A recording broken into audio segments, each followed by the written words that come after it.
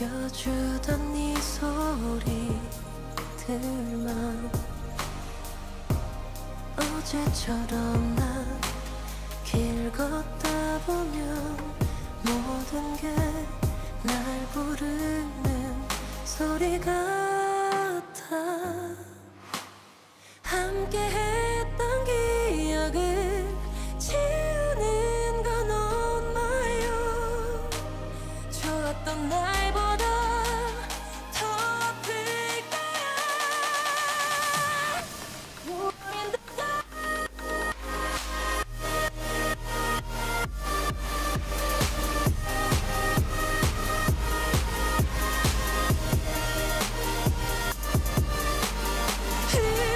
흐릿해져만 가는 네 흔적 속에 묻힌 채로 나는 alone in the dark.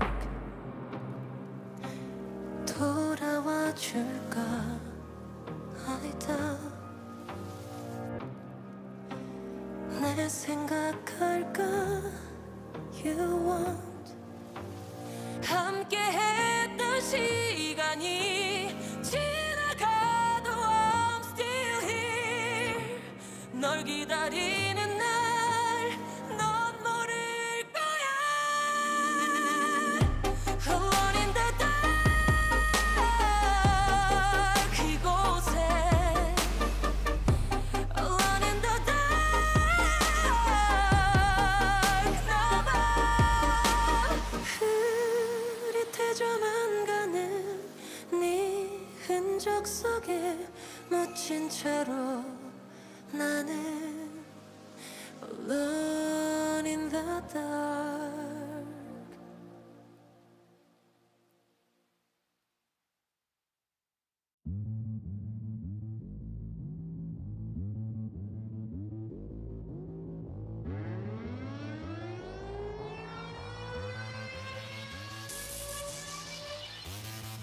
서서히 그래 내 맘이 들어와 너무 위험한 너 그 시선에 사로잡힐 떡떡하는데 참 예뻐 죽겠는 너 아마 나를 가지고 싶은 것 같은데 I don't want to play games 빠지게 해 내가 유일한 구속션 하는데 늘 자유롭지만 can't have it all 내가 네 거 아닌데 나들이 부을 수 없도록 내가 눈부신 빛나 my love 설레 두근두근 하는 거 오지 마라 날 보지 마라 너의 이쁜 얼굴로 나를 하지 마라 웃지 마라 날 유혹하지 마라 try to don't look at me this way not today not today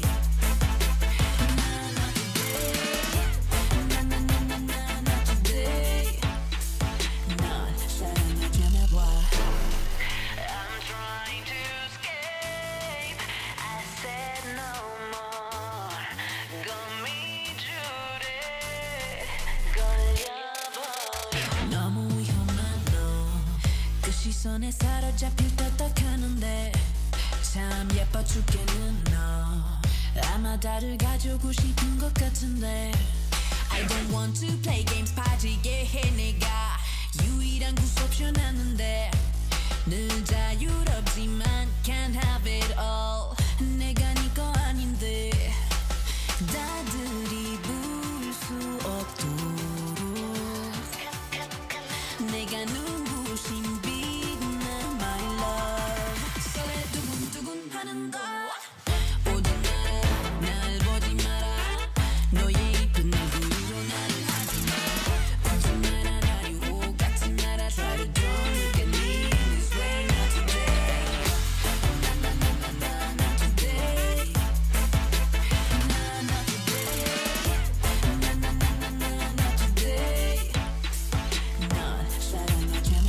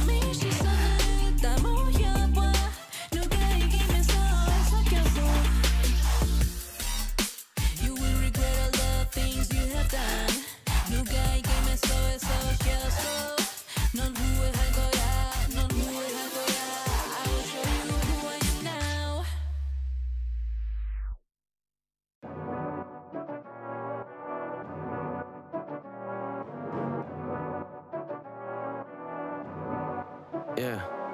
맞춰가기에만 바빠 지루해진 일상들만이 반복 내디뎌도 반복 참지 못해 감정 의미 없이 지나가는 시계추를 감춰 멈춰있었어 꽤나 오랜 시간 나를 바라보는 시선들을 피하기가 너무나 어려워졌어 이젠 그냥 몸을 맡겨 보여줄 테니 기다려 번뜩이는 반전 걱정이 너무나도 지나쳐 나는 필요로 해 유일한 내 삶의 방식 밖에 나가 밤이 때가 올진 아직 모르겠지만 선명한 내 비전 누가 뭐라건 내 앞길을 막지 못해 나를 불사를 갈거로 장애물은 다미오 깨지 않길 바랬던 내 꿈이 이제 눈을 떠야겠어 여전히 난 내 삶들을 뱉어 Go back to the my stage Where's your sleeps in January 얘네들 열정과는 달라 Overbuy 투명의 energy Hey, stop and from like 쿵쿵이야 흘러대는 나의 심장 박동 끝없이 이어지는 길을 걸어 나의 인생이 my fate 많은 단어들이 나를 짓누르지만 등을 보이지는 않아 내게 보인 믿음과 지켜야만 하는 것들을 알고 있어 난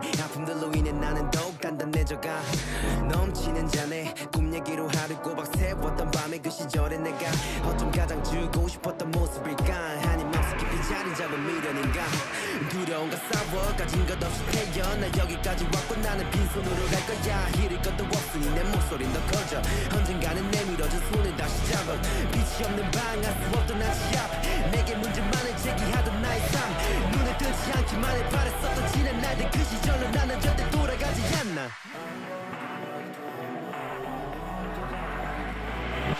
Go back to the my stage Where's your sleeps in January 얘네들 열정과는 달라 Overbuy 투명의 energy Hey, stop and from like 쿵쿵이야 흘러대는 나의 심장 박동 끝없이 이어지는 길을 걸어 나의 인생이 my fate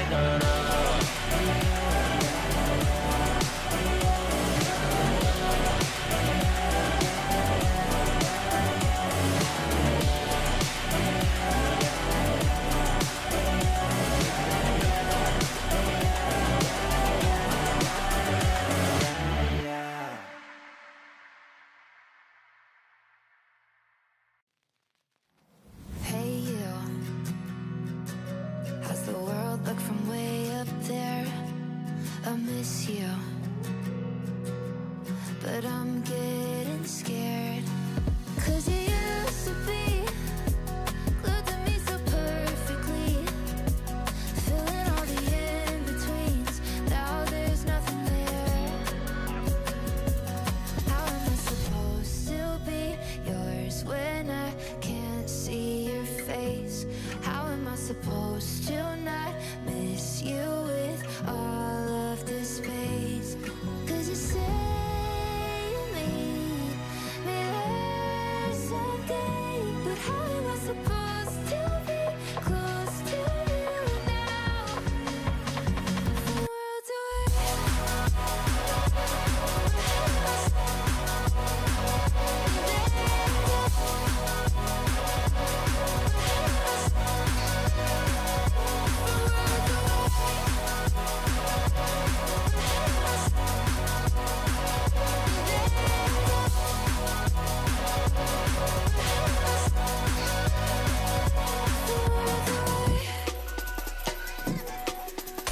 full moon. It's always when I feel it most.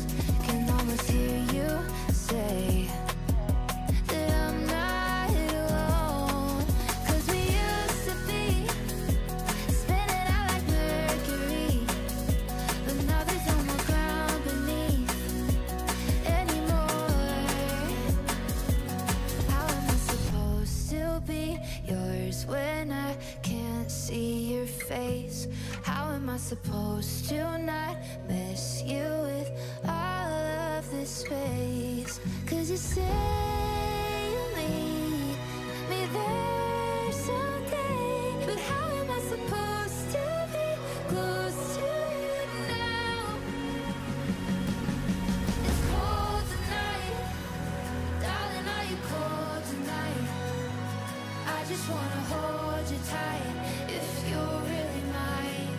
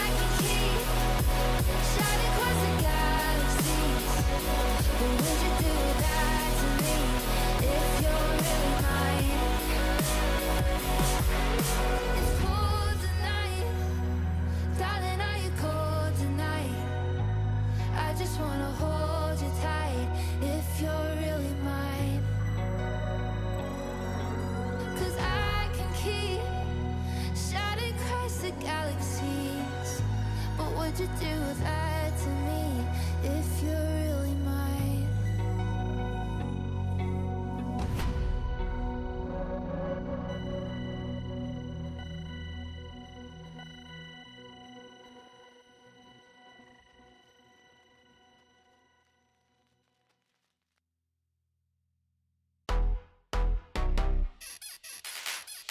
오늘 봤었다 잊어버려 또 오늘 밤에 늦게서 내려 오늘 밥싹 다 지워버려 나싹 다 지워버려 오늘 밤에 I'm gonna drop it all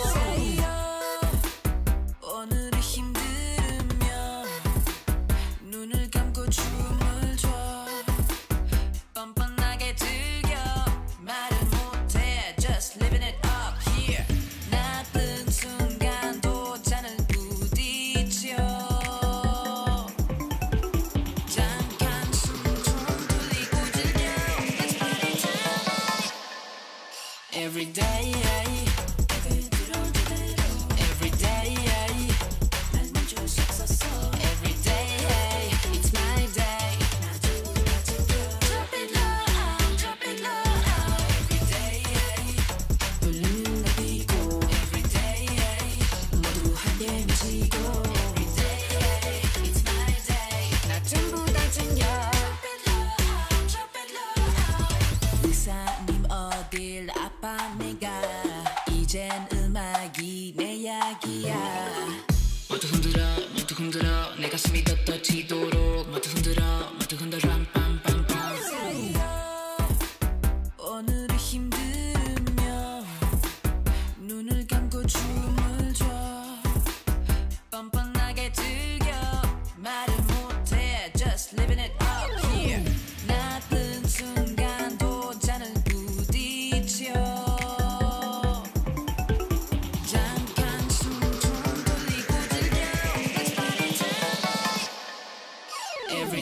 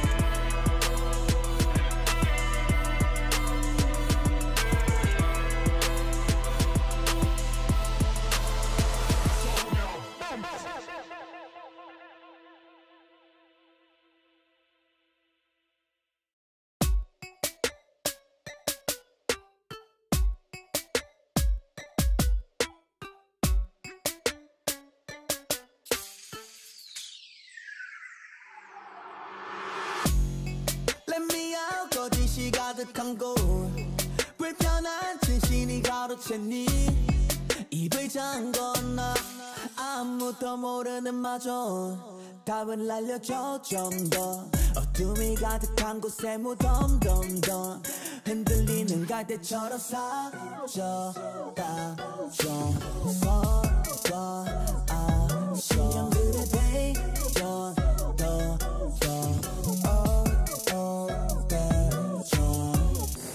Never get down 작은 기적조차 우린 세기 반의 땅에서 눈을 떠 악몽이 가득한 세상을 지울래 더 멋지게 더 새롭게 우리들이 만든 kingdom vibe 우리 강해 우리 palace 이 삶으로 그린 강한 끌래 자를 원한 가는 봉지 누구도 모르는 새로운 서서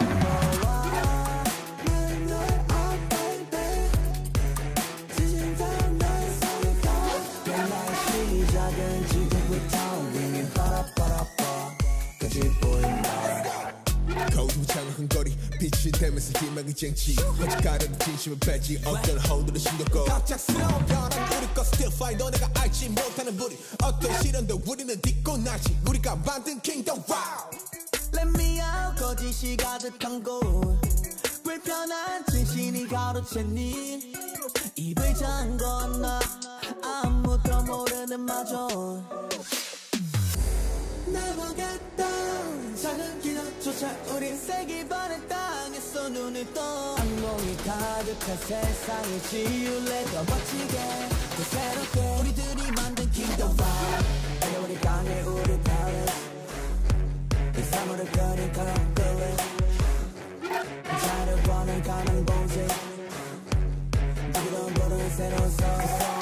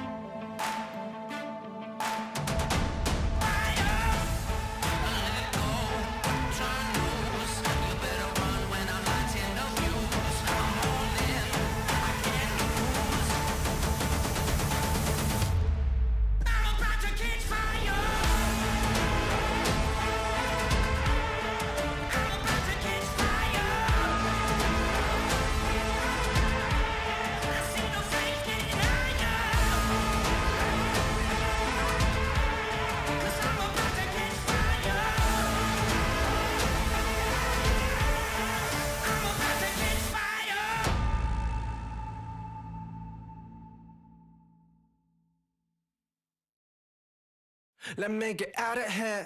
Sick of dumplings, Dion driving, yeah. 너무 쉬어 여기 나가면 모두 갈아 엎어쳐. 일상 공공망치 draw, looking for nails to disappear. Boys, 우리 목소리 키워줘.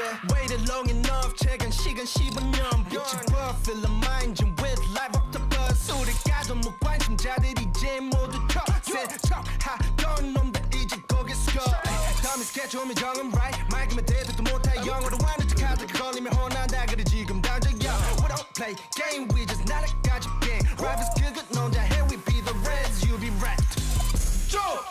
Quit acting like you came up from the slums. 네가 작은 목걸이 looking hella dumb. 1300 수직 상승 모니터에 on your TV. 넌 랩 못해, 넌 못 비벼. 지가 못하는 줄 아나 봐. 집 가서 적시나 닦아라. 어차피 하지도 못할 거 왜 자꾸 들이대 고천이 버릇. 이 새끼들 여기서 뛰놀다 맴매. 너가 백날쯤 튀기며 뱉어도 절대로 못되니까 쌩쌩. 어서가 벤치나 대워. 넌 우리랑 안 맞아 레벨이여. 경험치 미달의 코디가 필요해. 패션이 테러범여. 이제는 이해가 돼. 어쩌면 넌 얼른 불러야 돼. Ambulance 달려와 빠르게 봐봐 그 사이렌 색깔은 whole team with me. 이게 나 do not think. 혼자라도 못 비비지. 뒤져 비슷한 벽. 너는 무슨 내 벽. 그냥 맞드는 내 포.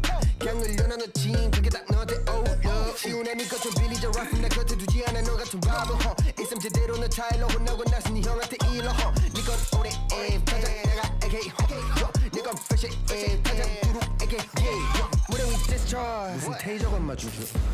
무대 위 매너. 그냥 내려가 주실래요? 조금만 기다려 완전히 뒤에서 따라오게 만들어줄게. 씨앗 사랑은 씨앗. 에이스는 너 사랑해요. 어서 너 그리 어려워. 대체 뭐를 했어 네가 말해줘. 응답 수신 거부 말해줘. 전화 걸지 말아줘. 어서 너는 그리 어려워. 대체 뭐를 했어 네가 말해줘. 무엇보다 수신 거부 너네 둘. 전화 걸지 말아줘.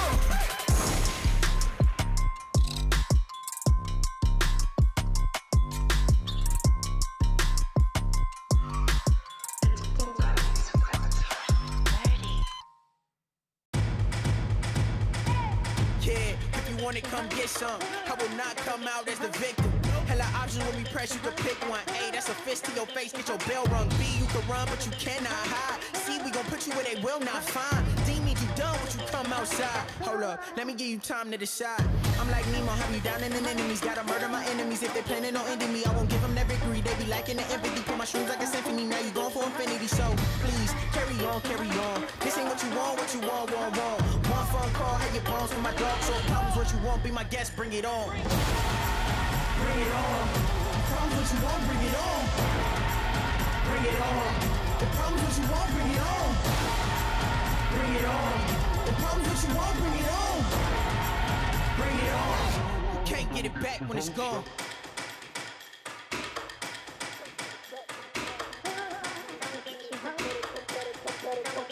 Better come with it, we bring in the drama. We bring the smoke like you up in the sauna. No kuna matata, just stitches and doctors. Sick in the head, I blame that on my father. Just a few dollars will solve all my problems. Making sure you fresh to death in your coffin. Gave you the option, but you kept on talking. 4th of July, had to get this shit popping. I am the target, I will not miss. Stir straight for the head like some clippers. No target practice, got no time for practice. I'm just like AI off the 6.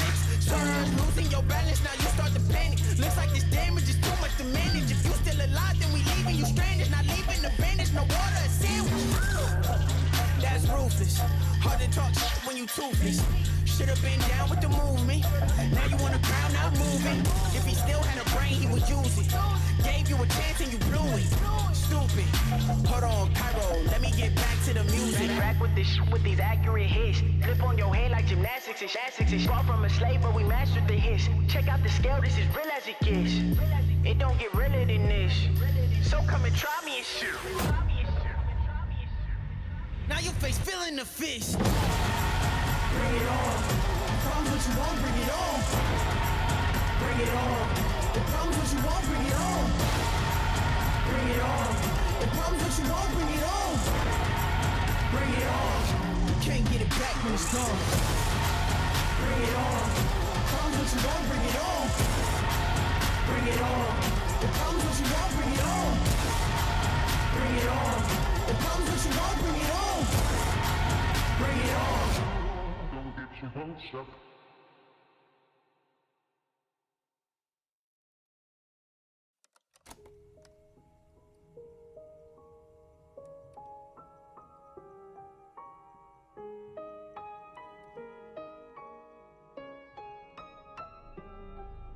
Sweet like sugar, I bet you like that. I'll cut you off.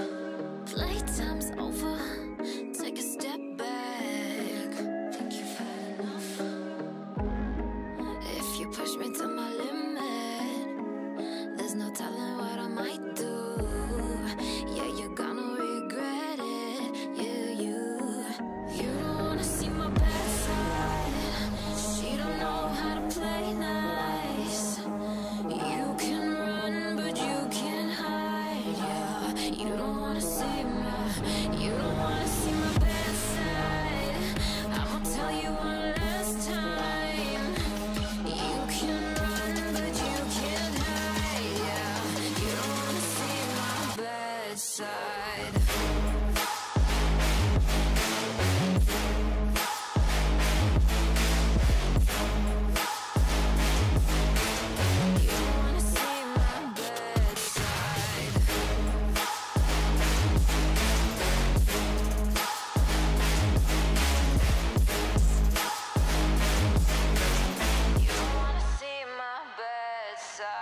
Try me and you'll see just how far I will go. To the edge, where you step, don't you let curiosity get you in trouble. Heed your warning, just like you should know that if you push me to my limit, there's no telling what I might do. Yeah, you're gonna regret it. Yeah, you don't wanna see my bad side. She don't know how to play nice. You can run, but you can't hide. Yeah, you don't wanna see my bad side. I'ma tell you one last time. You can run, but you can't hide. Yeah, you don't wanna see my bad side.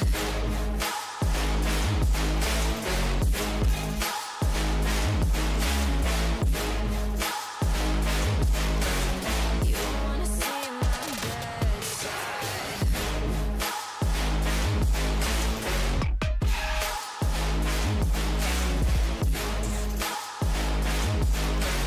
You don't wanna see my bad side. Yeah, you don't want no problem. You can get it, I'm a problem. You don't want no problem. You can get it, I'm a problem. They got me started, now I'ma finish it. Leave you the party. They shouldn't have got me started, now I'ma finish it. I go the hardest. Yeah, they shouldn't have got me started. I go the hardest. They got me started, now I'ma finish it. I go the hardest. Game over, don't start with me. Envy me with your jealousy. Be me, you will never be. My strategy is a winning streak. Game bread, I'm deep in it. I see the vision and go get it. You want it, I come with it. I'm so relentless. Extreme focus, no limits. Nothing nice, no gimmicks. Don't start nothing, won't be nothing. I'm a sharpshooter, head hunting. Anybody, anywhere, anytime I double dare. In rare form I came. No pain, no gain, nah. You can't win if you don't sacrifice.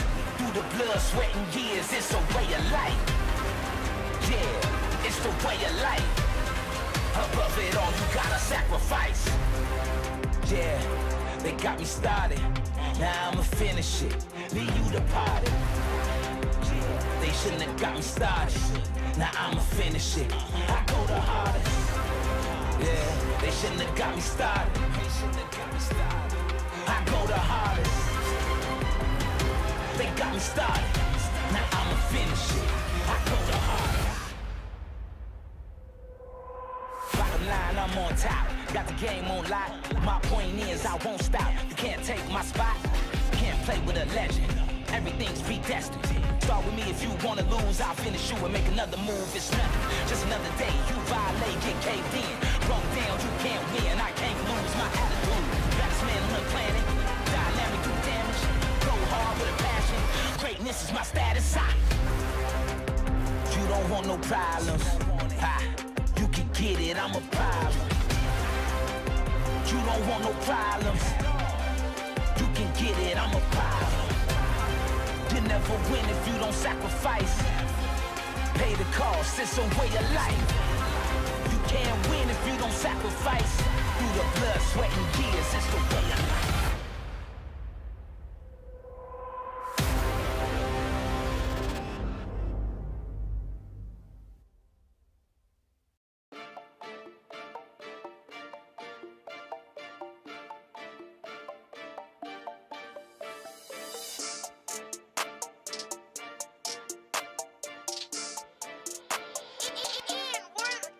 Look at my whip, all in my lip, all you gotta do.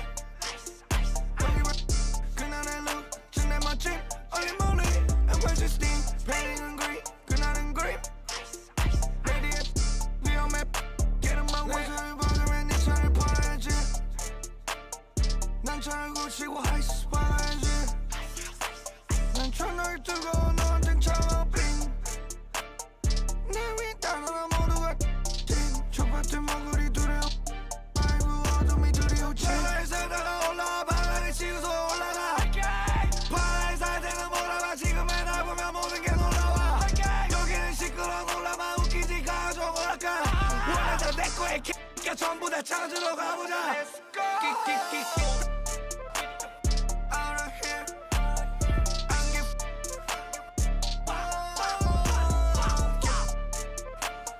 Out of here 안 give fuck 여기 너무 차가 병신 내 차를 박으면 네 차를 팔아야지 난 차를 고치고 하이스 박아야지 난 천을 두고 너한텐 차가빙 내 위 따라 모두가 멋이 떨어지면 나는 그날 떠나 그게 전부인데 그게 없으면 뭐랄까 뻔해지거나 한없이 취해지거나 평화보다 더 필요한 건 바로 변화 그지 세계로 살아도 그 편이 더 나아 누가 내게 훈소를 줄까 우리 엄마 내면은 말은 말어 내 아이폰을 꺼놔 얘는 전쟁터로 온 것 같아 현아 가볍게 대하다가 바닥쳐 바닥 출신이라더니 공지가 빠질세라 도망쳐 바닥을 알더니 뭐라는 거니 내가 너니 증명은 시간이 해결하지 어려니 늦었다고 해도 내 생각은 흠집 하나하나 부른 대로 굴었으니 절체까지 밀어붙이는 게 내 뜻 장수하지 않은 볼 수 없어 내 끝 내 숨처럼 계속 내뿜 비유하자면 대충 태풍 시작했으니까 여기에 새길 거야 나의 이름 험난한 길을 걸었지만 한 번 뒤는 내 발은 피로 뻥뻥 네 발은 튀는 알아볼 때까지 난 계속 쉬운 적 없네 항상 위태로워 잊어버릴 빼못 버티지 괴로움 난 더 원해 네가 겪은 배로 변치 않아 절대 밟아 최대로 제대로 해 떨지 말고 제로 부족한 실패 더 채워넣어 빼고 정사같이 걸어가지 걱정이를 빼고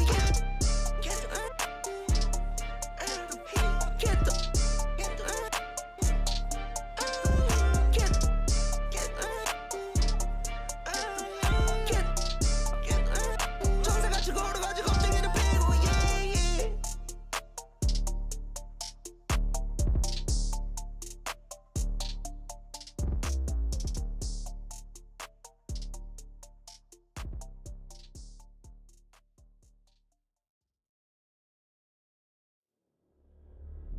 Unstoppable, phenomenal, awakening, the animal.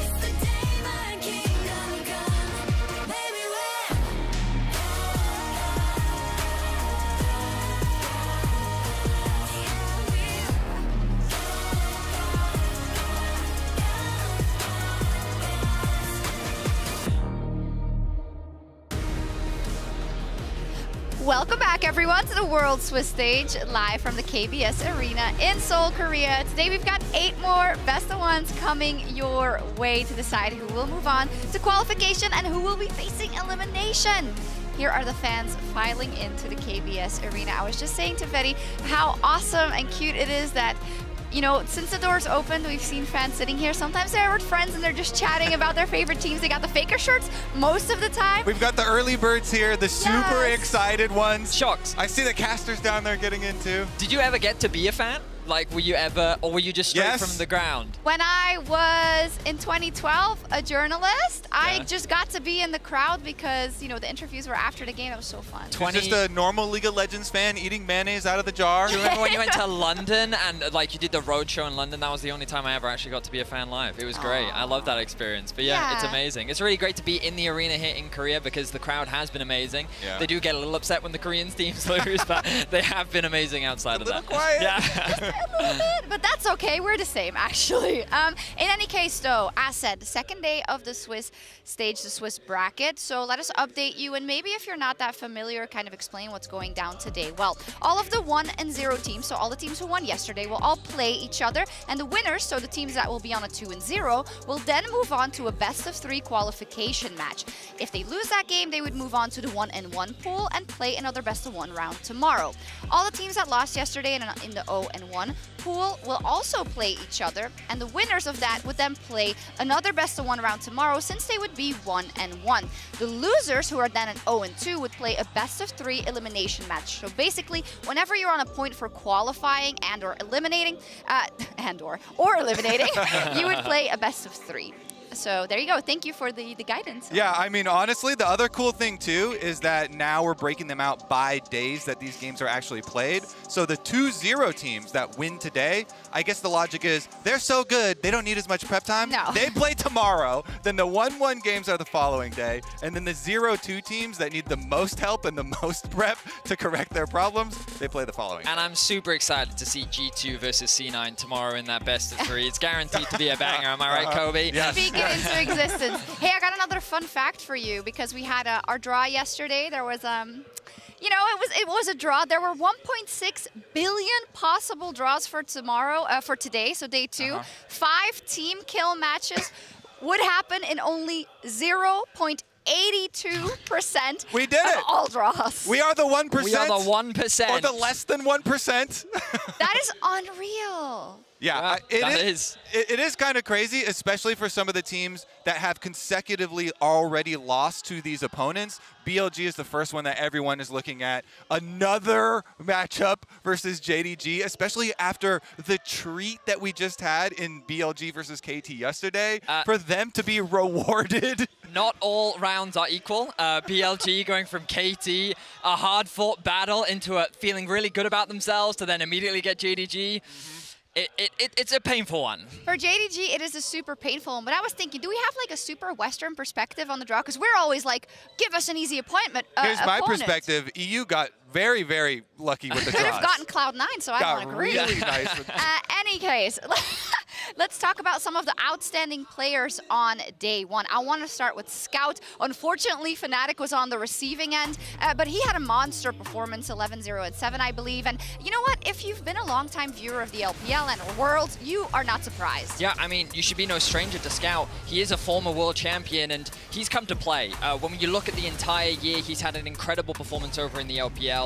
Scout is the reigning MVP of the LPL. He kind of got scoffed in terms of the All-Pro, falling just short tonight, but everyone regarded him for his incredible talent, and people believed that he was the main reason why LNG was able to get so far in the LPL playoffs. An absolute monster, and especially on Azir, I think that with all the focus at the beginning of the tournament that has been on the buffs for Orianna and Syndra, I'm talking to so many of these mid laners, they think there is going to be an emergence of the preference for the dash and the mobility and the playmaking of Azir, even with how powerful the other mages have been in the mid lane, and Scout made full use of it. I do want to also shout out Tarzan for the setup, though. You know, getting Scout this undefeated, unkilled record so far here at Worlds. Massive gold difference, massive performance from him. We got to rely on Kobe to always be in the corner of the jungler. Credit. I love it. That's amazing. Well, speaking of Weiwei versus NRG, yes. we hyped him going into this matchup for Weibo as well, right? As the X Factor, Kobe. Yeah, so you were talking about the Fnatic being unfortunately on the receiving end of that one. Unfortunately for NA, NRG was the receiving end of this one. And the clip I played was literally him diving EDG with Poppy multiple times, doing the same exact thing in regionals. And then it did it to us, and it was very painful, yes. What's that about? We also gave them a little donation. I don't know what's up with the picking Kalista into a first pick Poppy already, but that's neither here nor there. Weiwei smashed it. He is a monster, and he was such a big pickup for this team. I think that's really one of the underrated things. He is the most recent addition to the roster and has had a huge, huge impact. What I think is incredible is laners in the LPL are very good at finding small advantages. Burning a flash in the 2 versus 2, even just getting a cleanse. But the way in which the rest of the team then takes advantage of those small advantages is incredible. And Weiwei, after they were able to get such a great 2v2 advantage, burning those summoners out of the Kalista, they made life hell for the bottom lane of NRG. So huge credit to him. I'm really excited to see what he can do today, especially as the Shy gets a return against G2 once again.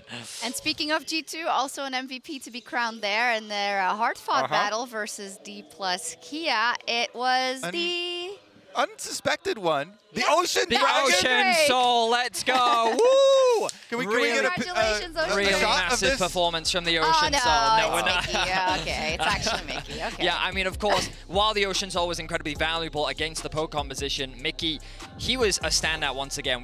He is touted the MVP of the year. Not touted, crowned. Yeah, crowned, my apologies, crowned the MVP, but he made so many incredible plays. Keep your eyes on what he's able to do against Kana here. After G2 find a great fight back into it, he's able to catch Kana out of position, completely off guard, and he locks him into secure another pick. And he was just in the face of D+ all throughout the game, finding opportunities and winning big fights for G2. Yeah, I mean, we've seen his development. He was, of course, also part of kind of the legendary 2019 G2 run, and I think for a long time he's been wanting to prove that he still has that in him, and I think we saw it in the first game, definitely so. Came with something to prove as the MVP, and we gotta say it was necessary, because that game, despite a good early game, was incredibly dicey. That Baron throw, that Baron throw. Everybody going into the back of the pit as well. Well, let's not. We moved past it, Kobe. We moved past it. It was exciting. I did get to hear from Mickey immediately after the game, and I was like, what happened, bro? And he was like, there was a bit of nerves. You know, everyone first game on stage, you know, we were working some of those nerves out, a bit of mixed calls. We heard it from Hans Summer in the interview as well. But I think he said that D+ also felt a little nervous to him. So it feels like a lot of these teams still getting used to the stage, getting used to playing in front of this crowd. And I think today we're going to hopefully see some cleaner games, or we're going to see even more chaos. Yeah, we'll see, indeed. Let's take a look at the meta developments, especially in relation to what we saw out of the play-ins and the top presence on day one. Orianna is someone that we mentioned already that we think might kind of fall off now that we've seen the might of Azir and wanting to use those dashes, but how do you feel overall? I mean, I think Orianna is definitely still going to stay in the top triumvirate of the mid lane champions up there, so the really big imposter to me is that the one Kalista game we saw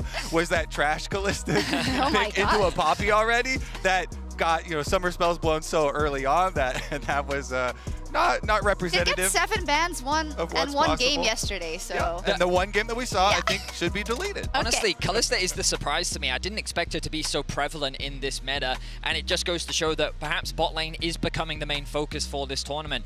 This is, especially when speaking to G2, they talk about how they feel confident in their bot lane performance and how they want to rely on these Kalistas, these Dravens, maybe even Lucians, and you've seen how much the presence has increased from play-ins to the Swiss stage. Sejuani also kind of disappearing pretty dramatically, but Azir, as you mentioned as well, both of you talking about the return of that presence and how pro players like that pick. Alistar.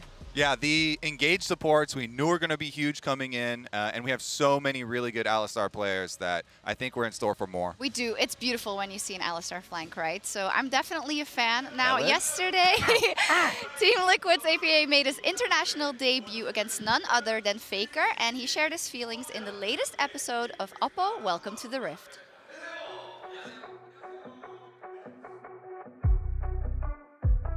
Hey guys, APA here, and this is my first time at Worlds. It's definitely just really, really crazy. I mean, a year ago, if I told myself, or if anyone told me that I'd be playing against Worlds, let alone against, Faker, I'd think they're crazy, because a year ago I was in college. It's definitely just a really, mind-boggling thing to think about with how far I've come. That's just the biggest thing I take away from it. the amount of hours and grind I put into this game like actually can pay off. I want to make Worlds with Team Liquid, and so I did. Never give up. I mean, personally, I'm glad I didn't.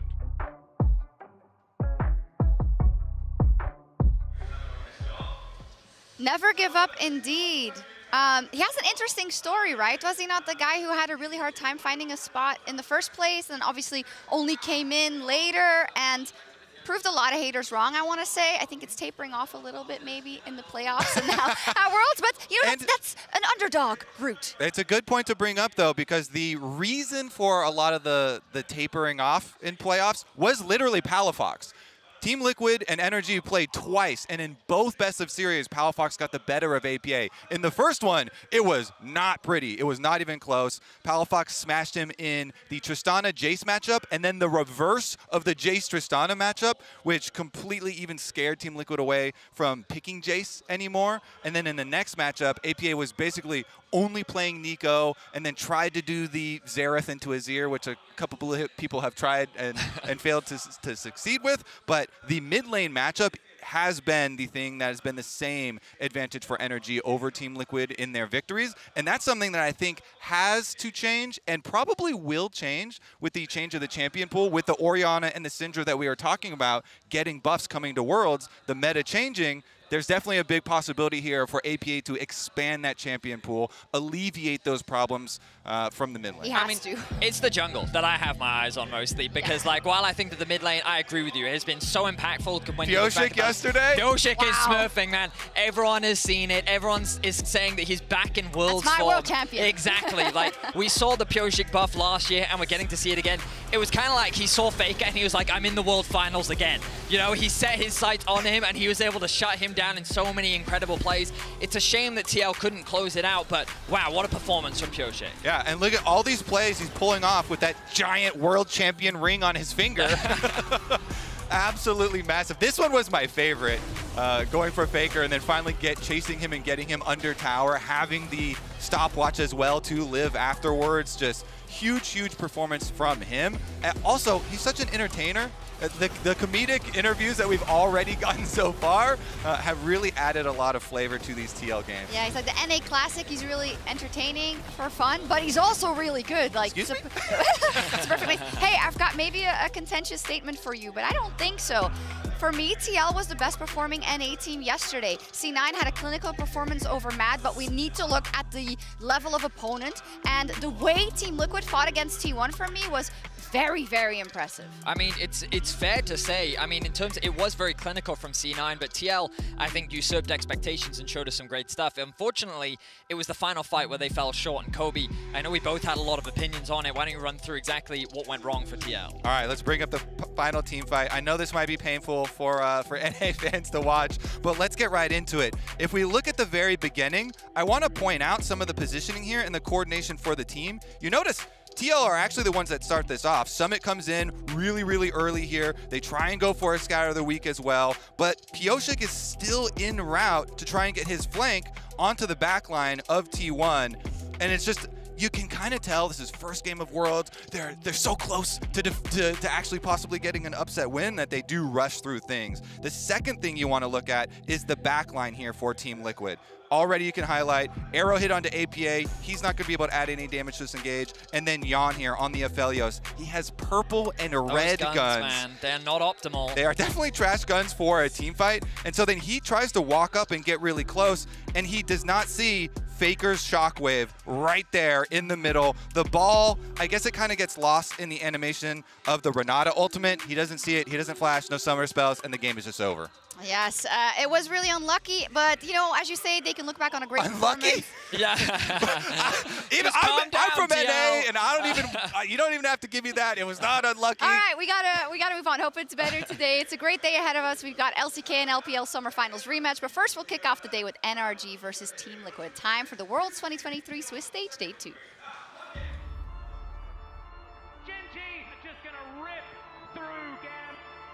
오늘 스위스 스테이지를 하고 느낀 점은 쥐가 없다는 겁니다. 혼란스러운 월드에서 살아남기 위해서는 제가 최고의 선수라는 믿음이 있어야 되는 것 같습니다. T1 are going to take the first game of of Swiss. 중요한 건 이제 5명이서 이제 좋은 합을 맞추고 뭔가 잠시라도 딴 생각을 하면 그 게임 흐름을 놓치는 순간 역전당.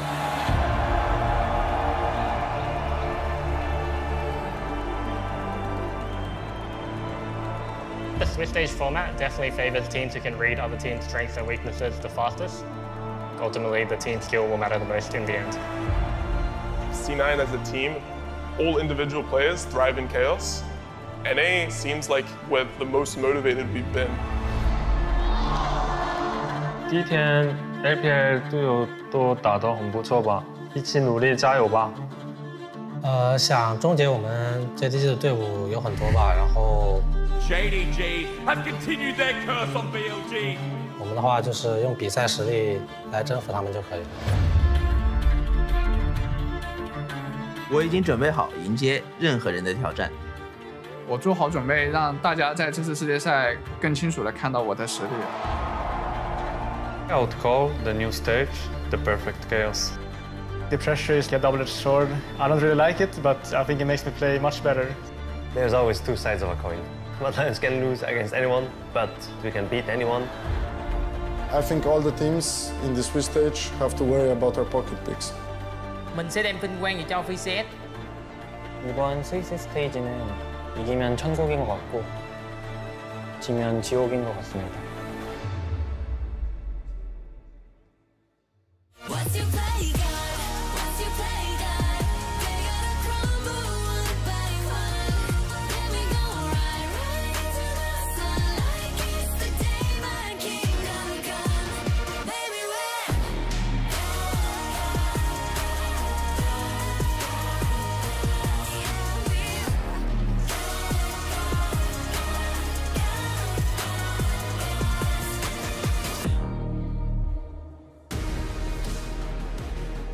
Hello and welcome back to the LCS. We got Energy versus TL. I'm Azale and I'm here with, you're not Captain Flowers? No way, man. This as well is actually real players, real tournament, not the LCS. Oh, that's how we know we're in the lower bracket. Yeah. In the 0-1 I don't know the script you got fed, Azale, but that's pretty rough. Of course, I'm Hysterics. Azale alongside with me.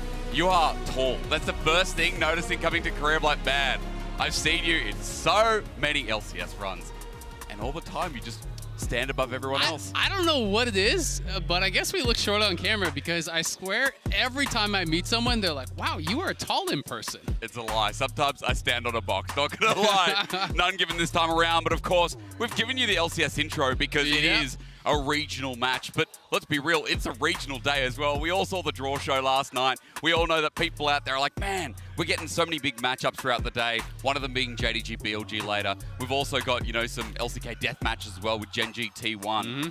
But here we stand over NRG and TL, who both started 0-1 in day one. Absolutely, and these two teams, you know, are so incredibly familiar with each other. You know, they just played each other in 2 best-of-5s in the LCS playoffs. NRG was able to take both, but if you were to look just at day one, I think everyone would say TL looked a lot better. Agreed. TL was very close to actually taking down T1.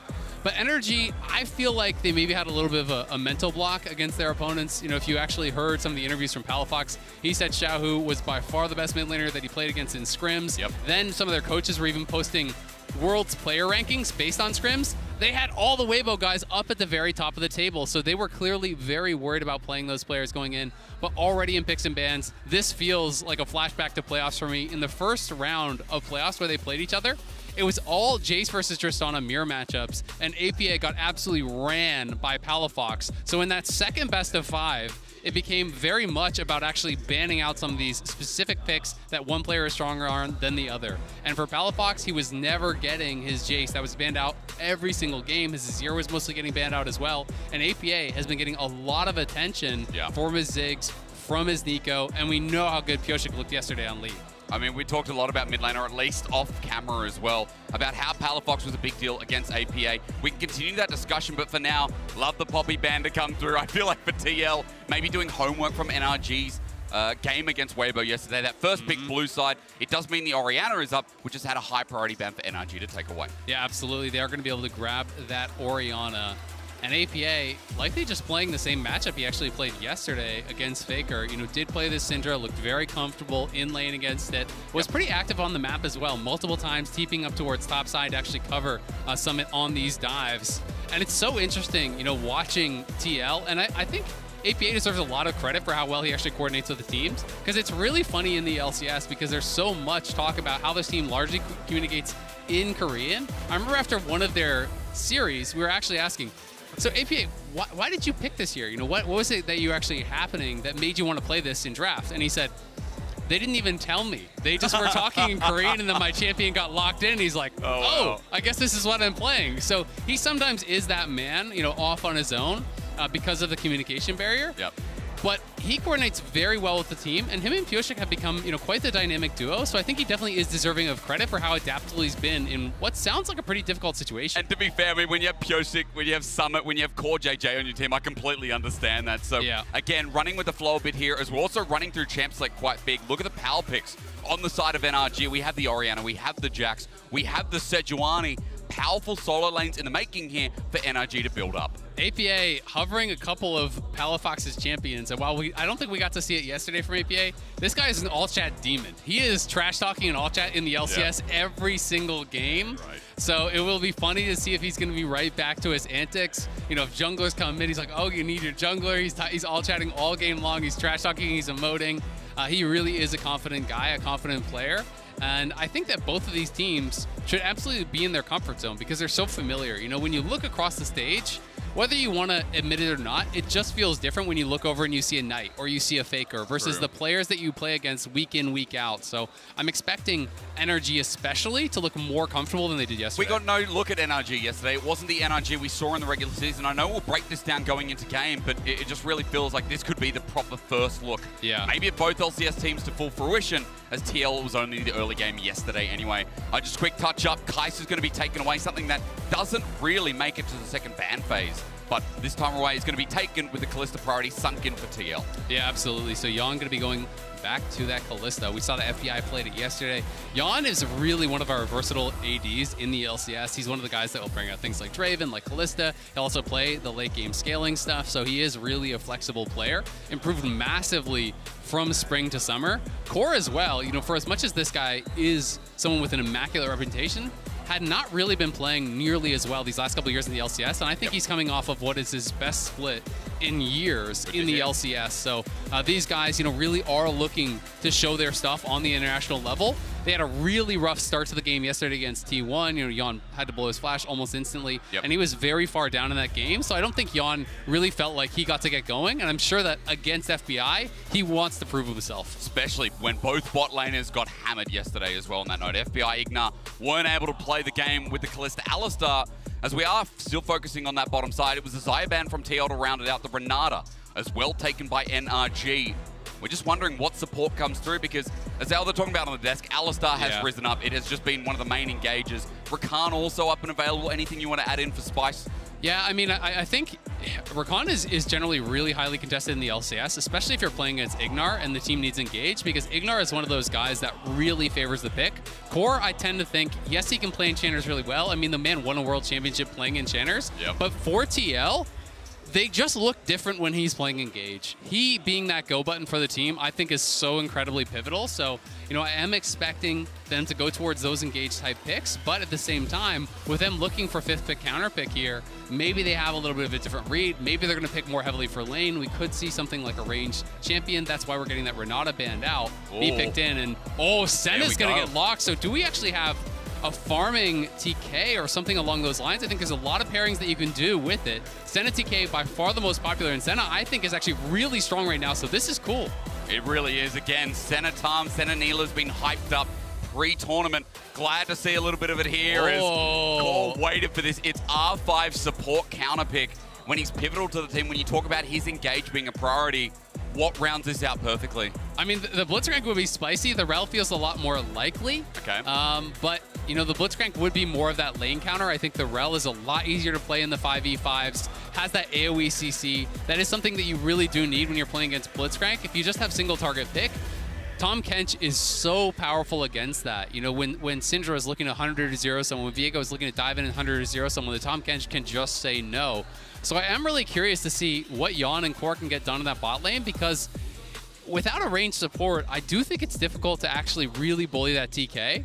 And if FBI is on point with his Qs, you know, both hitting Ignar with the heal as well as poking out Yon and Core, you're actually a pretty difficult lane to push out. And if this lane can be stable, the scaling over on the NRG side, I think, is incredible. They can play through sides with Dokla. You have the Senna ultimate to help for that cross map as well. You have safety for the Senna and the Orianna here with the Tahm Kench. You have good engage with contracts on the Sejuani. So they're definitely looking for, you know, maybe 1-4 or even 5v5, but heavy scaling. There's way more pressure, I feel, on TL to get ahead of the pace of the game, because when you're looking at Viego, you need to be getting those kills. You need to be getting that resets. Similar can be said here for Yon and the Kalista, and even APA playing the Syndra. But I think for TL, at least it hits that condition of what we talked a lot about yesterday, right?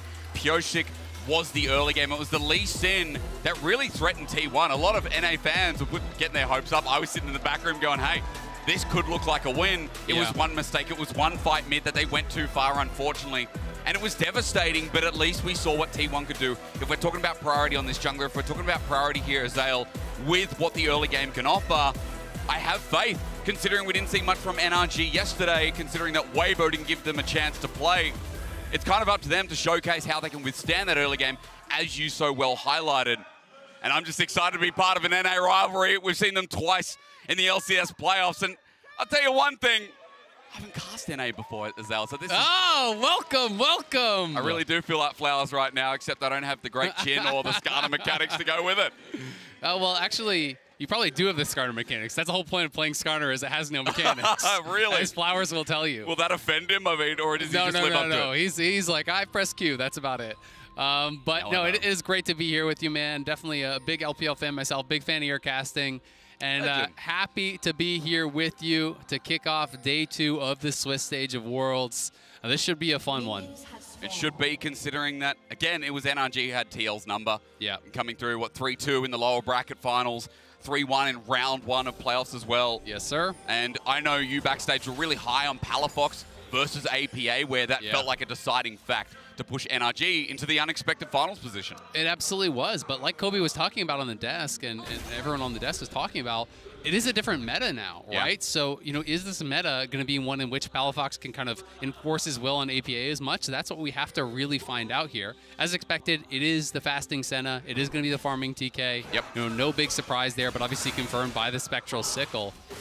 And it's going to be a really interesting one. I think so much additional pressure is felt by the teams in the 0-1 matches, knowing that D+ or KT is going to be in the 0-2 match. And you do not want to go down there, because if you draw that team, it's probably see you later, have a nice flight home. That's right. Even though, you know, you go to best of 3s, it's so rough again to go against one of those behemoths that are also quite unpredictable. So important matchup here for TL and NRG.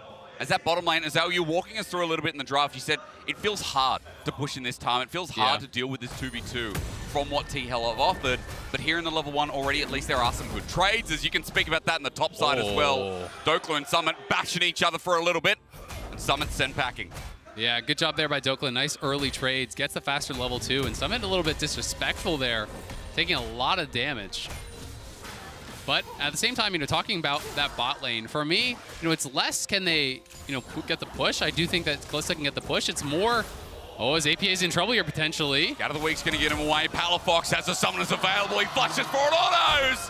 And first blood to Palafox to kick a chat in the mid lane returns. Palafaker showing up here to World. Solo kill on Orianna at level 3 is not what you want to see.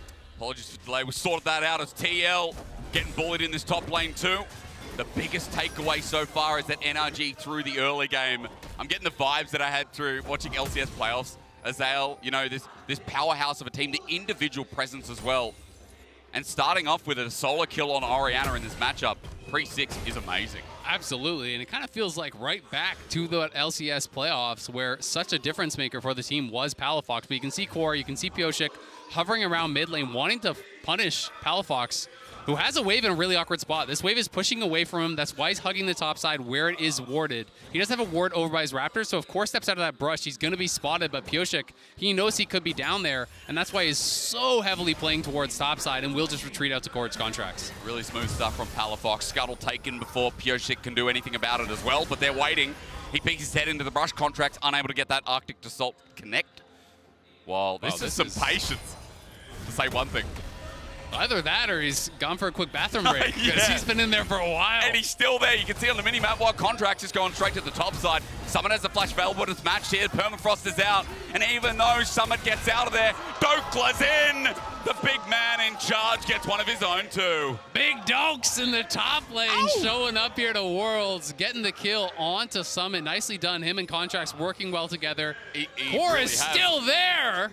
All right, now he's moving. Man, he is clearly really feeling the pressure to get something done around mid lane.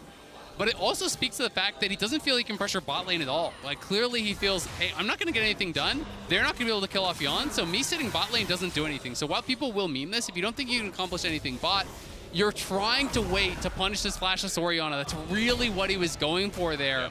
And unfortunately got nothing done. And now Pyosik going to be spotted out by a great lane ward here from Dokla. I want to touch on that again because, look, as that ward spots him out, I mean, the rest of the map is so chaotic right now as well, so you can understand further as to why CoreJ continues to move.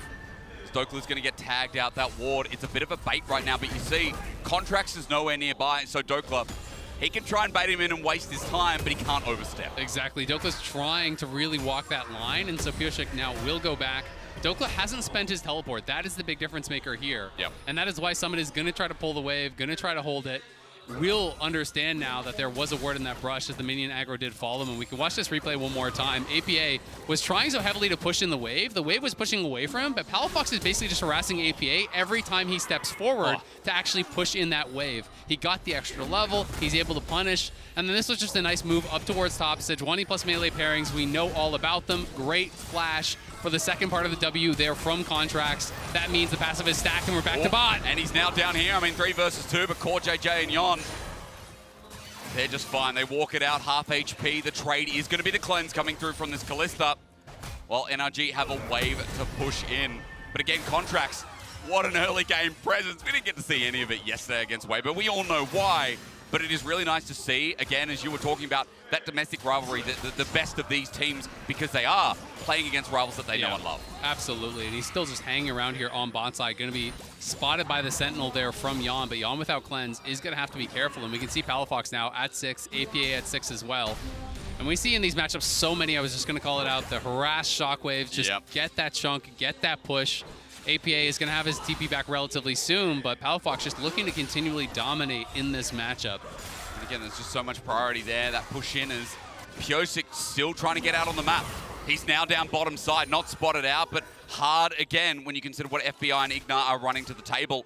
And as you're talking about APA, just a quick touch on mid, with that teleport coming so soon, he's still just trying to time it so that Palafox can't get the push in, can't get that free plate, and lose out even more. And the matchup is, a lot more even than it otherwise would have been because of all the help that APA was getting. Core was sitting around mid, Pyosik was sitting around mid. The wave was pushing away from Palafox, so he couldn't actually farm a lot of those minions, and that's why he's down 12 CS here. So yes, he did get that kill, but there is the CS advantage for APA, so he's not as far behind as he otherwise would be. You have the Lost Chapter for APA, and it just boots in a Negatron for Palafox, so it's actually the better buy rate now for APA. So until Palafox can reset one more time, we'll see.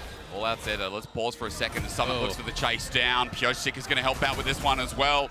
The Viego needs a kill to start snowballing this game, and with level 6, let's heartbreak straight away, or at least wait for Dokla to get out of there. He looks for the 1v2. Jungler intervention coming in as Contracts, wants to make it even footing. But Summit, with no flip back and then the Tofo strikes, will just back off as NRG try to make it spicy. Well played there by Dokla. Really calm stuff from him. Didn't panic, played it out slow, knew he had the help coming in from Contracts, and now they get the HP advantage. Summit has no ulti, so they're just going to start up the Herald here. You can see the push there is in mid for Palafox as well. APA is basing. He could TP up here if they want to try to make something happen, but Pyosik looking for a little bit of dance moves. Oh, hell yeah. Well, again, make it a little bit fun. TL playing with a 3v2 for now, but Palafox, that shockwave available as a threat. The center ult from downtown from FBI helps them get the Herald. But Team Liquid looking for something on the exit path. However, with Palafox with no mana, maybe they feel confident to do so with the jump in from Big Dokes again. Pyosik is out, but for the time being, looking for the reset with the help of his team. TL still in deep no man's land, and Igna come from behind. Someone has to flash away. FBI has joined in as well. NRG are pouncing on them, and TL bit off way too much. As APA, he might have the flash, but to burn it soon feels like the reality. Tongue lash out over the wall, gobbled up. What does he taste like? A free kill. Oh my God, it tastes good, and it's tasting maybe like a win for NRG as they are crushing through the early game. We are 9 minutes in, it's 4-0, already a 2,000 gold lead here. They're gonna be able to push in mid as well. They haven't really been able to get any sort of an advantage with this Kalista, and FBI with that cross-map Sentinel helps them out around the Herald. We can see it one more time. They know they had the early move from Palafox. He is low on mana, but the Sentinel dissuades any sort of an engage from TL. Yes, Core got here first, but it's NRG on the retreat. It's FBI arriving way before Yawn, and there's no way for TL to stay committed to the fight. Yoshik has to run, Summit has to run, and that means Core was always going to be left to die. I just love, again, from what we've seen in NRG in the past, these map movements are so clutch. And, you know, as they were coming to this, I was like, I feel like NRG are my little LPL team from abroad, you know? I'm convinced that G2 were the same in EU. I'm convinced that North America runs NRG in that same way as APA's rooted up. Is he in trouble? Finally gets to burn that flash after he wasn't able to do so last time, but it just keeps falling for TL here in this opening game of Swiss Day 2. Yeah, and FBI, a nice little move up towards mid there. Who catches him with the root, and that forces the flash, and now Contracts could threaten the dive. Sure, APA smartly scouts it out, but this means you got to back up, because without flash, this could be Contracts flashing in with Q flash, guaranteed ult, guaranteed shockwave follow-up, you would be dead. And Dokla winning out pretty heavily in this top side has been really doing a good job in the 1v1. And that is Summit's bread and butter. That is what this guy is known for, is a monster laning phase. He is the best laning top laner in the LCS, has really showcased his prowess in lane. You know, even in multiple leagues across the world, it's always been outside of lane that he's had his struggles. So the fact that Dokla's this far ahead is problematic. All in coming through from bot side, though, to interrupt Ignite with the tongue lash. The long range from FBI already. Gone in trouble. Again, dinner time, not yet, as he narrowly avoids. Oh! Survives, but again, chips keep falling as the action doesn't stop. NRG keeping the pace going. And with a flick back, APA is one-hit wonder away. Contracts with his first kill of the game. And NRG, TL just can't keep up. They really can't. They're getting run around the map, and now the Herald's going to drop mid as well. And it's really all been created around this advantage that Palafox gained. He gets the solo kill early. That gives Contracts the freedom to get more aggressive. Dokla was skirmishing in the top side really well, doing great up there. And I think the Senna TK was not expected from TL because it seems to have completely neutralized the TL bot lane to the point where Core basically seems to think there's no point in laning. Again, he's been playing outside of the lane all game long as Pyosik trying to get something done. TL want their first kill of the game here, but the teleport dissuades the play. The only thing that's going to keep it going, or at least keep it safe for TLs with no jungler here, but Palafox trying to change the paces. Shockwave not up and available, maybe would have been the difference maker, but TL sent running for the hills again with a 2.5k gold lead. That's not changing anytime soon. Yeah, absolutely. It's looking really good here for NRG. You know, the only kind of bomb there for TL is the fact that they did get the first dragon. We'll see if they can continually stack those dragons. It wasn't anything super early. You know, that second dragon coming up, 14.5, 15 minutes. With that Kalista, you definitely want to be stacking those objectives. But it's also really tough when Pyosik is falling behind, because when you're playing Viego, when you're playing Syndra, these two champions are supposed to work in conjunction to get that one shot, get that first kill, which gets the reset from Viego. If you can't get that first reset because you're too far behind, because your Syndra is too far behind, you lose a tremendous amount of value. So I think TL are already kind of in this position where they're going to have to find some different angles. Again, Yon, who's left by himself in the bottom lane, continues to get bullied out. Ignite and FBI have had his number all game long. And just a quick touchback on what you're talking about with not only Pyosik, but I think TL. We mentioned the scaling on NRG's side in comparison and what this team can do as they group up as a 4-1 or a 5-man unit. NRG have had such a successful early game that I think it is so right to continue singing their praises when TL are the ones who needed to put pace on this game. Yeah, absolutely. I mean, TL is going to have some opportunities. You know, they do have playmaking here, obviously, with the Cassante. Of course. Hey, if you can pull this Orianna who's super fed out of the fight, if you can pull someone away, split them up, maybe you can make something work there. Obviously, great engage for Core as well. But I do think it's going to be very difficult for Yon. You're playing this relatively low-range marksman. You're going to have a Jax jumping in your face. You're going to have to deal with a Senna who's outranging you heavily. You're going to have to deal with the potential shockwaves and Contracts mid again. Kill number 4, APA. Yip, yip. Back to the base. Not again, APA. did so well in this matchup against Faker, but he wasn't playing against Valid Faker. Even better, isn't it? As the jump in on bot side, maybe TL finally can get something done, but Ignar saving FBI. Knock, knock, who's that? It looks like Ignar is in with the police. Is TL at least going to get some turret plating because of it, but look at mid, open up yet again. And it is always a trade here with NRG at the very least. Yeah, and Pyosik wrapping around. TL, I think, are feeling the pressure. They know they need to make some sort of a dive happen. They're going to TP. They finally get Pyosik with something in the game. He flashes but misses FBI. Ignar doesn't have the saving grace with the Heartbreaker out. The ulti flash is still alive, but finally, there's a reset over to the TL jungler as Ignar is too far away to be caught out, but it opens up that bottom side and finally gives TL some meat. Yeah, they're going to be able to get something from that. That is big for TL. They needed to get something going, find a lane to play around, so they heavily commit down towards that bot side. You know, they bring down the TP. They try to make something happen. It was a great sidestep on the stun there from FBI, but they'd already used the Tahm Kench ulti on the earlier play, and here it is around mid once again.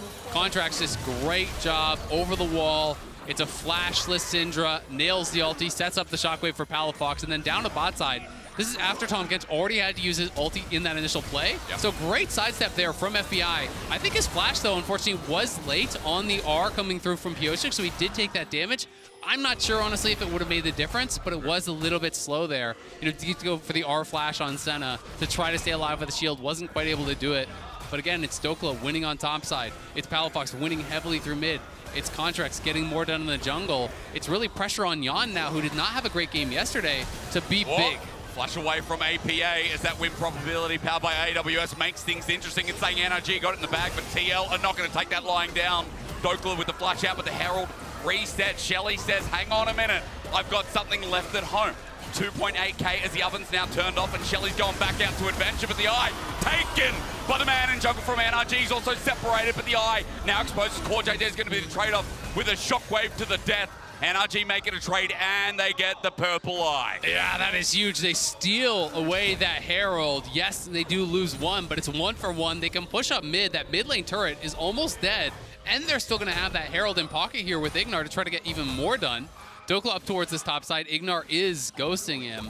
Pyosik is moving in, so they're going to see if they can try to get something done on Dokla, who has no flash, and also does have a ward, so he will be able to ward off, but we'll see if he can get anything done. Level 11 here on the man with Divine Sundra. Look at the item comparison. APA, only with the lost chapter, the Fiendish Codex, but we're not going to get to test that metal at the very least. However, when we talked about Summit earlier on, we know this man for a great laner, at least this game in a different lane, he's getting something done.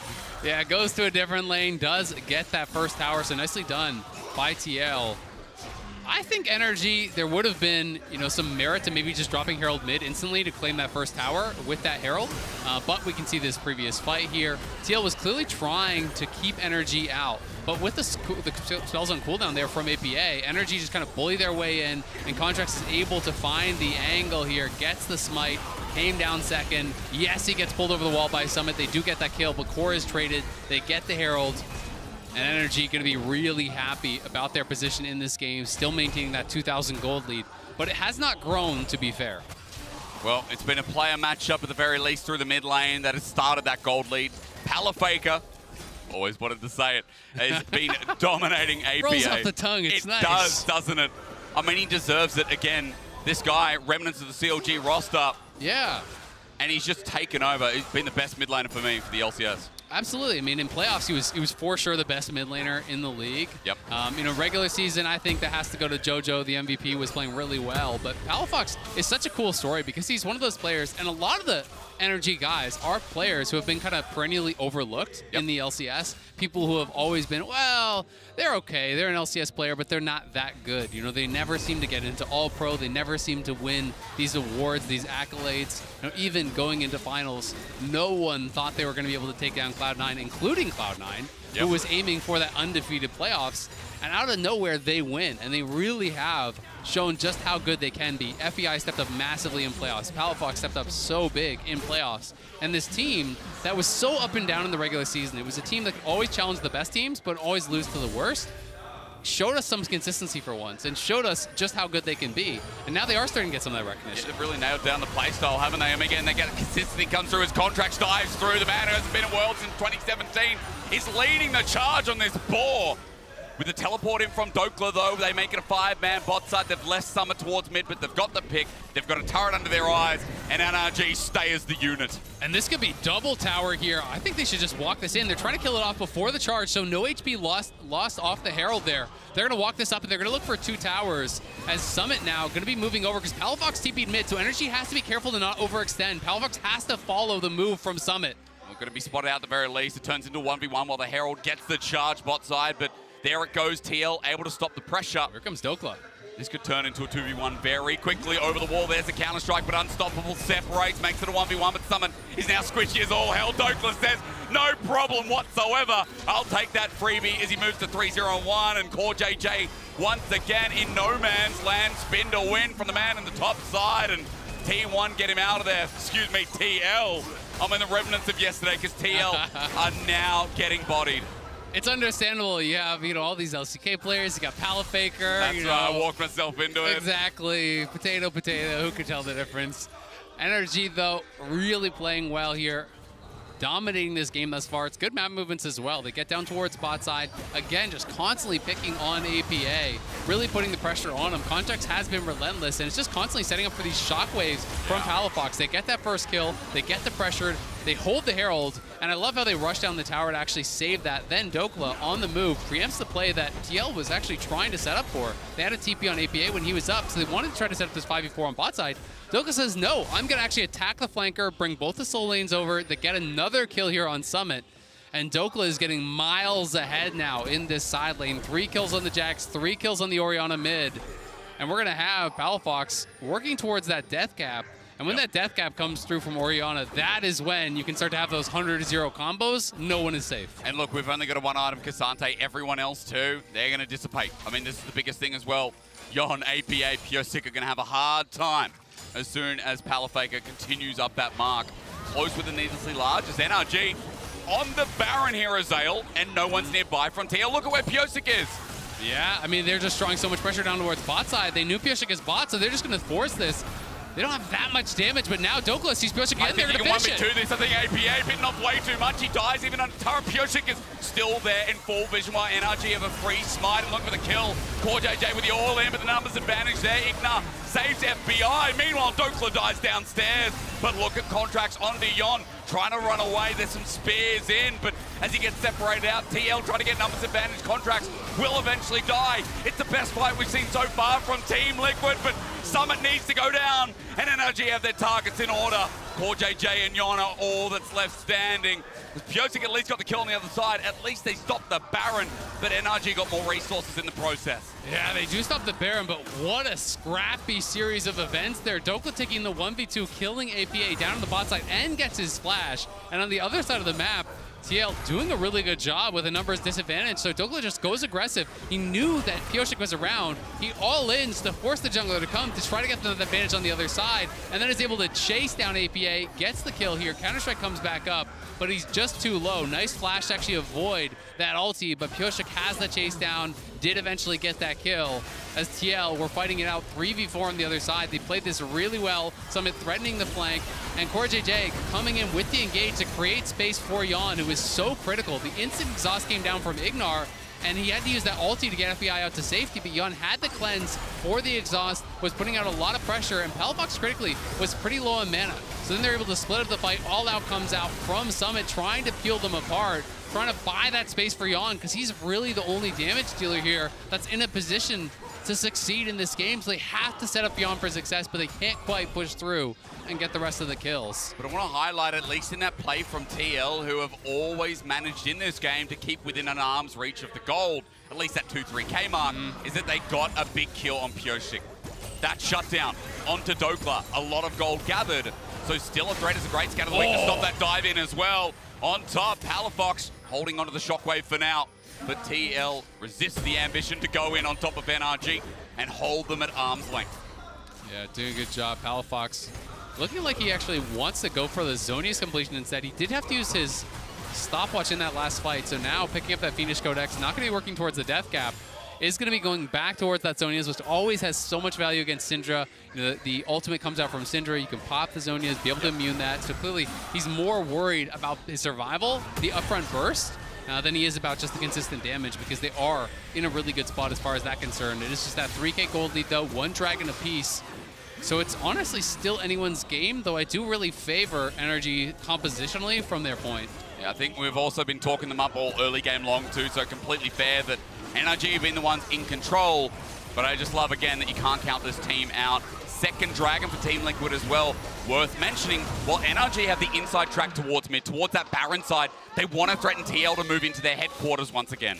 The problem is, with these Baron threats, their damage is really low. You know, Senna is not super high DPS. Yes, you have the Orianna that's relatively a high damage, but without Jax there, I don't think you can threaten a rushdown with this composition. So if you were playing Azir Kai'Sa, I would respect what they're doing more. You know, you'd have to be worried about it from the TL side. Like, oh, they could actually insta-kill this, but now they're going for the engage. Instead, the pick is there. Great again. Ignar going to chase this one up as Contracts with the ulti onto APA is huge, but the shockwave!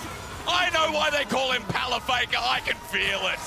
Palafox's shockwave will find them all. Yeah, they get the triple there, pushing him off, and now Energy gonna be able to go over to Baron here. A massive play from Palafox again, as now the Zhonya is complete. Him and Ignar are gonna be playing bodyguard, but this Baron is gonna go on so slow if Palafox doesn't actually go help to hit it. Might be in a bit of trouble. Palafox not following it up, though. It's just to get him away from the potential Baron. And you're right, Azael, you hit the nail on the head. That Baron is slower than me walking across the street after doing 30,000 steps in Korea. Moving like a snail.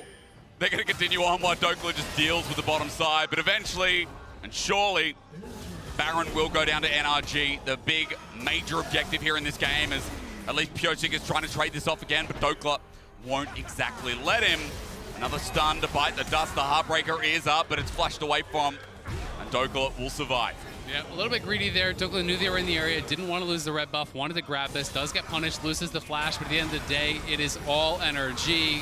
Warded out was QuarJJ. Yes, Yon can pull him back to save him with the ulti, but then APA gets tagged again by Contracts for it feels like the 100th time this game. And then that shockwave from Palafox was massive. Finds the 3-man shockwave there. And it feels like that may have sealed the deal. To get the Baron, they're now over 6K ahead here. And it's really accelerating them further and further ahead in this game. Ignar is so damn tanky at this point that's really tough to get through him. Contracts is on 2.5 items, only 26 minutes in for a jungler. There's just not a lot of damage here. And Yon has so much armor to deal with that I don't really see how he can ever get through them in a quick way. That's right, that Kalista point in the game versus Tarm, versus Sedge, versus Jax even. Yeah. Irrelevancy is something to talk about, and I think more importantly, something you raised in the game as well. You know, Dokla on this Jax, 2 items now with a stopwatch. Who starts matching him? How do you play side lanes? How do you deal with the push? NRG right now, multifaceted through mid, through top. Baron is doing work here with Red Bull Baron power play already at 2,500. And in a turret about to bite the dust as TL is stretched thin. Yeah, TL might be going for it though. QuarJJ looking for the flank, but the tower is going to be going down, so it's too late, and Yon in trouble. NRG pulling the play instead. Instant cleanse away, but that's summoner taken as QuarJJ is now on a ward. So he'll be spotted out as Palafox has the movement speed thanks to FBI, thanks to Dissonance. And it is Yakety Sax to run away, flash from the shockwave, while the rest of NRG are looking to pincer this movement. And TL, I mean, again, running out of options. QuarJJ hasn't been home in years. And this guy level 9, he's been sitting out of base, and I think another couple of minutes will do him well. The slowdown, easy kill, and one for FBI while Dokla is just playing his own game. Teleport going to be burning in. Okay, this time he's got backup onto Pyosik. The Grandmaster's might is there, but Palafox now with a Rabadon's death cap. You got to take him even more seriously. Yeah, he is ready to go. Hit 16, gets the death cap, and that is often the death knell against Orianna here. You get so ridiculously strong at this point. Dokla pressuring, they're pressuring through mid as well. TL just don't have the wave clear. Kalista, without a Hurricane, has almost no wave clear to speak of, and you can't step up because you're so outranged, so it's all up to APA, but APA is very far behind. Contracts has been his bane this game. 1, 2, and 8, but I feel like Contracts to me is just dominating this game. He has been so on point with the ultis. Great to see him back at Worlds. It's been so long, but this performance putting hope in NRG fans. The root comes down and someone gets poked down. Walk away from this. At least one NA team is going to be moving to 1-1 here as well. And NRG right now look like they deserve it. Such a better showing after going up against Weibo yesterday and having no face in any of the early game in any part of that game. against Weiwei and his Poppy. And today, all you can say is that NRG are looking so much cleaner. And Azale, they've never stopped this pace. That's what's so beautiful about this team. There's always one play after another. Yeah, absolutely. They are really pressuring the map pretty heavily here. Dokla has been constantly out in the side lanes, drawing a lot of pressure, created his own advantage that was kind of slammed home by Contracts. You know, the early trading kind of helped to set up for that gank that came up from Contracts to get that first kill, and then Contract constantly pressuring around APA. You know, the Soul Laners started that snowball, but Contracts kept it rolling all game long, non-stop pressuring APA. You know, you can see, just look at that itemization. He's a full death cap behind his opponent. That is a ridiculous disadvantage. Oh, yeah. And you're looking over at Jan. Yeah, great, he's got 2 items, but Contracts is closing in on 3. Dokla has 3. Palafox has 3. You know, even Ignore is going to be so hard for him to ever get through. So TL have very limited options here. And we'll see how quickly Palafox and the rest of the squad can push this forward. But you do have to say, if you watched a lot of energy in the regular season, say it. No game was unlosable. Yeah. They lose some ridiculous games in the regular season, including, I think it was their first game of the split against the Mortals. They lost the game that they won. I want to say it was somewhere between 10 and 12K ahead, yeah, something right. like that. And so it does happen. This is one of those teams that sometimes gets overzealous, but in this game, they're looking really measured. They're not looking like they're really overstepping. They clearly want to have a good showing here, and they're in a great position to finish it out. Yeah, hopefully no clumsy mechanics, no clumsy move from NRG with, again, almost that 10K gold lead, but at least TL trying to force it out. Scan of the Week doesn't connect, though. Dokla's out. 5 members now, all moving in, or rather 4, as you said. Still waiting for someone to join in, but Dokla's taking them all on the crash down from Core JJ. Nothing's connected. As Dokla flashes out, he's ready to go back in. The stun follows through. Contracts now joins in. They tried to take on Big Dokes, but you don't say his name without getting the Dokes back. TL running for the hills, and NRG, every single movement has been world class. You sent 4, but you should have brought 5. Big Dokes fights his way out of it. He's going to survive, and NRG crushing TL now. 19-4 is the kill score, pushing down mid.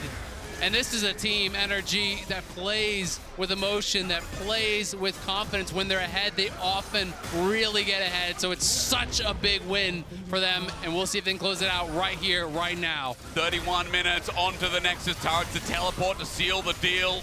APA still dead for a bit. And look, Piosik is going to try and do what he can here on the 2-0 Viego, but Team Liquid now in fear of a KT dumb 1 possibility, but more importantly, NRG keeping themselves in a strong spot. 1-1 here to open up day 2 of Swiss at Worlds, and NRG should start being respected with more performances like this as they run onto the fountain to finish in style. The first win here at Worlds for NRG, able to pick it up, the #1 LCS seed, get that under their belt. It's been so long for many of these players to be back at Worlds. It's the first time for others. You know, it means so much for these guys to be able to get a win under their belt. They do it against TL. It's a team that they are so familiar with, that they're always going to be comfortable with. And to me, this was much more indicative of the energy we saw in the LCS. They really step it up here today. I think the drafting was such a key component as well. The Senna TK really felt like it undercut so much of what TL was trying to accomplish, because they drafted that early Kalista, clearly wanted to try to play to dominate the lane, didn't feel that they were in a position to do so. I think they would have had to bring out a range support for Core if they really wanted to do that, but then they would have had 0 engage. So when they draft that Rel, they couldn't really bully the 2v2, so it sent Core on this kind of roaming mission, but both solo lanes lost individually. That's right. And then were crushed by Contracts. So this was smooth sailing for NRG, and we'll see what they can get done here now moving forward. It's going to be the 1-1 opponents that they'll be facing down. Which is, again, a better chance for NRG, but I think the position that they're in is just so much more flexible, not in that 0-2, not in that death's door to play BO3s to get yourself out. But I think more importantly, Azale, you nailed it. All 3 lanes, including jungle as well, were perfect from NRG. This is a massive difference, and I'm starting to see why this team is our first seed. Oh, sorry, speaking like Flowers, your first seed. Yeah, hey, come, welcome aboard. You can be an LCS, man. It's our first seed. I've been to America once. We turned no one away. Oh, hell yeah. I mean, look, with teams like NRG, I'd be happy to join. There you go. It's been a fun game to watch so far. Fun start of the day.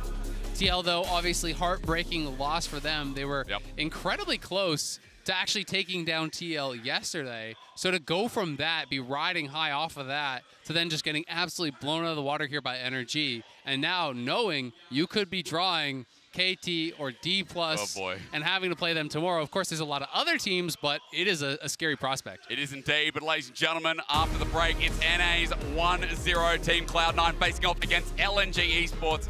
Don't go anywhere. We'll be right here waiting for you.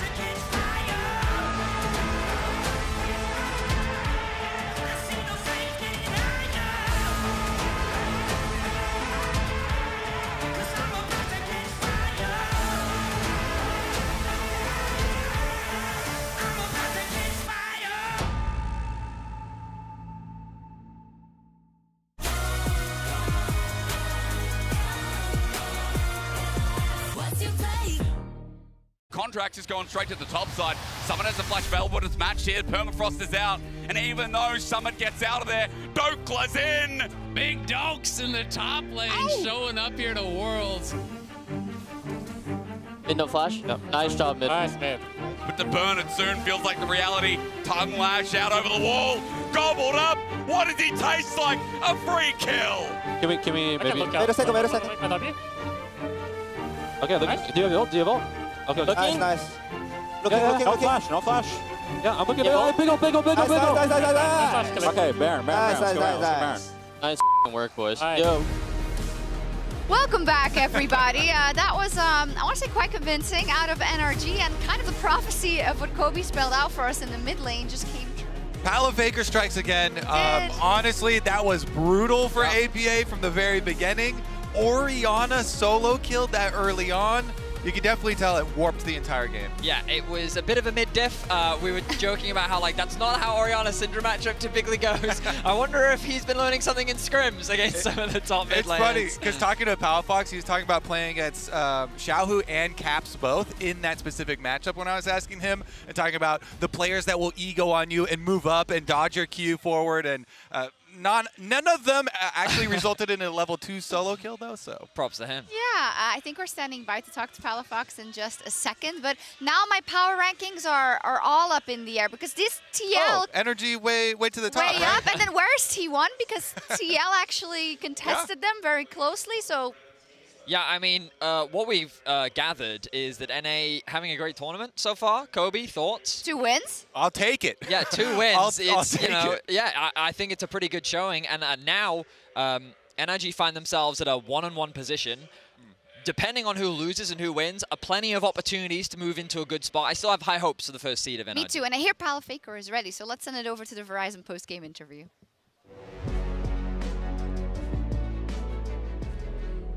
And we're back here at Worlds in the interview area with Palafaker, Palafox. Thank you so much for joining me. Yeah, of course. It's been a great day so far. Yeah, it's been a great day so far, and it's been a great year for you. I can believe, as you win your first title in NA, you win your first Worlds participation as well. What have been the highlights of your run at Worlds so far, from the moment you arrived, bootcamp and everything, and the first 2 games you've played? From boot camping to arriving, I think it's just been like it's been so great scrimming like the Asian teams. I think back in my first year of LCS, when I was on a different team completely, it was always just like my dream to go up against international mid laners and just compete with them at like an equal level, right? And I mean, yesterday against Xiaohu, I think I was just a little bit nervous, and today I kind of got over my nerves a little bit. I don't want to go with any regrets, so yeah, just kind of played like that today. You mentioned Xiaohu and the Asian mid laners. I think something that honestly had a lot of noise on social media was the comment Xiaohu made about you, about the scrims and everything, and the potential you have. What does it mean to you to have a mid laner of his caliber praising you like this, especially given the amount of work you put in over the past 2 years? Yeah, honestly, it kind of put a smile to my face for the last day. I kind of just want to, I guess, live up to it, you know, at this point. You said that a year ago, if someone told you that you were going to participate to Worlds, you would have called them a liar. How do you reflect on the progress you made, the player that you became, and if you could talk to yourself from 1 year ago, what would you say? Hold on, don't change a thing. If I knew I was going to Worlds from the start, I would just say, like,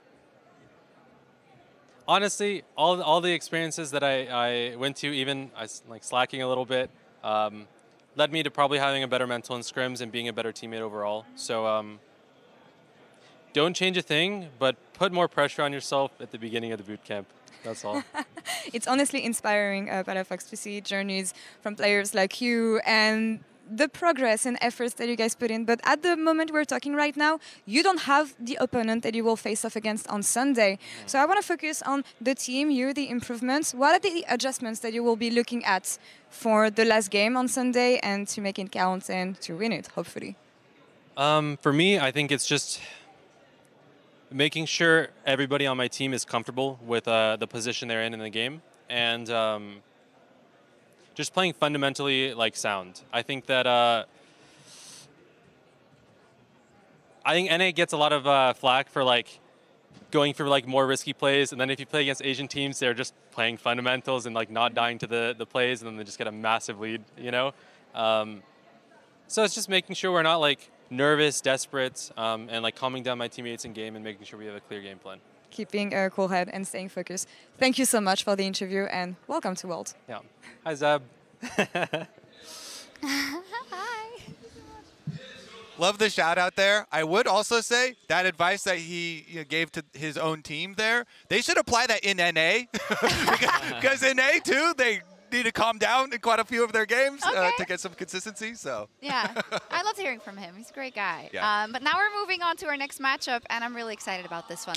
Cloud9 is taking on LNG. They both had a fantastic day one, and I think a lot of eyes are on C9, as they usually are from NA in terms of kind of international performance, Vetty, and they opened up Worlds by absolutely dominating our Mad Lions. Yeah, it's a little unfortunate that C9 smash Mad, LNG smash Fnatic. Let's see how well they do against each other. But C9, they really impressed me with their drafts coming into yesterday. I think that they really tore apart what Mad wanted to do.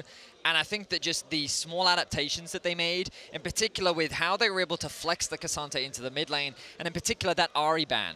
To me, it was very clear that they wanted to take this away from Mad Lions and prevent Niski from playing the way that he loves to play, that roaming style, that working with his jungler to have early impact on the map. It felt like that they mitigated Mad Lions' entire early game setup, and it meant the Mad Lions really had very limited tools to do much in the early game, giving C9 so much control and freedom to play the comp the way that they want to. I love that you bring this up, because from all the NA fans watching, as soon as these picks are locked in, we're like, oh, that's got to be Blabber's Taliyah. He loves Taliyah. It's got to be M&S with the Cassante mid.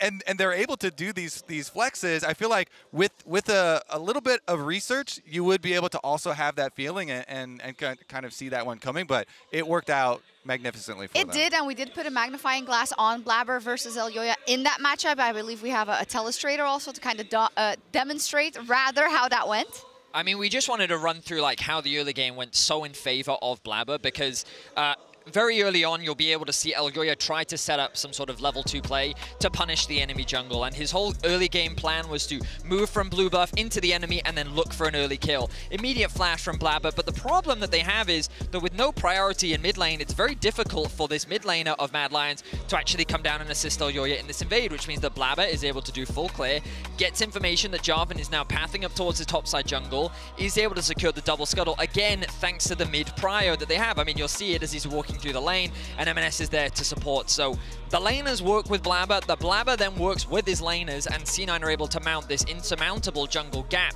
that ends up becoming very difficult for Mad to come back from. Yeah, I love it because it's such a perfect picture of them. Blabber does not even hesitate.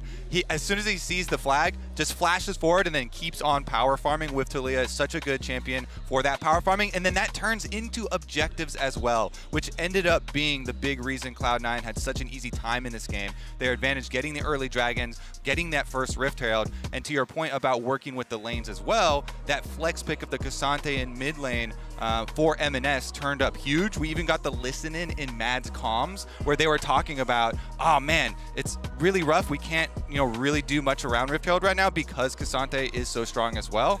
And you got to see the synergy of this team. You did, and we do have to parlay it into their current matchup, LNG. LNG absolutely dominated Fnatic. I already said that about C9 Mad, but it was even more dirty, I want to say. Scout just destroyed them, Tarzan and Scout together. So I want to know about the playstyles that we're going to see. We yesterday saw a C9 that was very, very macro-focused, right? They didn't let Mad do anything crazy. Is that a similar approach we're going to see? And Kobe, how generally do you find the chances of Cloud9 in this matchup? I would love if that is a similar approach. I know that to me, the best or the most important pairing is again going to be mid jungles for both of these teams because those were really the highlights of yesterday as well. And Tarzan and Scout are such a fearsome duo. Tarzan always setting up so many of these plays for him. We get even a look at the combination here. Even though the scoreline for Tarzan looks so much more supportive, that's what he aims to always do, and that's how Scout got a lot of the early gold. Tarzan even waited around and basically shepherded the kill into his hands for the first kill, for the first bit of that goal. I think that game yesterday was a perfect representation of how LNG like to win games. And while Scout was so crucial in the overall success with his incredible performance, his positioning, and his damage, what is terrifying about LNG is very small mistakes, such as trying to clear out a control ward in the river, trying to overforce a dive, even trying to defend a tower. LNG is so good and fast at punishing you. And with those small leads, they are so quick to build them into something insurmountable that you then can't come back from. This team is terrifying if you cannot maintain a high level of play consistently throughout the game. I want to quickly shout out and warn something that you didn't see a whole bunch yesterday, but you might see today, is how scary the bottom lane of LNG is. Hong is a crazy support. He is super, super good with these engages, sets up so many plays, and Gala obviously well accustomed to the international You shouted stage. them all out. They're all crazy. Indeed. We're going to check in about how the fans feel about this matchup in our MasterCard fan prediction every day. You know, you can vote at MasterCardGG on X to participate. C9, 38.1%. Oh, sorry, I'm spoiling it. Well, you can do the math. LNG then 61.9%. So in favor of LNG, I think that is fair, but that means the upset is on the horizon. Let's head over to our casters.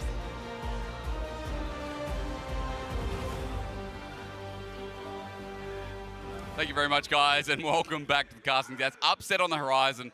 I don't know. Look. I like that. Yeah, sure. NA, LPL was split down the middle, but hey, at the very least, I mean, if there's anyone in North America to make an upset, I could believe it's Cloud9 like many other worlds before. Yeah, absolutely. I mean, they kind of have been historically the best LCS team, right? You know, they have really had a lot of great runs over the years.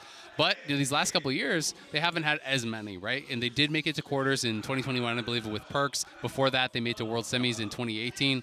But these guys really want to get out of the Swiss stage. They want to advance. They want to really showcase that they can do it at the international level because they have been so strong in the LCS for so long that it becomes about what's that next goal? What's that next thing that you can really chase? And for them, it's international success. It absolutely is. And just a quick touch up on the LCS as well. I mean, we thought this was going to be the #1 seed.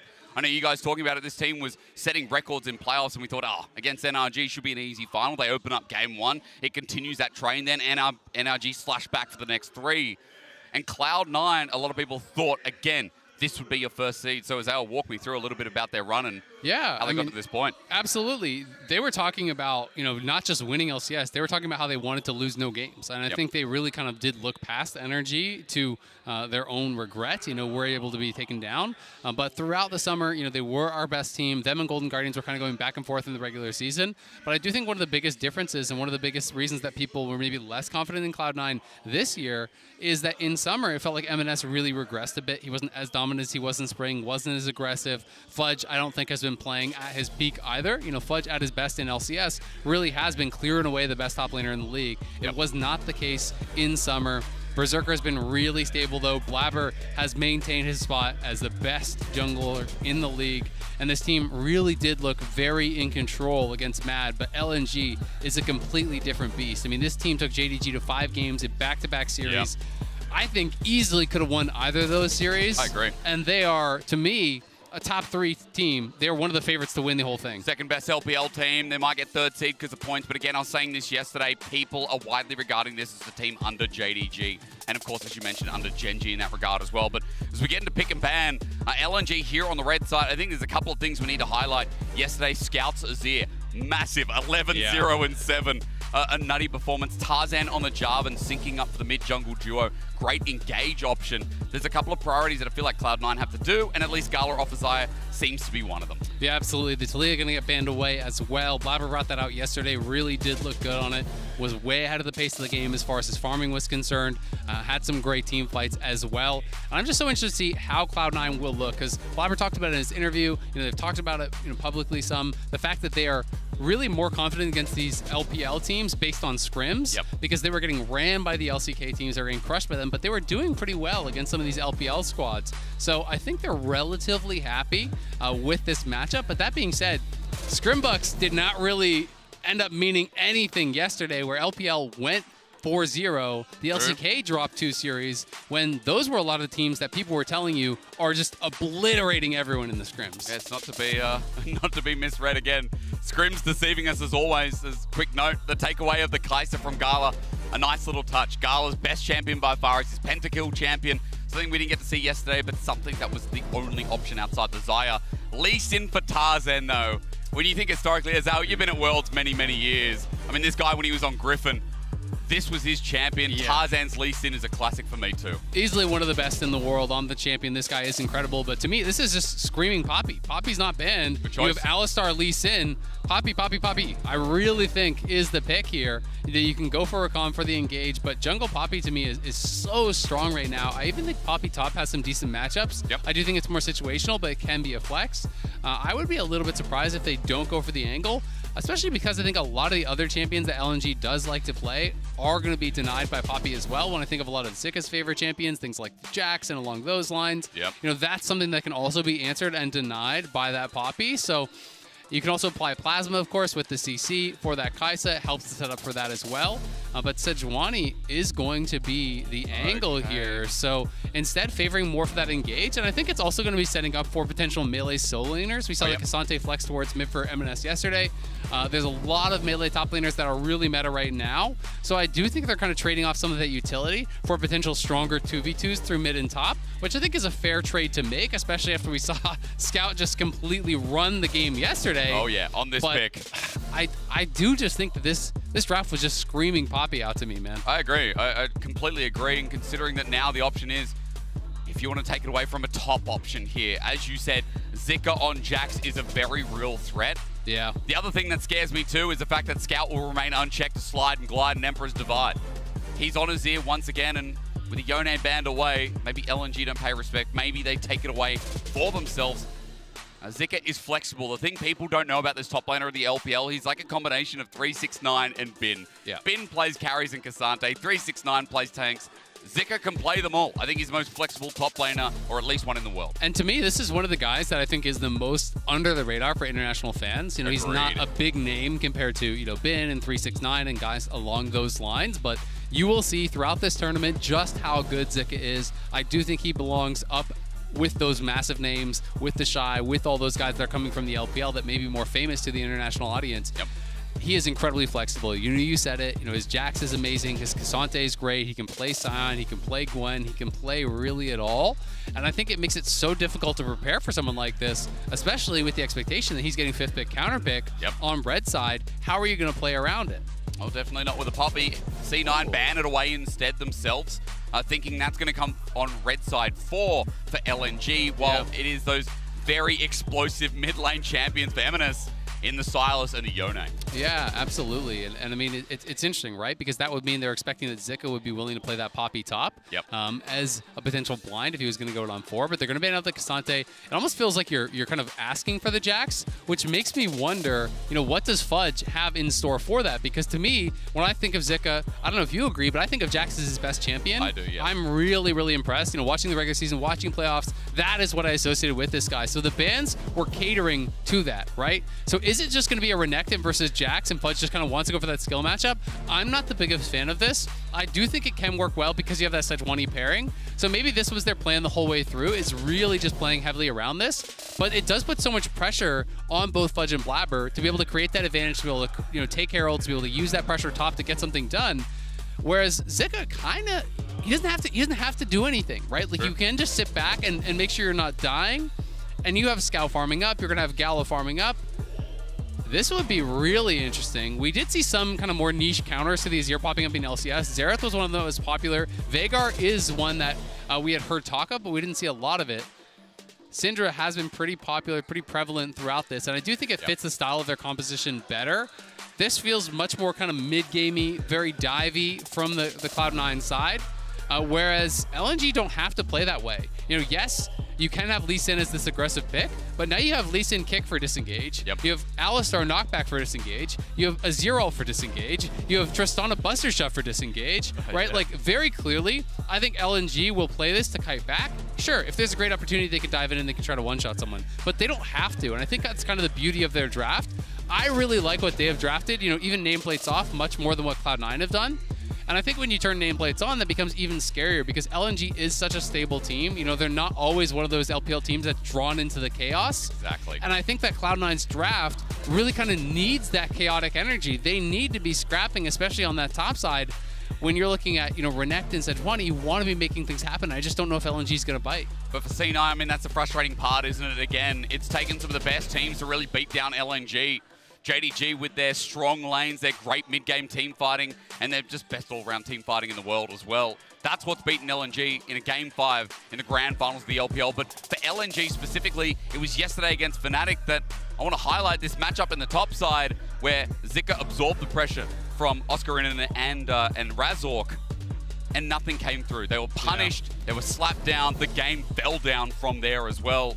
And it feels like that top side, I mean, Zika's all too familiar with absorbing pressure and being able to play flexible around his jungle too. Absolutely, and we saw Tarzan, you know, absolutely run over Razork in that match, you know, got way ahead, and then Scout was dominating in mid lane. It became so much about that duo, moving around, being aggressive, you know, making things happen, not necessarily looking for anything crazy, but constantly advancing the state of the game, putting themselves in great spots. And I do think they have really drafted well to do a similar thing here against Cloud9. So we'll see if Cloud9 can really step it up.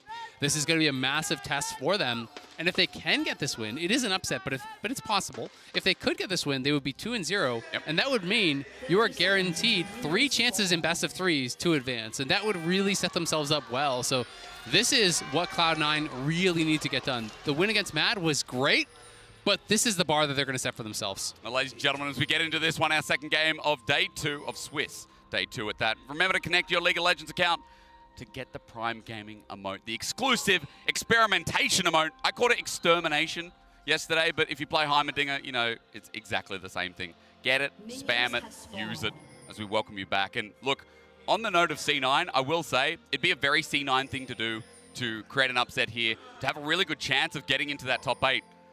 Sitting on BO3s for a while and giving themselves the best chance would be amazing for the history of this organization. Who else but C9 to do it? It would be huge if they're able to get it done. And we can see that deep ward thrown down there by Zika on top side. So wants to be able to cover and track where Blabber is going to be pathing. He knows that there's likely to be pressure up towards top side, especially because it is going to be a leash start on bot. So, you know, Zika is going to have to play around those level 3 timings, those level 4 timings that could potentially come up towards top side. And we'll see what Fudge can get done. He missed his Q, so now Zika's just going to step forward and take this quick trade. As level 1 for Jax in this matchup, obviously, you know, really strong for the Jax. And this is such a good Merc Treads game as well for LNG. You know, there's so much CC over on the other side. I think we're going to see a lot of Merc Tread rushes. We have the cleanse on Gala, and I also already talked about how much peel and disengage they have, which is all going to serve them, I think, incredibly well. I mean, it's going to be frustrating. It's along the narrative lines of LNG. They're a frustrating team to verse.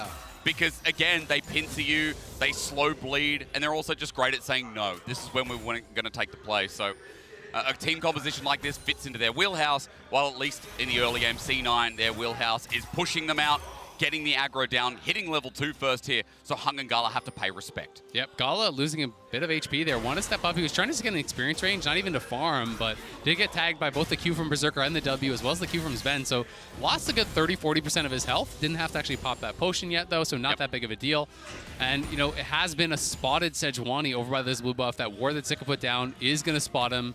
Zika has the full shove, so he's just going to bounce the wave, and he's just going to take an early reset, so deny any possibility of that gank timer. I really do love it in these kind of matchups. If you can get that early push, as you sometimes can as this Jax, it just avoids this level 3 timing where you're going to be vulnerable. Plus extra stats, Ruby Crystal picked up as well, so it's going to help with some of the trades that Fudge is going to try and burst. Yeah, again, for Zika as well, with that great timing, might actually sync up the Tarzan to pull some lane presence here on the Lee Sin. We're talking about this in draft. Tarzan's Lee Sin, really like no other. He's got many highlights in the LPL already since he joined in, and especially syncing up with Scout like he did yesterday.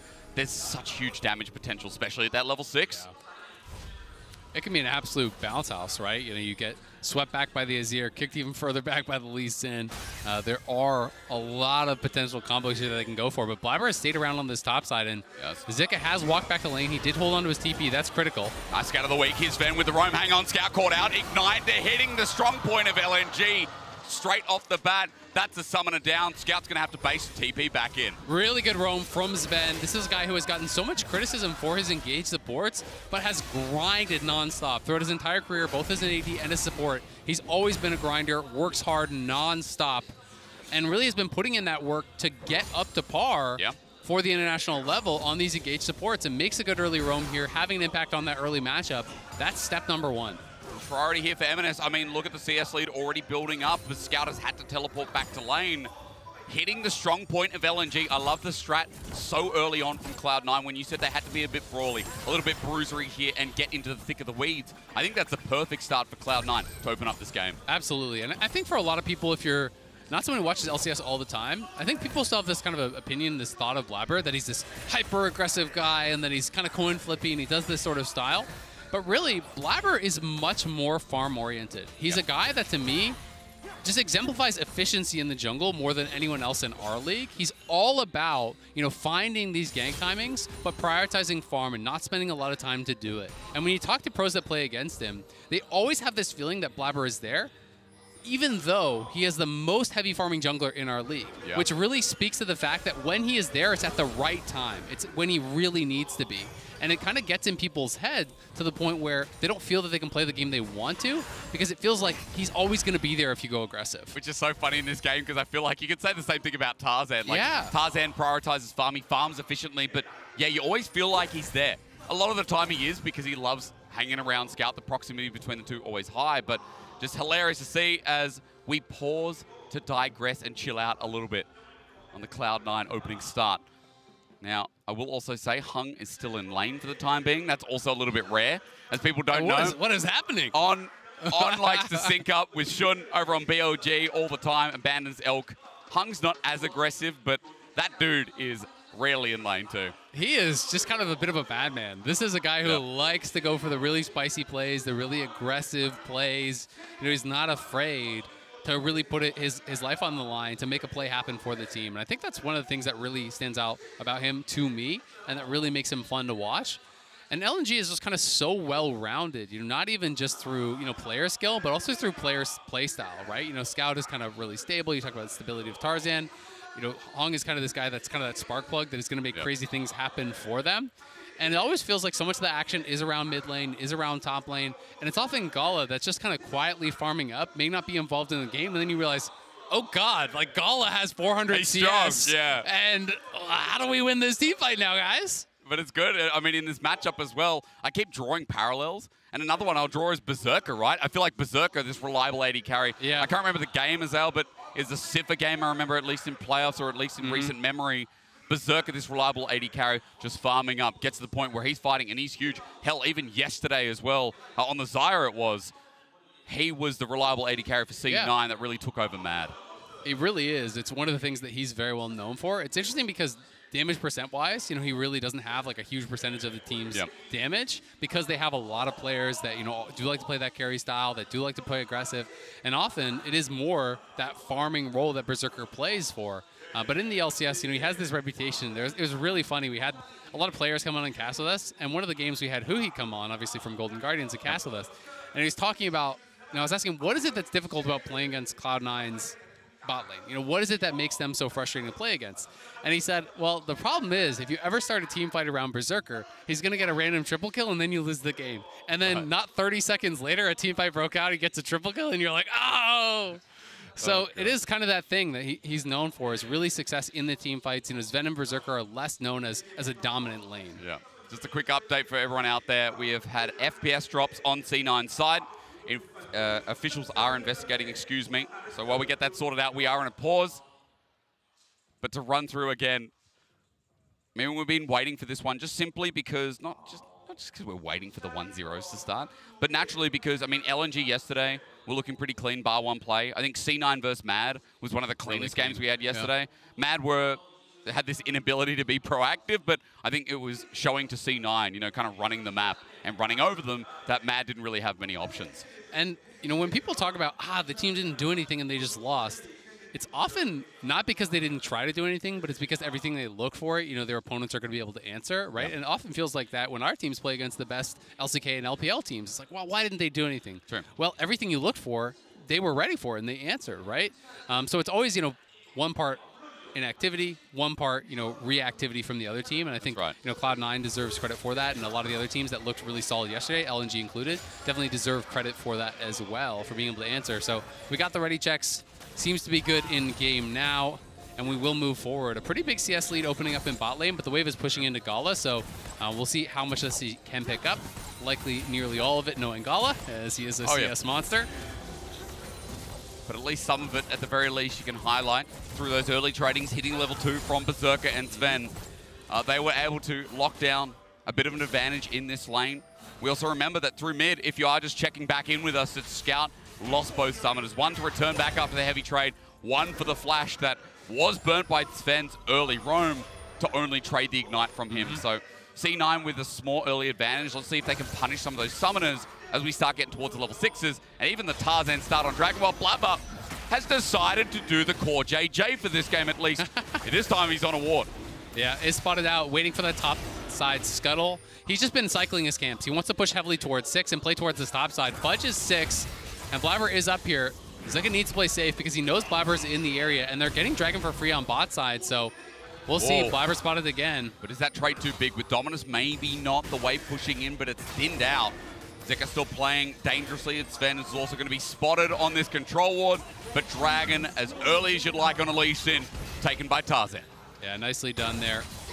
And Fudge now, because he took that bad trade, unfortunately Blabber had to stay around and actually cover him on the push-in. Because he did get chunked down so low. If he left, there's always the potential that he does get all-in. But LNG really winning out on these last couple plays. They take the Dragon, they push in, they get a plate on bot side. A nice trade from Zika, plus the wards on Blabber dissuade any sort of action on top side. And we'll see, though, can Blabber now make something happen? There's a slight window before Scout has his flashback, where Blabber is now 6. But he would have to rush straight towards mid, and Scout is just based and got Merc Tread, so he's playing around that timing. By the time he's in danger, the flash is going to be back, and he's going to be sitting pretty. I mean, teleport almost up there as well, so any punish that comes through, Scout should be fine.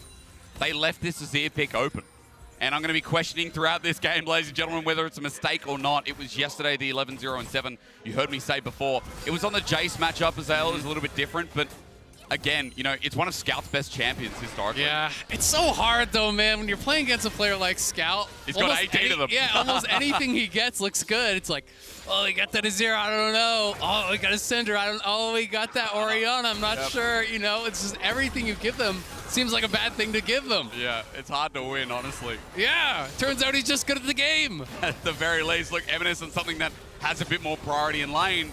We're just still waiting to see how it gets punished up as LNG playing deep and nitty-gritty in this bottom lane. Hung and Tarzan already syncing up. It might still be in the bottom side, but starting to move together while Gala slowly pushes this wave. And you can see Blabber is heading out towards bot because he knows he needs to cover this crashing wave here. Will they look for an engage is the question, as Tarzan trying to pick up a lot of this. Blabber's heading there, but not going to be here in time for any sort of a fight to break out, but that's another plate going over to Gala because Cloud9 can't step up to the wave, or they have Alistar and Lee Sin behind them, and it's probably a pretty easy kill to actually execute. So just slight advantages being eked out there by LNG. You know, was a little bit of an edge. They're going to go for Syndra. Emperor's Divide, the glide, and see you later. The kickback with the Sonic Wave doesn't connect. It slows down the play, but Scout with his range again.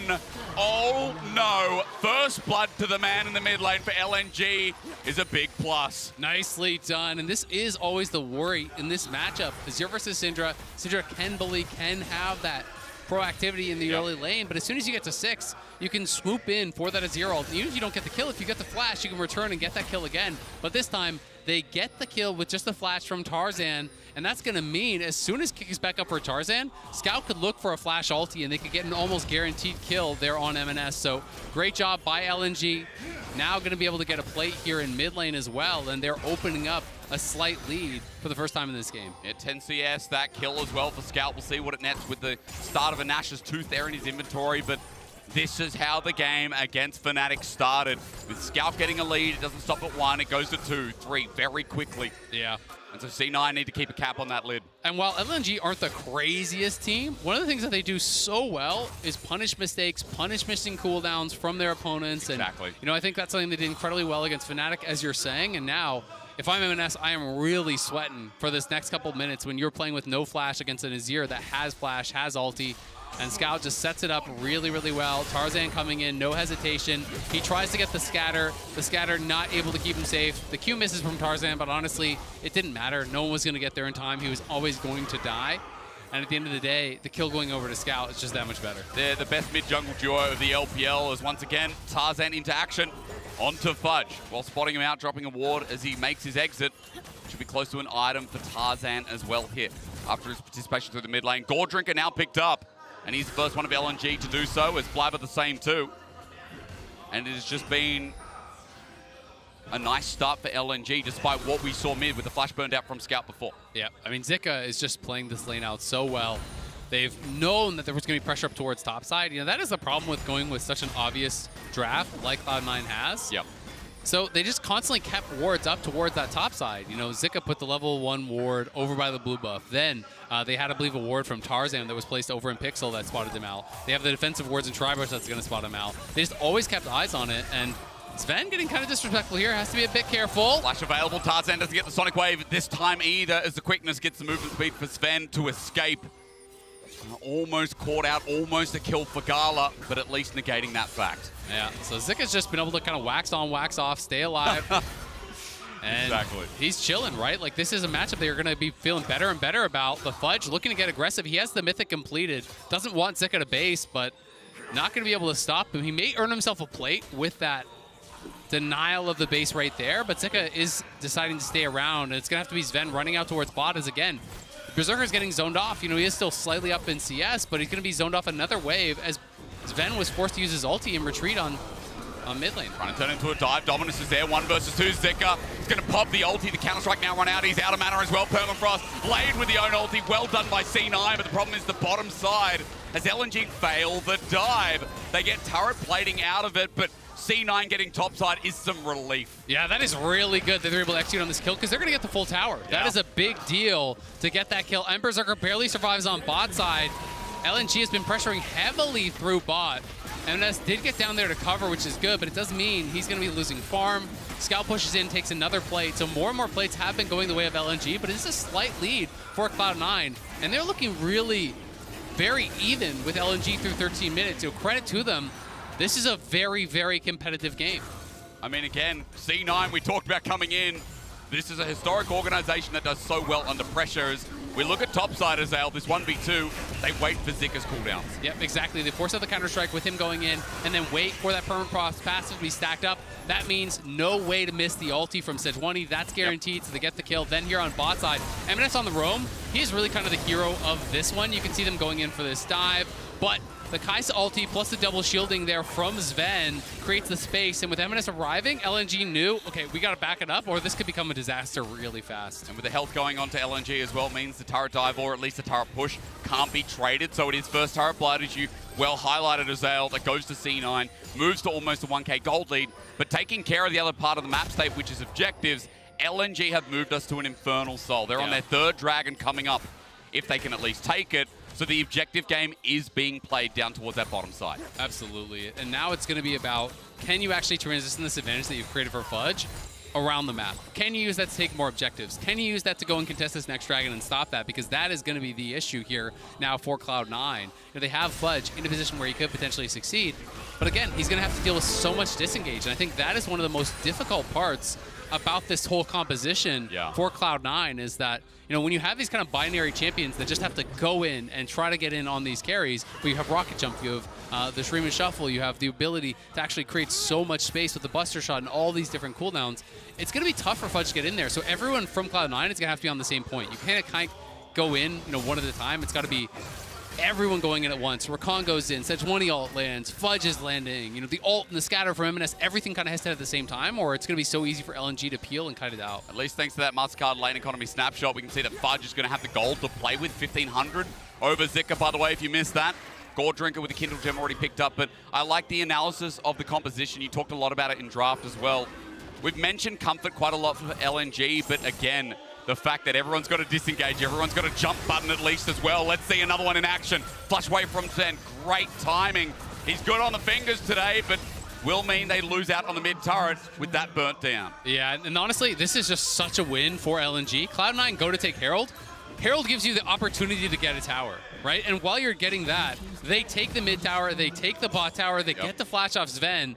It's just such a bigger win for LNG. You can really see they're very adept at how they play the map. I think they're going to feel so confident as this game gets later and later and later. With the Azir interest on it, two of the safest hyper carries in the game. Oh, yeah.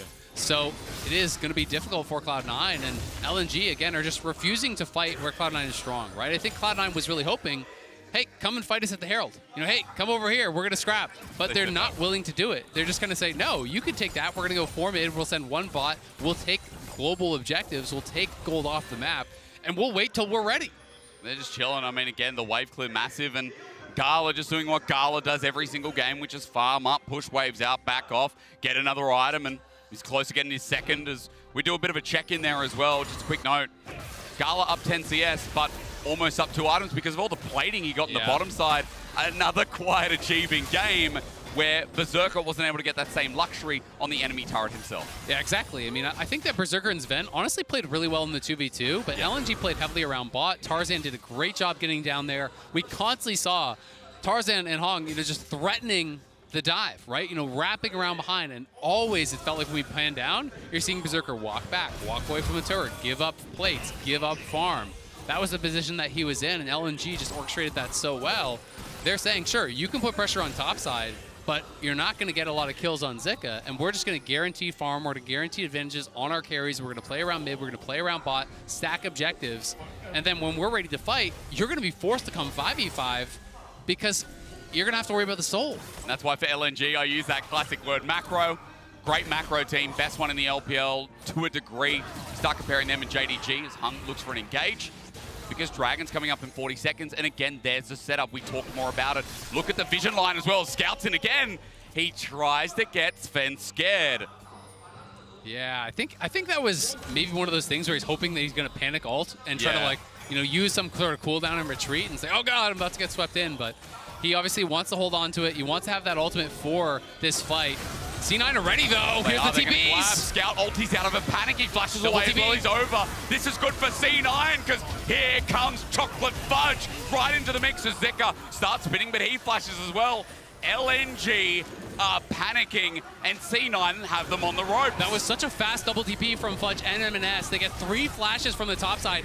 They're going to give it up completely. They realize, nope, that went way too bad. We will get smoked if we actually fight this. But again, let's play the map. I'm going to TP the top side. You double TP down to Dragon. Guess what? I'm going to take your tier 1 for free. You get the Dragon, but it is going to be C9 taking that, dropping Herald on bot side. So they want to try to see if they can push for 2, try to get a second charge, but Tarzan lying in wait. Hong is moving out of the map here, so there's 4 from LNG. Oh, Scout of the Week was used. Sonic Wave connects, but Herald going to be stopped in its path. Tarzan can't follow up any further. The Scout will stay top to open up this turret as well, but C9, again, with great reaction. I think it's something we talked about backstage. It was definitely in terms of blabber, but I think C9's reactions in the Mad game yesterday, even today here against LNG, have been quite adept, been quite significant. I think that's 2 days in a row for both these teams. They've been really good at responding to what their opponents are doing, shutting down what their opponents are trying to enforce on the map here. LNG, again, they're not overcommitting to that fight. They realize, nope, this started bad. We're out of here. We'll take a tower. You want to fight as a Herald? Nope, we'll take your mid lane tier 1, right? They're always making sure that they're in the right spot. This was great, though, from C9. LNG were trying to move down to actually collapse on Berserker, but Blabber was in the area, Sven was in the area, they were covering that play, and the instant double DP from M&S and Fudge meant that LNG just did not have the angle to fight. There was no way they could actually push through that corridor onto Berserker. They would have got destroyed. Yeah. So they immediately bail out. Yes, they have to spend some summoners, but we've seen that hasn't been a problem for them before because they're so patient at just waiting and playing safely until their flash comes back up. And I think we're going to see Scout do the exact same thing. I mean, look at him on top side. He's not even walking up to the wave. He's being very careful, very respectful. He says, that wave's coming to me. I'll wait back here. I'll wait over by Krugs. Yeah. I'm not going to walk up and die. No, again, not overstepping. It's in Scout's nature. I think from yesterday we saw it. Not a single death on the man as well. Hard to kill, hard to capitalize on. Another matchup that's being focused down there is, of course, Gala versus Berserker, who are just farming away to. Kraken picked up. We ain't getting Berserker with the Umbral build, and that's something, we haven't seen as much so far in Swiss. We haven't seen the Umbral build as much popping up, being the Navori quick blades coming through. being a lot more about the on-hit. Absolutely, and I think if there is going to be, a lot of kind of more frontline people that you can't necessarily just one-shot at burst down, I do tend to think that the on-hit can work really, really well. Yep. So, going in towards that Navori, very standard stuff. Kaisa obviously has been cycling through a lot of different builds, and you do see the full kind of early lethality build for that super early spike. This is, much more of a scaling style of build. There's a lot of different directions you can go, but I tend to think that they are going to need that consistent damage here from Berserker, and that's why he's going for this. We'll give you the update as soon as we know what the pause is. Earlier we had that pause. Obviously, it was some FPS issues that you were reporting, Hysterics, of 4C9 on stage. So if it is that again, we will let you know as soon as we do find out. But some big item completions are coming through. Fudge completed that Shojin, so his second item has come through. We saw a second item just come in as well for Blabber. He's got the Knight's Vow now, and over on the other side, Scout has his Nashers on top of that Leandry, so this is not that kind of vegan build that people like to call it, where they're going Banshees and they're going Crown and they're going defensive. Scout is max DPS here, so if they create space for him, he's going to be eating good. Yeah, definitely tonight. I mean, again, already that second item is significant, right? Scout in a good spot. It was that first blood that set him up for success. But I guess the difference between yesterday against Fnatic versus today is Cloud9 have not really slipped up anymore. It was a double TP down bottom side that was really quick to the trigger, but they haven't really misstepped. They made that mistake, and okay, M&S started playing a little bit safer towards mid, not giving more opportunities over to Scout. Yeah, absolutely. Cloud9 has been, playing, I think, a pretty conservative game. Both teams clearly filling each other out. From all the rumors, they have been very competitive scrims. So, these two teams obviously showing some respect towards each other. And I think Cloud9, more so feeling a little bit of pressure to try to get things done in the earlier stages. LNG more comfortable to sit back, and they're only going to fight on their own terms. So we'll see when that is. Generally when you think about hyper carries, when you think about late game, to me, that kind of arrives at 3 items, right? Yep. And so it may be that LNG will just continue playing around that. If Cloud9 makes any mistakes, they'll obviously look to capitalize, but they don't need to really force anything. And Cloud9 has also bought themselves some time by taking this third Dragon because they're not really feeling pressured for a Soul coming up. So it's honestly a very, very even game. Again, if I could choose which team to be playing at this point in the game, I would rather have LNG's champions. Of course. But I don't think it's cut and dry, 100 to 0 type. Outscale, no. No, I don't think you just win for free or anything like that. It's going to be down to the execution, and Cloud9 are going to have their opportunities. And I think with, again, engage options of their own right, we've already seen Blabber's been really on point in trying to match Tarzan here in this game, or at least setting up Fudge, I should say, which is more specific. Sven, that gank mid, was really proactive against a team like LNG that does, as you were saying, want to sit back a bit. I think, again, so many options for C9. It is great to talk about here. And ultimately, Fudge, just quickly on this note, not in a bad spot either. Matching CS against Zika is a big deal. 2 items as well. There's also something we should note, that this Renekton is going to be quite powerful running into the next fight. So tournament officials are now reporting Sven was having some issues with his peripherals, some keyboard issues. So they're trying to get that all solved out. We could see on screen one of the referees was talking to Sven. I've seen the players typing ready checks in chat, so I presume that we will get the official ready checks. We will be probably going back into it pretty quickly, but both teams have called ready, and we are seeing that it's unpausing now as I'm in game, so we'll be right back to it here. It's okay, guys. You needed that breather anyway. Go to the bathroom and come back promptly. It's only game 2. This is what I love about the new format. Having the 8-game day in Swiss with the new format going full out is fantastic. Welcome back into the game. LNG, okay. There you go. Now you have more time. Go and sort yourself out.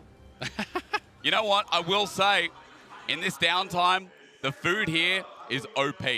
Like, I'm talking like a Felios on release OP. Oh, God. It's great. And the crazy thing about Korea is just you walk around in a street and there's about 20 restaurants. You don't know where you are. You don't know where you've stumbled upon. But all of a sudden, man, the throw options. A rock, hit some good food. That's right. Every single time. I mean, there's a mall near us that's got about 160 restaurants or something in it. Yeah, it's crazy. So I did just get an update. Please. Sven, again, having the continued issues even after the unpause and pause. Yep. So they are going to be changing out his keyboard. So they're going to have to get a new peripheral for him. Okay. The issues are persisting, unfortunately. Obviously, not the ideal situation for anyone. It can be frustrating for both teams, have to sit in that pause. But obviously very important that these things are working properly. You can't be playing a game. Your whole year is leading up to this point, and it is just so important that you are comfortable that everything is working properly. I mean, more to the point, right? We talked about the potential upset today that could lead to the 2-0 for either of these teams. I mean, obviously with LNG coming in favorites, it's an LPL team. People might not rate North America as highly. I mean, I know they don't. Sometimes is it wrong? No. No. No. I was like, where's he going with this? This is very generous I was trying to be you. optimistic, and I'm like, you know, I don't want to be a phony. I don't want to be a fraud, okay? I mean, how many international titles has LPL won? Yeah, a few. A few. But how many LCS titles has the LPL won?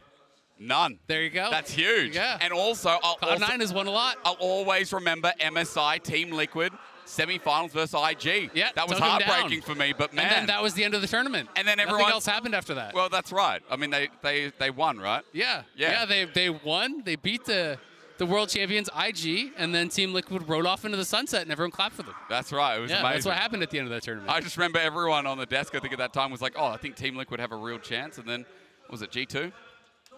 No. No, I can't recall.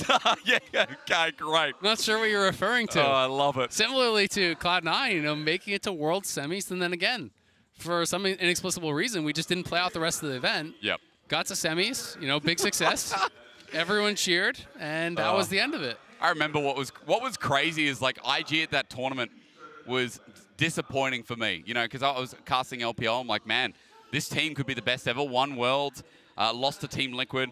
And then they went to Worlds in 2019, and the FPX semifinal versus IG was nuts. Yeah. I don't know if I can't remember who was on broadcast at the time, but I wasn't casting that one, I don't think. But I've still. gotten to cast some really good LPL series over the years. I know you have. I know. I've always been I've always commented on how much of the LPL story you know, how much you convey. Thank you. I appreciate it. I didn't plan on this being, you know, an Azale pop-up session of a highlight, but it just happened. Vedius didn't get any of this yesterday. I did plan on it. I bribed him. Oh, did you? All right. But yeah, 2019 Worlds was sick. I mean, that's again why people are excited for, you know, the Shy coming back on a different roster naturally, because last time he was at Worlds and the World Championship year as well, he was absolutely gnarly. Yeah. The Shy is just such a fun player to watch. I mean, I've been such a big fan of his since way back. You know, before the World Championship, I was still watching every single one of this guy's games because I was playing a lot of top lane at the time. And to me, he just like exemplifies that kind of insane top laner, that hyper-aggressive top laner that's so fun to watch. You know, whether it's going well, whether it's going poorly, the Shy is going to make the game interesting. Always. And that's one of those things that is really fun about him. You can see they're clearly still working through things on stage here with Sven. Hopefully will not be that much longer. But again, I mean, it's been a fun start to Worlds. I think for the Western fans, you always hope for those upsets because it makes the tournament unpredictable, right? Yeah. And I think that is something that everyone can enjoy. You know, you don't want it to be cut and dry where you're just like, well, this team beats that team, and then this team beats that team, and then it ends, right? You know, you have to play out the games. There's always upsets every single year at Worlds, and that's what makes groups and now Swiss, to me, the most fun part of the entire event. I mean, again, it's a highlight, but ladies and gentlemen, while we get through this pause, we're going to throw it back to the analyst desk to run us through what we know so far. Yeah. Hopefully it's what you don't know. I also otherwise love you'd be upsets. I also too We can have love one right upsets. now, maybe? We should. That would be fun, I guess, for you. You're right. Isaiah's always so positive-minded. You gotta be if you're from the LCS, I guess. Similarly for LEC, I was gonna say, not always. As of recent, are we happy with this game state, Kobe? For Yeah, I think actually pretty happy. I was a little bit worried during the draft. Anytime you see them giving Scout Azir again, and the Jax going over to Zika, those are two really, really powerful champions for their solo laners. And we literally had a segment at the beginning of the day. Scout was the best performing player yesterday on Azir as well. So I was definitely a bit nervous, a bit scared. But they have played out the mid game pretty well to set themselves up with some good footing for a possible win. I think that C9's game plan is very topside focused this game, where they try to get the Renekton ahead, try to play through the Renekton. Renekton Sejuani is a tried and true combo that we're very familiar, and that does mean that they play the weak side bot. The concern that you always have is that when you're hard committing in the draft to basically trade sides of the map, is that you then make sure you don't overcommit on one side, you're not making mistakes. And credit to C9, they're doing that very well. They were able to get the early Herald, they invest it towards top, they get a kill onto Zika. The game is very even. And while the Renekton does have a lot of gold, my question then comes to Kobe. Do you trust Fudge to be able to be a carry? No, I don't trust Renekton. It's not about Fudge. I don't. He had us in the first half. Yeah. And this is actually something 95% of Cloud9 fans will relate to. They don't trust Renekton. They don't trust it. Want to drop kick Renekton out of most of our drafts, usually, especially if it's against Jax towards the later stages. But as you said, a lot of attention has gone that way. The Herald went up there, Blabber went up there. They got the turret dive in exchange for bottom side, and they actually didn't lose anybody on the cross mat play, even though they did let Zika get, or they did let Scout, I believe, push in an extra minion wave in mid lane and possibly get a turret plate there. So, you know, there are some things, but honestly, this is, it feels good to be on pretty close footing even. Yeah.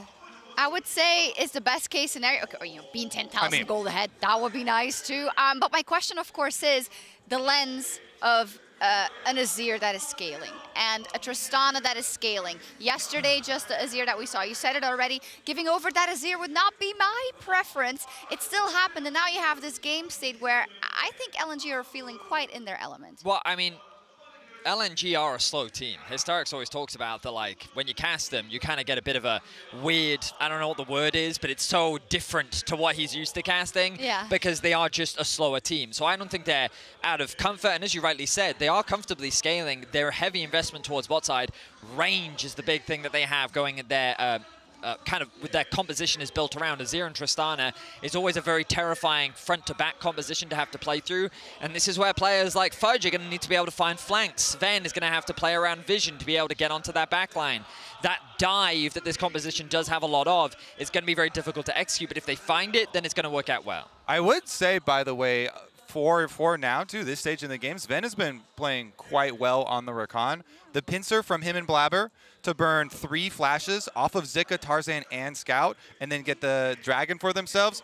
We haven't seen yet the ramifications of all those flashes being blown, but that is a possible opening for them. Obviously, I'm very high on Hopium right now. Copium. No, I mean, I wouldn't even... It's Hopium right now. No, Maybe it'll be Copium later. No, is it called Cobium? I got my own brand, yeah.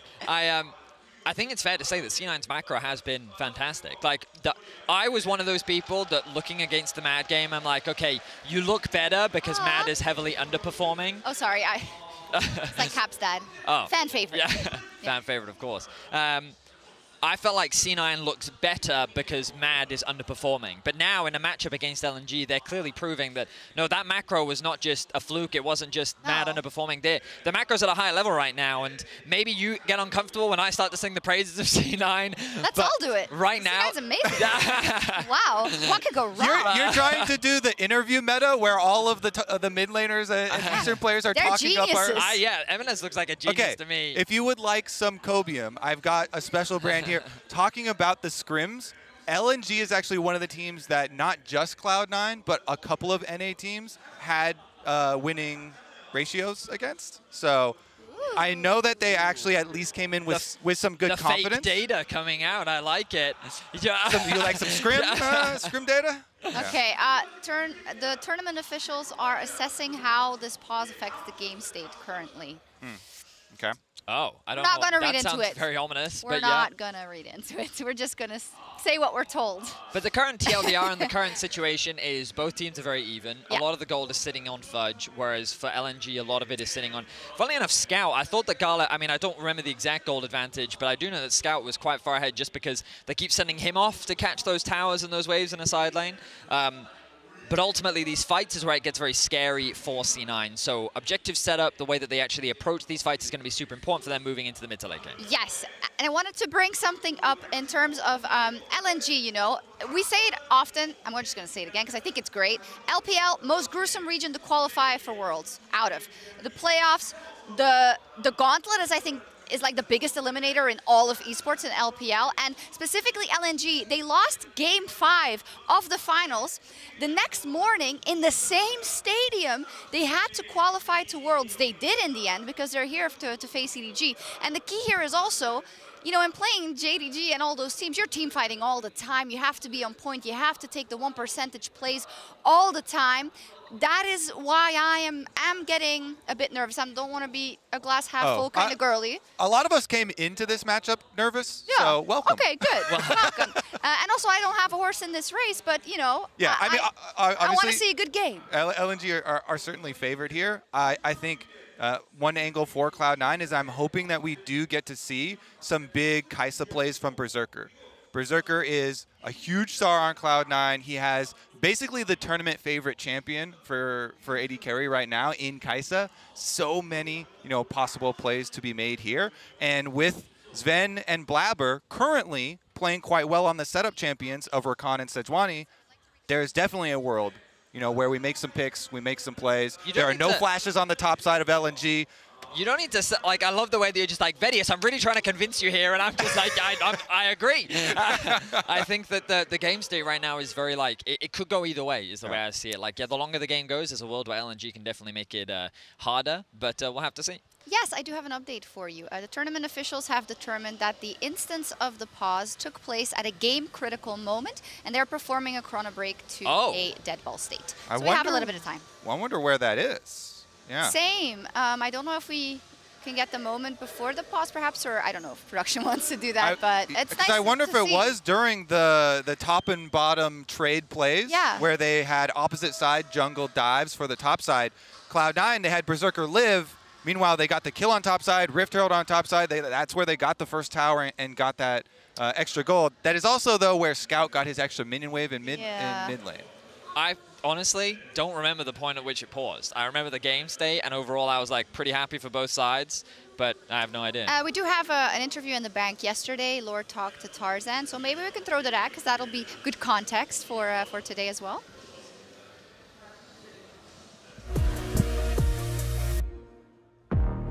And we're back here in the interview station with Tarzan after LNG won their first game here in the World Swiss stage. 안녕하세요. Thank you so much for joining me today. It's been since 2021, I think, that we didn't see you. How much of a different player are you now? 우선은 승리 정말 축하드립니다. 2021 월즈에서 뵙고 이렇게 또 오랜만에 월즈 무대에서 뵙는 것 같은데요. 그 당시와 비교해봤을 때 얼마나 다른 선수가 되었나요? 일단은 21년도보다 조금 더 성장한 것 같고 멘탈적으로나 조금 게임 보는 입장이나 그래서 조금 더 성장하지 않았나 싶습니다. I want to say I grew a lot in terms of the game knowledge and also in terms of the mentality. So I've become a lot stronger in both aspects. So I want to say I've become a lot more mature. That's amazing to hear. And you're the only remaining member of this iteration of LNG back then. You guys picked up Gala also for summer. Tell me more about LNG for the people who haven't been following the LPL this year. What can we expect from you guys at Worlds? 그리고 그 당시 로스터에서 지금 현재 로스터에 남아있는 유일한 선수가 또 타전 선수이고 이번 이제 서머 시즌에 갈라 선수도 영입이 됐는데요. LPL을 챙겨보시지 않는 그런 분들을 위해서 LNG로부터 어떤 모습 기대해봐도 좋을지 한번 말씀 부탁드립니다. 일단은 간략하게 소개를 해드리면은 일단 탑은 주카 일단은 굉장히 든든한 선수이고요. 정글 뭐 타자 말할 거 없고 미드 원딜도 말할 거 없이 든든한 딜러진이고 항 서포터도 굉장히 조금 힘이 넘치는 친구예요. So I want to give you guys a brief introduction of my team. Top, solid, jungle, no need to mention. Mid AD carry, of course solid, and support. I want to say he's a strong player. I love the confidence. What I love the most with having you at Worlds here, Tarzan, is the Griffin reunion that we're going to have once again with so many players of this 2019 roster being here at Worlds. Did you guys keep a good relationship with them? And which one in particular are you looking to face? 그리고 또 하나 말씀드려야 될 게 바로 이제 이번 월즈를 통해서 이루어지는 그 19년도 그리핀 선수들의 또 재결합 많은 분들이 기대하고 있는데 지금도 좋은 친분 유지하면서 잘 지내고 계신지 그리고 가장 기대되는 그런 매치업이 있다면 어디인가요? 일단은 전에 그리핀 선수들 만나면은 경기에서 만나면 되게 재미있을 것 같고 최대한 높은 데서 만났으면 좋겠고 그리고 어제 시간이 잠깐 돼가지고 이제 리엔즈 선수랑 초비 선수랑 같이 밥 한번 먹었어요. Yeah, it would be really fun to have a matchup up against my former teammates from Griffin, and I wish it happens later in the stage. And yesterday I had some free time, so I had dinner with Chovy and Lehans. Oh, the reunion. Indeed, thank you so much, Tarzan. 축하드립니다. 인터뷰 감사합니다. Jisun, thank you as well. And you guys, back to you. Thank you, Laura from the past. Amazing. Dinner, eh? At least they didn't go swimming. Because in Europe, that leads to things. Code, yeah. That's code. Maybe this is code. Who knows? Who knows? I don't think so. We're hoping to get back into the game pretty quickly. Of course, I think we should be close, even though I had a music video behind us. Now you get out of that once we get back into the game. Don't worry about it. I think we've exhausted kind of our... well, I'm hoping that we get an actual look at where the game is going back to. They said they're working on getting it now. Getting the exact point. So that's really interesting. Okay, so this is what led to it. It seems very dead ball right now. So I'm assuming we'll just go back to whatever this is. Blabber just cleared a ward. Whatever this is. Great.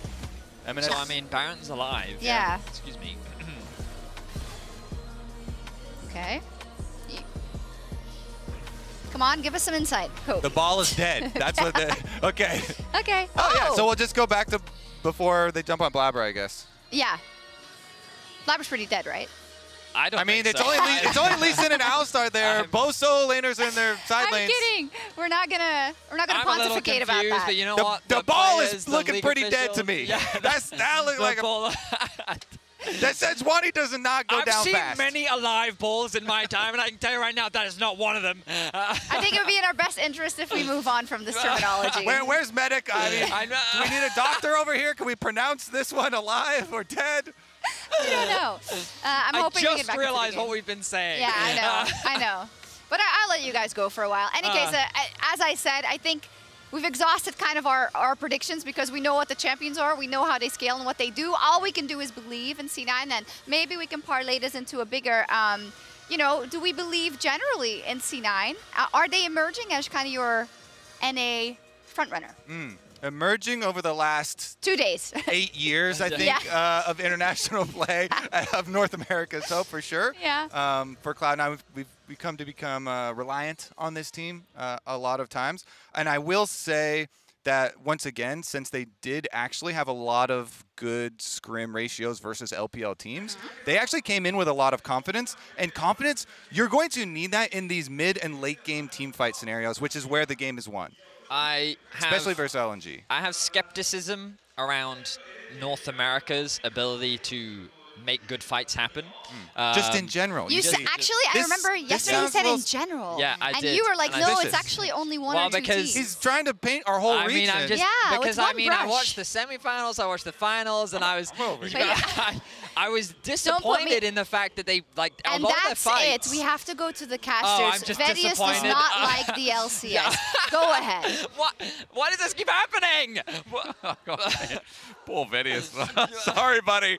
Welcome back to the cast. Now, ladies and gentlemen, if you're just tuning in, League officials have Chrono Break back to 2035. Oh, they're on the Baron. And we are back in. Thank you for your patience. C9 come back from the Chrono Break and hit the Baron. Zika has no TP, and they saw him bot. They're starting engaged. with action. Scout with a 3-man, and he's dead. Oh! C9 come back, and all of a sudden, game goes bang. Oh!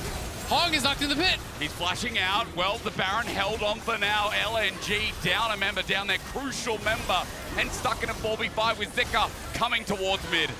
Oh, this is crazy. As Zika is moving up, they're going to try to go for it, but Tarzan, they ought to get out. They got to finish. In onto LNG. The kick away, disengaged with Baron still going down. LNG will lose out, and Cloud9 have the objective for North America. Cloud9 decisive out of the pause there. Woo! That was madness.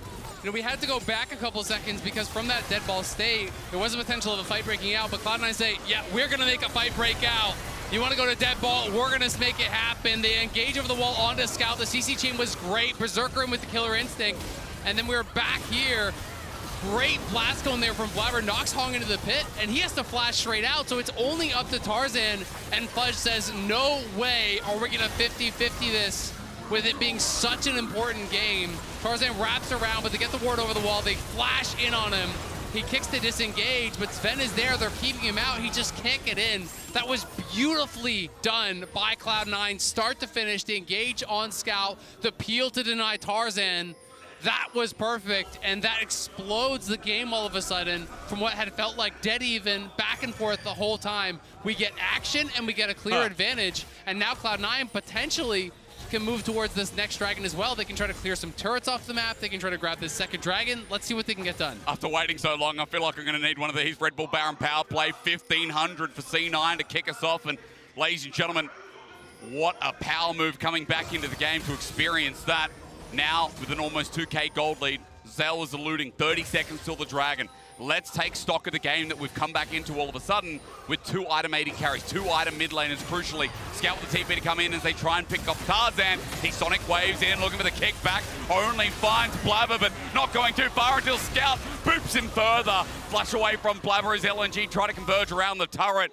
Blabber down the summoner, but a couple of big ultis now used for LNG before Drake. Yeah, this is problematic though for Blabber because the Dragon is spawning and he can't actually base. He has no time to do so. So we'll see. Can Cloud9 still get in there? He does have that Baron recall. Will they try to actually buy time? He's going to try to take the red and use that to heal up. They want to get that, but Gala is just starting the Dragon. They're just trying to force right now. Out of the weak, out of range. They're trying to get them into the pit. Blabber not going to be eluded in. LNG will move to Soul Point. While C9 with their Baron are going to open up mid. Yeah, C9, really getting punished pretty heavily there. They wanted to go for this little chip play onto Tarzan, but the amount of displacement in this team is massive. What is Hung doing? He's just jumping in. He just killed himself. Bursted out. Hung, okay, brother. How badly did he want to die as C9 get one off the back end? The 6th member of Cloud9 goes in and gives him a freebie, apparently. That was bizarre. Maybe there was some sort of a miscommunication between him and the rest of the team, but that looked weird. As they're trying to dive, Scout flashes away. Hang on, C9 to unleash. Gala free hitting for the time being, but not too much damage. Just the flashing from Tarzan to kick. Zika gets a 3-man! C9 running up the turret in control, but LNG can never be discounted. From a deficit, they fire again and again! They take everyone down. Berserker gets out, but it's in the 4v5. They find the angle coming from both sides. Tarzan from one side with a beautiful kick. The alley-oop for Zika. And he gets so much here. Devastating for Cloud9. They're pushing in. They're trying to look for these aggressive plays. Again, I'm just not sure what that was. He gives over the freebie, but it ends up not even mattering. You can see Fudge on the bottom of the screen was pushing them away. Blabber and Sven trying to look for this dive, but then watch Tarzan and Zika coming from both sides. Flash kick. The scatter was there in time, but it just didn't matter as the flash in from Zika. 3-man counter-strike. That's the Jax you know and love from the LPL. The rookie top laner. Underestimated, but so deserving of praise. His Jax needs to be banned away, and for many reasons, they've left it open as Berserker, also looking at part of the replay, got absolutely blasted with the shutdown going over to Gala. That's brutal, and he loses both summoners off that as well. And now that means Cloud9, they got the Baron. It amounted to nothing at all. They didn't get the Dragon with the Baron. They're now up against Soul, and Berserker just died and lost both summoners, so he won't have those summoners for this pivotal fight, for what could potentially be the fight that decides the game.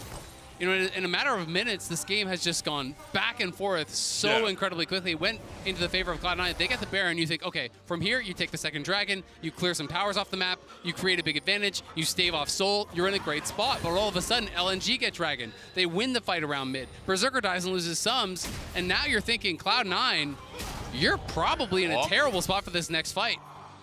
Scout threatening again, but that Baron power play by the end, it had to have been towards the negative mark. It's got to be negative, for sure. And the fact that it's now 3 Dragons for LNG, the fact that Blabber, him and Sven were kind of looking for this pokey play onto Tarzan, previous to that, and he ended up having to flash out. He gets pushed out, so they couldn't challenge the Dragon. They lose the team fight in that 5v4.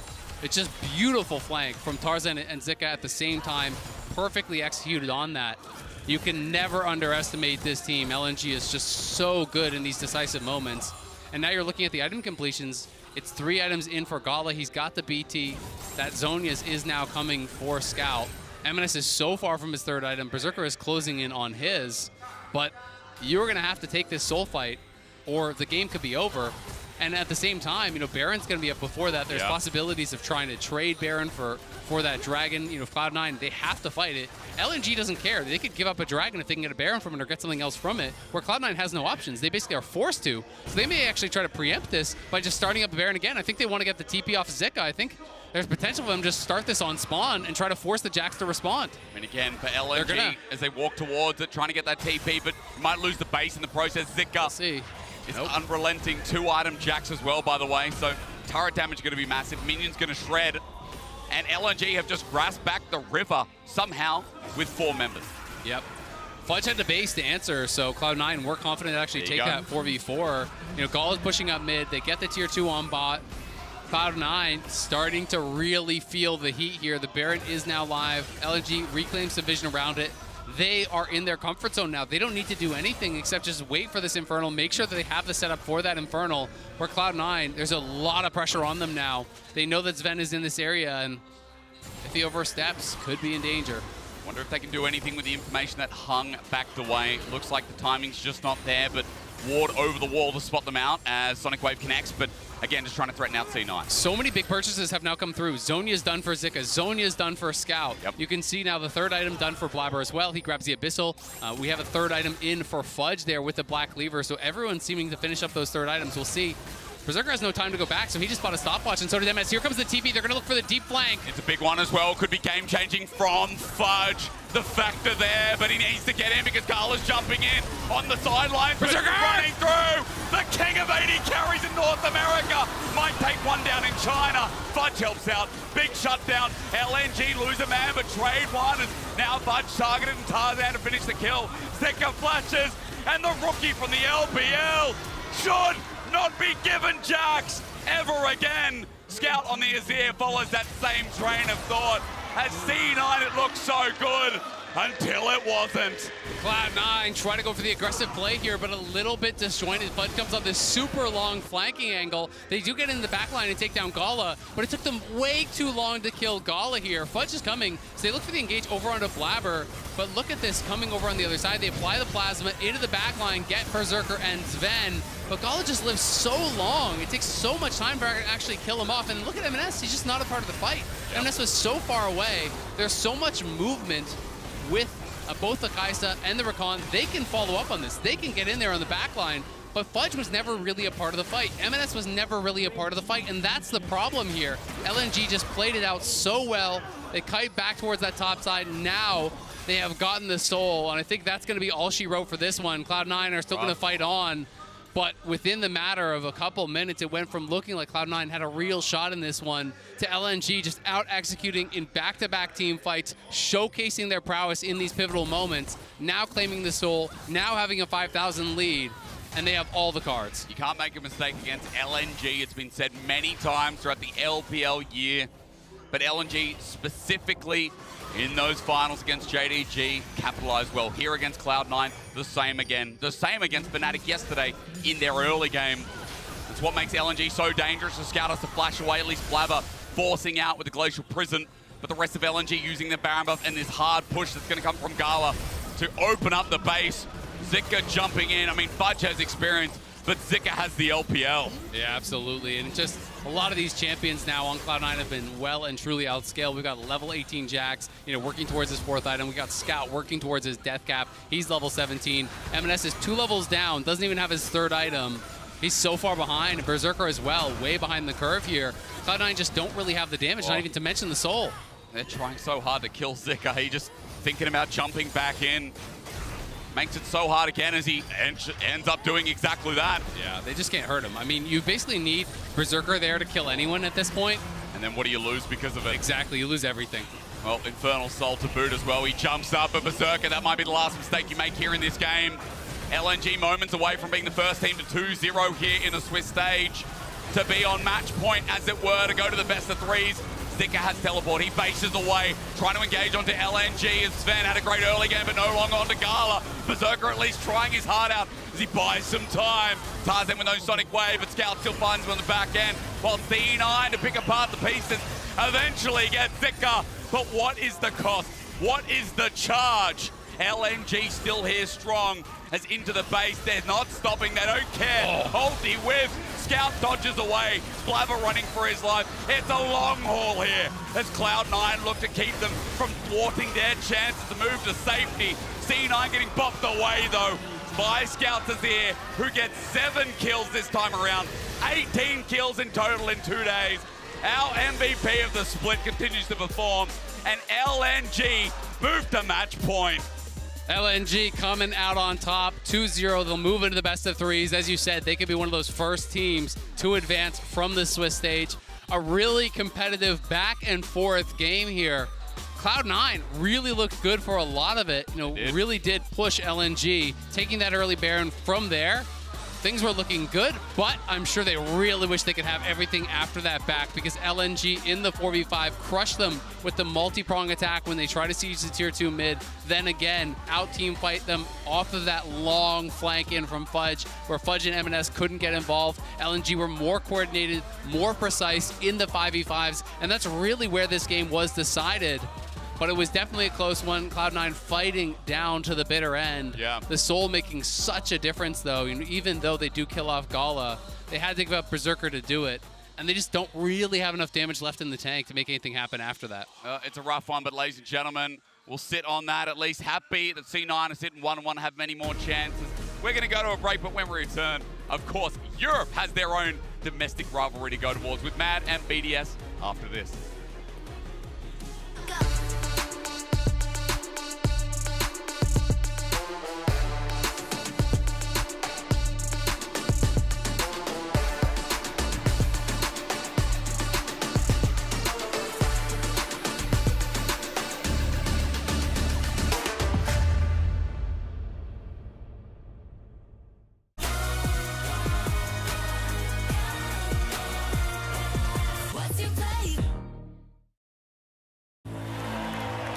A team against a king.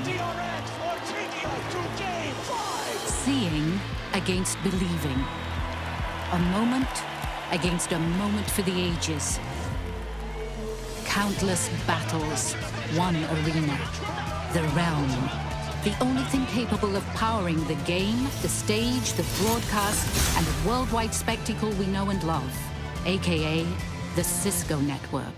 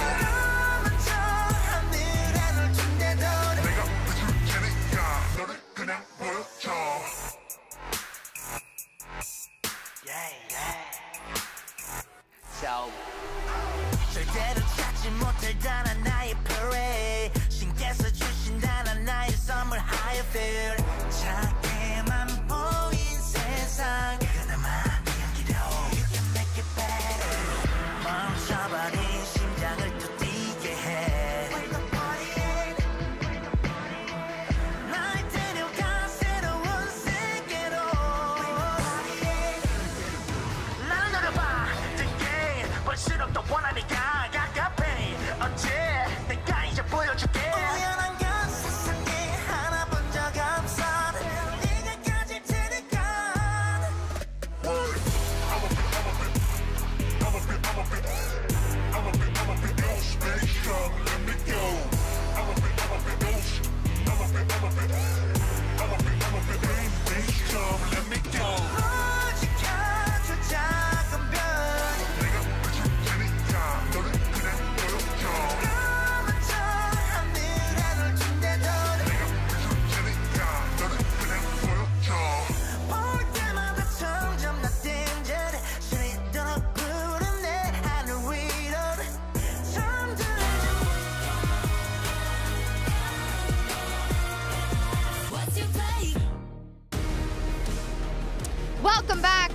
toast, but no cigar, unfortunately, for Cloud9. Sorry, buddy.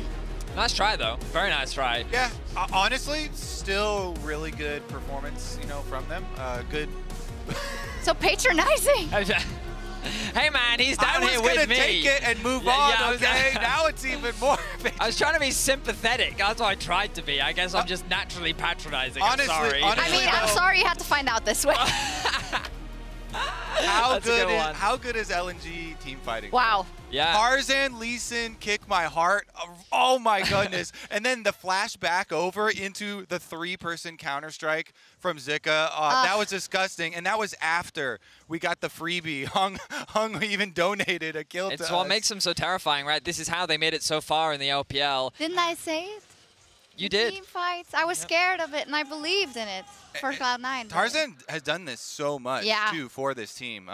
In their series versus EDG as well, is him looking for the enemy carry, big plays to get them back into the game. And this one, they weren't even really behind, but they had just sacrificed a kill into a 4v5 scenario. So yeah, I know we're waiting for the interview because we will get to talk to Fudge, actually, and it'll be really good to hear his perspective on why that didn't work out. I don't know how far we are off, but so close yet so far. Before I cut you off, you did get to kind of selection of fights in terms of kind of NA in general, but I guess pertaining to this game in C9. Oh, yeah, please do continue, Various. Well, I mean, when we get the clip, it'll actually be a great example, because I think that something that I've seen from a few from the top NA teams is just that when they choose their fights and how they set them up, I think is often why teams falter, because sometimes they get blindsided by the fact that they have this lead and they don't fully know how to utilize it properly. And I feel like that we saw a bit of a situation here where they fumbled control around the Dragon, they tried to pressure mid lane, and then they ended up getting collapsed upon. And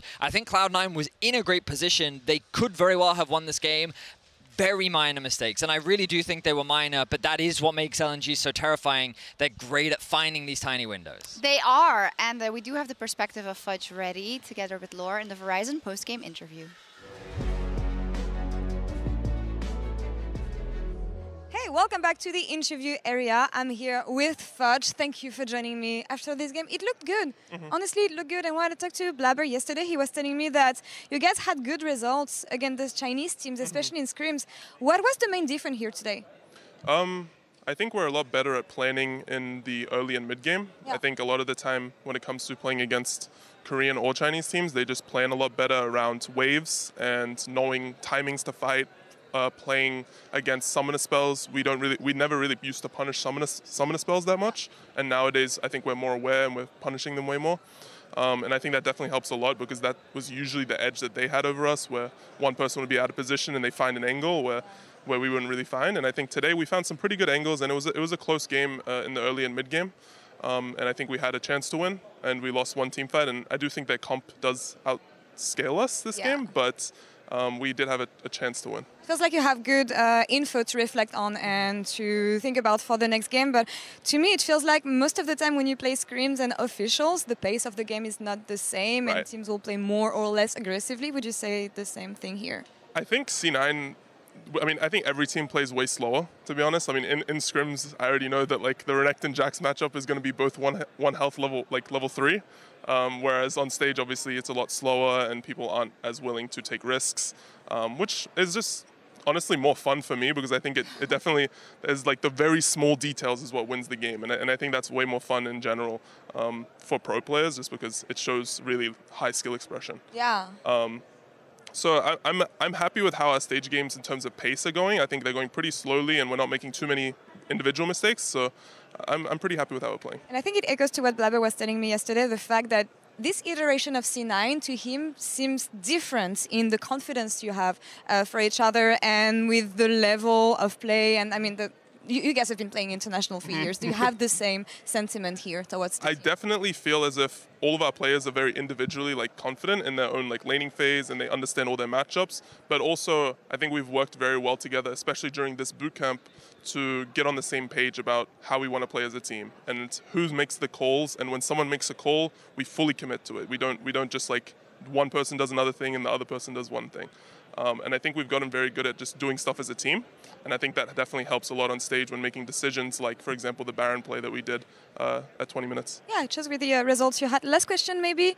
The state of top lane. I know this is something we discussed at MSI. It doesn't feel like it changed that much since then. It doesn't. What do you think? And do you think it's going to change a bit? We see Aatrox a bit more now. Yeah. How do you think it's going to evolve? I mean, I think realistically, just like bruisers that are strong at Herald seem to be really popular in the top lane, just because, you know, fighting Herald is very, very popular amongst pro players. And if you don't have a champion that's strong in the early game, it can feel like, you know, the top lane is just pushing and moving and taking over the entire map. Realistically, I don't think it's going to change too much throughout the entire tournament. I think it's very likely we're going to be seeing the same champions. Maybe some extra like carry champions, like, I mean, maybe people highly prioritize Jace or Rumble more, especially the Korean teams I know are very, very, very high on the Jace top lane, whereas a lot of the other regions aren't.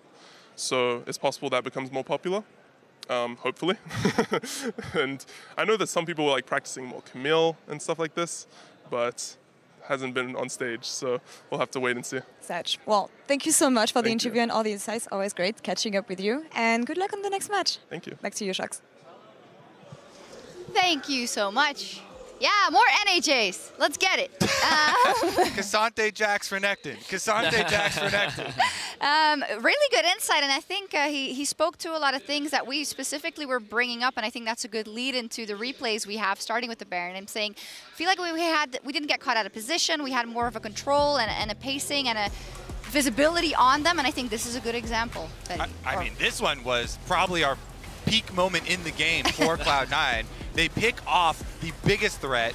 Scout is down, Azir is down, and then as Fudge alluded to in that interview, the whole team commits to the prospect of going for Baron, and they get even more for it, keeping them out. It was a bit downhill from here, but that was a very good display of what Fudge was talking about. I love that he said himself, like, it really felt like that we had a great opportunity to win, and like we were all fully aligned with that, right? The second that they took that Baron, it showcased a level that we already talked about earlier, which is that C9 are showcasing great macro. They really are. They're making great decisions. They're finding good opportunities. It just comes down to things like this next play, because as we lead up to this, like, I was getting a drink of water, and like, what happened? And you said, oh, unfortunately, jungler got chunked out, and then the Rakan ult was forced to use, and so then they ended up losing control over the dragon, and then we move into this mid pressure where C9 is looking to try and leverage their Baron to try and force down this tower, but they end up in a situation where with the Baron, they're trying to force something that they don't have full control over. They have information of these flanks, but they can see Tarzan, but they're not really doing anything to stop him. You've also got Zika coming in from the flank, and LNG are fantastic at finding these flanks. And just look at how amazing that is. 4 versus 5, they're able to find this incredible engage, take the Baron away, and suddenly flip the game on its head. Yeah, it was one moment where their Cloud9 actually were split in their focus, because half of the team, the backline, is trying to peel and get away from this Tarzan Zika flank. The other half is diving past the tower. Then you don't have your other carry. You know, Kaisa is all the way up in the front. Meanwhile, everybody else gets Counter-Strike. Yeah. And I got flashbacks to yesterday for sure, because the Azir all of a sudden, you know, he was scaling calmly, and then he got given a little bit of space, a bit more gold, and I think in the next replay we're also going to see that it was just very hard to stop. But also I think just the coordination from LNG in that part when they really want to pull off the flank, C9.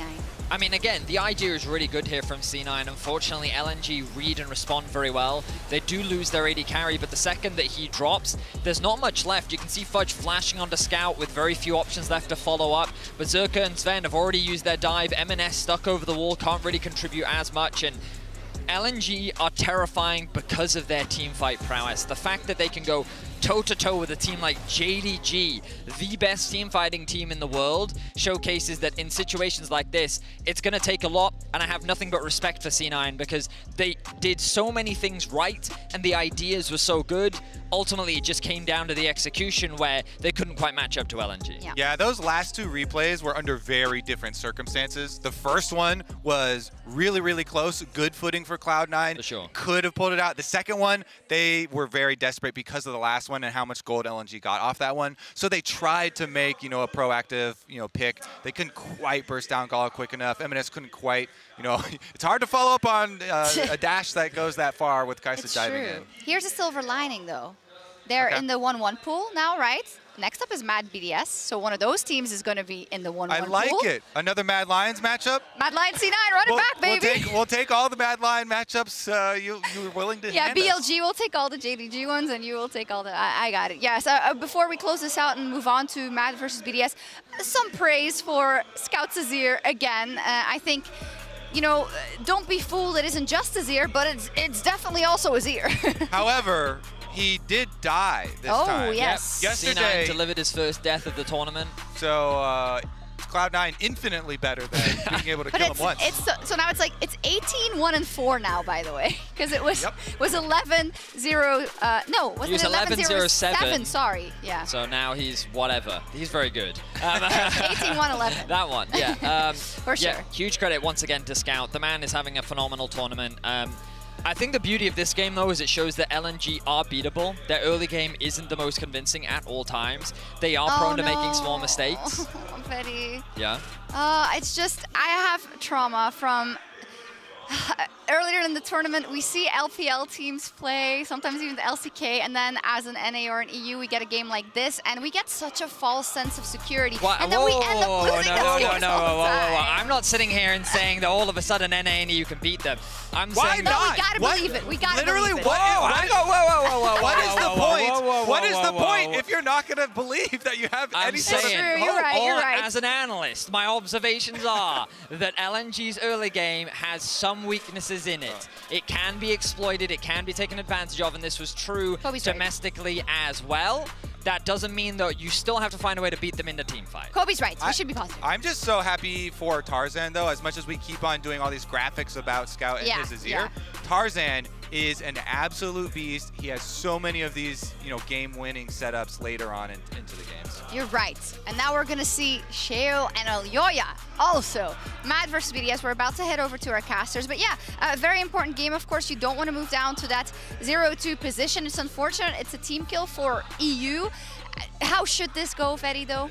Expectations based on the entire year should be Mad. However, BDS have elevated their approach pretty dramatically since they've come to the World Championship. So let's see if they first pick Garen, because they never did that domestically. That's true. So we'll see how they handle Adam, as he's gained a lot of confidence. Yeah, how is that possible? You get to Worlds and now you pick Garen? We'll see. Adam made me a fan. I'm a big fan already. Pick that Garen again. Let's see it. Pick it. Let's see. All right. We'll head over to our casters and get into that draft. Thanks, guys, and welcome back. All right, EU versus EU time. We've had NA versus NA. I'm Mr. Erickson. This is Zale next to me, by the way. If you're just wondering, if you didn't know who he was, you're under a rock. If you don't know who I was, maybe you're also under a rock. I guess, yeah, you're under an LPL rock of some kind. Anyway, we've already had a regional rivalry today, Zale. We opened up the flavorful day with it. We are now up to another one. But the funny thing about this one is there's not much of a rivalry between BDS and Mad over recency. I know it's something we could discuss about over the period of the matchup, but it's just hilarious that, we're going through one that hasn't been seen domestically, maybe as much as the G2, well, definitely not as much as the G2 versus Fnatic. Yeah, I mean, G2 just makes so many finals, right? Head-to-head, historically, Mad has 7-5 win-loss as far as the head-to-head goes. They are slightly favored there. The last time we actually saw these teams, in a major matchup was back in the reverse sweep in spring, where Mad was able to actually take that down. So yeah, ages ago, as you're saying. But these teams, definitely do evolve throughout their time here, and especially BDS coming through World Qualifier Series as well as the play-ins, I think has really had some time to develop that confidence.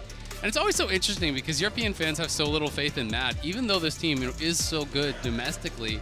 And I'm just interested to see if Mad now can kind of get back to their roots, feel comfortable, feel confident, much like NRG earlier against TL. TL had a much better look on day one, but they got wiped by Energy, right? The same thing could potentially happen here for Mad. I kind of feel bad for them in a lot of ways because they get so much hate, but they are one of the best teams from the region. They constantly make it international. They have made it to quarters. They've won titles in the LEC, and they are deserving of credit for that. It's also interesting to see no Garen ban.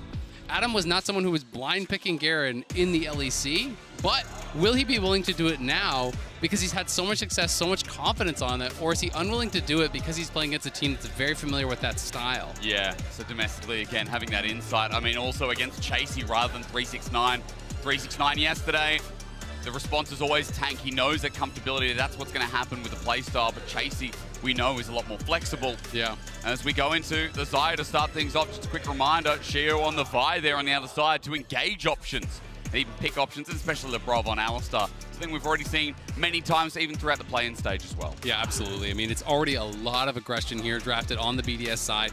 It is going to be Gnar locked in for Chasey. So there is the opportunity. Does Adam want to play one of his signature aggressive picks? Is he willing to take a Garen into it?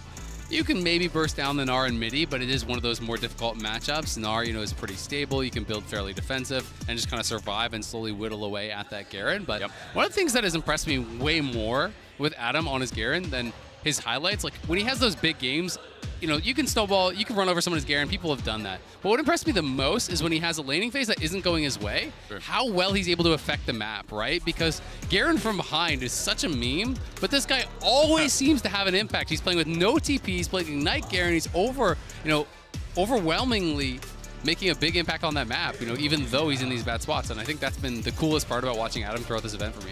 You know, I was saying yesterday on the desk, he's so unpredictable. That's the hardest thing as well, right? Like, there are teams in our competition that are very unpredictable. That's what makes them a threat. I think Adam individually is one of the most unpredictable players in such a good way here in the Swiss stage of Worlds. But as we soldier on with that Kai'Sa picked up, we're getting rid of engage options for Mad. The Jarvan away from El Yoya. It's what we saw yesterday up against Cloud9. Unfortunately, not too much success outside of the top lane gank, but still getting rid of a bit of comfort here with the Olaf versus Adam. We've already got rid of Darius. We're just taking the letters away. Yep, going to be banning out the gods here potentially. It's also interesting because we just touched on the previous game in the Swiss stage. We haven't been seeing this lethality Kai'Sa. I don't know that we'll see it this game, but Crowny did play it multiple times against PSG in that best of 5 to get out. You know, he played it in back-to-back games in their reverse sweep there, you know, through that run to get into the Swiss stage. So I'm interested to see if he's going to go towards that. Renekton was by far the most played there for Adam throughout that regular season and everything. So he is going back towards a standard pick, but not something that he's uncomfortable with, not something that he hasn't been playing. This was kind of his default pick. 15 plays throughout the summer split, you know, compared to 7, his next most on that Darius. So definitely did play a lot of the Croc. I just love the Korean casters popping off because God was banned with Garen in the end. The Renekton gets picked. It seems like they were disappointed to see his most pick. And I'll tell you what they shouldn't be disappointed at. The fact that we are getting a Bel'Veth in there.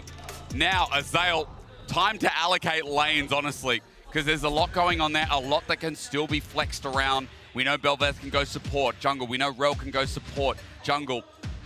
We know, especially needing a mid laner, that Niski's probably going to take that Lissandra towards mid. But again, a couple of questions to answer of Mad as BDS lock themselves in Nuke Azir. Yeah, it is really, really interesting to see where they're going to be flexing things around. You know, I am definitely expecting to be Bel'Veth jungle, though. You know, I don't. It's possible with Hilly because it could be Rel jungle and Hilly playing something crazy. I mean, especially because it's Hilly, you never know. But Elio has played the Bel'Veth jungle. He did play it once throughout the split. It is something that's, you know, seen in the LEC a decent amount, though. Yike is really well known for this. They have a few junglers that do actually splash in the Bel'Veth, which is a really fun pick to watch.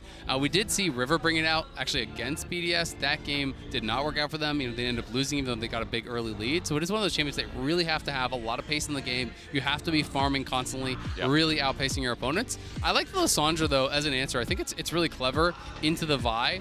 You know, you have this pick that is often very squishy that's diving in, and you can kind of just lock down and get that single target burst, get that first kill to set up for the Bel'Veth. You know, similar to how you're actually playing alongside of Viego, you want to have that upfront burst, get that first kill, you know, pick up, get those resets from the Bel'Veth where you can really start to go crazy. And playing towards that top side becomes really, really important with Bel'Veth because you get so much extra value from those Rift Heralds. So there is a strong top side for BDS, you know, with that Renekton as well as the Vi, but I think Mad are going to be playing heavily towards that top side as well, trying to claim those Heralds and set themselves up for success. I mean, as you were saying, Adam could really take over games in many more ways than just winning the lane. So I think it's important to note that playing towards top side for Mad seems to be a calculated response into their approach into BDS today. Azale before was informing you that the rivalry here, doesn't really go back and forth throughout the regular season, or rather through recency. It was Spring, the reverse sweep mentioned, but Mad and BDS, we're not looking them as historic organizations, much like the first and second seed of the LEC, not like the G2 Fanatics. But at least for one of these teams, at least for one of these back runners in the third and fourth seed, they will be moving to 1-1. Another regional rivalry. Unlucky with the draw, but I guess, we get to kind of create a new story with Mad and BDS going head-to-head in Swiss. Exactly. It's the World Tour. We went to North America earlier, then we went international, had a little LPL versus NA, and now we're headed over to Europe. So you're getting to go everywhere. Nice little kind of lying in wait for that ward. They're anticipating that and going to be able to take it out. It's not a surprise that Elio is playing in this area, though. Belveth, the first camp for Belveth is not one of your camps, it's actually your enemy Raptors. And that's kind of pretty much any time I play up against Belveth, they're going to look for this invade. So BDS is fully ready for this. They have 3 men here waiting for it. And it looks like they're going to be down to scrap. The weird thing about this, though, and we saw this actually happen to River when he picked it against BDS, is it just ended up in a kind of standoff against Shio. Yep. And I actually think that's very good, for the Vi. It's the Belveth that needs to make things happen. It's going to be a smite fight. And it's won out by Elyoya, level 2 hit straight away. And look how efficient they are. Mad run in, straight away run out, and Elyoya now threaten the next camp. Yeah, and I actually really like this because one of the things that GG didn't do is actually pull over their mid laner that early. They just brought both the solo laners, they commit to it, so it didn't become this weird dance.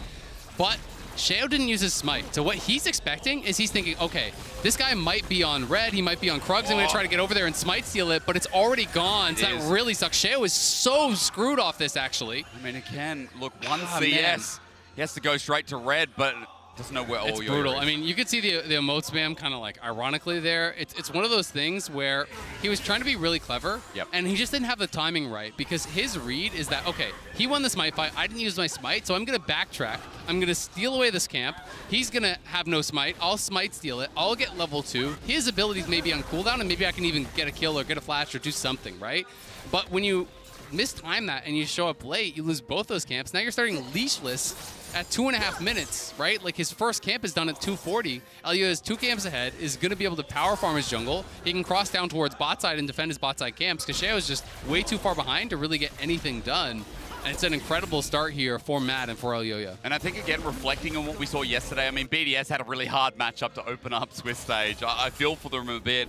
Going up against Kanavi, falling a little bit behind the curve. Sheo's had some opportunistic moments to really find footing, but was unable to do so yesterday. And the point being that Elyoya, level 3, now looking to get that tempo continuing in the enemy jungle. Sheo's doing his blue. Smite is available. Elyoya's here, might be pulling it out. And he will not indeed. Yeah, and that's the problem, right? He didn't get the Krugs, he didn't get anything big here. Now he's gonna have to flash. And he starts whacking away again. Belveth in the trade. Sheo has to flash away, but he gets the summoner out. Elyoya holds his ground, and there's more Lavender to come for absolute free. Yeah, that is just so good here from Elyoya. I thought he was gonna cross towards bot side and just cover his camps, but this is even smarter because he knows that Sheo is gonna move down. He starts leashless on his red so late, he's not gonna have his 3rd camp done. There's just no possible way. So it ends up being a situation where he can't be level 3 to actually contest. Lebrov trying to harass here, but the smite is available. So another camp going the way of Elyoya now. It is just so rough to be playing from this spot. And now Elyoya can take this scuttle, could even move up towards top side and potentially double scuttle if he wants to continue contesting, which is just such a brilliant start here. Sheo is so far behind, and I know you've seen those Vi games, we all have, where Vi gets behind, there's no fallback pattern to Vi. You just go in. And when you get behind, it tends to be those 10 death power spikes coming in pretty early. That's right. No levels as well. You're even squishier too. You get nuked earlier on. I mean, Elyoya, you can see the difference. Well, at least we focus on the bot side now. Crowny low on Matter here as Lebrov still looking for that engage, but the Mad 2v2 is holding their ground as well. And we look across the map. I mean, this is the thing about having a jungle lead on Belveth Azale. I feel like for BDS, they have to pay a lot more respect than maybe they would have had to before because Elyoya will be so strong and he's going to start running the map. Yeah, exactly. It's really tough because especially when this jungler gets ahead, you just farm so damn fast. That makes it really difficult. And you see Hilly going in. Engaged. Lebrov has to flash away. A summoner down the bottom side as Mad's bot lane 2v2 is doing well as well. Yeah, that is really big for them. Because while Mad had a lot of up and downs, they were kind of very inconsistent. When you look at them from spring, they're winning. You look at them in summer, the regular season, they were really kind of struggling. But the one big point of consistency I always felt was Carzzy. Like, Carzzy was V9 in some of these games where things were going bad, but they're going to look for a potential dive here. Adam is softened up, so they're not confident to actually commit to it, unfortunately. But Carzzy has just been such a big difference maker for this team. And when he goes international, he has also been great. Yep. He is such a massive portion of their team fight damage. He really can take over in that stage. And when Matt are setting him up for success, it often just means really good things for the whole team because he is so reliable for them. And can I also just say I've been told by about 5 different people that he's a really nice guy. So throughout my Korea trip, I've just been told about this legend. Carzzy. Get that on the stat sheet. Oh, 36% DPM, 1,000 gold lead. Really nice guy. Really nice guy. It needs to be said. Again, as we look for Roam's mid through supports, not even at the Rift Herald timing, but already the map is moving. As you can see, Sheo was trying to get in El Yoya's face, but what can he do? He tried to position topside for a gank, tried to invade himself. Sheo is still behind 30 CS. Levels.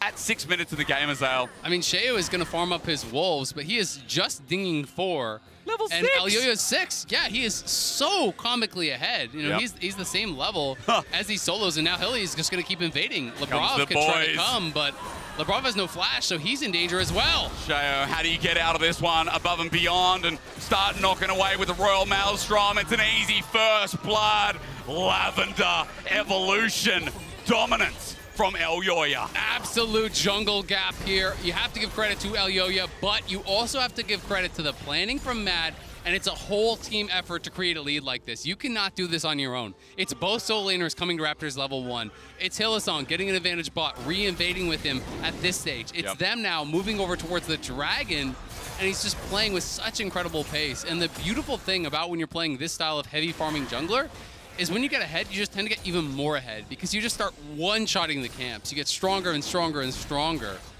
And I just really struggle to see what Sheo is going to be able to get done in this one. He's got to rely so much on Crownie, so much on Nuke and Adam to really kind of bring him back in. And Crownie has been, you know, a guy who has had such an up and down year, you know, to kind of speak about that inconsistency.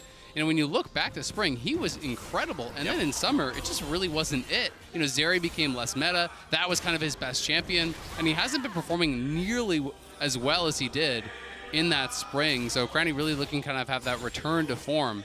Because when he is at his best, he's just an incredible team fighter. Well, Lebrov might be caught out. We'll hold on that because Lebrov, he burned his flash before in the lane, and the 2v2 of Mad are coming alive. What a night and day difference from yesterday versus C9. Yeah, absolutely. I mean, they came in with such a good plan here from level 1. They're executing well on it. They're winning 2v2. They're winning top, and now Nuke is just going to get pushed out. I mean, this is Hilly at his best, right? When he is able to get out of lane, affect the map, you know, when they win the 2v2, he is just unleashed, and now going to be able to pick up that Rift Herald, and now the push is on. When you start getting all these little voidlings spawning out, it is so annoying to deal with here. And BDS is trying to roam to look to answer, but look at the gold difference. Like, that is ridiculous. He has 50% more gold than his opponent and a 2-level lead at 8 minutes. 8 minutes into the game. It's absurd. It is almost leading that 2K lead, really, for Mad right now. Bottom side setup. We talked about Carzzy being the reliable threat as well. He's in a good spot with the kill as we look at how Lebrov ended up dying from bad timing. That is unfortunate. Hilly was on the recall. They didn't have the ward, and Lebrov trying to do a sneaky play. He's making the assumption Hilly is on the roam, but Hilly stops the recall, stuns him up, and there's just no way out. He has no flash, and Carzzy's playing Ghost. Carzzy really does like to play the Ghost, and when you have that there, ain't no way you're getting out. You're just going to get chased down. It's rough, but look, hey, for Mad, early game's great. And again, to highlight what I was saying before, I mean, yesterday versus C9, there was one gank topside as I didn't even get time to talk today because Nuke has to run for his life because Hylissang lives mid. I mean, this guy's not even paying rent, but he lives here. May I direct your eyes to the jungle itemization? Ooh. Thoughts? It seems to be a bit of a jungle item advantage. Yeah, wonder why.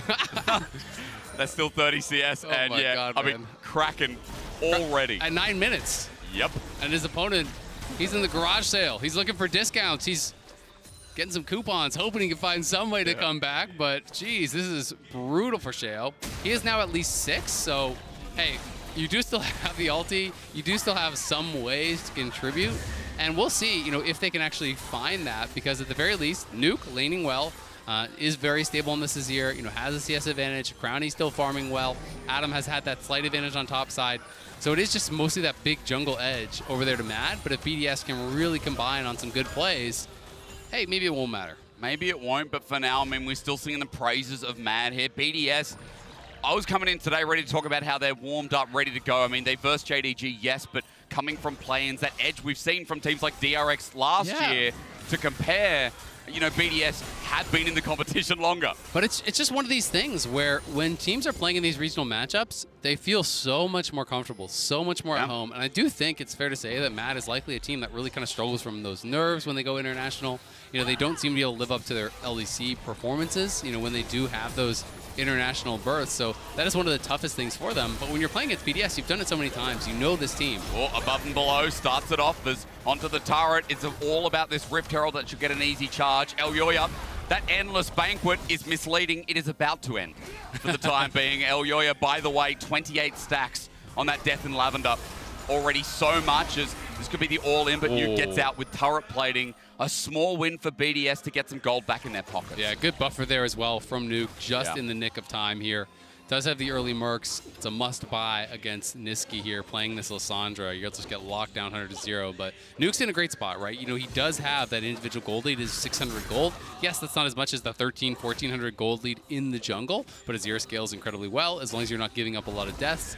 Things are still comebackable. It's not going to be all gloom and doom for BDS, but you do kind of have to batten the hatches and just try to play it cool, calm, and collected. Try to make sure you're giving up the minimum, still maintaining farm, and maintaining vision. And as you were saying earlier on, even though Sheo's so far behind, Vi's still going to do the same thing, like run in, set up, get the engage. And we know that BDS, specifically yesterday, focused on this top side. And it's funny to say because I think this is the quietest that Adam's ever been, simply because of how far his jungler was behind, and simply because of what little BDS can do with no map priority, with this massive squid type thing running across Summoner's Rift.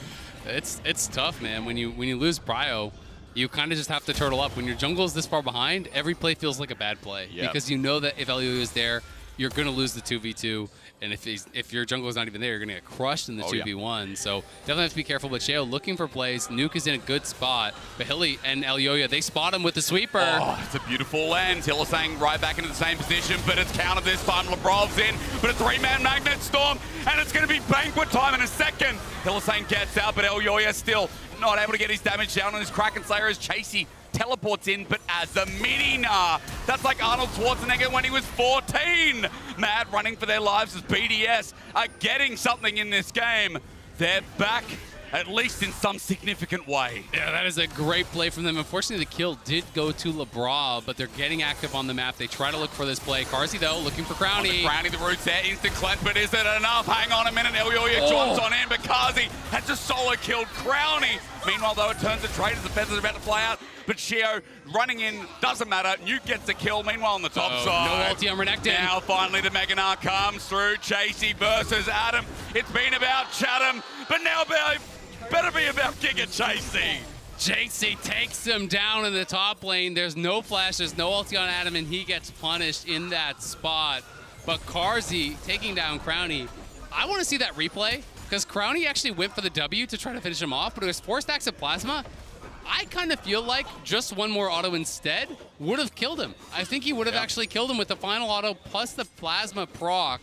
And the delay instead on the cast time from the W kind of made the difference there. So it'll be interesting to see if we can watch it with more time. BDS say, make the call. We're going to turn here onto Hilly, and then this great counter engage from Hilly. Niski flashes in, self-ulti to immune. That is your ult, but it is already Hilly going down. And then we can watch this one more time. This was really, really close. It's hard to know exactly, but he has 4 stacks of plasma. I think the right call is one more auto. It's 300 damage, 1 auto plus the plasma stock. I think he has him. I'm not actually 100% sure, but I think he has him. And it's really close. It's one of those hard calls to make, but the W cast time there making all the difference was too slow. And Carzzy makes another big play, and then up to the top side. This was just an easy kill from Chasey. No ult, no flash, has the sums tracked. You said it. It was 14-year-old Arnold down in the bot lane, but that is Arnold in Terminator. He's looking jacked. I mean, to be fair, Arnold, when he was 14... Probably still really jacked. He really was. I mean, I was watching a documentary recently. Maybe not the best analogy, but you guys get the point. It's still, however... It's me in the bot lane, it's Arnold in top lane. There you go. We get it right in the end. Look, it is still Mad with this early game gold lead. They're still maintained that to a degree. However, BDS have shown how they can come back into this game, and we also have an Azir. We also have a Kai'Sa who's gone crack in there too. And when you look at the MasterCard lane economy snapshot that's just popped up, Nuke has a gold lead over Niski, so at least there's something to talk about from this red-sided team. Absolutely, and he's actually the richest member in the entire game, right? Wow. He has slightly more gold than Elioya. It is very close, but it is a lead at the very least, and Nuke obviously going for a high damage build, did have that Leandry's already in. He's playing Conqueror, so you can always pretty much expect the Nashers to come in second. We'll see where he wants to go from there. But he is going to be able to put out that damage. Chasey in the side lane, though, is a problem. And this is one of the things, when you fall behind as Renekton, it's tough because Gnar, is only really afraid of you if you can get all in. But when Gnar gets ahead and you can't all in, Gnar just chips you down, always has pressure on the sides, and you have to kind of cover Renekton in these situations, which really makes it obvious where the Vi is, right? It makes it easier to track that Vi because you're pushing up, you're getting deep wards. And that is going to be problematic here for BDS because Mad can play in your jungle, can look for picks, can play through sides. I think they just have a lot more options, whereas BDS is really kind of more one-dimensional in their comp. They want to dive, they want to go 5v5, they want to make it happen. I mean, every time that happens, further to your point, like, it's a 40 CS lead now, by the way. Shao's going to continue falling behind, and yes, we said the go button for Vi is there, but I think now we have to look at the context that Elioya is almost second item here. Almost towards this second item, where Black Cleaver was just completed by Shao. So this Bel'Veth, ever scaling, endless banquet for a reason, resets in fight Azael, and we know that this team will fight well historically, but also compositionally. There's a lot to talk about how this 5v5 is going to go out. Absolutely, and Elioya has as much farm as the top laners, right? And that is equating now to 37% free attack speed from that passive. So there's a lot of attack speed that he is building up here, and does have another Herald in pocket, so the push is likely going to be on again. They already have that top tower. Could just drop it and guarantee the bot lane tower if they want, or can hold it for mid. Definitely do have options here. But Elioya really has run of the map, and as long as one other member is around him, Hilly's with him, or something like that, he doesn't really have to be scared of walking into the enemy jungle. And I think on that point too, I mean, Hilly has been walking with him non-stop as Niski now going to join up in the fray, but Glacial Path not taking away his shadows, just trying to get his camps. But hello, my family. Look at that. Herald, 3 of her children, Elioya. I don't know where Bel'Veth fits in. Maybe it's the grandmother, but that helps get the turret down as shove me back. That's Hylissang. Down he goes. Nuke again. Seems like the carry to watch. He really is. He's going to be the big hope, I think, for BDS in this game. He's the only one winning, and he's the richest person in the game right now. So Nuke having a great one. And Hilly, I got to say, it's a pretty silly flash, from that position. I think it's very unlikely that he would get out, but he saw the blast cone, and I think his thought is, I can flash over. Maybe if I get the blast cone, I'm going to get out. In that spot, though, especially with Dragon coming up in 145 and your team in such a strong point, I'd rather you die and have the flash for the engage. Well, I'd rather see this fight play out first up. Mega Gnar about to run out, but into Adam. Can he deal with this one? No minion wave there. Chasey ult. Misses. Kazi running in, flashed on. Chatham, welcome back as the feathers fly out. He'll still be rooted down. Chasey gets the kill, but he made him work hard for it. Yeah, he did. Maybe a little bit of sun in their eyes on that one. Chasey a swing and a miss on the first couple. Definitely made it look a bit messy, but Adam's too far behind. He can't capitalize, even though he played it about as well as he possibly could have from that position. Did get the ulti out of Karzi, and they are trying to play a bit of this split map, but Niski going to be able to TP up towards top, answer that, and Chasey, the push is on through sides. Does have a phage. I'll be interested to see, what he's going to build as a second item. Is he going to go towards Hullbreaker and really commit towards side lane, or do they feel that they can just close this game out in 5v5? Because I think if you feel you're strong enough to really just make it happen in the 5v5, then you should just be building for that. And so here it is. He's trying to flash in, but Labrov is already behind him. It's really ambitious to think you're going to be able to get onto that blast cone. So maybe hurting now. I wish he had that flash. Again, Hilly, what's going on, brother? I tell you what, I might not be an EU caster, but I do know that Hilly sometimes silly. Yeah, brother Hilly making an appearance here as Crownie, they're behind him. You're looking for the above and below, gets it, the Maelstrom's out, Beniski sets him in place, Glacial Path not taken, Crownie gets out, using everything as Mad try to chase up a kill. And that is actually so critical because Hilly just died. He has no flash. He lost his ulti. But now, crowning the wall, no sums. And it's going to mean Mad should be able to easily move in for this dragon here. Labrov even getting chunked down, and Chasey's getting a Megadar. Stride breaker here on that Royal Maelstrom. Labrov might be the first reset. Kazi's just solo taking down Crowny, who had nothing, and now it's an endless banquet again on the back end. Well, the bop away from Labrov won't matter because the nuke down from Chasey is massive. Have another one on the house because Mad are back in charge. They are crushing through in this fight. They're going to get the dragon, and Sheo spotted now. If he dies, this could potentially be Baron. Oh no, he lost the red. Hilly heard what I said about him. I am sorry. It'll never happen again. Sheo is just like this game. Could not get any worse, right, guys? Right. Well, surely he gets out of this. Oh, absolutely not. It's going to be a feast for the eyes, at least for Elyoya, to pick up yet another kill. Slap him down. Sheo, no way. No. No way. He's not getting out. He's not getting out. He's at least buying time. He dies in the end, but that was crazy. Yeah, I did buy a ton of time at the very least, but he ends up going down. I mean, that's just Hilly in a nutshell, right? Hilly taketh and Hilly giveth away. Yeah. This guy is so fun to watch. He's so aggressive. He's so confident, and that is what has made him a fan favorite for so many years of his time with Fnatic and now on Matt as well. And with the jungler dead, it is Baron o'clock. And Elyoya is going to be shredding through this. Carzzy as well. They have so much damage, and there's no way for BDS to challenge. They're already down 5K. And I think this is almost the death knell here for BDS in this one, as you're now massively ahead, have the Baron, you're already winning in sides, and now your 5-0 Gnar gets a Baron buff. Adam almost caught out off the back end of that as well, but further to your point, 7,000 the lead. Hexgate's used to try and get picks from maybe a bit of extra greed, that above and below not connecting, but Elyoya, a level 13 Belveth with Stride Breaker, is not taking no for an answer with the Baron power play, which has only just begun. He'll move up, he doesn't care about backing, and will take more from the map as Mad. We're talking about it yesterday, not proactive, not much going on, but hey, as they overstep towards the top side, Chasey about to drop down, Meganar almost there, Elyoya, big knock up, but it's simply to try and buy some time as the shutdown goes to BDS, but it's still Mad in the lead. It is Mad in a heavy lead, but at the very least, Nuke, again, gets that shutdown, and he already has his death cap, so going very aggressive build. Got a massive shutdown there as well, so another 1,400 in pocket after he completes that death cap. So if you're a BDS fan, you are praying for a Nuke that this man's back is really strong, because he's got some carrying to do, as it is now Chasey, who is, I think, almost taking the lead in total gold. No, it just got passed again because Nuke did take that kill. Hang on, speaking of the devil, Nuke with the bop away, looks for Elyoya, but he's out with his movement speed. 60 stacks of Lavender, by the way, he's going back in. Of course he is. The legend of Elyoya. I've heard about it only in whispers, but here today, they're turning into shouts. I was talking about it at the start of this show, at least you and I as well backstage. Mad criticized heavily. A lot of EU fans don't want to believe that this team's part of their region, but I think today you need to bring that back. Everyone needs to apologize because Mad are definitely looking like the third best team. And more so, looking like great representatives if they can consistently play like this. Exactly. I mean, they really are showing up today, and they're showing us what they can bring to the table here. As this is, again, that previous play. The Meganar charging up, Chasey going in. This is back to that earlier Dragon where Nuke got caught. And if Nuke goes down, there's just not really much of a chance to win the fight here. Labrov kind of caught between a rock and a hard place.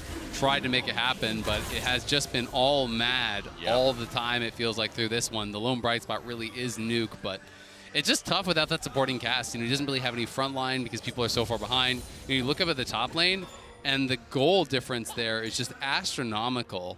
It's, up above a 3,000 gold lead for Chasey. Adam is just trying to stay relevant as much as he can, but really, all Renekton this far behind is going to be offering is a flash stun, right? You're just going to be that setup, and you're going to hope that that's enough because Carzzy is not playing cleanse. So maybe, just maybe, you can kind of CC him 100 to 0, make something happen. Ulti out. Chasey doesn't even burn a flash. He didn't have it. He just jumps over, and he's out of there. Straight away, Nuke with a big resource to burn.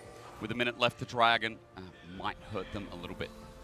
Going to be playing towards that Dragon. Mad just playing through sides. BDS really doing what they can here. You have to kind of just overload one side of the map when you're this far behind and try to look for these 3v1s, 2v1s to try to find those plays. But the problem is Mad is pushing up all of the waves here, and they're going to take that bot lane tier 2. JC pushes in mid. You can see Hilly and Niski are bouncing back and forth in that bot side jungle quadrant, trying to create space. If BDS overcommits on one side, they will collapse. They will look for those kills. And JC back towards top side to collect this wave. He has his TP, so really, Mad is just in a great spot. And especially when it's Hextech Soul, you can't even really have that kind of cope of like, well, it's, you don't have to worry about it. It's it's one of the bad ones. This is absolutely the best one in the game. Oh yeah.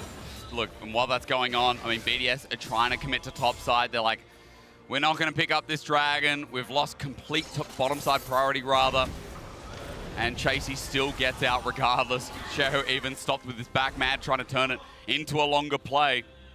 But at the very least, dotting their I's, crossing their teams in terms of setting up for this objective is what Mad are doing so well. Absolutely, and the Dragon is going to be a freebie here. Elyoya level 15 now, still keeping pace, and in some cases even surpassing the Soul laners in terms of experiences. Adam is still at that level 14. It's another Dragon here. And that is going to be even more attack speed here because those Hextech Dragons, each individual one is 7.5% attack speed. He now has 74% from his passive, so it's over 100% attack speed for free that this guy basically has. And when you're talking about that with Kraken, you get so much true damage coming through between your E and the Kraken procs. It is really, really tough to actually fight against this guy. And you become so durable even with these squishy builds with your E, because your E makes you so tanky. It's like you can't ignore him, you can't really focus him down. It's very tough to deal with a Bel'Veth that's this far ahead. 75% damage reduction, it's nuts. Again, you know, haven't seen too much Bel'Veth, but I just love that Mad had the confidence to bring it out here in this game when they're 0-1 down, when the loser of this, a European 3rd or 4th seed, looking like the 4th seed here, are going to be backs against the wall, start playing BO3s for their tournament life. Exactly, and we already know that Liquid is down waiting, you know, in that 0-2 match. Yes, they are. So, you know, it could be another NAU match potentially. We know that either KT or D+ are going to be down there, so there's going to be such strong teams here. We'll see who else is going to join them, but both teams obviously trying to stay alive in this. BDS in a horrible spot. Mad now set up around this dragon. They have that massive dragon advantage, and they do spot that one ward in the back of the pit, so they should be able to clear that out. And they're just invading now into the jungle, taking away as much vision as possible for BDS. It is going to be dark and full of terrors here in their own jungle for BDS. Lebrov with the knock up there. Kazi still here though. Look at the feather position as Lebrov immediately with the unbreakable will, just simply because more members were there of Mad than they expected. So yet again, another ulti used just to try and get some evenness. And that means both Sheo and Lebrov are basically a one-way trip. If they engage, you're both just going to die. These champions are so squishy, and Mad is just burning this down incredibly fast. Can BDS even get here in time? I mean, they're going to try at the very least the last hand to keep themselves alive and move to a 1-for-1. Mad are not overexerting themselves on the Baron, though. They're not going to take it a flip. Look at top wave. Thank you, observers. Mad are playing with time so well. Look at the wave state. A bit of macro to throw that out there, as if they're going to look at it once again. Yeah, they see Crowning pushing up mid. He's going for that tier 1, so Matter's going to start the dragon again, pull him to them. Elyoya is getting low, though. He is tanking this up for a long time. Oh, he jumps in Sheo a little bit early. Niski not going to get to go in, but it's stolen. BDS keep themselves alive. The Frozen Tomb's out as well, as Kazi has to get out the back of the pit, but Elyoya's down.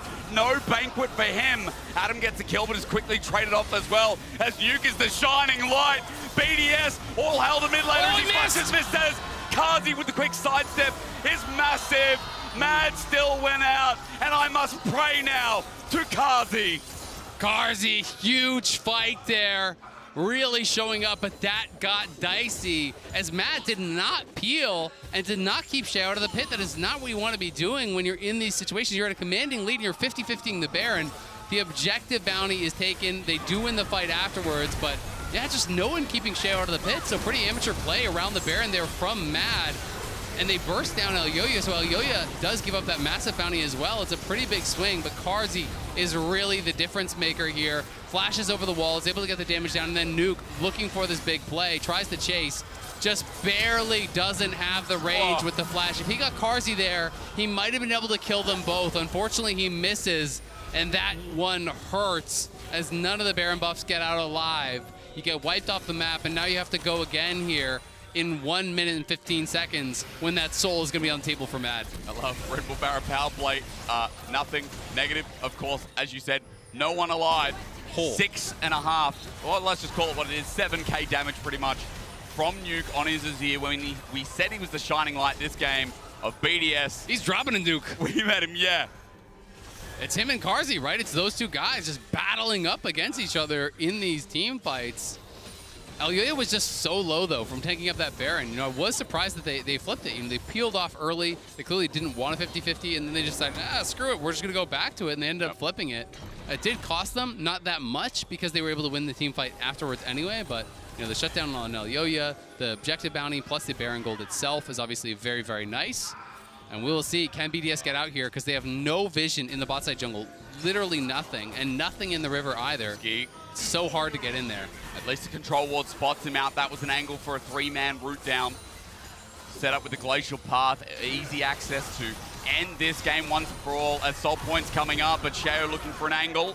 Hilly not going to find it. Glacial path is there. I know, Observer, I know. I'm waiting for it as well, but the trigger not pulled. BDS now have to walk into river while Mad hold the line of scrimmage. Yeah, it's all about creating space for Nuke. That is going to be life or death for BDS. If they can get Nuke to be able to free hit throughout this whole fight, they have a chance. He has Death Cap, but look at Chase. He's on the side, and he is charging up that Narbar.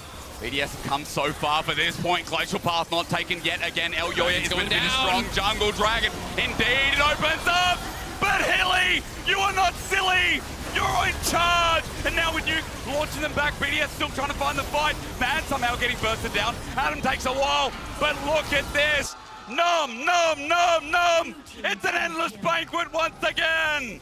Mad have done it. They get the fight, and I think they're going to get the game here. They wipe them off the map. They TP to bot. They crush the team fight. They've got the soul, and they're coming for their first win. It all comes together from the early game. A couple of hiccups along the road, but Mad moving for their first win here in the Swiss stage. BDS have worked so hard to get here, but Mad don't care. As LEC's third seed, doubters be damned. Here Mad stand. Something to be really happy about here for Mad. A confidence-building win. Knowing that they can get it done here against BDS has got to feel good. They came in with a really strong game plan. The level 1 was beautiful with Elyoya, Niski, and Chasey. 3-man invade towards those Raptors. They push off Shao. They win that Smite fight. And then when Shao tries to backtrack to contest at the Krugs, but he's too late to do it, it just meant that Elyoya got so far ahead. They're able to re-invade on bot side because he missed out on that camp. Shao's not even level 3. And Elyoya was just everywhere from that point. Hillsong and Carzzy got an advantage in bot, and they're grouping up with Elyoya. They're invading, and they're just snowballing this game. And it ends up with that Flame Horizon in jungle, 255 CS to the 151 over from Shao. So a jungling masterclass there from Elyoya. Yes, the Baron flip was a bit silly. They do end up losing out, but that's kind of the one blip on the radar there for Mad.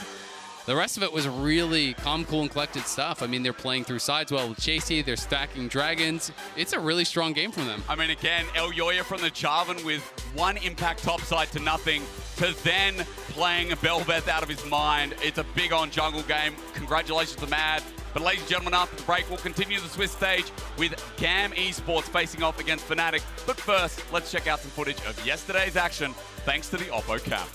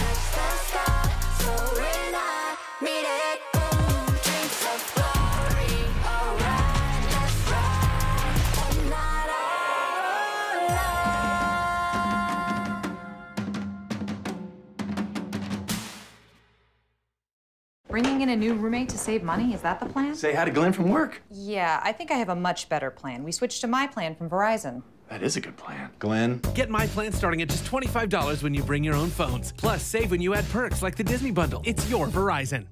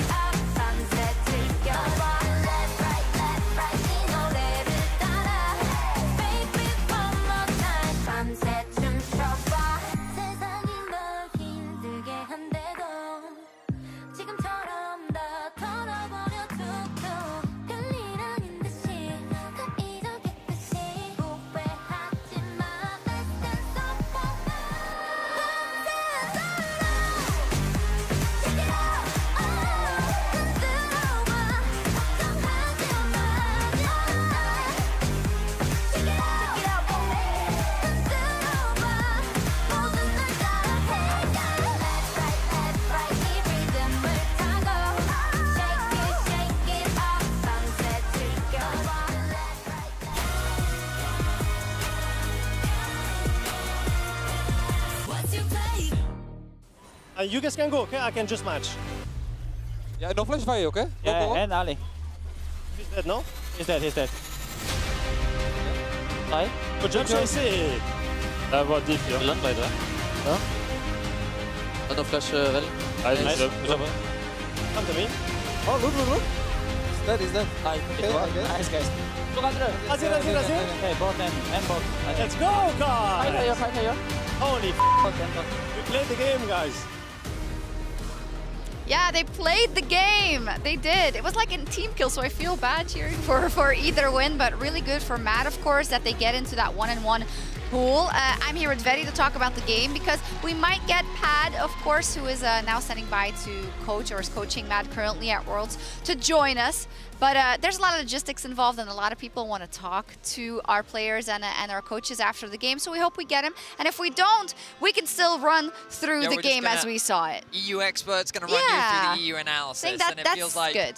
Third seed versus fourth seed. Expectations were that Mad would come in as the favorites, but I don't think we quite expected the level of dominance from Elyoya. Right off the start, we saw him come in with a very aggressive jungle style, and it was crazy. We know that he loves the Bel'Veth, right? But historically, he hasn't always had the greatest of performances on it.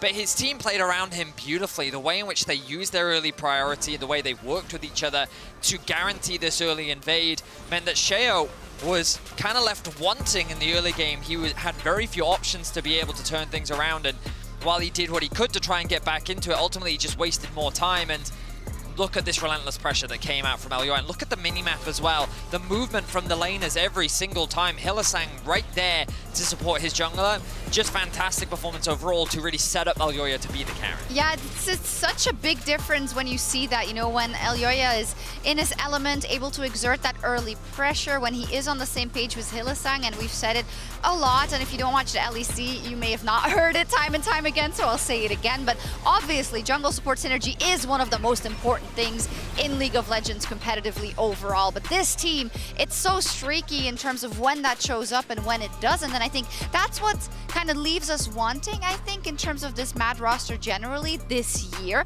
But here you do get a look at when it is working, how it exactly plays out. Yeah, exactly. It's a team that often, they have a very clear identity. The question is, does the meta allow them to play into that identity? And this is a great example of them doing just that. Elyoya can be a massive carry jungler. They built a composition to enable that, and they executed upon it perfectly. The hope now is that they can do that against the other teams internationally, because they have been struggling.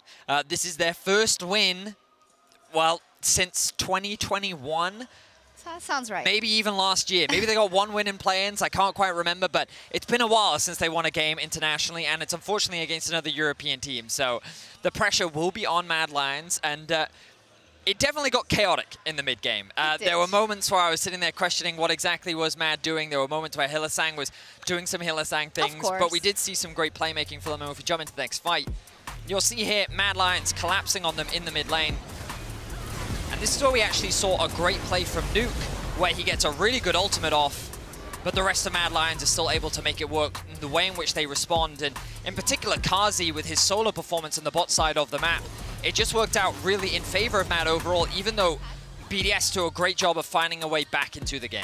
Yeah, I think we have eyes on Pat. He's going to join us right now. Hello, hello, hi. You can grab that headset. Perfect. Perfect. Hello. Hello. Hi. Welcome. Congratulations. Thank you very much. Was it a sprint? I'm sorry. I know it's far, actually. Yeah, I already went into the other hole. Oh, but it's yeah. fine. It's quite a ways. Hey, we were just looking at some of specifically the early game. You can do it up just a little bit. Out of Yoya specifically, we were saying how, you know we can do this. It's just that we haven't seen it that often. So how do you feel overall with how Yoya has been doing this Worlds? So I think our bootcamp leading up to Worlds was super good. We were scrimming different Asian teams, and we were performing really well doing the bootcamp. Then we arrived at the hotel, and I think there was some tension building within the team that then eventually led to a loss yesterday. Obviously, it was also not our kind of draft. But last night after the game, we had a really nice open the back kind of session. And I think that led to especially Hilly and Yo-Yo going in today with fire in their eyes. We saw those connect together, and we didn't see that yesterday. If I may, I've heard this a few times. So it's good that you know how to deal with it, but that is also then the question. It's unfortunate that it then, happens during that first game, because you probably saw C9 as a beatable team, as you should. I think that was from either side the same case. Yeah, for sure. I think C9 was beatable, is beatable if we end up meeting them again. I think that honestly, the players could have executed the draft better. I think that personally the draft that I ended up doing for them was not a draft that was suiting us. It didn't facilitate Niski in a good way. It gave Kasi a counterpick that wasn't a counterpick that made us play aggressively around him. So I think honestly it was just PG draft. Okay. Of course we know that there's the situation which you had you knew this was happening for quite a while with Mac. You made all the arrangement beforehand. How is it working now? How much are you in communication with him as well? So Mac and Orome are working from home and are doing a wonderful job. Since we get our opponent BDS so late in the day, it's borderline impossible for us to create a proper scouting report after a 14-hour workday anyway. So Orome and Mac, they do that while we are sleeping, and I wake up and magically there appears a scouting report on BDS on my desk, Yeah. So I think we're doing a good job of utilizing them, and I think Mac has done a wonderful job of prepping me for this role. So I think I'm doing okay. I will say, from day 1 to day 2, you do look completely different. But I do have to wonder, how much do you feel the pressure is getting to you and the organization? Because I'm sure you're no stranger to a lot of the fan sentiment. You know, like there is a lot of pressure coming down onto the Mad Lions in terms of their representation for Europe internationally. What are you guys thinking? What are you guys feeling? So I think that the pressure got to me a little bit on the first day, like because there was a bit of a shake-up in the draft compared to the things that we had prepared, and I think that got to me. But I think outside of that, like, it kind of feels like you go into Worlds and the expectations aren't particularly high for Mad Lions. So I think in that regard, there's not that much pressure for me to come here as a first-time head coach in that. I just have everything to prove and kind of nothing to lose because the expectations are so low. Yeah, okay, that's a good way to look at it for sure. I want to pull up the updated Swiss bracket. Of course, we only have one other match that was played, but you'll find yourself now in the 1-1 pool. I hope you're adjusting to the Swiss system well, by the way. So for now, if the draw was right now, you would get either NRG or C9.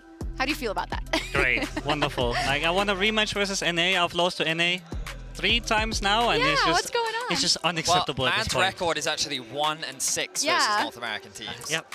Yeah, I think there's a bit of like a circle jerk happening in EU in general where we put NA down a little bit. Yeah. I don't think they're horrible. Like, obviously, in that case, we are more horrible. I think the like C9 especially have like really clear fundamentals, and a lot of the traps that we end up pulling off versus EU team, like they are much more disciplined. So I think you saw that yesterday in us playing a bit of a draft that wasn't super comfort, but also just C9 respecting when they had to do it and not falling for like some quick plays or hiding in bushes. I think they're a solid team. So we don't always get this perspective, but we do have one team fight that we wanted to bring up, and we were hoping that, especially from your perspective, because you also get to hear all the player comms, what are you thinking as a coach, and what are you thinking? This is like the final fight from your guys' side. How did it run through from your side? So on this side, honestly, this has been some of the struggles that we've had in the past, like playing games like this, is like just realizing when we have a numbers advantage on some part of the team fight or the map. And I think here the comms were so clear. Like if you, like Hilly and Yo-Yo here are exactly on the same page, and when those two are on the same page using their abilities on the same screen, there's nothing enemy can do. Like it doesn't matter if it's BLG, C9, JDG, it doesn't matter.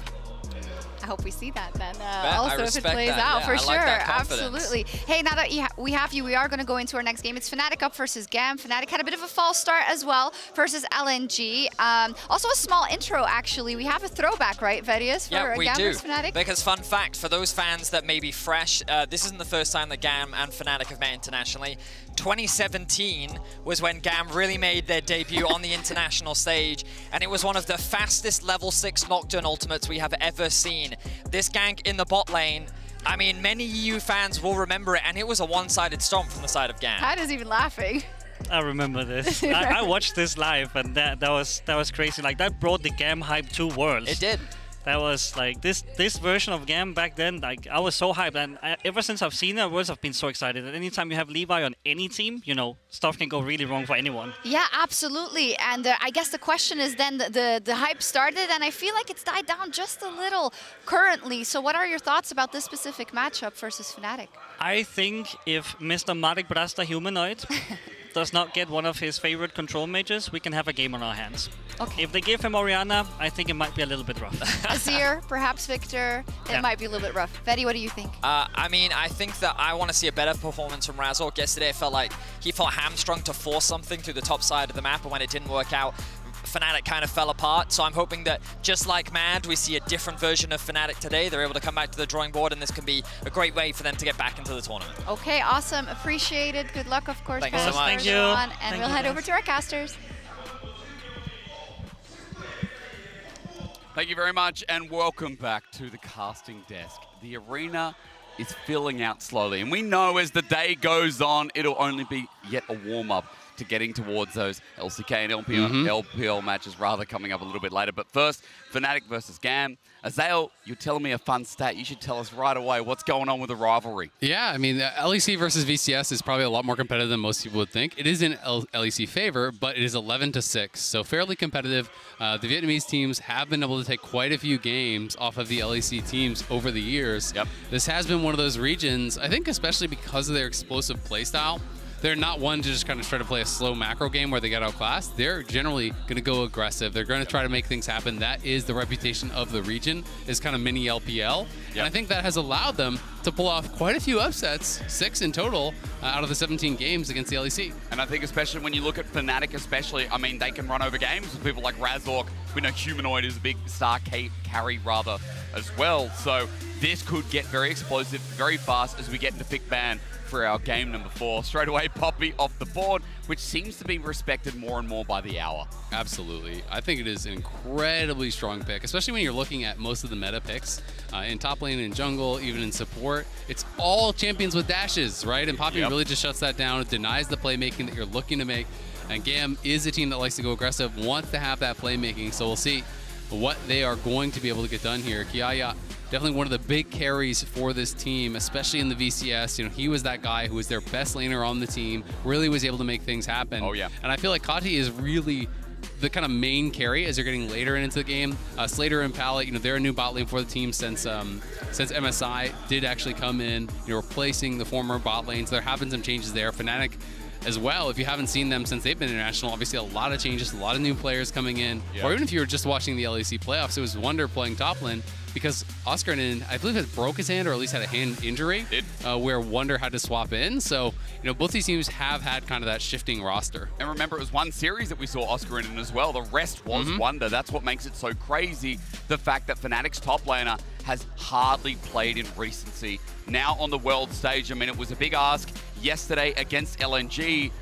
He wasn't too bad. He actually played the laning phase really well against Zika. Really well. I feel like he's one of the standouts of Fnatic. So hopefully again today we get to showcase him a little bit more, as this is a classic. So far, we've got the Rakan, Kaiser on the other side, but Humanoid on Azir.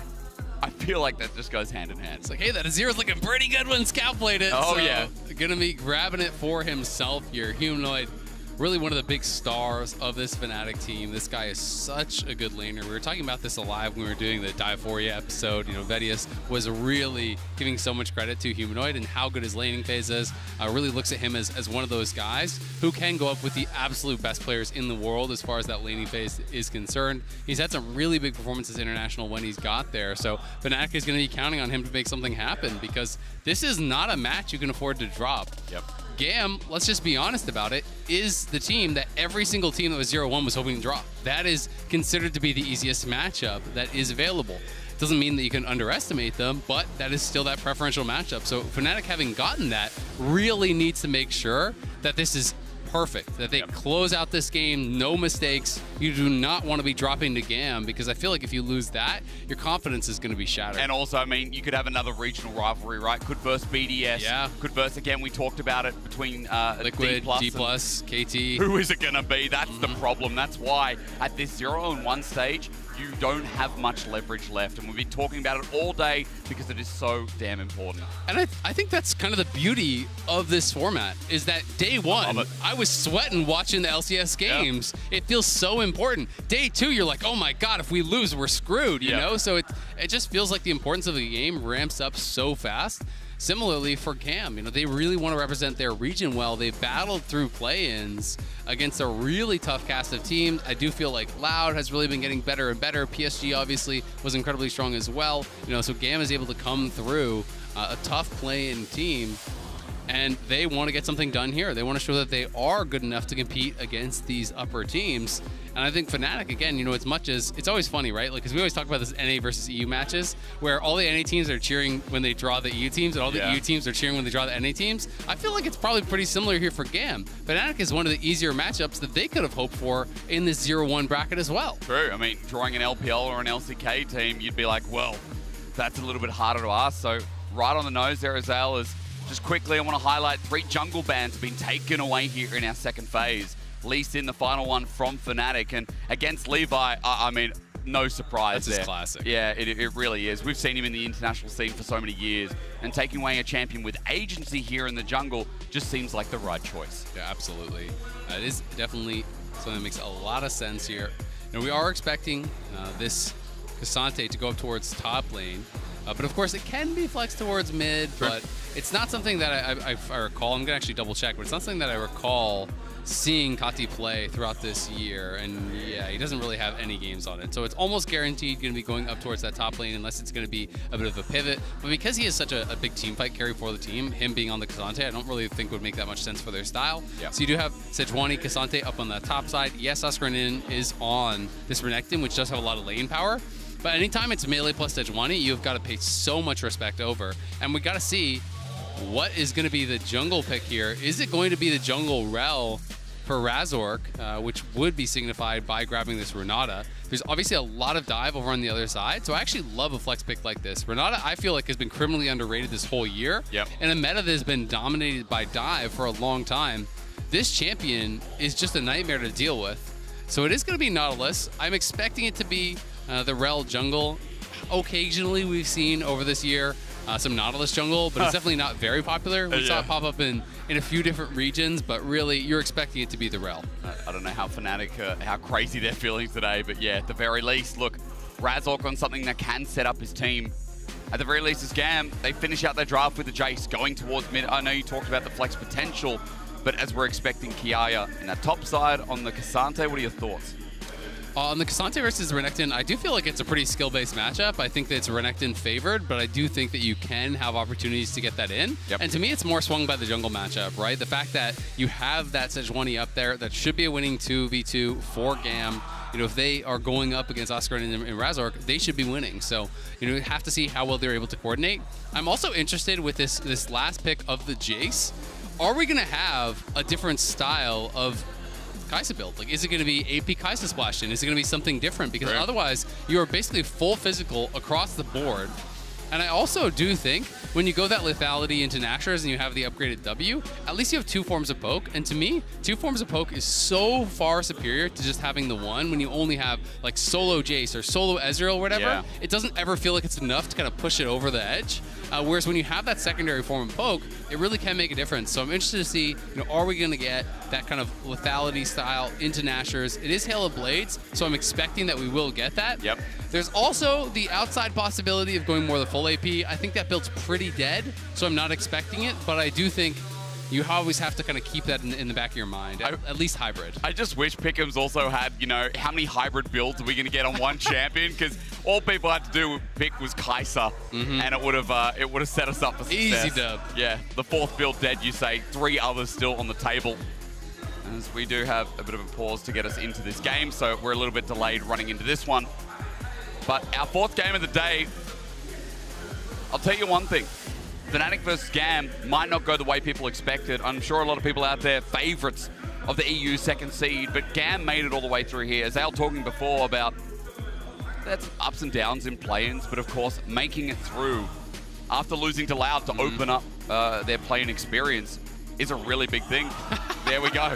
Don't worry. No Ezreal. We're okay. We're safe. You're safe for 1 game. But, you know, just looking back at all the Kai'Sa games that Gam has actually played, you know, Slater played 3 different games of Kai'Sa and 3 different builds to actually talk about what you're talking about, right? It is the Stormrazor Rageblade build that he was going for, then he splashed into AP with Nash's Zonias. Then we had just the standard kind of on-hit lethal tempo Kai'Sa with Kraken Slayer and to Navori, and then his most recent one, you know, was a really good game for him, that final game against Team Wales, where he was going lethality into AP, right? So he did go for that quick lethality, and then splashing into the Nashers as well as going to Zonias. That seems to be the standard build. People don't always need to go in towards that Zonias. Sometimes it's like a death cap angle or whatever, but obviously when you are playing hyper aggressive, it's so much value to have that Zonias when you're diving in. I mean, especially when you look at this comp as well. But a side note, coming back to how you're talking about this poke, I mean, we know Gam plays so aggressive in the early game. We know that Gam, one of our faster teams for sure, not just because of the region, but because of Gam themselves. And if poke comps get ahead, if they really rush into games, it's really hard to stop the momentum. Who gave behind the scenes, time, baby. Behind the scenes a sign. What an absolute legend. If they win this, though, I mean, as you said, Fnatic are in a bad spot. It'd be a 2nd EU team at 0-2 that joined BDS, who just got off that loss against Mad. It'd be 50% of your teams down in the, I was going to say lower bracket. I'm not sure what to call it. The 0-2. The Gulag. The Gulag. That's it. Gotta fight your way out. Try to look for the respawn back into the upper bracket. And it's so hard, as you said. I mean, you then have to start prepping BO3s. And BO3s, you have to play 3 of them as well if you want to make it up. 3 BO3s, that's a lot more prep than what I'd call our group stage, our Swiss stage. Yeah, absolutely. It is very, very difficult to play from that type of situation. So both teams desperately wanting to get that win today, trying to avoid the 0-2. We are on pause. We are in game for game 4 here, day 2. Worlds 2023. It's the new Swiss stage. I have been loving it so far. It's been an absolute pleasure to captain these games with you. Oh, man. The pleasure is all mine. You know, yesterday, starting with Vedius, I get a bit of the flavor of the EU. I had the taste with Chronicler. You had to deal with another Aussie. Tastes like Britain. Yeah. And then finishing off with you, sir. I mean, not only a pleasure, but the fact that we started with the LCS versus LCS, I think was just the perfect way to open up day number 2. Now, of course, going into the VCS, their #1 seed, one of the 2 teams outside of BDS to make it out. With Fnatic going up against them. Again, you already talked about that all-time record, but we know that Fnatic have high expectations. A lot of fans here in the crowd that have come out as well. We know that this team is largely about Razork, how he controls the game, and gives that agency to Humanoid, who is playing with particles. What is happening with Azir? This guy, he's got an LED light show going on at the moment. Yeah, I don't think I've ever seen this skin. Have you? No.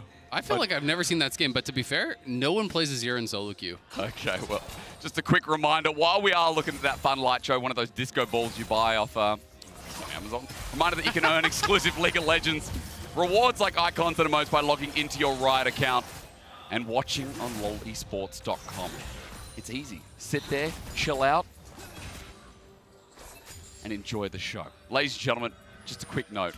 Still don't know what the skin is, but it's whack. It's absolutely wild. And while I was talking, I know level 2 acquired here by Fnatic's bottom lane, and GAM have to back away. Kind of, this is completely off topic, but kind of matching the graphic behind the players. It if you look at the is. player cam, there's all those little floating red balls that look like sparks and stuff. But Azir's not the world skin, it's Renekton.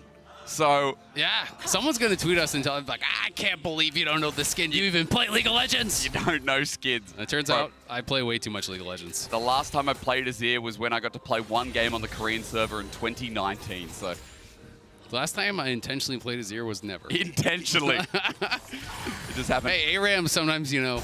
I've been told I didn't set out. Elderwood Azir.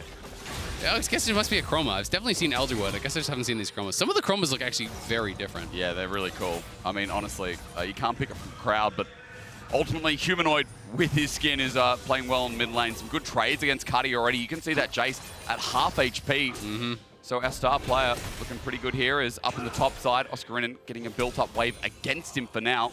Doing pretty well in CS, actually. Absolutely. Trades against him. Has the HP advantage here. We'll see. Levi coming through that lane as they are going to get him tagged, but he's just going to help him push it in. I mean, he's showing, so you're not actually looking for any sort of a real gank. I think he wants to help him push. He wants to try to contest this top scuttle. Razork has no smite, neither does Levi. So Levi, I think, is just going to make the assumption that he does have the smite. He's not actually going to look to contest, so Razork will be able to grab it. Gives priority to Humanoid to continue pushing up in this lane as well and just cross down for double. I mean, Pallet's made this roam. It could get very busy very fast, but Trimby's done the same. Supports today as they are so impactful across the map, but they still don't see him. He's holding out. He then goes for the engage, sets up for Levi. It quickly becomes a 3 versus 2. Make that 4 versus 2. Razork's a bandit, and GAM, just like we said, play the early game. That side brush ward made all the difference. Not only did they see everyone from Fnatic walk in, they saw Humanoid leave, and it's not after that unleashed TP. He can't TP in and join the fight. I mean, they're going again. Noah, he doesn't burn the flash. Both summoners available, but it's matched. Levi's there. One more hit. Noah gets out. Now, summonerless as Fnatic a hit bot as well. That was really close. It did cost both Slater and Levi his flash, though, so now they would want to be getting more, want to be zoning them off, but they're not going to be able to do it because Razork is heading bot to cover. But it's another rough start here for Razork after what was a tough one for him yesterday. GAM out to that early lead. And it is Kati, who you were saying, and you were pointing out, he was losing out on those trades against Humanoid, and now he's given that first blood, which is really, really helpful. And he was also given double buffs, which is going to make your laning phase that much nicer. Do they see the animation? I don't play enough Rel to actually know if you see the animation on someone you stun in the bush. It didn't seem like they reacted at all, so I'm going to give the assumption over that they don't see the animation, that there's not an indicator. But with a lot of champions with skill shots like that, there is some sort of an indicator if you actually hit someone in the bush. Yeah. So I'm not sure if it would have been possible for him to spot. But either way, they do not recognize that he's there, even though they did stun him up. And it means Pallet finds that great engage, and Gam strikes first. And one in the bot side, too, to get the double summoners. As you said, Slater burnt his, Levi burns his, but now, for the time being, there's one gentleman down bot side in Noah, who is going to be a little bit isolated until he gets that level 6 point. That's coming soon, at the very least, to highlight, but so far, Pallet has been very, very busy on this Rakan. And Kati has to be careful because it's level 6 on the Azir. They know that Trimby is around here, so you have to respect that Shurima shuffle. They haven't had eyes on Razork in a long time. Yep. Who's actually still having some really good pace in this game, you know, pretty heavily up in farm. Pallet has been spending so much time roaming that he is level 3. It does, of course, mean that Slater gets more solo XP, so that's going to be feeling pretty nice. But Levi also looking to spend a lot of his time ganking here and is going to start up this early dragon because they have push on bot side. I think they suspect that Razork is up on top side, though they haven't had it confirmed. I believe I saw some pings up towards that top side. So they definitely seem to have sussed it out. But look at where the wave is at. Kiaya won't let it crash in. Very smart play with the all-out flash available. Half a HP bar to work with. Razork can't do a thing while Gam use their pressure bot side and just take the first dragon of the game. Early game going exactly how this team functions usually. And Gam continue to play the first 10 minutes, 15 minutes of the game quite well. Yep, looking good here. Only 7 minutes coming up on into the game. Obviously very even. They did get that first blood, but it is the farm advantages that have made the difference to keep the gold. Even when you're looking at top, jungle, mid, it is that laning edge that Fnatic has been able to build up. So even though they got that first blood plus the assist gold, they've made that up all the way through farming. Kiaya just trying to push this out, but he's just been getting chunked away on by Oscar, and he's not really getting any trades back. Yeah. Or if he does, it's like not really equal whatsoever. Oscarinen still hasn't even been based, but Kiaya is the one that's kind of in a tough spot, even though he has the additional 700 gold worth of combat stats. Great to see from the player who's been out for quite a while due to the hand injury. And I think more importantly, it wasn't just against Kiaya, it was against Zika yesterday as well. Great laning on this same Renekton in the Jax matchup. So I think Kiaya right now is suffering from the success of this top lane who's come back in form as Razork is trying to get in position to find something. Bot side, no flash. You're right, won't find it. The Magna storms in and Fnatic strike true. It's Noah who succeeds and now definitely well and truly on the board. Yeah, doing a good job. Getting down to the bot lane, committing the flash, committing the ulti. Razork gets that kill. Has really been farming well here, keeping that up. The kill as well, going to Noah is massive. Levi avoiding that scuttle is going to be starting up the Herald on top side, trying to get something back, but it's that missing flash for Slater that really does punish him. That is the cost of them committing to try to actually kill off that Fnatic player in the bot lane on that earlier gank. He committed the flash, so did Levi. They didn't get it, so that is rough. And now a bit of an oopsie there as they were juggling the aggro, and it does leash back. I mean, the problem is the fact that it's not down. Fnatic can now get here. You're exactly right. Levi over the wall, zoned out. Oscarinen is so strong on this early game Renekton. I mean, that is just a massive mistake from Gam. Yeah, that is really, really rough. I think they would have been able to finish it and get out. Yep. And unfortunately now, they lose it on the bot side kill. Fnatic has time to base, go top side, and get that as well. So Razork is way ahead, despite actually getting first blood and giving up that kill. He's still way ahead of the pace as far as experience, as far as gold. He's up almost a full level over Levi, as well as the additional camps, and now that Herald gold to boot that they can still use. So we'll see Kiaya going towards that Iceborne. Both top laners have now based, and we can watch this one more time. Yep. You know, they knew that they had Tri-Ward is already pinked. He sweeps out that bot lane brush. There's no wards there. Slater not able to react, not able to get out. It's an easy kill despite the missed hook there from Trimby on the follow-up. And I was sitting here being like, it was a good early game from Gam. As you highlighted before, CS leads were already making it competitive as Oscarinen might change my mind. He's running into Fog of War at least for the jungle gank, but 1 versus 2 Renekton ain't afraid of that as Razork here to save the day. Welcome back to my team, brother. I don't abandon my top laners, but Kiaya slices and dices, and he ain't even playing the Renekton. The blades are out as Budget Irelia now looks for a flip back. The Notova strikes aren't out as Razork. The aggro's not drawn in. Levi tanks it, but it's still a kill for Gam. A great kill on the top side. Levi gets in there, sneaks through those lane brushes. That's why the lane wards in top lane are so important, but it's so difficult. If you don't have help as a top laner, it's impossible to cover all the lanes of approach, right? You can't put a lane ward and a river brush and the tri-brush, all these different spots, but now Trimby. Caddy's here, though. But he has to get out of there. You're right. Caddy changes the landscape of the fight, but Slater repositions and takes him out. Noah's trying to turn this into an even trade, but Pallet stays safe. And that's another one for Gam. And Slater just going aggressive as soon as he has that Umbral Glaive. It's such a cheap item. You spike really, really early with this build. It is Humanoid pushing up mid lane, getting a plate, so there is a cost to it, but Humanoid will be pushed back. They drop the Herald, so they get a lot of plates off mid. 3 in total, I believe, taken in that exchange. And I think Humanoid had already had 1 earlier. But it is going to be, heavy AD, and you can see the respect for that paid by Humanoid. He got that Seekers.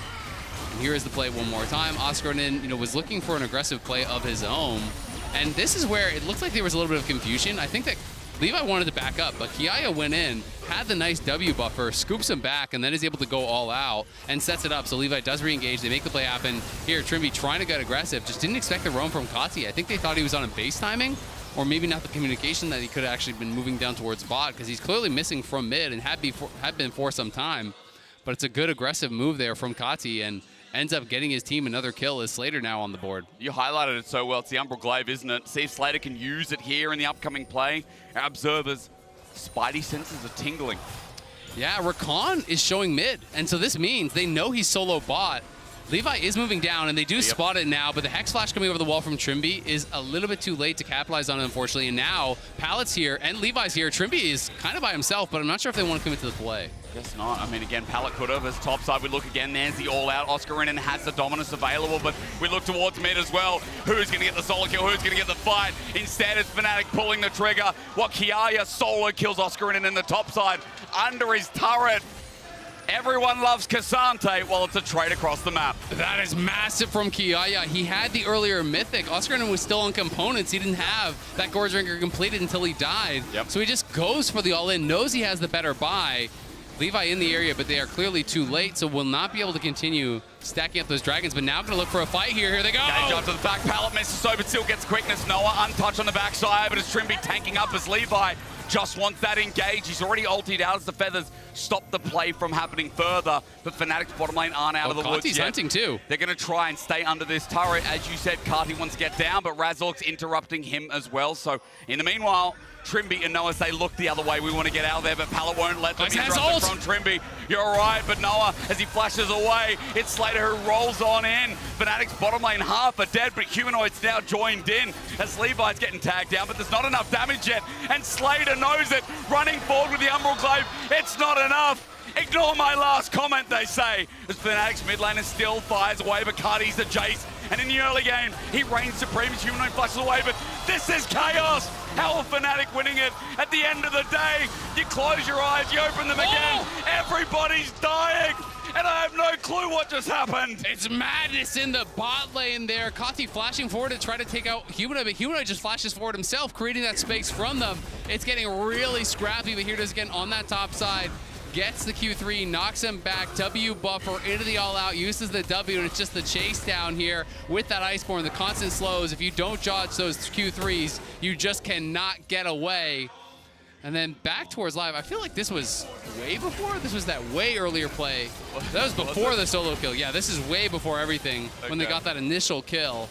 And then I'm not sure if we're going to go into a world. Now we're going way back ahead into the future as we're time traveling back and forth here. Slater had the ulti, but he wasn't in range, so he actually had to flash to ulti in. Pretty heavily committing there. Humanoid comes down on the roam. I feel like they could have just fought it out from the start. I think they didn't track that Humanoid had no ulti, is what I feel like this was. Because I think that had they just straight up fought from the beginning, it would have gone a lot better for them. They kind of waffled, and then Slater's like, well, I can't get out, so I'm going to fight. Kati here. Watch as he actually flashes forward to finish off Humanoid, and then Humanoid just goes in aggressive to actually create that space. He just slides past him. But then Kati, great job there, finds the angle onto Noah. Razork unable to block that shock blast. Oh, let's do it again, eh? Look. Why not? I know him from the LPL. Oh, here comes Razork. They're actually getting flanked on the flank. Not expecting the Callus. You're right. Who's really flanking who? Who's the ambulance going to be called Noah. for? TP Everyone's from Fnatic. here. As Noah runs on in, he gets ultied out. Levi, beautiful, but Humanoid swoops and boops. Dagda would approve, as Fnatic have already found the opening kill onto Kati. They're now playing front to back with Trimby rolling up, with Noah rolling in, with the shutdown rolling out. Gam are sent packing as Fnatic bring them to the charge. Fnatic crushed that fight. They have the TPs. And GAM was trying to set up for this tower dive, but they just spent way too much time doing it. It was so obvious that they were going to be going for this play that Fnatic had more than enough time to actually come over and preempt the play.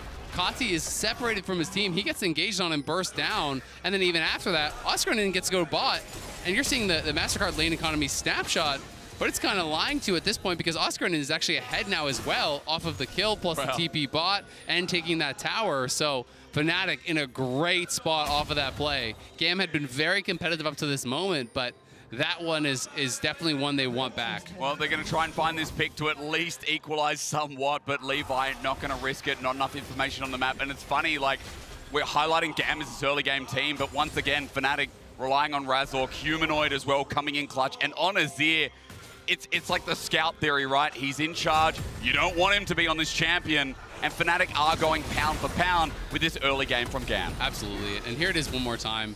Kiaya had Oscarinen chunked down, but they were spotted, and they knew they were spotted because they've dropped the pink on that blue ward, right? So they knew that they had been spotted. Look at Kati, though. Look how far he goes forward. That was just a really big misstep from Kati. He is walking straight forward into a Nautilus, gets hooked up, CC down, can't move, and with him out, all GAM can do is run, and it doesn't just cost Kati his life, it costs Kiaya his life as well, and it's a shutdown over on Noah, who out of nowhere now has 4 kills and is really getting rich. He's going to be closing in on that second item, and sure, Slater has 2, but his are a lot cheaper. It's again Slater's early game that's now been transitioned over to Noah. I mean, Oscarinen had a good early game too on this Renekton. Might not have the kills behind him, but he's still a threat. And I think I'm bringing this into the conversation because the support staff for Fnatic, we did look at the poke coming through, but remember, there's a Bruiser, there's a couple of tanks, mainly Razork, of course, on this rel. And the fact that Fnatic have a bit of a lead, maybe the front line starts becoming a nuisance here for GAM. Absolutely. Who have gone lethality. Absolutely. I mean, you're going to see efficient item purchases. You know, you're going to see tabbies getting bought up. Trimby has tabbies. I already talked with the early seekers from Humanoid. They're going to be, you know, not just like fully stacking armor, but they're going to have armor, and it's going to make the lethality that much less useful. Is Kiaya in trouble? Jump in from Razork. Picture this. It's a Magnet Storm. North and South react, and opposites attract. Levi's out as the feathers fly down, but it's a follow-up from Razork. Like a razor, he shaves his way through the enemy jungler as Fnatic are opening up mid lane. And all of a sudden, this early game is swept aside. We move into the mid game, and Fnatic will not tolerate failure against Gigabyte Marines. Fnatic are just taking over in these team fights. Their setups are better, their engages are better. They keep picking off GAM members who are not paying enough respect to the amount of CC. It's Nautilus, it's Rel, it's Renekton. Even if you are one of these tanky members, if you are fully stuck in these CC chains, you're just gonna die. And Kiaya just kind of walking up, bold as you like, but everyone's there, you can't move. He's gonna get burst down before the fight really even starts, and at the same time, Levi almost gets killed instantaneously. They have the flash to follow, and when you die with Herald on the push, you're gonna lose so much more than that. They end up losing both their mid lane towers and the fight. So out of nowhere now, Fnatic with a 5K lead. This one was really close about 3-4 minutes ago, and now GAM are getting run over. And this is the difference between the play-in stage and the Swiss stage, right? The competition gets fiercer. You make a mistake, you're punished for it, and games get rolled over. It's like what we saw yesterday from BDS and JDG. BDS made a mistake, JDG capitalized, and of course they're different opponents, but you look at Fnatic versus GAM, you look at a major region versus a minor one, or intermediate, depending on your perspective. And the difference here right now is really showing in the mid-game at the very least. It's not about the size, it's about the quality. That's of the region, right. You know? That's right. That's about how you use the region. That's right. We're going to see what they're able to get done from here, if they're going to be able to come back or not. But Fnatic definitely on a roll now. And you talk about not being used to these teams that are just going to kind of run you over. I mean, that's something that everyone really has to deal with. Okay, jumping in. Okay, it's nice, but Humanoid says, no, no, no, no, no, no, no. Look at me and all my friends. Shields are up as maybe topside they can find Oscarinen, but in the 1v2, he's out as well. So the rest of Fnatic are converging in. Slater flashes away a shattering strike that threatens and simply stares back. And Fnatic again getting away with a bit of murder here. Yeah, they're looking good here. They commit the double ulti onto Humanoid. They don't even get him to flash. He just ulti response, but Oscar in way too far. Cardi's going to punish him. I feel like he might die, but it is Renekton moments as the auto, the range there. Cardi flashes in and shut down. Meanwhile, the rest of Fnatic are getting split apart. Kiaya with a punishing ult onto Razork, but he's a tank. And Humanoid almost takes out squishy version of Cassante. This Humanoid is also looking for more trouble, but Gamma already out of there. Good solo kill, though, from Kati. It's the second, true. if not third time that Oscar has been solo killed this game. He got solo killed by Kiaya. Now he gets solo killed by Kati as well. So definitely punishing well. And you can see that Gam, can match up in some of these individual skirmishes and individual fights. But I think it's the greater team coordination from Fnatic that is making the difference. They play the map better. They set up the map better. They're more coordinated in the fights. And it feels like that is really what's telling. Because Gam was able to stay close throughout the laning phase here. And this is just straight disrespect, honestly, from Oscar in. Yeah. Like, you don't need to clear that wave. That is 3 minions. You're walking up at 30% HP. That is a really bad death from him. Again, Azael, as he dies here, Fletcher's match, and not only a bad death, but a shutdown given over.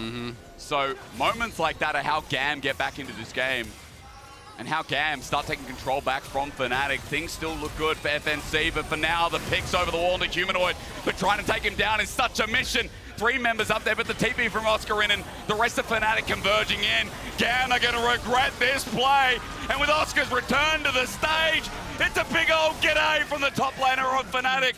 A triple kill over to the Croc, and FNC will not go quietly into that 0-2 night. Fnatic crush him. Gam looked for a pick there onto Humanoid, but they couldn't chain the CC. Ulti, okay, Slater trying to bring it back. Humanoid flushes. His turret saves his life, and Slater was moments away from a pick, but staying alive and on to the Baron, it's still all about FNC. Yeah, Fnatic are going to get it all. You can watch this one more time. They committed so much on Humanoid. Pallet flashes.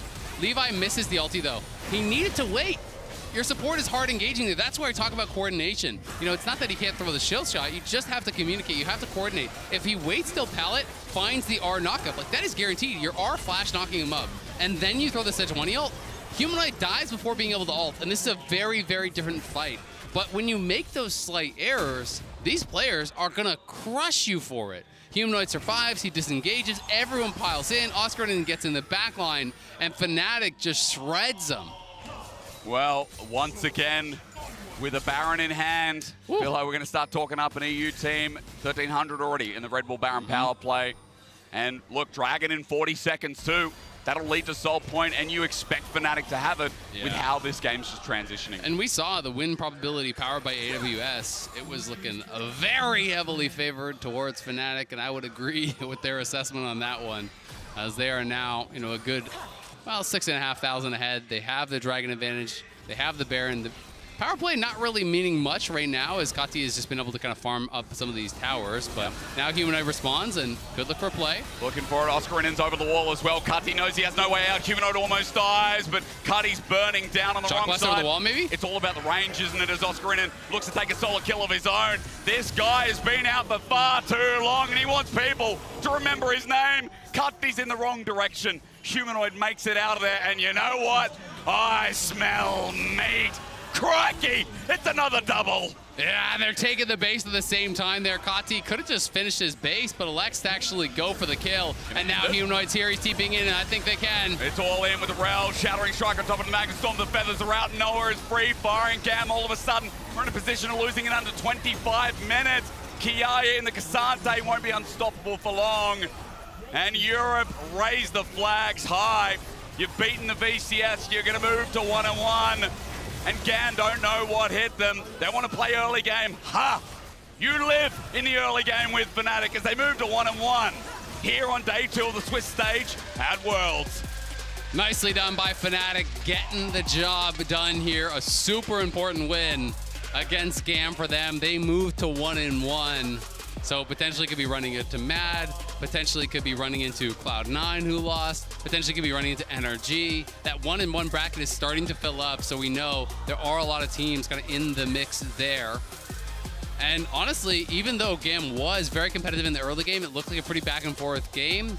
Fnatic outclassed them as far as how they play the map, as far as how they set up the team fights, as far as how they executed and coordinated on those team fights.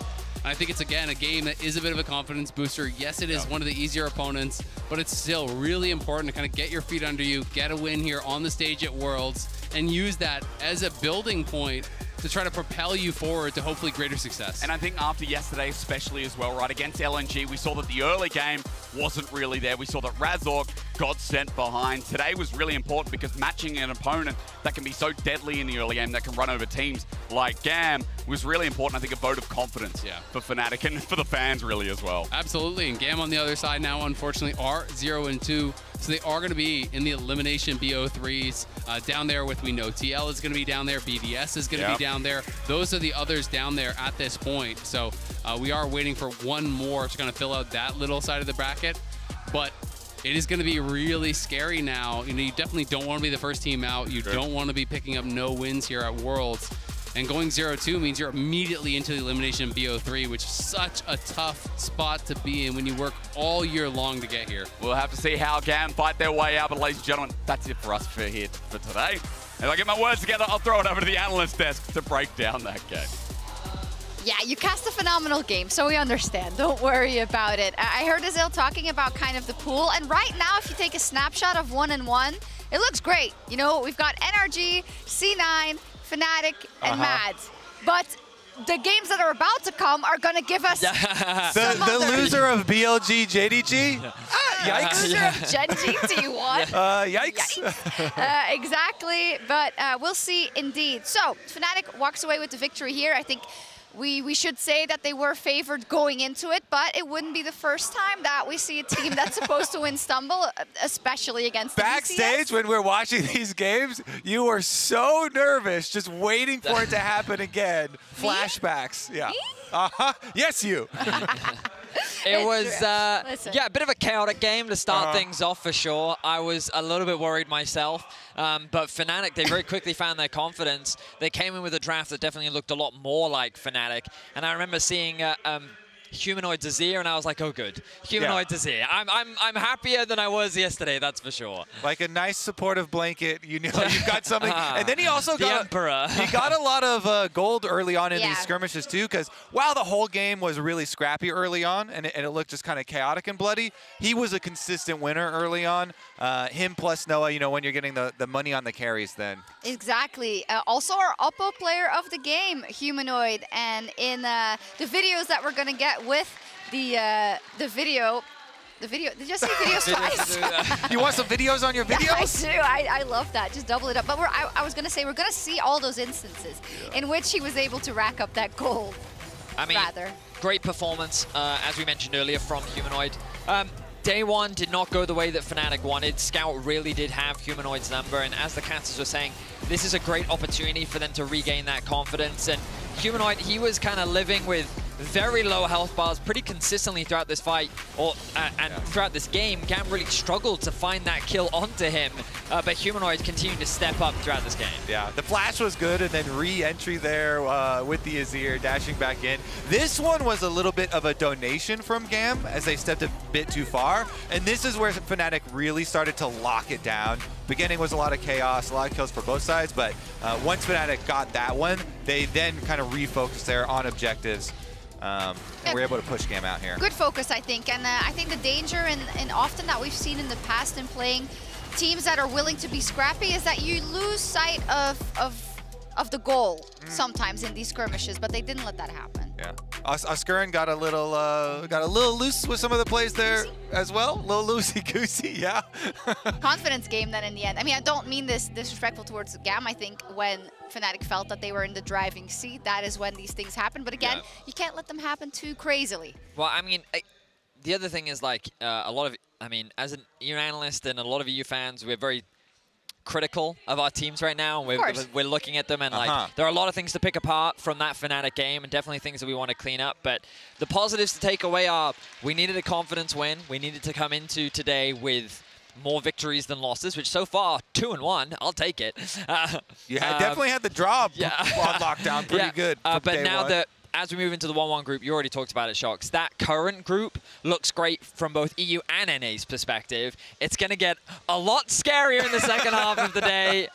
But this is a historical let's just agree early on. Yeah, we'll play each other. It's looking good for us right now. That's all I'm going to say. Does someone have a screen grab of this historical moment of the peace between it's EU the and It's the classic, the West is going to be really good, the West. The agreement of 2023. Got it. We'll go down in history. Exactly. Until tomorrow, that is, when we see the matchups. In any case, a win for Fnatic. Unfortunate for GAM, they will now go into the elimination best of threes. But we're going to take a quick break because now we're going into the winners of yesterday. Gen.G versus T1 up first.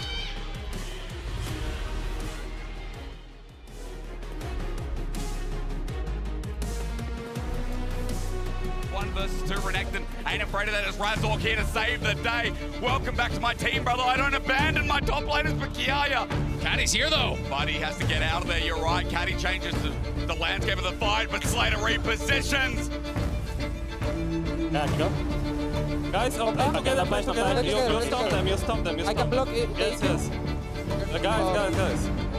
Oh, okay, it's fine, I'm fed as We can go, I give you speed. We're going on Cassante, we're going... Say you, buddy. Careful, Kai'Sa now. Cassante here, Cassante behind, Cassante... No. But I have Seekers, they don't do damage, I told you.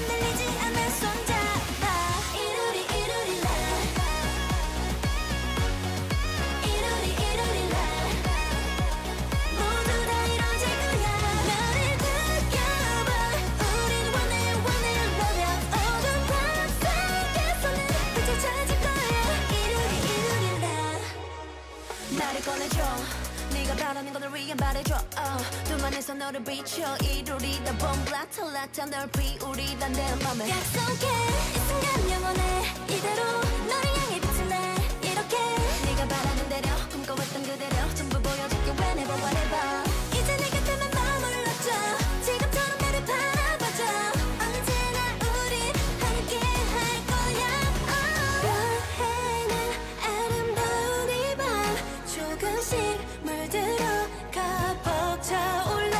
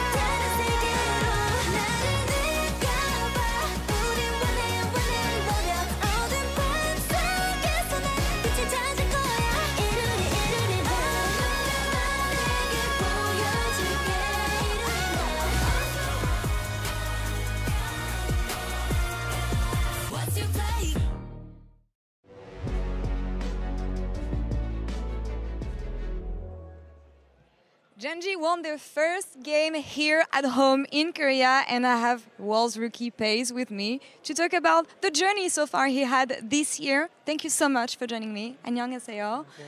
It's still so hard to believe that you're a rookie here at Worlds, especially thinking of the trajectory of your career so far. How much stronger do you feel now compared to when you began for Genji at the beginning of the year? 우선은 승리 정말 축하드리고요. 인터뷰 감사드립니다. 페이지 선수의 정말 이런원 업적을 고려하면 페이지 선수가 지금 월드를 처음 치르는 신인이라는 게 믿기지 않을 정도인데요. 지금의 페이지 선수와 이제 젠지를 막 합류했을 때 페이지 선수를 비교했으면 어떤 게 조금 더 강해졌다, 나아졌다라고 생각하시나요? 저는 모든 부분에서 강해졌다고 생각하고, 근데 아직 갈 길이 멀다 생각해서 더 보완하고 열심히 준비하고 노력해야 될 것 같습니다. I think I have become stronger in every aspect possible, but I still think that I have such a long way to go. So I just want to keep working hard and keep grinding. And I hope you get the grind that you want here at Worlds. Would you be able to rank yourself here among the World's ADCs? 그러면 지금 월즈에 참가하고 있는 원딜들 중에 본인 순위를 매기자면 혹시 몇 위 정도 드리고 싶나요?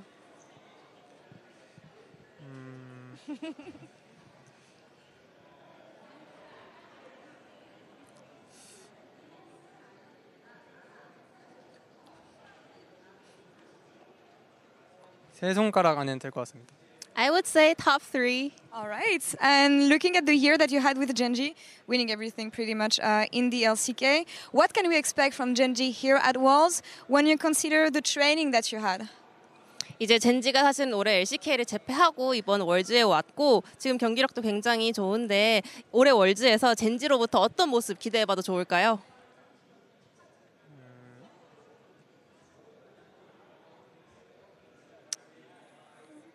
MS 할 때 좀 되게 아쉬운 모습 많이 보여드렸는데 이번 월드에서는 꼭 LCK에서 보여드리던 모습을 그대로 보여드릴 수 있도록 노력할 거고 기대해 주시면 감사하겠습니다. So last MSI, I know our performance was pretty disappointing, but this Worlds, we're going to showcase the LCK Genji level. So I hope you guys keep supporting us. And it's going to get even more interesting considering the fact that you're playing at home here in Korea. On your rookie season, the first time at Worlds, what makes you the most proud about representing LCK here on home soil? 아무래도 이제 또 한국에서 개최되는 월즈인 만큼 의미가 더 클 것 같은데요. 이렇게 한국에서 진행되는 월즈에서 LCK를 대표한다는 게 어떤 의미고 어떤 자랑거리라고 생각하시나요?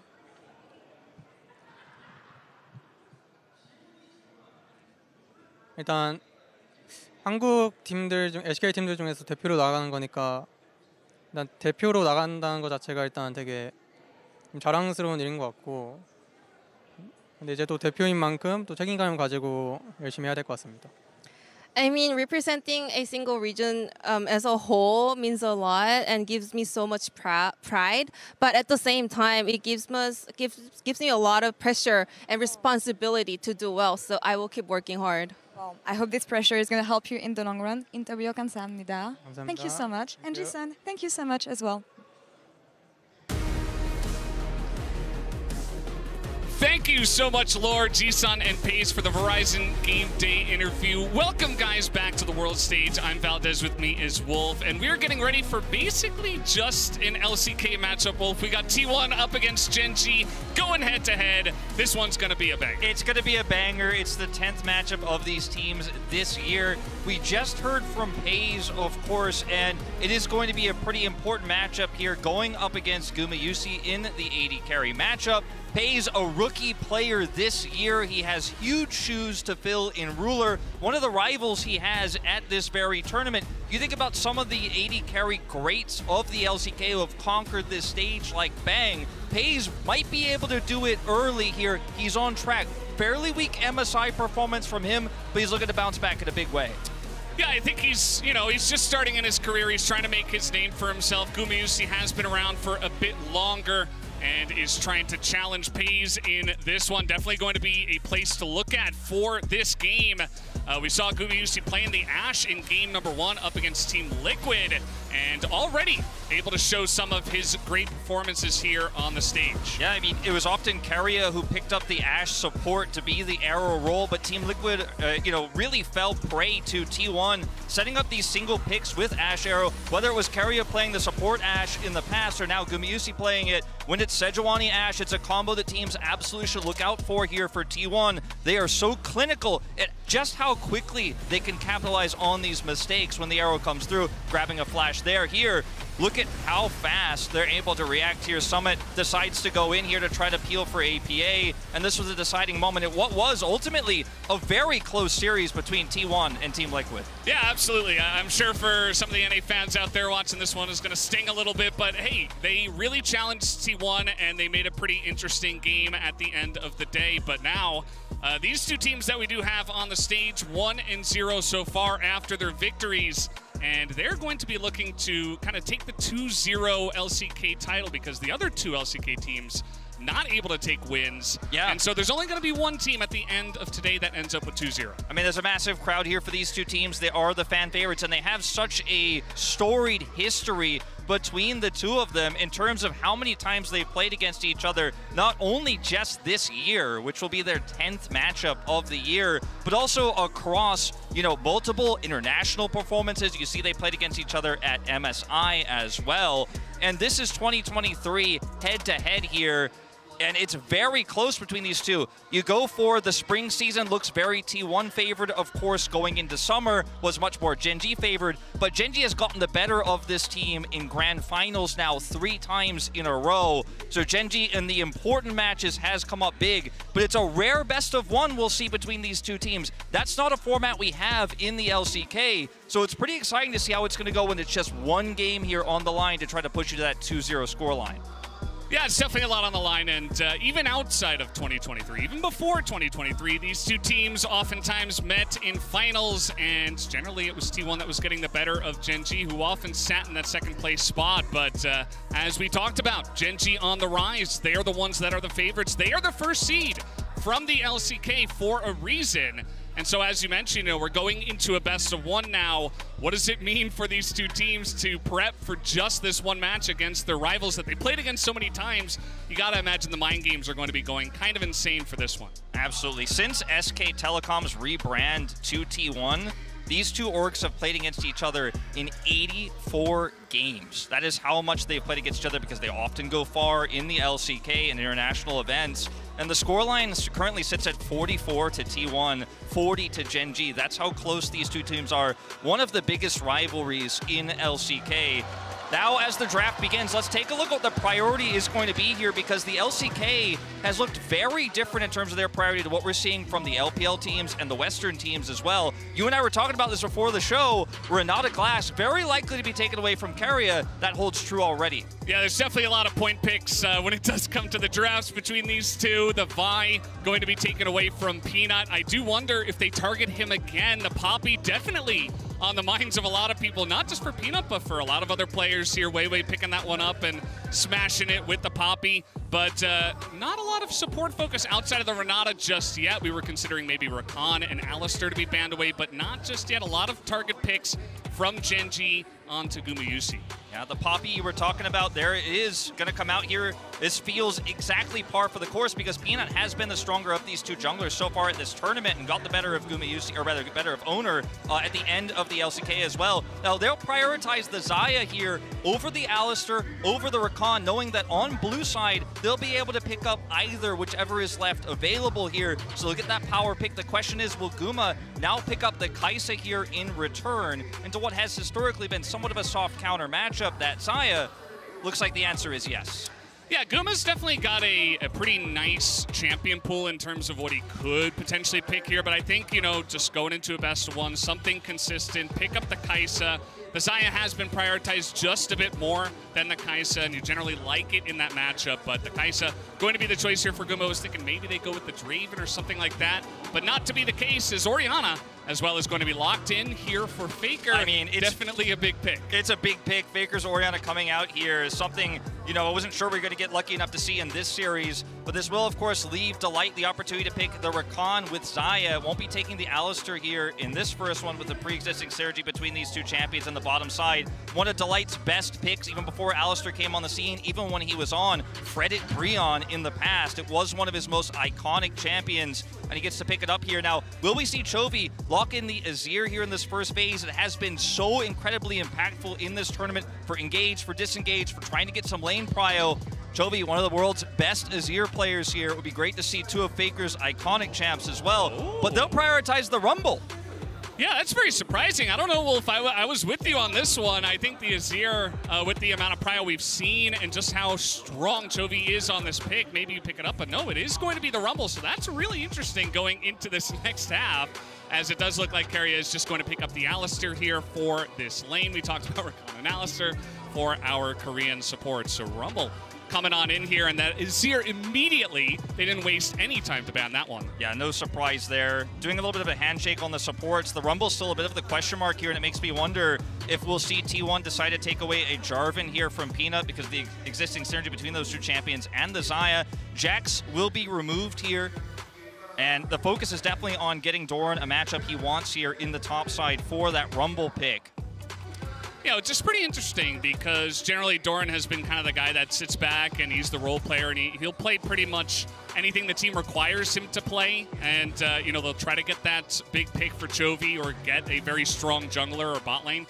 But not the case here. They're trying to get him some room as Sylas is going to be banned away as well. They don't want Chovy to pick that one up. Sylas, a long-time pick for him. And Sylas just so incredibly impactful with Alistar on the board. You know, you can always end up taking an early Drake or Rift Herald fight with this pick. Once you get level 6, you steal away the Alistar ultimate. It just becomes so difficult to take that Sylas down. Orianna ultimate also fantastic for Sylas, so I do like this choice quite a bit. It'll be a Lee Sin they actually take away here from Owner. It's one of his best picks historically, hovering over 90% win rate for most of his career on this pick. He's insane. He's insane. He's actually ridiculous on that pick. So I don't mind it. You know, Lee Sin has kind of been edge. He's been moving his way in here at Worlds, so definitely take away one of Owner's best picks. But that does leave the Rel, which has been a big game changer for many of our games so far. And there's such a great amount of synergy, as the Jarvan will actually be considered as well as a bit of a takeaway here from Peanut. There's a lot of synergy between Jarvan as well as Rel for the Orianna setup. You put the ball on the Jarvan,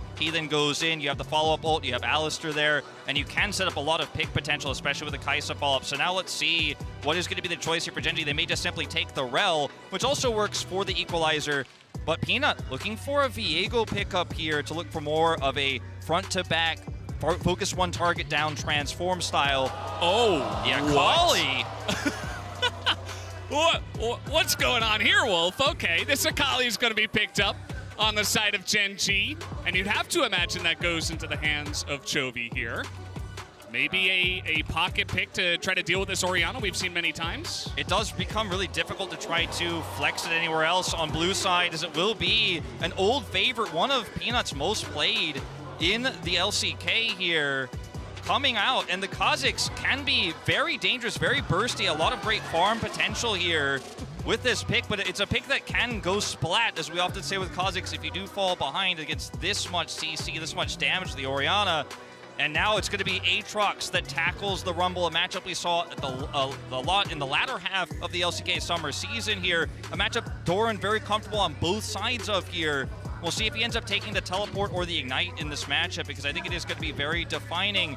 And I imagine that we'll see Peanut hovering the top side of the map quite substantially. Absolutely. I'm so glad you mentioned the ignite for the Rumble, because we definitely have a guy over on the LCK show that has had a lot to say about the top Rumble and certain summoner choices. That would be Huni, if you guys have watched the LCK. So would love to get his thoughts eventually. But it's very interesting, you know, like I was saying before, these two LCK teams at best of one. What do you bring out? And I feel like Gen G, they had like a really good standard start, and then someone flipped a switch, and then they went with all these kind of crazy picks. So I'm very curious to see how it's going to work out, Wolf. Yeah, definitely a curveball here with the Akali into the Orianna, one where he thinks he's going to be able to pick Faker. Faker was caught out a lot by Team Liquid. Akali a pick that can be very punishing, can be very threatening, especially if the ball is placed elsewhere. You can get around the Orianna and pick her very easily if Faker's playing greedy, especially inside. So I think trying to punish some of the mistakes we did see in that first game from T1. It's definitely going to be really important. Whereas on the side of T1, I mean, this is just really standard, right? You got a very fantastic front-to-back team fight-oriented composition with the Orianna and multiple ball carriers. So we're going to be getting into this game right away for Gen G versus T1 as the fan chants begin, Wolf. Feels like we're just at home, Valdez. Massive crowd here for Korea's two most popular teams, and they're both 1-1. They both were the successful LCK teams, unlike, unfortunately, for D+ and KT Roll. So they were dropping down to 0-1. They will not be playing in this 1-0 bracket. They're looking for their redemption against each other a little bit later on this evening. But I got to say, you know, this is the expected result. Gen G were the favorites in their matchup. T1 were the favorites against Team Liquid. Was a little bit tougher than people expected it to be. Team Liquid definitely gave T1 a run for their money. But in this matchup here, anything goes. We have seen this go both ways so much. And I think when you look at T1's draft here, it's definitely one that you know is stock standard, you know is very strong, it's very meta. And Gen G threw a bit of a curveball here with the Rumble top. It is Ignite that we are going to see here from Doran Peanut once again on this Kha'Zix. And then we'll, of course, see the blue start here. Ward goes down, will not be cleared. Yeah. This is going to be a really fun start to the day, Wolf. We are starting off with Gen G and T1 going head-to-head. Obviously, we had that excruciating draw show, which a lot of people had a lot of things to say about. But I think it's going to be really interesting when we do get to the best of threes afterwards. But yeah, we start off with Gen G versus T1. Then we go into G2 versus Weibo. And we have so many amazing matchups for today, for the end of the day. It's just going to be a great time, Wolf. It really is. It's the World Championship in Korea, and we're very lucky to have that happen. And historically, Korea hasn't done as well in the Korean World Championships as they have outside of Korea, but we'll see if that changes here this time around, as the early game here for the Akali going to be a bit of a troublesome one into the Orianna. Of course, both of these junglers pathing towards the top side as we expected, starting red buff and blue buff respectively. We'll see how much pressure Doran can get down early in these early few levels with the Comet he's picked up here in that Ignite. And maybe Peanut can get something done, or at least keep the attention away from the mid and bottom lanes.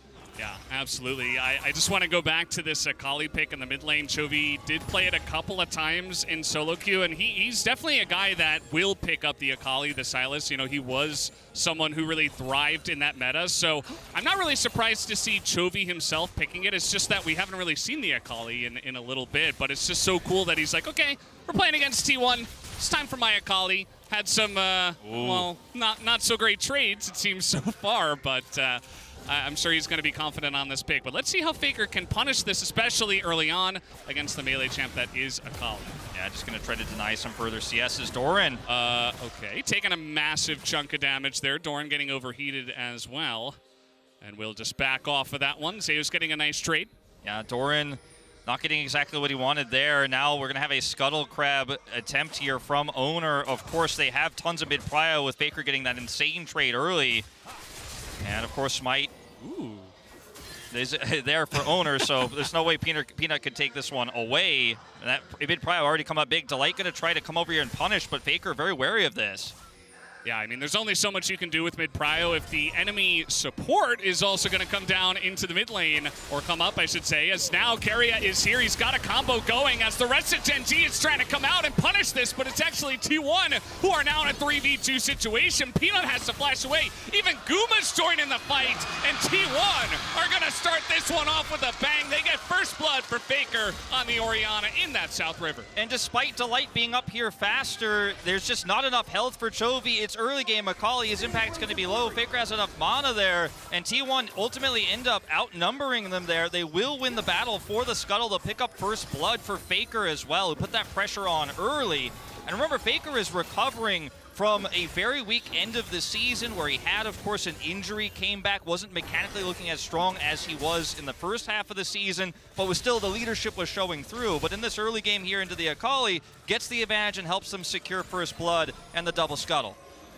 Yeah, now he's got blue buff. He's already completed a lost chapter. It's just going to make this lane even more annoying for Chovy. There's really not much he can do without Flash down on CS. You know, this isn't the standard Chovy experience, if you will. So will be important to take a quicker or a further look on this lane in the future of this game. But yeah, just trying to deny this bottom scuttle play, but it just goes awry. Yeah, it goes awry here, and those Chovies that's sitting at sub half health, and Delight is focused down early. Faker gets away here from Peanut, and this is just a numbers game you are not going to win without Pace here. There's nothing you can do. There's just way too much damage output here, and Chovy just useless here at sub half health, level 4. Not much they can do. Felt definitely a bit forced from the side of Gen G, but let's see if they can turn this one around. They're certainly going to need to do that, as it looks like Zeus is a bit down on the farm on the top side. Doran doing a good job of, you know, just getting some of that early pressure here for the Rumble in this lane. Yeah, Doran, no assist here from Peanut just yet. You can see the CS advantage, though. Definitely you can feel it. Owner going to come up here. Neither jungler level 6 just yet. Control ward advantage here, and Peanut's going to back away. Doran needs to be cautious about this, but it looks like he's just going to try to get some information.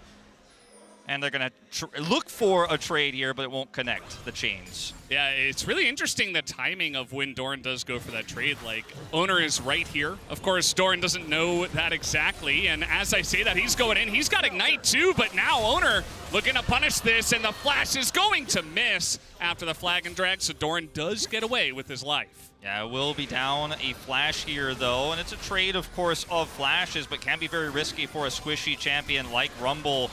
Gen G going to try to turn this into a bottom side play here, and it looked for a moment like perhaps Doran wasn't aware of this, but wanted to be a little bit of a juicy target here to keep Owner a little bit occupied, try to force him out so they could identify for sure he was up there. They didn't have that control ward. It was T1's control ward there on the top of the river, so they just didn't have 100% of an idea where Owner was. They can draw him out, confirm the dragon. So basically flash trade here plus dragon for Gen G. Yeah, definitely pretty necessary after the way that first play did go for Gen G. So let's see what they can do with this one. As Chovy, you can feel the pressure already. Faker not completing the item just yet, but still able to put on an immense amount of pressure and has enjoyed now basically 15-14 CS lead just about. And now Owner looking to invade the jungle against the Kazakhs here. And a little play down on the bottom side to flash away at the same time, but we got Owner looking for the solo, and he's just gonna dunk onto Peanut as Chovy also getting into the action, not to be left out, but doesn't amount to too much for him. But Owner, man, he's able to pick up the solo. The timing of this is so perfect for Owner, as he's able to get the smite, grab level 6, and then has the all-in opportunity, denying Peanut his own level 6 there, has a massive advantage here in this early game, and will just simply be able to take him out. And 2 kills here to 0. Yes, you got the Drake as Gen G, but this was a huge momentum shift now for T1. Yeah, they're totally in the driver's seat at this moment in time. Peanut, you know, kind of struggling, went in very deep on the river play. Now he's going to get invaded. Very nice timing on this invade from Owner. Yeah, exactly what I'm talking about. He identifies, okay, I've got the opportunity to come in here and smite, steal this away, drops the ward in, hits level 6, can cataclysm him and take it out. It's about as basic as it gets, but it's the knowledge of the timing that Peanut would be there. They're both level 5. He knows he has this window. It's not even that risky here for Owner, but he comes up with a big reward. Yeah, now take a look at this. I mean, Peanut, he does say level 6, but he walks over a ward. T1 knows that they are going for this Rift Herald, and it does look like they are looking to sidle on up to this one, but actually not going to challenge it. So Gen G will be able to pick up a Rift Herald pretty much for free on that top side with a big rotation from their bottom lane. Yeah, so 2 neutral objectives going over to Gen G here, and T1 looked like they were going to contest, even Guma rotating over, so they won't be able to turn this into a plate trade in the bottom side. Either Pays and Delight are rotating back down there, so T1 coming up a little bit empty there after that kill in the jungle. Chovy being shadowed here by Keria, who is looking for maybe something. We'll see if Faker's Shockwave can find at least Chovy in this game, maybe more as the game does come along. Chovy is looking for the play now. Perfect timing as Keria is not here. The Shuriken is going to land. But Faker doesn't really seem to care, as he's just got that refillable ticking, and he's able to back away. Didn't even have to go into Merc Treads. Just straight up Sork Pen boots. He is not scared of Chovy at all. Yeah, not worried about Akali, not worried about any sort of tenacity here. Just wants the full damage here on this Orianna. Ends up being good damage here for Chovy, but no threat really. As Gen.G grouping around this Scuttle. It's 2 minutes until Dragon spawns. So you're going to get that vision preempted. Bottom side, they do have a lot of control. Faker is teleporting back mid. Diving this could be risky against an Alistar here. Looks like they're going to think better of it. Yeah, probably not the play at this point in time. You can see the players with the most amount of gold in this one, Faker and Owner, not too surprising, as Owner already picking up his Gore Drinker and will be looking to challenge more now that he's completed that first mythic item. And yeah, I mean, just trying to get some of that. Look at that. He blocks the cannon with his body, does not care to just eat a shuriken because he knows that Chovy cannot put on any pressure. He knows Chovy's #1 weakness is he needs CS more than anything. This is going to really hurt his mental. But yeah, nice block there. 20 CS up currently is Faker, who's maintaining that early game lead. Now Owner is looking for an opportunity here. Chovy, of course, does have Flash.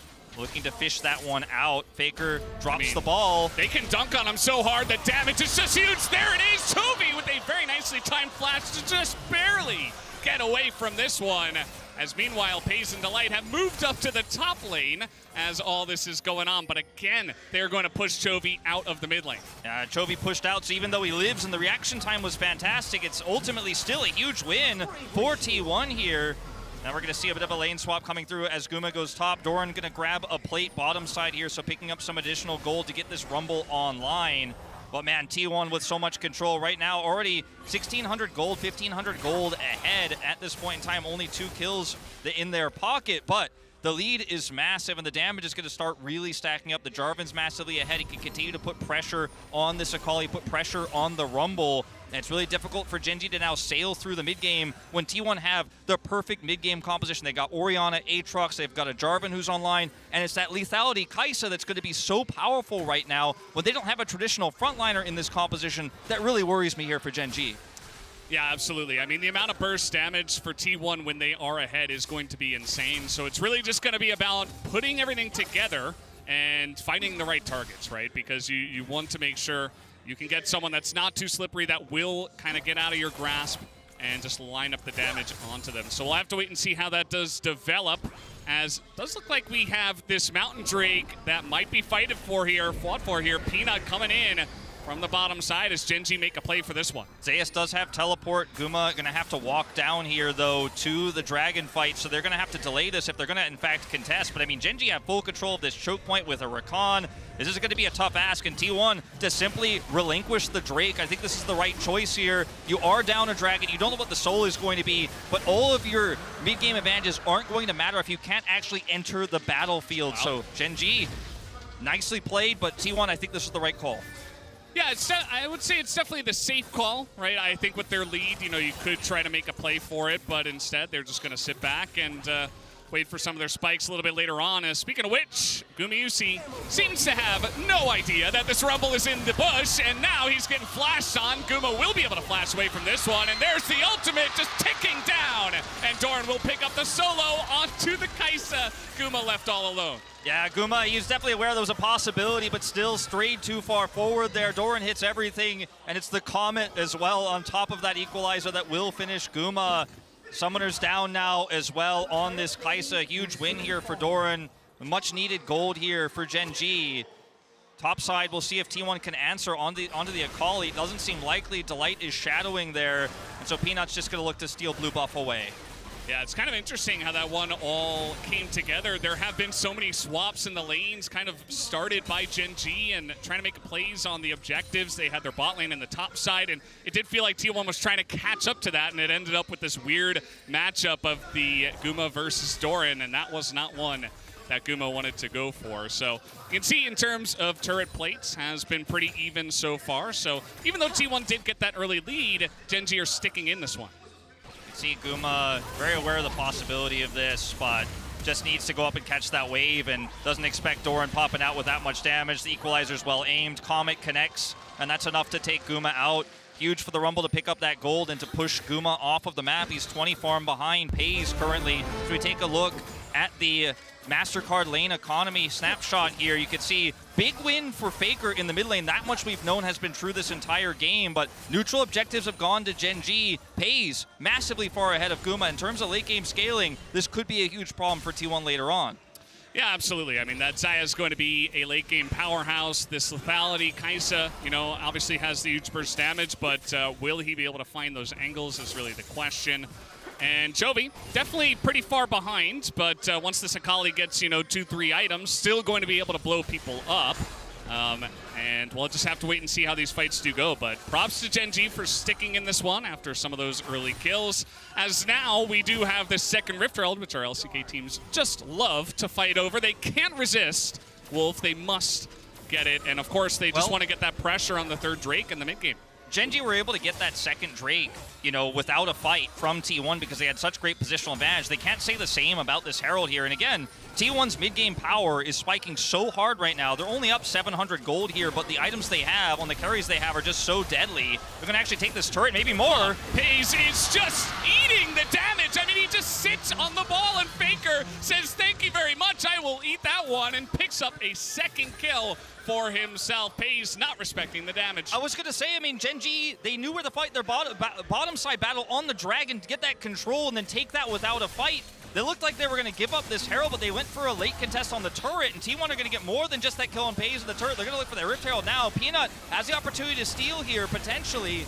Yeah, you got a Rumble ult coming down, but a little bit half-hearted, perhaps. T1 going to take control, and they know that Peanut was behind them, so Owner going to try to get this fight started here in the top side of the map, but not going to complete this one, as Chovy just going to walk away from this, and Zeus is staying around for a very long time.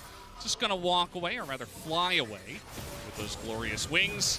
But yeah, T1 going to pick up yet another objective. Yeah, their first real objective of the game, but critically grabbing that turret, grabbing that kill onto Pays really shifts momentum back into their favor here as Gen G was able to get those first few without a real fight as Doran once again looking for an opportunity. Wait, this is the same spot. I saw this already, but it was Kai'Sa. But Faker says, I am different. I can challenge you.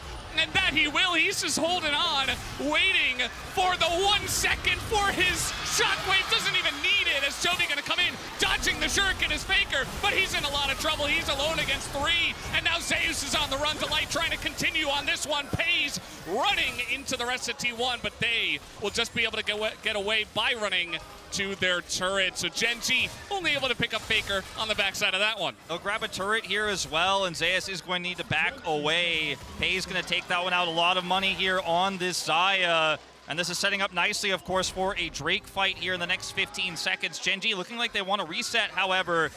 Keria and Guma trying to stick around here. Of course, will spot Peanut. And it looks like T1 are actually going to get the Drake started first. Delight. I don't think there's any follow-up damage here, but they'll at least keep them away. And I gotta say, Valdez, it looked really good for Gen G in that last bottom side fight, but this might be an opportunity for T1 to finally turn these objectives around as they set up first. Yeah, I guess just the chase, not really able to get too much other than Faker and some low health bars. They decide to go for a reset. They have 2 Drakes already, so T1 just going to be able to pick up their first one, as we'll take another look at this one. Pays just not respecting the ball. Faker taking advantage of that. Yeah, it looks like they're on 2 pages here as Peanut and Chovy are trying to control a little bit more Rift Herald vision, whereas Delight and Pays feel like they can hold on to this turret while outnumbered. Now, this is the really interesting play down here as Doran tries to look like it looks like he wants to actually all in onto Faker, but what he really wants is actually to bait Faker forward, and they're going to try to win the war of attrition because they have members much closer here. Lewis Delight is coming down. Peanut is coming down much faster. They bait Faker forward, and even though Zeus matches the teleport here, once again, they're outnumbered. This was a great play by Doran, a nice bait, pulling Faker in. Yeah, meanwhile, we got a lot of pressure from Gen G into T1's jungle. They are just going to push T1 out, and in fact, they will get this top tier 1 turret. Meanwhile, Zeus alone on the bottom side. Take a look at the level difference as well. Just 2 levels ahead in that top lane, but also take a look at the total damage as Faker, he started the game in the lead, and now he is still holding on to the reins of this one. So we are just trading turrets here. It's an LCK classic. Don't fight, just hit those objectives. Rift Herald, of course, going to help you win that race, though, as we trade enters, as we might see an attempt to deny this. Oh, boy, Peanut, he's just sitting on it, and Faker is so strong at this point in time. He's nearly got the Shadow Flame finished off, and Man, I mean, that was pretty close. They're just going to back off of that one, and it will be a saved turret. But Tier 2 turret taken down by T1 in the mid lane. That is a huge advantage to them, especially with some of these Drakes that will be fought over here in a bit. Shadow Flame completed, as you were alluding to. Faker's just picked that one up here. Baron is spawning in 15 seconds. Now, that might seem like it's not something to talk about right at 20. But with the spikes that T1 have hit here, Duskblade done for Guma. Faker has Shadow Flame here. Look at the Aatrox build as well. Duskblade as well as a little bit of MR.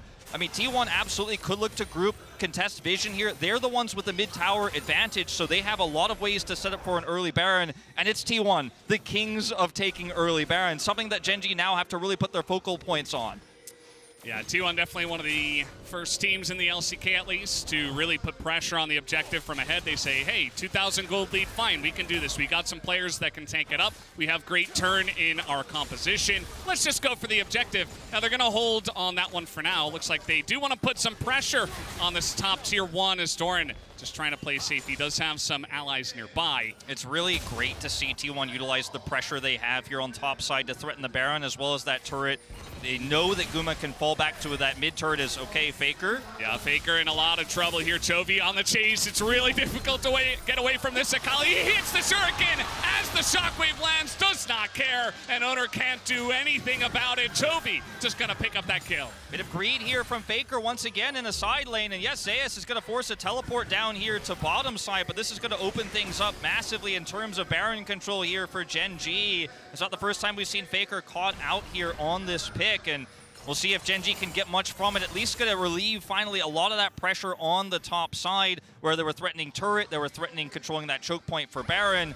You can see how this all starts off here. They see, of course, that Owner is leaving. Faker's out here, and the Equalizer comes down first. Chovy kind of zones Faker, and then even though the ultimate is going to hit, the Shuriken lands here through the ultimate. Chovy, a masterclass here on this Akali, and Owner can only Cataclysm away. Yeah, like I said before, this guy's been playing Akali, Silas, stuff like this. Like, he is a master of this kind of pick, and he's been playing it recently. Pulls it out on the world stage in competitive, and he has been looking great on it outside of the early game. But at the end of this one, maybe we won't even remember that happened. We'll have to wait and see how this one does come along, as Chovy certainly has gotten himself at least a seat at the table, I would say, here as this game does draw along to the mid-game. Faker utilizing teleport here to try to put that pressure once again on the top side of the map, this time shadowed by 2 members of his team. Oh boy, here we go again. TP is coming in. Faker is just flashing, dodging, getting away from everything, but Zeus now is going to be totally caught here. Has to just run away from this one. Meanwhile, Peanut nearly loses his life to Keria and Guma in the river, and that might just be the call to go for the Baron. I mean, the jungle of Gen G is just gone. Just gone, no flash here. They're looking for the play instead, but they're not going to catch Delight out, especially on that Rakan. I mean, T1 have so much control here, and it's off of trying to bait them in with Faker once again. You know, it's a double-edged sword. Obviously, sometimes Faker's going to get caught. There is no follow-up. This time, T1, once again, all grouped towards top side, make Faker look like a juicy target. Gen G come through. Bottom side of the fight is won by T1, and Gen G have to back away. They're not confident enough that they can actually go ahead and start the Baron off. They're going to take a reset timer here, but got a lot of ground there off of the play. Faker, of course, down both summoners now, and Gen G rush to Dragon. Yeah, the timing of this is pretty interesting. They know that T1 must have gone for some resets, but T1 barreling into the river. It looks like they do want to challenge this in the bottom side. Delight is a bit caught out, but he is Rakan, and now he's going back in. He's looking for the big engage with that Rumble ultimate over the top. That's going to be the Kaisa just gone in this fight before it even began, as Chovy just running down the top side alongside of Doran, and that is a clean ace to the side of Gen G. That's Delight's Rakan for you every single time. You think he's not going to be an issue. You think you've got him low. You think he's not going to go back in. He absolutely will. Gen G have positional advantage on this fight here, and even though Delight takes a massive amount of damage, he goes for the charm here, gets the knock-up, and then the follow-up damage is layered through from Doran. Look at his positioning. Rumble under no threat whatsoever. Faker not in position to follow up, and Delight, yeah, he will die, but he does the heavy lifting here to set up the damage dealers to actually get the work done, and Gen G will follow up with a Baron as well.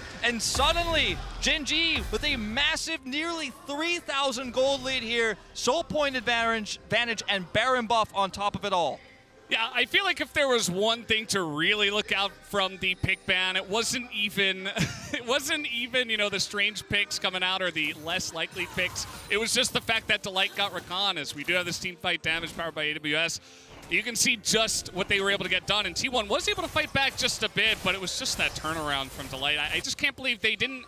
Not only did he get Rakan, but also they have Xayah Rakan here, and now with this Red Bull Baron power play, they should be able to roll over from here. Let's see how much Gen.G can get done with this buff. Yeah, and there were other questions about that fight as well. Faker not in position to follow up or catch any of those damage dealers. He was really under threat, and controlling the choke point is so relevant in these fights. They just did not have it. Now they will grab this turret here against Gen.G during this Red Bull Baron power play. But take a look at the win probability here powered by AWS. It was mostly T1 for a majority of this game, but after that critical play on the Dragon, massively goes over to Gen.G.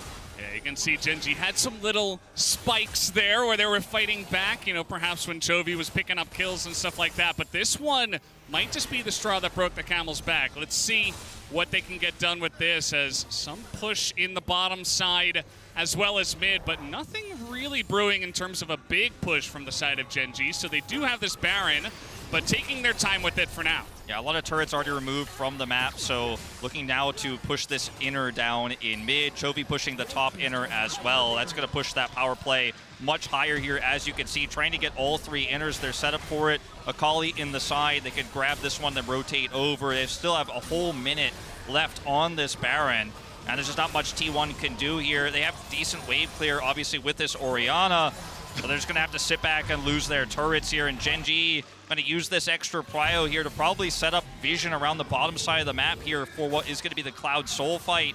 And we talked about the power of the mid game here, but Gen.G didn't really take that many important big 5v5 fights when T1 spiked at their hardest. They avoided those fights, took objective control rather than trying to force picks. And yes, T1 got a pick here, got a pick there. Faker got massively ahead. He was the #1 damage in the game.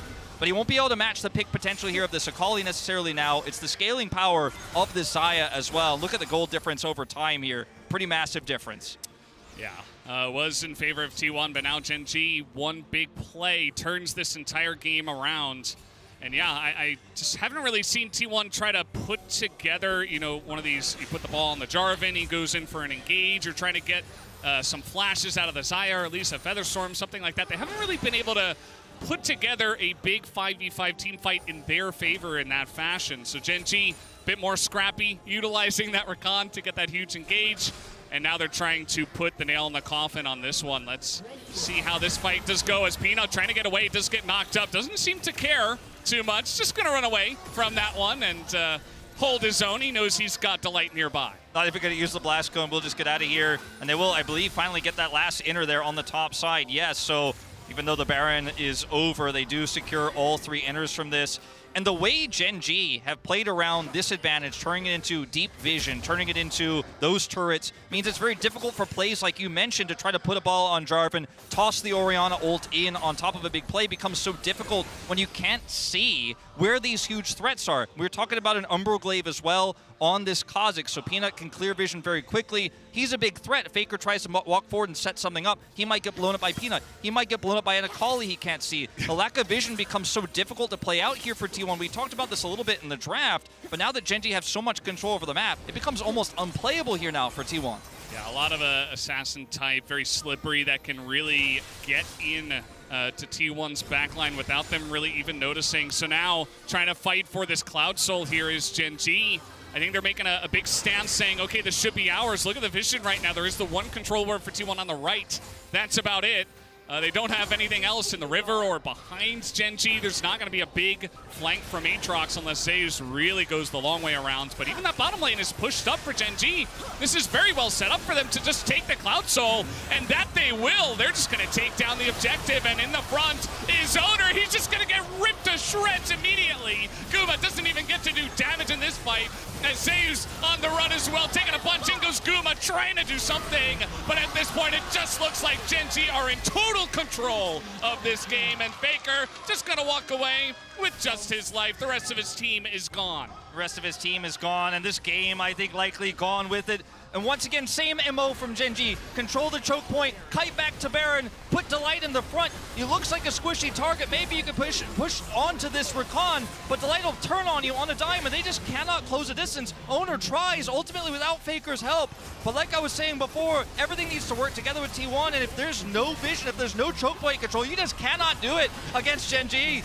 Oh boy, Faker trying his best, but I think Gen G have their sights on the Nexus as a massive equalizer over the top. Just the cherry on top as Gen G dominate from about 7 minutes onwards to take down this best-of-1 against T1. And they will move on to 2-0 and take this big victory. Tough early game, but they controlled the objectives. They avoided the mid-game of T1. They didn't take any 5v5 fights until they got control, until Delight made that super play on the Dragon. That's when everything changed. It's becoming a bit of a sore spot here for T1, as we will bump fists here after the game. T1 fans were super unhappy about the draw last night. They didn't want to face Gen G this early in Swiss. They had to. They lost to Gen G in the last 3 finals, and Gen G once again gets the better of the matchup. Yeah, not too surprising, I would say. You know, if you look at the results later on, you're like, oh, Gen G did take the win against T1. That's happened a lot recently, but it was pretty interesting to see the way this one went. You know, I think that Gen G had a big read on them in finals and stuff, and now coming into this best-of-1, still able to get the good read. Very interesting draft, able to just totally manipulate them from the mid-game onwards. I think right now, if you're an LCK fan, Gen G, it's their time, it's their legacy. 3 back-to-back LCK titles, and they're looking like the front-runner for LCK here at Worlds. Yeah, it's definitely a huge moment. So in a moment, we're definitely going to be hearing from the desk, and we'll have to wait and see what they had to say about this game. But man, this is only the beginning of a huge night that we do have later on here with G2 up against Weibo later on. But first, guys, we do have the desk. Let's throw it over to Shox and the desk to break that one down.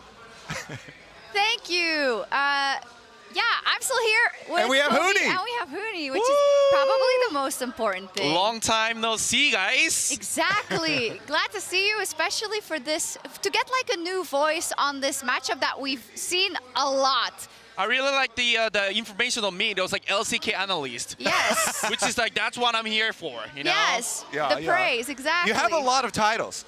EU titles, NA titles, LCK titles. I was in the T1, yeah, so that's why I'm here. And I started in Fnatic, you know, cool. So pretty good. Pretty good. We should get right into that draft for T1 then, because Gen G, they definitely came into this draft with some confidence. Yeah. I mean, the first thing I said when I see the draft on the Gen G, wow. They're cocky, man. These guys actually see that I don't see. Which is like, they proved it too. Which is like, they actually made the draft that like mainly focused on skirmishes. Like they had to constantly keep fighting, like not making mistake in Oli. Even though they did make a mistake Oli, but the thing is like, it didn't really matter because like how they make actually the comeback, it was crazy. Yeah, I mean, it started out nice and standing. You're like, oh, the Xayah and Rakan combination. That's really good priority. Those are good pickups. And then it's the twist at the end with the Akali and the Kha'Zix. You know, they pick up the Akali for Chovy, you know, kind of an ego in mid lane versus Faker, I feel like. And then they balance having double AP solo laners with a lethality jungler there. And it's a risky style to pull off, but we saw the peaks that you can achieve with it. Yes, let's take a look at our first replay then, because actually, Huni, T1 was doing really well at the beginning of this game. You know, the Orianna was working out, and in general, they were doing well. So how did they, you think, lose track of the game? I mean, yeah, I mean, you're right. I completely, like, they had an early lead, which is like, they should have keep rolling, just keep snowballing. But the thing is, like, I think the Gen G actually find in the middle of the game, like trying to pick the Faker in the middle of the game, like those kind of things actually delayed a lot of things. And also, I think the Dragon, the object control was so insane for Gen G. Yeah, I love this one because they use Doran here on the Rumble with no teleport to just walk down to the Dragon. They take it, and then look at this. They shift over the teleport from Chovy to top side. They rotate their bottom lane into mid lane so they don't drop any of these waves after the Dragon. And Doran waits around, sneaking into the brush, and gets a solo kill onto Gumayusi. So they get the bottom side play. They get the objective.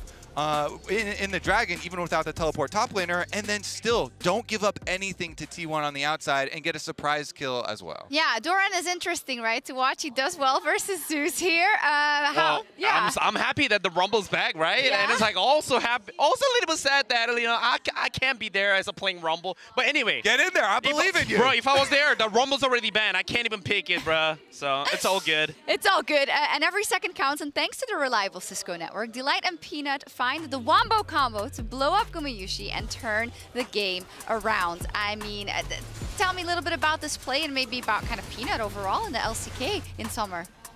I mean, wow, with the Delight, like they focused on Delight first. The thing is, like, I thought it was like really good for T1, but the thing is, like, Delight actually didn't drop single. He's concentrated, and like he turned around as himself, just one team fight and just end the game. He has been so massive in all of the Gen G matchups versus T1 this year. Massive props to him with the early Rakan pick. Yeah, I mean, we see the damage dealt, and we saw the gold lead as well in game. You know, in opting into the Sakali pick in the early stages, T1 got some leads for Faker. You know, they had the early play around mid lane as well. But man, once it took off there for Gen G. It did. Huni, I'd love to pick your brain about Gen G in general, of course, and Chovy as well. They are the team that is so successful in the LCK, but sometimes it seems like the fans don't want to give them their praise or like maybe the praise that they deserve because they haven't kind of won Worlds last year or this or that. So how do you feel about them and how do you feel about their chances overall? Do you feel they're a bit underrated? I mean, I feel like I don't know. I mean, I don't think it's underrated, honestly. They're actually the first seed. Yeah, they're doing really great. Well. But the thing is, like, I think like this year, I think it's really important for them to actually make the success and then prove to everyone that just making sure that we're actually a good team. Especially this is the biggest events in the you know, every single year it's actually happening. So no matter what, it's time to them to prove, and they have to prove that they're strong at the big stage. Yeah, they do. Yeah, you have a point. No? Actually winning on the international stage, actually completing those Ws. Yeah. Well, okay, maybe this is the last question I can ask you. LCK top laners or LPL top laners? That's a tough question. I didn't know that was coming. I actually know the answer. I'm gonna throw you under the bus here. In the caster room, he said Bin was the greatest top laner. No, I'm out of the bus. Where's my buzz kills? But honestly, I mean, that's like it's where a good we pick. at. I mean, honestly, that's where we at, and it's like the LCK top laner actually have to beat the Bin, especially this year. I think that's the most important thing, that missions that they actually have to complete. Otherwise, I think the LPL has a pretty good chance to win against LCK. Well, speaking of LPL top laners, after the break, we will continue with our featured matchup presented by Mercedes-Benz G2 Broken Blade versus Weibo Gaming's The Shy. Don't go anywhere. And a little play down on the bottom side of Flash away at the same time, but we got Owner looking for the solo, and he's just gonna dunk onto Peanut. Yeah, I mean, just trying to get some of that. Look at that, he blocks the cannon with his body. He knows Chovy's #1 weakness is he needs CS more than anything. Guma will be able to flash away from this one, and there's the ultimate just ticking down.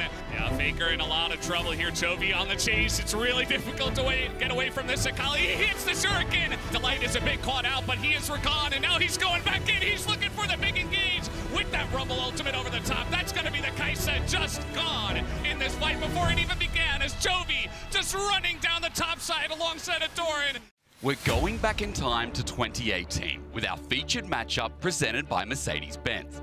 G2 is plagued by memories of their last encounter against Weibo Gaming, in which the Shy destroyed them with his legendary Aatrox. Fighting so many people! The Shy makes it happen! For the first time since 2019, the Shy is back on the international stage, and he wants to raise the trophy in his home country once more. But in the way of that momentous occasion is the ever-confident Broken Blade. On top as well, that's stun out. There's no flash from the trade before. Cannon's like, just make it stop. G2 have gotten their taste of victory at Worlds in 2023, and BB is determined to make sure it is not their last. With a win for either side, the quarterfinals will be in sight. Can G2 rewrite the narrative and fell another Eastern giant?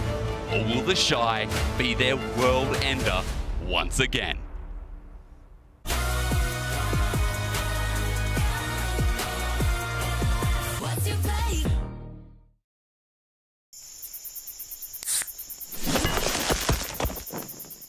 Red Bull gives you wings. Yeah, we talking about the grind. It could be a soul. It could be a soul. That's the start. So when I meet it, boom, dreams of glory. Alright, let's ride. And not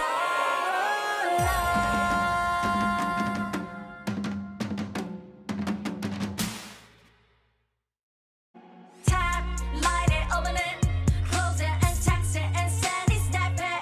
Come on, let's see the brightness and just feel the lightness. So impressive, be expressive. Oh, tap it, tap it, tap it.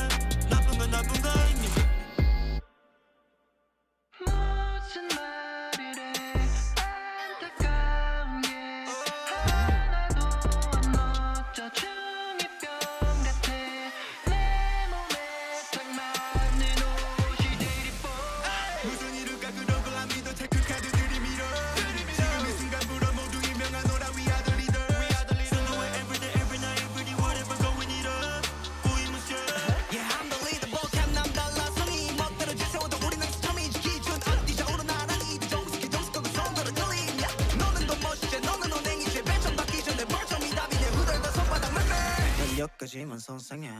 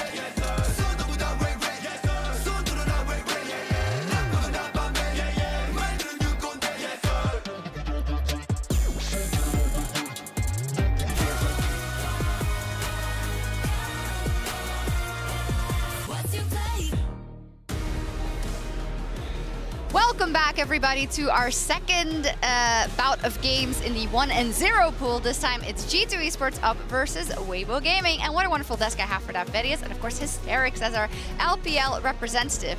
We said it already, our featured matchup presented by Mercedes-Benz is the top lane. Broken Blade versus the Shy. This is such a cool matchup, I think, overall, Hysterics. And talk us through the Shy. He's back at Worlds, but what can we expect of him? We can expect, I think, ultra pace, just to quote someone out there. I think the biggest thing about the Shy at the moment is he's really ramped up.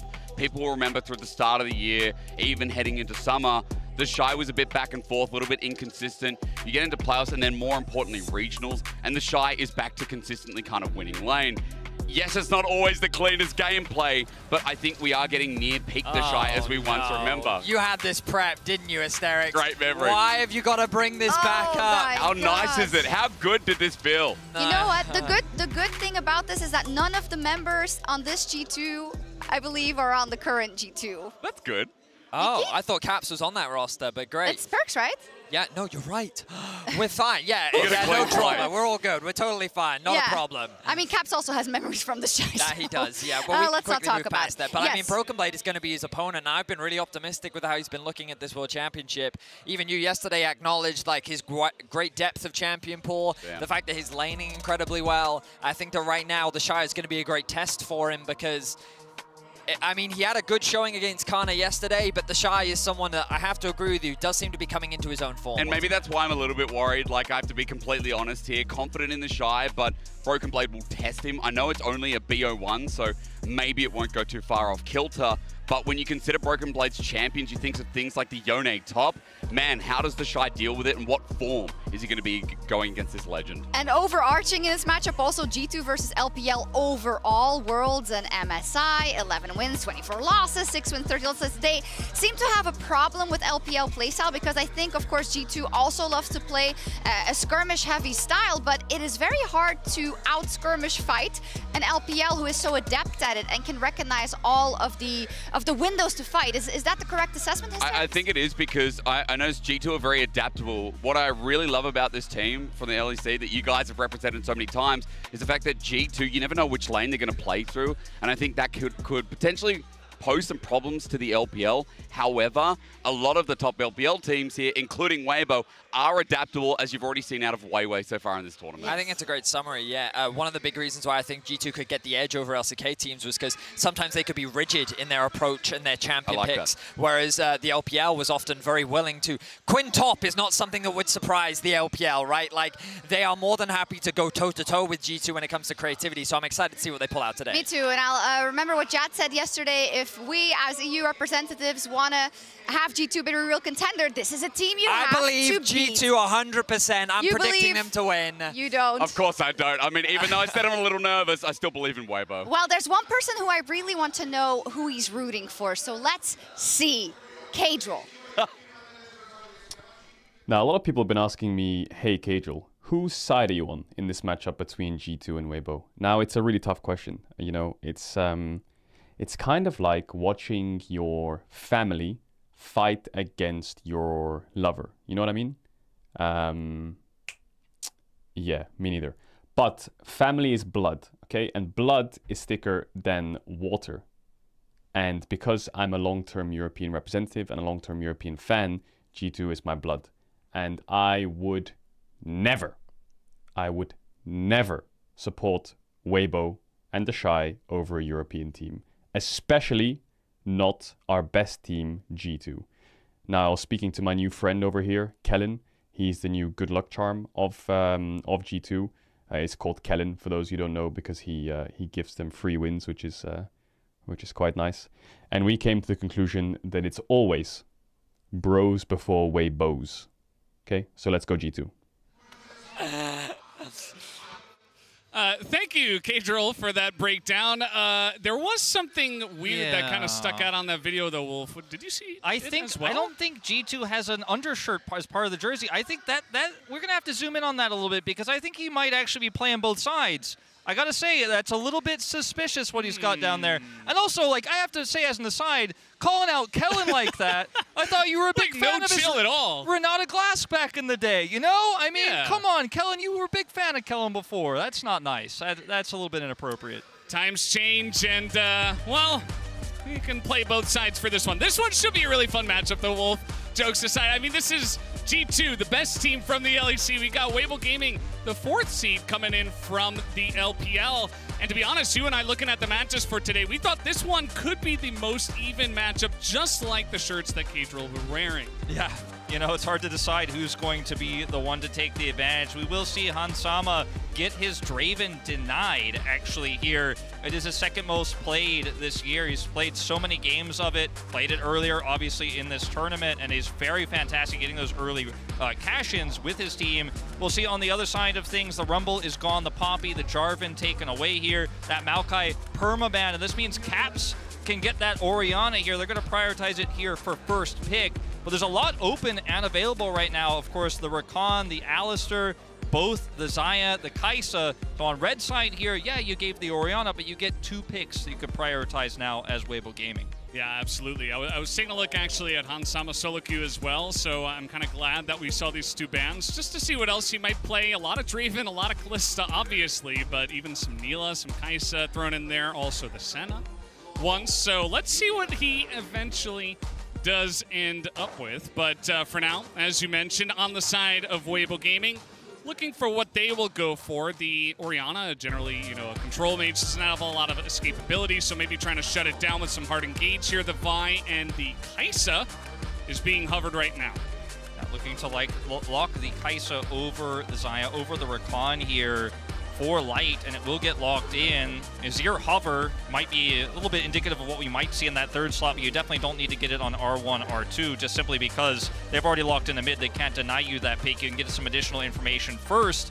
Let's see how the response is going to be here now for the side of G2. Yike gonna hover Caps' favorite Anivia. He's already got the Orianna locked in. They'll match the Kai'Sa with the Xayah here. And because Rakan is still open and available, you have given both now to the bot duo here of G2, and I expect they'll take it. Yeah. You know, I was hoping that maybe Hansama would play something a little bit off the wall, but it might just be the Xayah Rakan to come through. Now, they haven't picked the Rakan just yet. Definitely a consideration here alongside of that Xayah. So let's see what Mickey X does want to pick up here, or if they go elsewhere towards a jungle pick or something like that. But nope, it's just going to be straight standard here from the side of G2. You get that first pick Orianna, followed it up with Xayah Rakan. Now, you will lose the Alistar here as Weibo if you decide to lock in Xiaohu's Azir, but the expectation is that that pick is just so high prior right now, so valuable.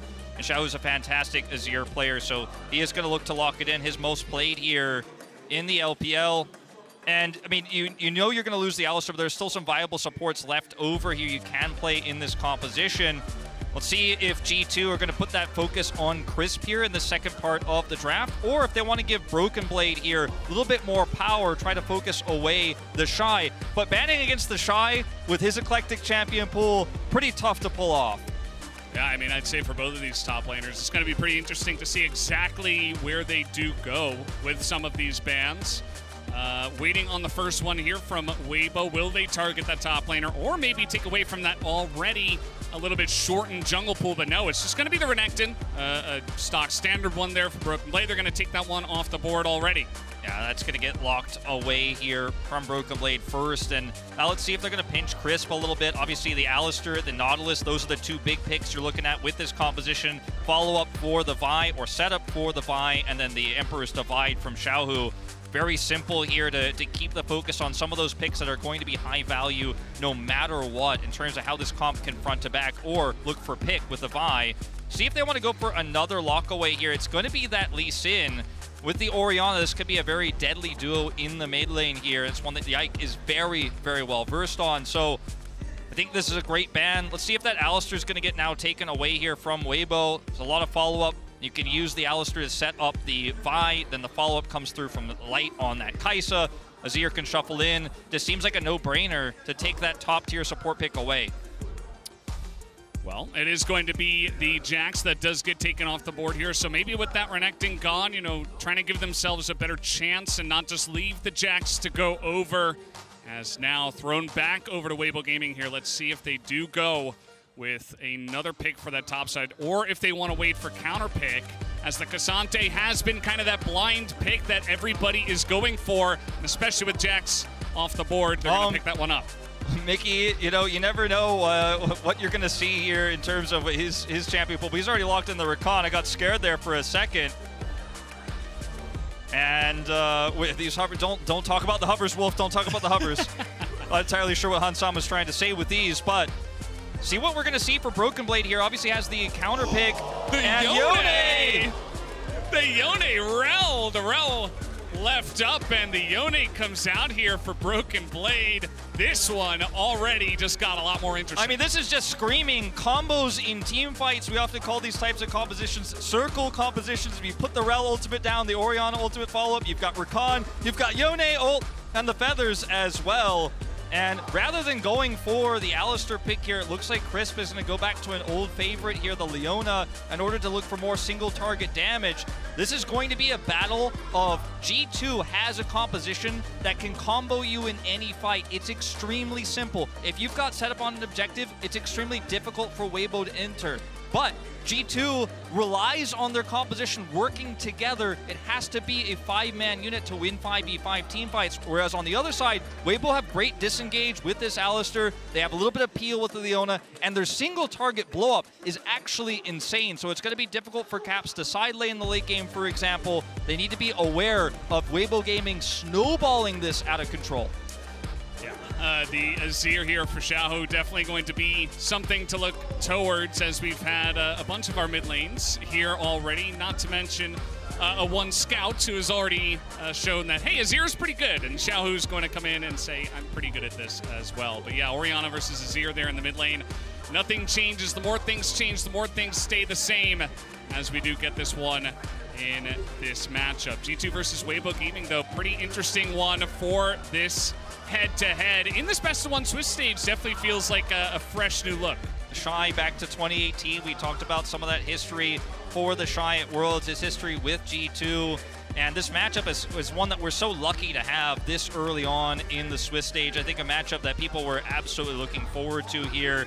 And Weibo Gaming, this is going to be a bloody game, one way or the other, because it's all combos, all fighting for G2 when it comes to late game objectives. For Weibo, they have to try to look for those single targets. It's going to be a good one, Valdez. Oh, it's going to be a banger. You just know from the second you saw this matchup. So let's jump onto the rift for this game. The 6th one of the day. G2 up against Weibo Gaming to see which next team is going to end up 2-0 on the day. That's right. These teams did both win their initial matchups. Cadril calling Kellen out, but G2 did take a pretty dominant win at the end of the day there in that one against D plus Keo. And I mean, both of these teams looking to go 2-0, meaning they will only need one additional win to move out of the Swiss stage. Quite significant what it means to take that 2-0 like we saw from Gen G just moments before. Yeah, it definitely feels good to get into the top of the bracket, try to get out with a best of 3, and just be in good position for the future. As we do take a look at some of the runes, we do have Hail of Blades there for the Azir in mid lane here for Xiaohu. Might be looking to take some quick trades early on. We'll see how much that affects this early game, especially against this Orianna that has been kind of taking some big wins in the solo 1v1 matchup so far.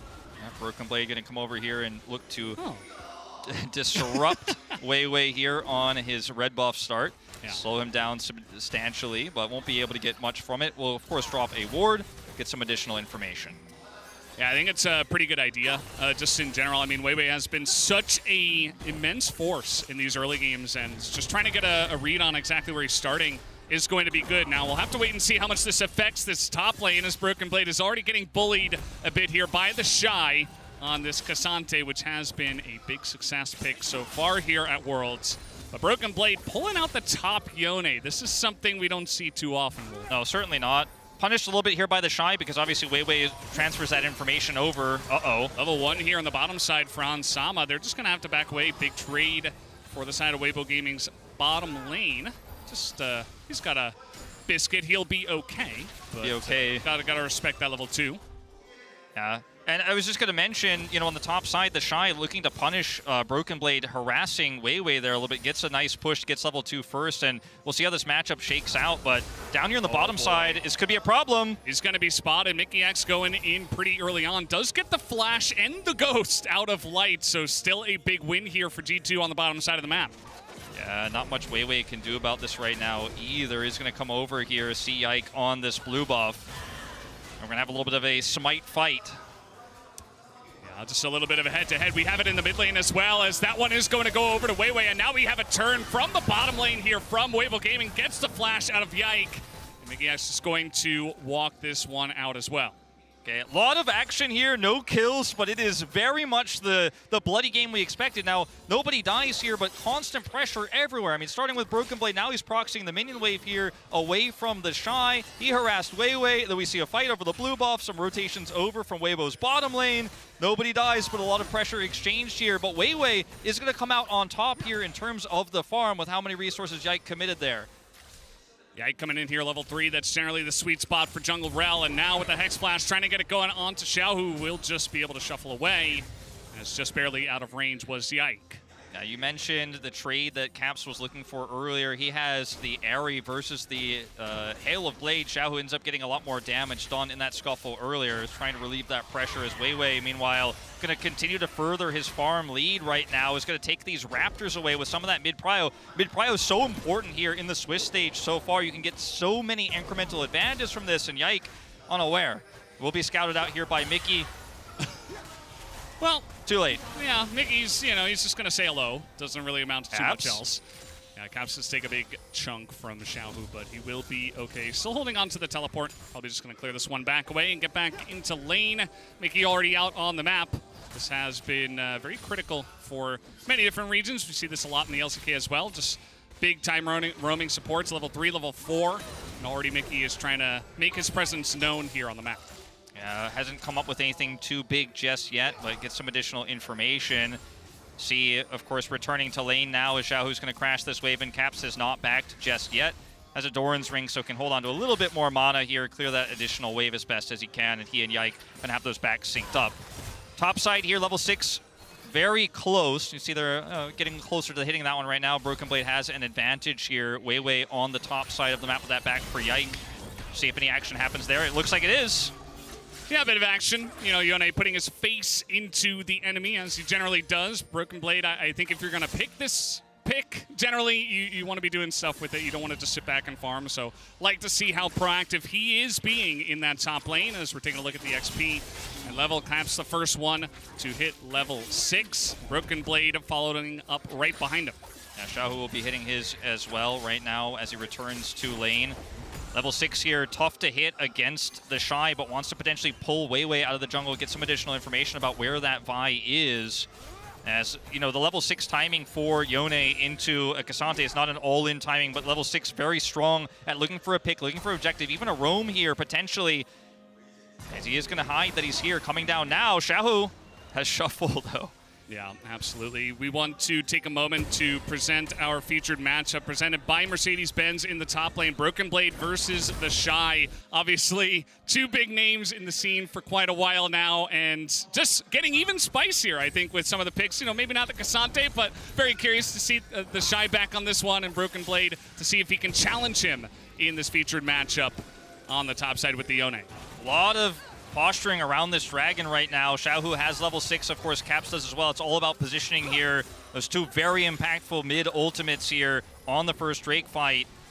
G2 going to start this one up. Crisp very well aware of this, and it is just a tug of war battle right now in terms of trying to grab that control. Light very far away though. It's going to be interesting to see if Weibo can actually collapse onto this one. Light eventually does make his way, and this is a very slow dragon that is going down right now, and already they're going to get that poke on Han Salma, and immediately G2 just going to back away. It is one singular Cloud Drake, but that is the first objective going into the hands of Weibo Gaming.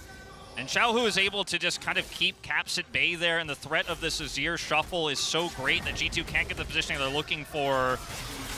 Up here, a bit of a trade once again. The Shy eats a bunch of damage. Broken Blade still holding on to that ultimate. Yeah, he's looking for it, I think. He got Caps coming up to the top side as well, and immediately going back to the mid lane.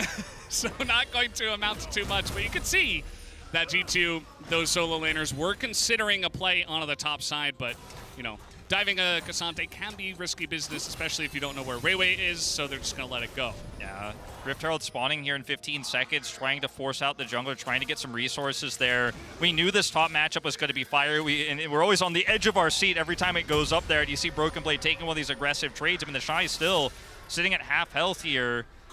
As coming up is Weiwei. Yone obviously has his ultimate and flash for escape. Let's see how well he can react here. If Weiwei does commit, he's got flash, he's in range.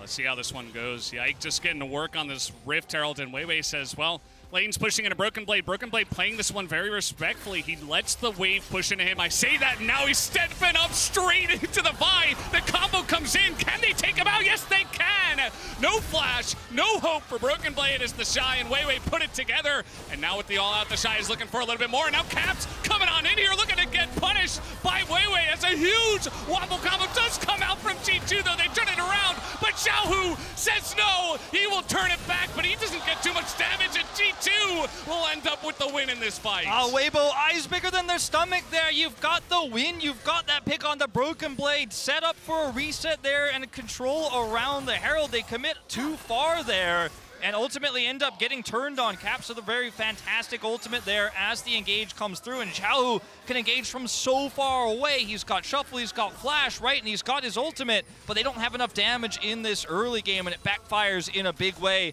As the dust settles, G2 1,000 gold ahead.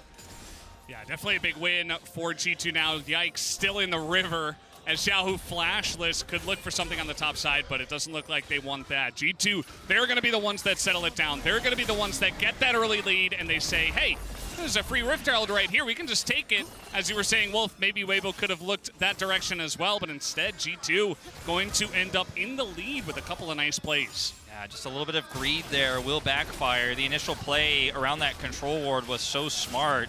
As the Shy drops a ward and sees the bad news, they, of course, do not have control of the scuttle, so that's the only idea he is going to have to confirm that is being taken. We'll see it before his very eyes, and we'll just return to lane. So objective goes over to G2 on top of the now 1,200 gold lead they have, sitting very pretty in this game. Yeah, absolutely. Let's see if they can continue with this pressure. Just a 1,000 gold lead, but with the Rift Herald in their hands, might look to extend it even further.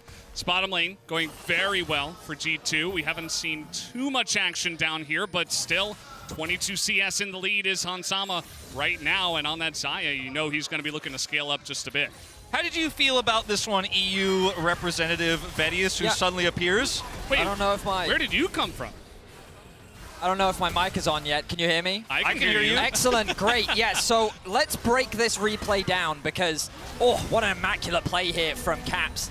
We saw Broken Blade getting attacked by two members of Weibo. Really great gank setup on the top side. Xiaohu with what looked like a great flank, but I think it overforced Weiwei, giving G2 the opportunity to turn things around. Now they find themselves with a pretty healthy gold lead, and the moment that G2 were in a gold lead, I saw this as an opportunity to get involved in the cast. So welcome, gentlemen. It's a pleasure to cast with you both. Yeah, I'm really excited to have you up here. You're our G2 person, and every time G2 starts to win in a matchup that people are a little bit nervous about, you appear, and here we go, another fight. Vedius just appears right at the right time. G2 are winning, Vedius is here, and now G2 is here in the bottom side. Crisp is just gone as G2 dive and pick up the easy pickings underneath this turret. Weibo Gaming trying to get something up on the top side with some pressure, but G2, another big proactive play. G2 just continuing to put the pressure on here, one small tempo advantage, and they're starting to take more and more off of the map, grabbing plates here bottom side, grabbing Crisp, and that gold lead is exploding now, still 1,500, but look at the CS difference here between Hansama and Light. This Xayah about to come online. Yeah, I mean, G2 doing a great job so far of finding these small advantages. Of course, it's not ballooned anything into anything too extreme, but the Dragon spawning in 10 seconds, a lot of resets coming through from them, meaning that the next objective that they're likely looking to contest is this Dragon. But you can already see Weibo back on the map, ready to set up that vision. Xiaohu with the push in mids. Caps does, of course, have the teleport. 1 CS off that level 10, but Weibo in a much better position for the time being. And the Kraken Slayer is picked up here for Hansama, so he was able to, with that additional gold, he picked up bottom side. Shy is looking for something here, or at least the Shy is looking to punish perhaps. Who's going to win out in this one? Broken Blade has to go back, and meanwhile, that Dragon you guys were talking about is going into the hands of Weibo Gaming down on the bottom side. The Shy does have teleport, of course. If they want to hard commit to this fight, he can just back and teleport, but it's going to come at the cost of some plate gold here. Does pick up some items. This is going to come up here to the top side to defend plates, but this is going to cost them a lot of control on the bottom side of the map. I mean, right now, it's looking pretty good for G2 with no major objectives on the map to play for. You're starting to look for these outer towers. You can see G2 with Yike mainly focusing his attention towards the bot side of the map, wanting to try and secure this outer objective so that they can actually unlock that bot lane and maybe even move them top, move them mid. If an opportunity arises to get more plates, those will be falling off within the next minute. Caps with his TP in mid, maybe uses that pressure to then rotate down towards the bot side. They've kind of abandoned top at this point, but they know that Broken Blade is just going to continue to pick up farm and be this kind of split push threat later on. Domestically, we often saw him go for the hull breaker and be this split pushing identity. Ooh, Hansama caught out a bit here. He's stunned nearly 100-0. Finally goes into the Featherstorm. He's still alive, and he goes to the push. Life finally takes him out. That was getting pretty close to him getting away, but Weibo will be able to punish in the end. Not able to respond on time. It's a double kill into the hands of Light. Caps will pick up 175 gold here on the plates that are falling off. You just mentioned Vedius, but this does take a lot of the wind out of the sails here of G2, and you can understand the play here. Hansama, he is Xayah, he has flash, he has ultimate. He's got neither now, and he is in the death chamber because he overextends into this very aggressive Crisp. Really nice ult from Crisp. Caught Hansama completely unawares, doesn't have the cleanse available. He should have just ulted that out of respect. But with Weiwei in the area, the fact that he was able to survive this long is very surprising. Mickey with a really good 3-man charm, but it's not quite enough. The flash commit from Weibo, they find themselves 2 kills. Yeah, Mickey here just kind of an additional casualty as well. Double goes over to the Kai'Sa. That lethality build has so much damage, and it's going to get even worse here. The game is evened up now quite substantially. Second Rift Herald spawns in 70, and Weibo are looking to take out this top side turret. You can see the Shy, currently the biggest lead they hold, and the MasterCard lane economy snapshot. Yeah, pretty interesting to see that even after that duo kill down on the bottom side, G2's bottom lane have just gotten too many advantages earlier on, besides, you know, going down eventually to Light, that they're just ahead. They take down that full turret down there, and they're going to be feeling pretty good about their chances moving into the mid game. I mean, it's important to remember that that gold lead is a little deceptive given that 700 of it is sitting on Mickey. But still, as you rightly said, G2 find themselves with a small gold lead for now. As we enter the mid game, we're looking at this next Rift Herald spawning. This is going to be really important for breaking open this mid tier 1. Both Orianna and Azir, very difficult champions to siege against. And when you kind of look at the AD carries, they don't have the longest range. They have to get quite up close and personal to take those towers down. So Herald is going to be really important to unlock the mid lane and then unlock the enemy jungle to really start being more proactive on the map. And in order to win this Rift Herald fight, I think G2 need to group here quickly as fast as they can to set up for those combos we were talking about in the draft. You've got an Orianna, you have a Yone, you obviously have the Rel, and if you can control the choke points, it becomes very difficult for Weibo to actually fight through. They've got decent range, but only if they can actually get through a choke point and use it, as right now Vision going in favor of G2 here as well with that control ward. This Rift Herald fight is going to be so difficult for Weibo to break through since they don't currently have Prio there.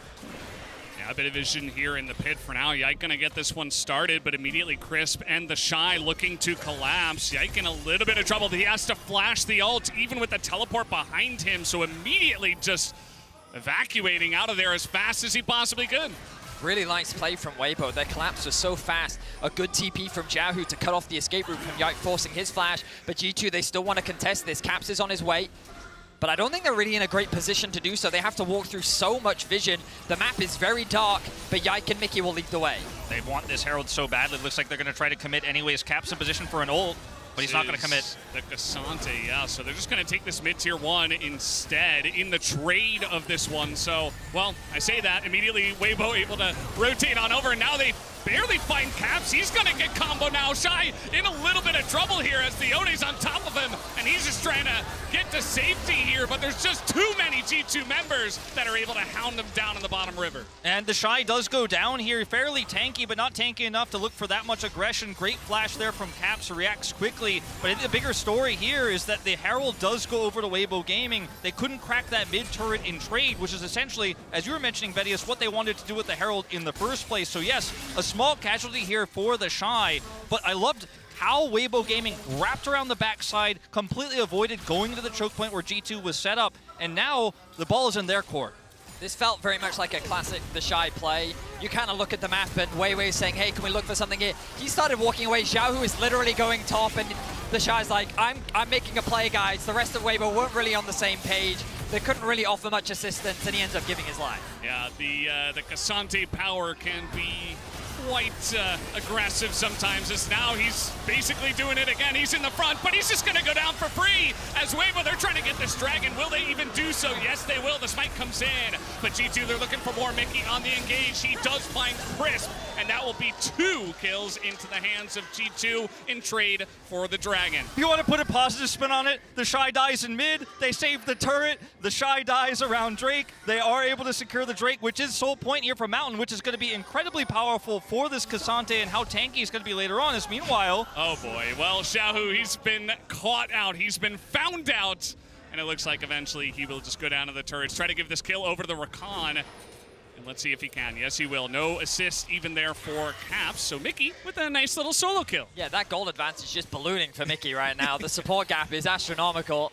But Hansama looking to finally take this tower down. Nice flash. Oh, yeah, he's going to get flashed on and finally goes for the late ult once again. And this time it looks like he might just get out. But no, nice. The residual damage comes in from the AoE from the Vi attack. And that's going to be the Rift Herald now immediately planted down for the side of Weibo Gaming, although they're not going to support this push. Love that play from Weiwei, using Mickey as a means to get the execution onto Hansama. Mickey, he could have potentially given the heal to Hans, but he wanted to make sure that there was enough space between him and the jungler. But let's have a look at some could say fraudulent behavior from the Shy. Yeah, I mean, this is an argument that you could make that this actually ends up keeping G2 at bay long enough for this dragon to go down. And I think ultimately that's the plan here. He doesn't want to die, of course, but he's just tanky enough to where he could buy time. Of course, they will lose Crisp on the backside of this as well. That gold lead is mounting, but at least they have that objective advantage. And you can see how desperate G2 are to get this mid turret because they don't have a lot of range. Finally, they have a wave here, but they're just not quite able to do it. I mean, I will say, that's the second time now we've seen Hansama not really respecting his opponents there. We saw it in the bot lane getting ulted by Crisp. We see it again here with a great initiation from Weiwei.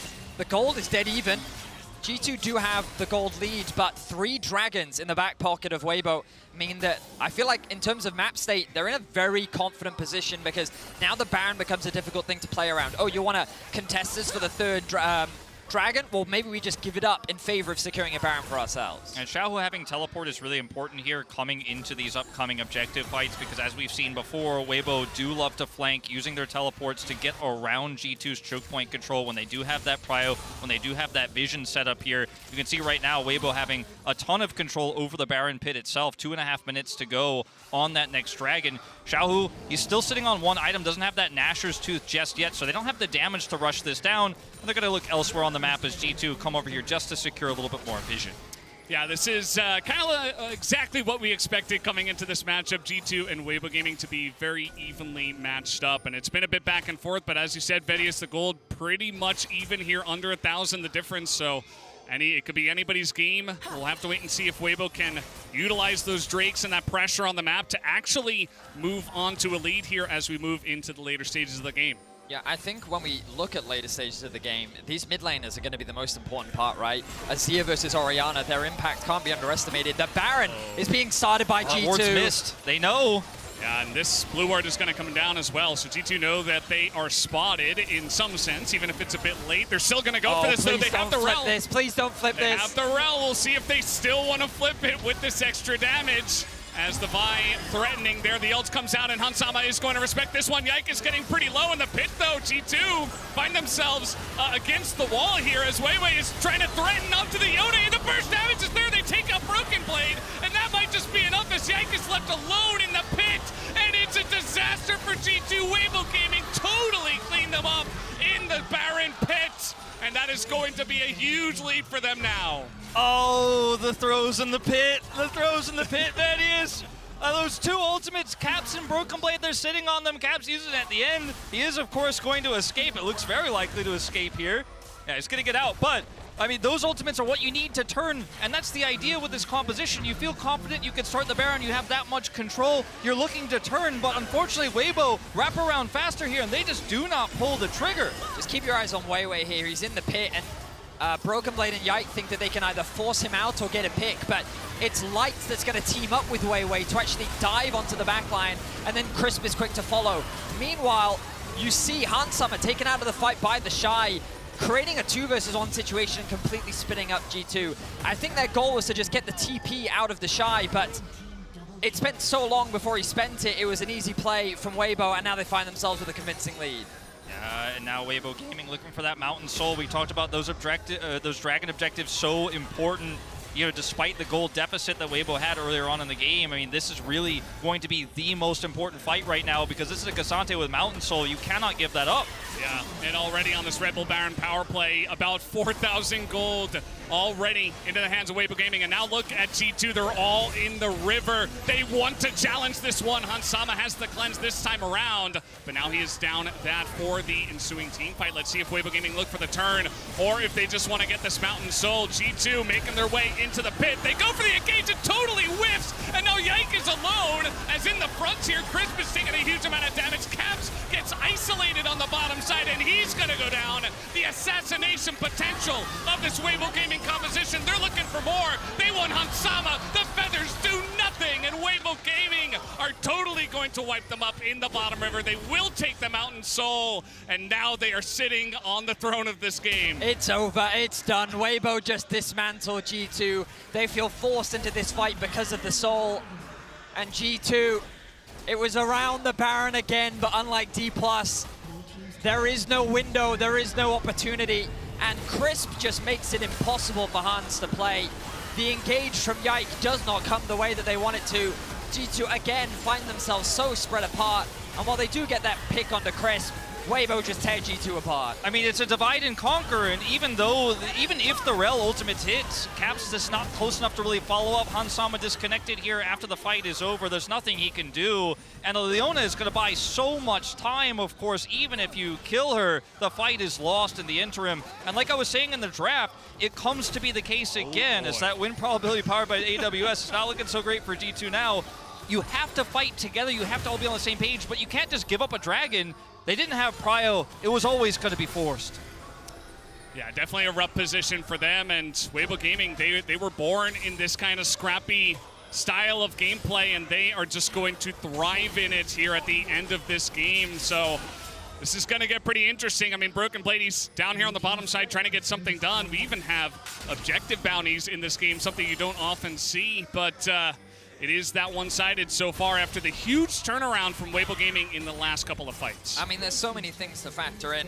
When we looked at how the early game played out, it was G2's bot side of the map that was getting these huge advantages, but Hansama multiple times, we saw him getting caught out, and in every single fight, Crisp was forcing his summoner spells out, forcing the ultimate out with just really well-placed ultimates or CC. Meanwhile, Broken Blade was supposed to be someone who outscaled in the side lane and could be someone that the Shy can't match, but you look at the itemization, 3 fully completed items for the Shy, Broken Blade barely working on his second. The reality is that G2 don't really have any easy win conditions at this point, and in the fights, Weibo's just executing better. And the Shy has outdamaged Hansama in this game on this Cassante pick, his most played. He's been so good at this pick. It's been so relevant, obviously, this year. And Broken Blade also someone who could start fights off, but he's often the one who's targeted first here. Just going to be blown up before he can ult, before he can work with Caps, because they're not able to group together because Weibo has so much map control. And again, at this kind of moment in a game like this where you're 7,000, 8,000 gold behind, it's hard to criticize G2's choices they can make from here because there aren't really any good ones. How much of a choice for them? We'll just have to wait and see how Weibo Gaming are going to try to put the nail in the coffin on this one. We got Baron in about 1:15. Definitely going to be the next one to look towards, and pretty early Elder Dragon that is going to be spawning just because of the 4 Drakes that have been picked up in pretty quick succession here by our LPL's 4th seed.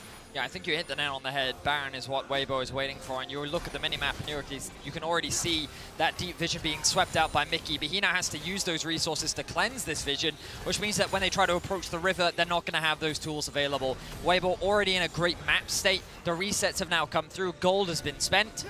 And with the Baron spawning in 40 seconds, this is going to be G2's last chance to turn this game around. And it's going to have to be a big Rel ultimate, a big ultimate from Broken Blade, some type of combo here, but with no vision, no entry into this pit. I mean, you mentioned they were clearing some vision, but it's already replaced. And that was on their side of the map, not in the river, as you mentioned, not in these choke points. And Broken Blade down here, 2 levels behind the Shy, does finally have that Infinity Edge online, but it is just too little too late. And if you can't see, you can't fight. And that's the problem here for G2 approaching this Baron. 12 seconds to go. Weibo, they get this, and it's going to guarantee them Elder if the game goes that long. Well, the Infinity Edge is now finished for Broken Blade, so at the very least he does have a second major item. Cap's now completed third, level 16 for him. Mickey. They're trying to go for something here as Xiaohu just gonna be wombo combo. They finally found the engage, and they take down one of the most important members. That's a double kill now for G2. They find a miracle engage, and this is right when the Baron is spawning. G2, let's see what they do with this now. I mean, the Shy and Weiwei here are going to try to contest this. G2 took a lot of damage on that engage, but they have damage to rush this Baron down right now. Let's see what Weibo do. Every single ultimate has been used from G2. They have to find a way to keep Weiwei out of the pit. They gotta keep Weiwei out. They gotta keep the Shy off of their backs. This guy is like a juggernaut right now. Can you stop this Cassante? I'm not sure. As the Baron is gonna go the way of G2, but what about the ensuing fight? They get Caps on the top side of this one. He's the first to go down. Bit of an engage from Mickey X. A little bit. Hansama trying to hold his own against Light, and he will be able to hold on to it. G2 are turning this fight in their favor after they get the Baron. And Weibo, it was looking potentially good with their tanky Cassante, not looking so good anymore. The shutdown, just one more going into the hands of Ansama. As Weiwei still on the chase, maybe just a bit of desperation. The rest of them are getting out as Yike might have to give his life for it, but man, G2 took a huge step in the right direction. That's 2 kills for Xiaohu on the backside of it, though. This is the chaos we expected from this game. I told you guys it was going to be bloody. 27 kills here in 29, and they all just kind of streamed together there on that last Baron fight. And the Elder spawns in 40 seconds. The G2 members will respawn, but what an intense situation G2 now find themselves in after being dominated through the vast majority of this game. A sliver of hope has opened, and Hansama, what a clutch performance from him. The pick onto Xiaohu is so massive. He's so much of Weibo's damage here, and because it's Kaisa that he's with, and with this lethality into Nashor's Tooth, the sustained damage isn't as strong with the Kaisa. So if Xiaohu is down, yeah, you have this tanky front line with the Shy, but it's not going to be enough to win you straight up fights. This fight, though, is likely going to be the one that decides the game. Weibo Gaming rushing back with the Shy, rushing back with Xiaohu. Neither of them have teleport. They have to walk back here, trying to get Prio for what will be the game-deciding objective. You can tell at G2, everybody's here. They want to make this fight a bit different than what the Soul fight looks like, of course, where they got kind of pulled apart. They overextended in some of their engaged potential. We saw there the pick on the Xiaohu. It comes down to teamwork. It comes down to 5 members engaging in a wombo combo scenario for G2 if they're going to get this fight in their favor. Let's see if they can do exactly that. The Shy this time on the front lines, but Yike is right there, just waiting for it, but they might just have the damage. The engage comes in, Hansama gets that ultimate off, and the Wombo comes in such a huge way for the side of G2. So many low health bars. Cap's still alive, but Light has to go 1v3 right at the end. Can he do it is the question. The knockup from Mickey is just barely enough as the ball is in the front here. Caps will be able to take him down. The triple kill for Caps as G2 win the fight. They actually managed to do it. G2 find an incredible 5v5. The Elder Dragon is up for the taking. G2 are not going down without a fight.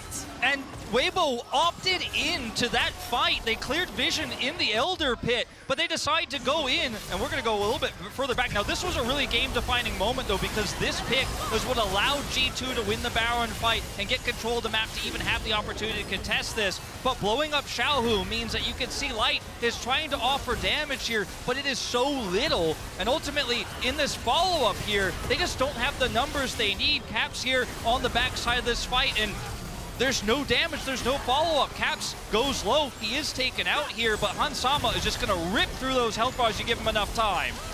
And Light out of mana as well. This fight leads to one opportunity for G2, and you see they clear out vision in the pit, but Weiwei decides to go in trying to catch Hansama here, and the Wombo combo, you pointed it out, Valdez, the follow-up is fantastic. It is nasty, and this is exactly what we're talking about. We talk about circles, we talk about Yone ults, it all comes together here for G2. In Europe, we call that a 3K Elo shockwave. Spectacular from Caps. He finds so many members, a triple kill for him. Coming up absolutely clutch for the team. Fantastic from G2. You guys talked about the Wombo combo and draft. The Elder is secured. 17 to 17 is the kills. The gold is even. What is this game? It's a great one. It's Elder against Mountain Soul at this moment in time, and this is going to be pretty interesting to see how G2 can utilize the next minute and a half that they have with this Elder Drake, what they can get out of the map at this point. It's not synced up with Baron, of course, that's since fallen off a while ago. A minute 20, as you mentioned, but there's still so many turrets up here to break through. They can't threaten any inhibitors, so as long as Weibo Gaming just group together here, they will sustain some damage, but it doesn't look like G2 is going to be able to end the game off of this alone, despite getting a massive swing in gold as well. They're still just a little bit behind. You can see how crazy this game has been. I mean, it's been just insanity. And at this point, G2, they're trying to get as much out of this Elder Drake push as possible. Now, if you get a pick, can't do it. If you get a pick, I mean, you can end this game. Weibo have to respect this and give this inhibitor up. It's going to be pretty interesting to see how G2 can manage this. Still 40 seconds on the push. Weibo, are you going to go for the pick? No, they just find Xiaohu in the front. He's just going to be taken up for free. And look at the knockup from Mickey. They just get so much more in Hansama. In that backline, the Shy trying to be the hero. But I don't think there's any heroes left on the side of Weibo. They do clear the wave, though. And that is going to give them a chance here. Some extra time for the Elder buff to fall off. 20 seconds left here for G2. Holy moly, they actually dived the Nexus towers to get that kill onto Xiaohu. They're looking to end the game right now. I mean, Xiaohu, he's been picked again. Here we go again. They get the knockup on the light. He's all alone. He gets taken out. That's going to be, I think, in his Weiwei. He's getting burned out 1 second on the Elder Drake buff, and they don't have quite a wave. They've got that one minion in the back as G2, they're trying to push on in, but respawns come out from Weibo, and Broken Blade's got a shield. He's giving it a chance. Another stun comes out from Yike as Mickey doesn't get the knockup. This is just insane as the Magnet Storm. Is it enough for the side of G2? They say no, they're gonna back away. Xiaohu's back. Xiaohu, he respawns. TP! He's TPing. And they want to turn onto this one. Xiaohu gets the wombo, and the entirety of Weibo's coming in. Meanwhile, the TP! In the base, they're TPing it out of this one. Caps, he wants to end the game right here. He wants to end it right now. He wants to take the 2-0 for G2. He doesn't have a health bar, though, and he's going to go down. Weibo Gaming, they hold onto the base. Oh, my God. My heart can't take this, guys. This is too My insane. heart cannot take this. It was so close. Oh, that's no Kassadin, that's no Xpeke, but he's almost able to pull it off. He's got the teleport in. He's so low, but he doesn't have the damage. Baron's up, and Weibo still have 3 members alive. They still have those members alive. Now, Xiaohu used his teleport. I mean, this is going to be a long replay to break down, but critically here, Weibo managing to clear the wave after Xiaohu's death. Once again, this all starts off with Xiaohu dying, which means a lot of that damage is removed. Kaisa just doesn't have the damage throughput. It's the Shy who has to really force this, but keeping the minions out here is what buys enough time, because Weibo need to buy time for the Elder to go off. They need to keep these turrets up and then get Xiaohu's respawn. At this moment in time, it's 30 seconds until he's up, and they're able to pull off the defense of a lifetime here in order to pull it off, targeting down those minions as best as they can. Look at the Shy just on the edge of the Elder buff there. It times out. They make their last stand. The stopwatches were absolutely insane. The Shy does so much great work on the back line. Oh my God, the GA being procced by Broken Blade. It's just an incredibly fine line to walk. The fact that both teams are playing on the edge, absolutely insane. I mean, we knew this one was going to be crazy. I wasn't expecting this. This is like next level, man. I mean, Weibo Gaming holding on, just barely clearing the waves. So important for them. They stopped the teleport of Broken Blade as well. If he actually gets that teleport off, maybe he and Caps will have enough to burn the Nexus down. Nice deny there. He'll be able to pick up some kills on the back of it as well. Caps, he tried his best, gets it down to a 3rd health, but that's all he can do. What an insane game. I mean, that defense from Weibo was like a tightrope. You're riding a unicycle on a tightrope. That's how dangerous it was. That's how thin the margins were.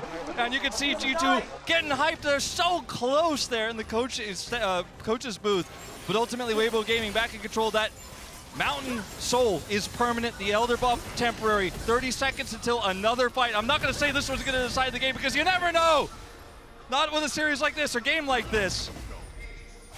Well, the Baron, it was taken. Weibo looking to push in mid. They have a 1 cannon minion that is moving up there. Gerald trying to make a play in mid by himself. Meanwhile, Caps is running at the base. He says, okay, you can take Elder. I'm going to take your base, but he's going to be hit. And uh-oh, he's got the stopwatch, the Zhonya's to help him live. Yike caught out on the bottom side. He's got his teammates nearby. He is so tanky on the rel. And the poke damage so far from Weibo, not enough. Hansama trying to step forward. He gets hit, but immediately cleanses.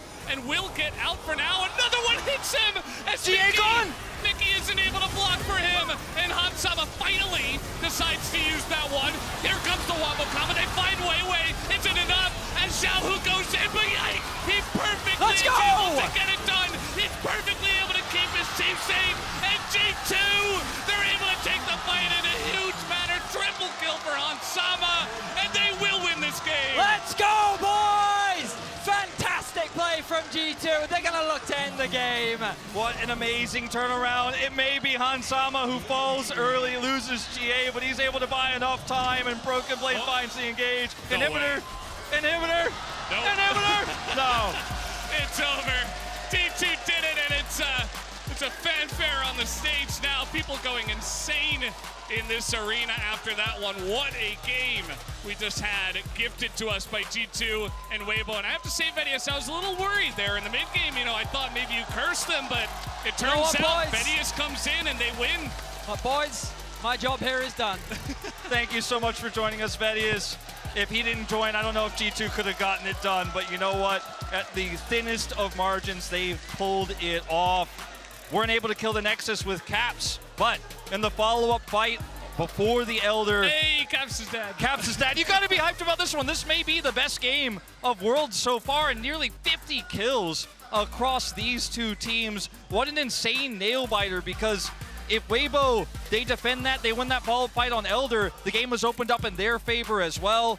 And it was these really clutch engages from Broken Blade in the fights they won. Caps as well with that massive Orianna ult to set up the wombo next to Elder.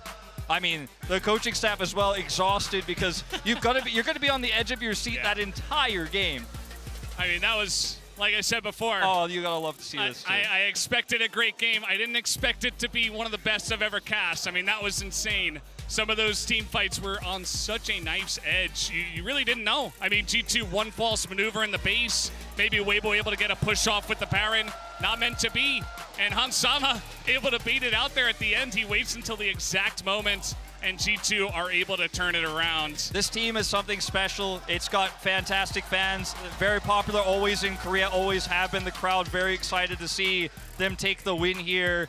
And it's just, there's something about the stage atmosphere here, the coaching booth, the tension that you love to see. This is what Worlds is all about. Jumping up and down in the W, embracing, because this is going to push you to 2-0 here in Swiss. No, yes. He's pulling off the One as well.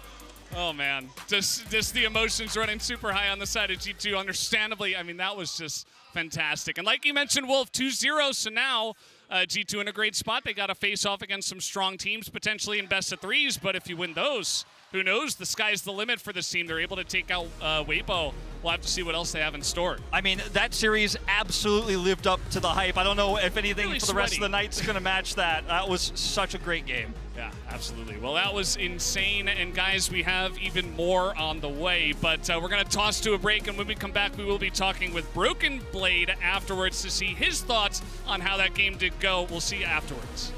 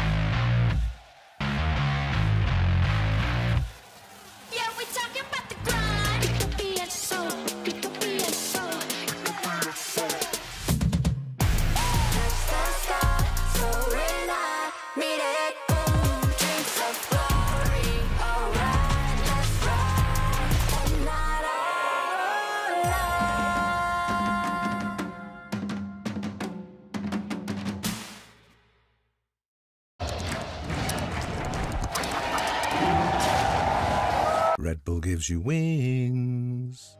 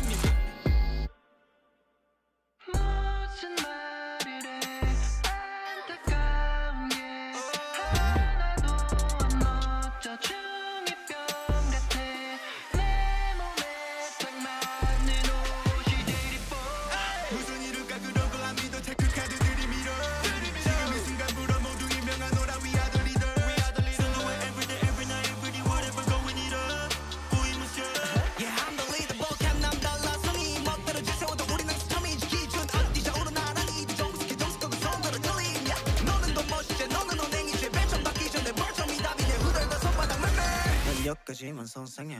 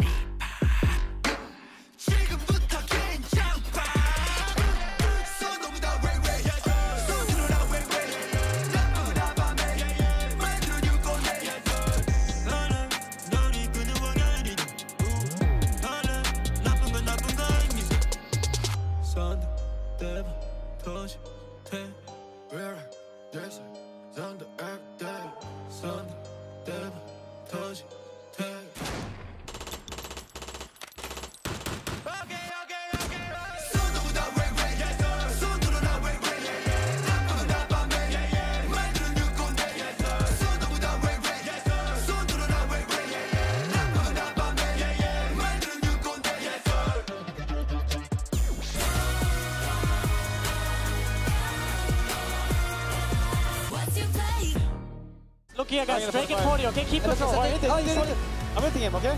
Let's kill him. Don't give out. No flash on them, no flash on them. Should be dead. Nice.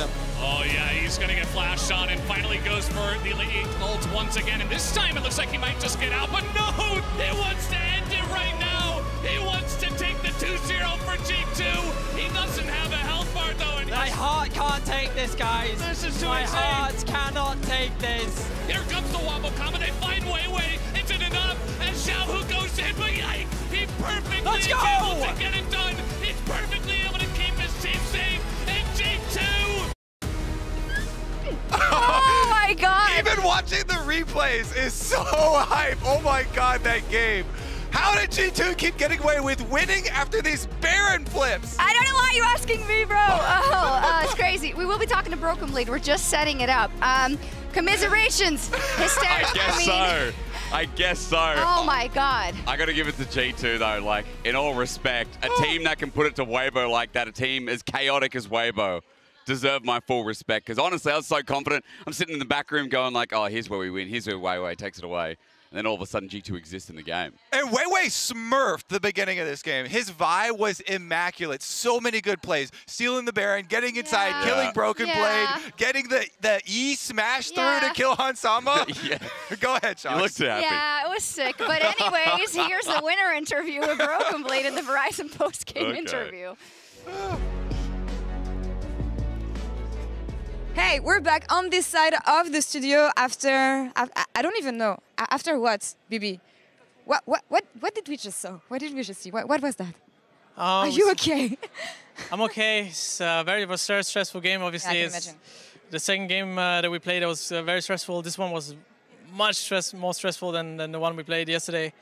I'm very happy that we came out on top. Very good learnings, obviously. Yeah. How do you even take learnings from a game like this? Tell me what went wrong, because it felt like you had the situation in your hands and then everything started going crazy, Caps trying to backdoor, fights after fights after fights. How did you make sense through all this madness?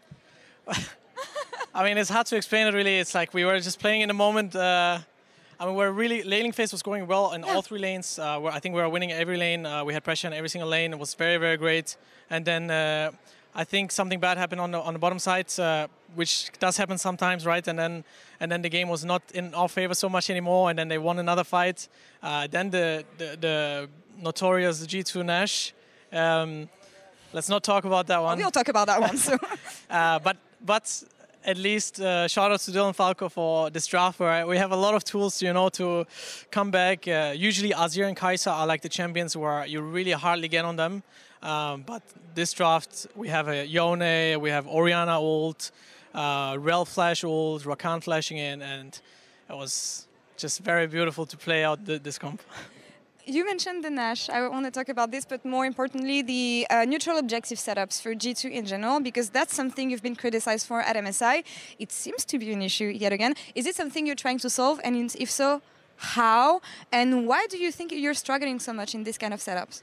I mean, I think it's not that we don't know how to play around the Nasher. Yeah. I really don't think so. I think it's more so that there's a lot of nerves. I can feel it. Like after the play is over, we're like, oh, we were very excited, And obviously, we I don't know. It's like we're playing in a moment. and then we notice, oh, this was very bad, guys. You know, and then usually we calm down. That's at least what happened in the last 2 games. When we throw at Nash, somehow we're just winning the game, so maybe we just have to throw at Nash. Seems like a good recipe right now, but we'll definitely be looking to fix that. I think people don't realize how difficult it can be to stay calm and collected in situations like this. And of course, it can get a bit hectic sometimes, which it did. But you seem to have all the right questions, at least, and you're working on them, let's say.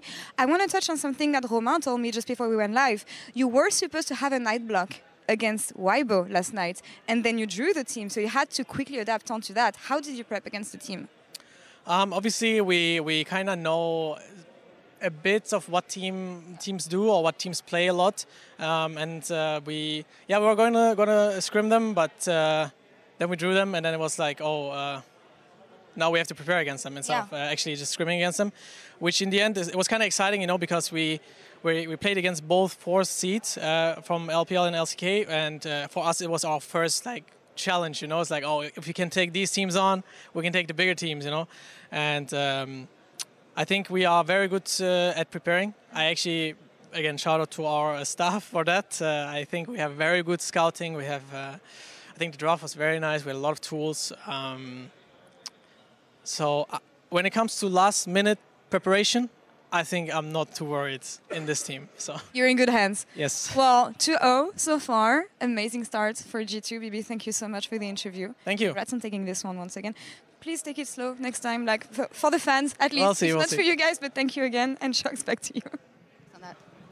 Oh, thank you so much. I was thinking we have a bunch of replays and not that much time because I was thinking about which ones to use because we have one of the failed Baron, and I think for learning causes it's really important. Go back to look at the source. First we'll look at the final fight though, and or is this Is this the final fight? I believe it is. Yes, Hysterics, Kobe, run us through this. What are the things we missed in this? I mean, I got really excited to open this up. It was a pick on Han Summer with the GA that I think was really important, but into a choke versus G2's Corridor, that's what concerns me here, Kobe. I don't know if you want to weigh in on this, but it looks so good to start off. I mean, I'm just watching it again, immediately noticing Broken Blade's ultimate backwards, peeling off the Vi there and killing Weiwei, who had been so big, and then being able to turn and completely protect Han Sama.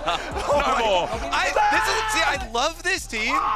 You can tell, not only from these reactions, obviously, but also Broken Blade talking about one of their biggest downfalls, and part of the reason that they're having these problems in setting up these Baron flips is that they get so excited about the game. They care about the game. They love the game that much that even on this world stage, with the entire world watching, they still can lose themselves in the game sometimes and flip it, and they only calm back down and focus after they've lost that big lead and like, you know what? All right, everybody back to business. Now we have to come back and we have to actually force our own win cons from behind now, and they get to stages like this. I mean, stages like this that I felt like should have been Weibo turning the game from there again. We had so many moments like this, but this base defense was so clutch, and I'm here to defend Weibo because Weiwei, the Shy, and Crisp, especially top and support, especially this Leona, this Cassante, played this last fight so well, and you can see diving between aggro, CCing, clearing the waves. It was so clutch from Weibo to actually keep the game going from this point. Yeah, the Shy living there, getting back to the fountain to heal, and then double teleport in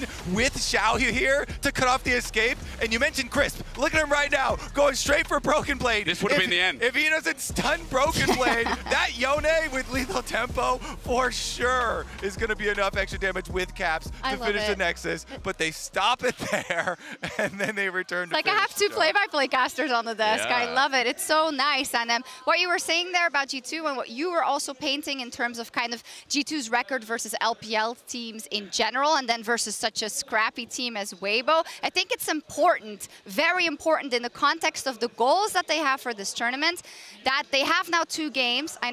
I don't think you should brush off that Baron, of course. 2 clean wins. No, but that you get nothing to see here. 2-0 team. Get put behind, and that you have to be put in the positions where then you have to take those 1% plays. Yeah, I mean 100%, especially against a team like Weibo. Like, they can throw any game, they can come back from any game as well, as you even saw towards the end there too. Like, this game was so scrappy, and it highlighted how Weibo can really push a team into an uncomfortable position.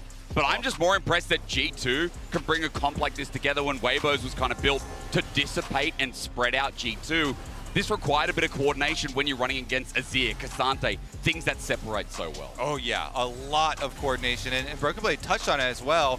When you have the Orianna mid lane, everybody's in isolation, focusing on this champion, but when you have it with a carry top lane as well that has backline accents like a Yone to be able to deliver the ball, they have so many options. Mickey had really big engages, so did Yike, and then if they don't hit with either of those two, they still have the extra coverage of Broken Blade being able to get back there Nice too. shout out, and sometimes Caps does it himself. That's true. Pretty clutch moments from everybody involved. I want to say also on the side of Weibo and in most of that mid game before all the comeback shenanigans. And Broken Blade called it out as well. He said, I think drafted us good tools to make sure that we have options, that even though we're against an Azir that can gap close so easily, or that we can get onto him if we need to. That is important, but at the end of the day, you have to execute. And at the end of the day, these teams are so close. 9,000 gold, over 9,000 gold, and a Mountain Soul. Wow. And they came back. Wow. It's so sad that I've actually seen this before. Weibo have done this before again. Like, they've had great games against JDG, but they've also flipped games in the regular season too. So this is not new for me. It's okay. I'll take that. Thank you. I've needed that for a year. No, I mean, I've seen situations in the past where in a very close game, the first seed out of Europe ended up beating the Shy in a very important game, and that gave us a lot of hope going forward in the tournament, but we're not going to talk about that. What I do want to know is that if Kadril, how did he experience this moment? And of course, he had the G2 jersey on the whole time, right? Still he's covering both bases. That is insane. Apparently, this happened during G2's throwing at Baron. Nice. Interesting. Yeah. So, that is, what a traitor.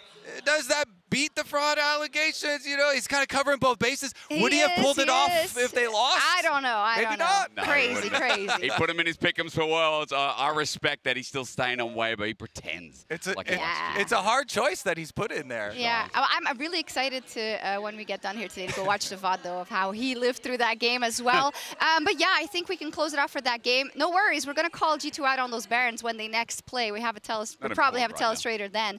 Not now, though. And I do want to look forward a little bit, since we have you here also, because BLG versus JDG is up next, and you know everything about that. I do indeed. I mean, I've experienced throughout the entire year. It's just a weird matchup because for a lot of people that don't know the LPL, don't know our first and second seed, this is a new brewing rivalry. People remember the RNG, the EDG historically. That was kind of our domestic rivalry that went back and forth. But BLG, JDG have kind of taken that throne a bit in previous years because we've got so many star players, our best players in the LPL in these 10. And more importantly, this weird kryptonite that BLG have against JDG, or rather vice versa, 0-7. BLG have never beaten JDG in a best of 3 and a best of 5. But how many best of 1s have they played? Exactly. I especially like how Bin still wants another round. He's like, yeah, I'll take number 8, okay? Yeah, that's right. If they lose number 8, I'm sure he'll be down for number 9. Bin would take him all day. Again, fun matchup there, but I will say, you know, best of 1 hasn't crossed paths yet. So I'm really weirdly optimistic, thinking that you can't go past 0-7 today. Ah, I see. Yeah. We would like to see it, and we don't want to see this matchup again in Swiss. I mean, I think that goes for everyone, but I'm sure it's going to be an absolute banger. Talk to me about possible X Factor. Talk to me about top lane and what we can expect. Yeah, I think, again, bin carries is a really big deal. Outside of the Cassante, of course, you're thinking about things that can abuse 369. It was tried by, not Broken Blade, excuse me, Adam from BDS. A carry up in the top side, something like Camille, something that can really abuse top. Bin is the X Factor in this team. Your Gal will support him, and that bottom lane, if it gets a late game, look towards Elk to carry and try and match Ruler. I'm optimistic on BLG. Everyone knows the story of JDG and how good they are. We need to talk up BLG. Okay, I want to get into this game, so let's do exactly that. Thank you so much, Shocks and the desk, for breaking that one down. And yeah, I mean, JDG versus BLG, this match has gone on many a time. We even did see it at the MSI finals as well. These two teams, they keep going head-to-head. JDG also looking for the Golden Road after winning MSI and Summer. Now looking for that Worlds title. Will they be able to take down BLG once again? their revenge in a best-of-1, Wolf? I mean, it is the question that everyone is looking to have answered tonight. Will BLG finally do it? Because you talked about the lack of best-of-1s between these two teams, but this is their 8th time meeting, and JDG has gotten the better of them in every single series. And we'll see if BLG can break through in this one best-of-1. They've won 5 games. 5 games against JDG of the 24 they've played. And people say this is a rivalry, but it really has just been a big brother picking on a little brother in a lot of ways, as JDG has always gotten the better of them. Let's talk about this draft a little bit here, as Bin already losing the Jax here early. But we'll see, of course, the follow-up ban of the Jace, the Ahri being taken away from Knight. He is so fantastic on this pick, and they're going to deny it. He's 10-0 on this pick. Yeah, I think certain picks like this, especially when we do get into regional matchups, right? You know these guys so well. You played against Hizari so many times. It's like, okay, we're just going to take it away this time, expend a ban, and we'll focus on other things. Which means, generally, when you have these teams that go head-to-head so many times, you get these big, powerful meta picks that squeak through the pick ban and get picked up in the first couple of picks. So the Rakan is going to be taken away. That's been a big one here so far for the Swiss stage and for Worlds in general. Let's see what this last ban is going to be on the side of Bilibili Gaming. I think with blue side here for JDG, if you don't ban the Xayah, Ruler absolutely picks it. But if you ban the Xayah, they get the Kai'Sa, you end up empty-handed. That's part of the power that JDG has with his blue side. Now, Ruler, across multiple regions, has absolutely dominated with the Zeri pick. A little bit less relevant these days. You look back to the LCK finals, the last one he played in our region, he absolutely dominated on the pick. But it looks like an old favorite of his, the Kalista, will be the lock-in here instead. Yeah, I mean, the Kalista is one that has been focused so many times in the draft, but hasn't really seen that much success so far. And I think if there is going to be an AD carry that can pilot this to a high level, obviously Ruler is on that list, but there's so much available, like you were saying, and to go for the Kalista this early on, you've got the Poppy still up, you've got the Taliyah as well, which has been picked into this many times. There are a lot of ways to handle this first pick Kalista from Ruler, and I'm very curious to see, what is the game plan here going forward after this first pick? Now, Taliyah obviously very good into Kalista because she's low range and she's constantly dashing and hopping around through your rocks. So the Taliyah priority quite high if you think about the tournament meta, but into the Kalista, a fantastic pick here for Yagao or potentially Shun if they want to flex it. We'll see what they're going to get here alongside it right now. The Rakan was banned away. Alistair, if they want to have a duo with that, very strong. But the Vi Taliyah duo is going to be what they opt into. So they show that this is not a flex early, but it's extremely strong mid-jungle trio, or mid-jungle duo, excuse me. Yeah, so the Jarvan going to be picked up here, and immediately the Renata Glass covered as well. So looking to create space on the side of JDG with some of these picks into what we've seen from BLG. And it can be sometimes a little bit confusing as to why you'd see Renata paired with Kalista, because normally you think about a strong tanky support that's going to get Fates called into a fight for engage. But the synergy between Kalista and the Renata comes down to bailout because she does such an insane amount of damage, Kalista does. When she starts stacking up that Rend, you have the Rend to trigger the bailout and survive, so it makes an incredibly strong 2v2. And with no support locked in here, I mean, it looks like they're looking for the Blitzcrank right now, you can start to actually limit Elk's champion pool to make sure you get a 2v2 you want to dominate. Okay, there it is. It's going to be locked in. I mean, the Rakan is gone, so missing an on are like, well, we got to dig for some other picks in our champion pool. Obviously, both of those players loving the Rakan. But yeah, the Blitzcrank is going to be picked up and definitely going to be pretty nice into just trying to blow up one of those squishy targets on the bottom side of the map. Will be interesting to see what gets played alongside of that Blitzcrank. Yeah, that is the question, and I think JDG will be looking to limit those options quite heavily, as we do see Syndra is taken away from Knight. Syndra has not had a lot of success, or really any success here in Worlds thus far, but is removed just the same. Works well, obviously, with that Kalista. Gwen going to be taken off the board here, so taking away some of these carries potentially for Bin. And of course that Cassante still on the table here if they'd like to take it. Yeah, I mean, just like Asterix was saying on the desk, you maybe want to get one of these carry picks for the side of Bin, but with still a lot available, and if you're taking away Cassante counter picks when the Cassante is available, Bin could easily just play Cassante, right? Like, that is still an option they could go for, as Zorn, one of 369's big picks, is going to also be taken off the board. So yeah, definitely BLG saying, okay, the cards are in your hand right now. You got to make the decision for us. I mean, Bin has, been known for such a wide champion pool. He likes to play carries, but 369, I think, obviously much more known for his tanks. He's 14-1 on the Ornn. It's one of his best picks, one that you, again, because of the regional rivalry and experience of these two teams, you want to take away from this guy. It's not a shocker here. Let's see if that Cassante that's left open with the Gwen ban is going to be what's locked in. They're a little bit suspicious about potentially something weird coming out here, so they're going to save counter pick while also looking for either the Ashe or the Kai'Sa here, both going to be great at following up on this Vi or setting up the Vi with the Ashe arrow, but Elk will ultimately decide on the Kai'Sa. Yeah, and if you go for this lethality Kai'Sa build, you get a hook, somebody's going to die, right? Like, they're going to try to blow this up. They have incredible follow-up, as you already mentioned, with the Taliyah and the Vi. Now, the Renekton, in terms of, okay, there have been a couple of top lane picks that have been focused. This is something you can blind in this current meta, but I'd be curious to see what Bin has in response to this one.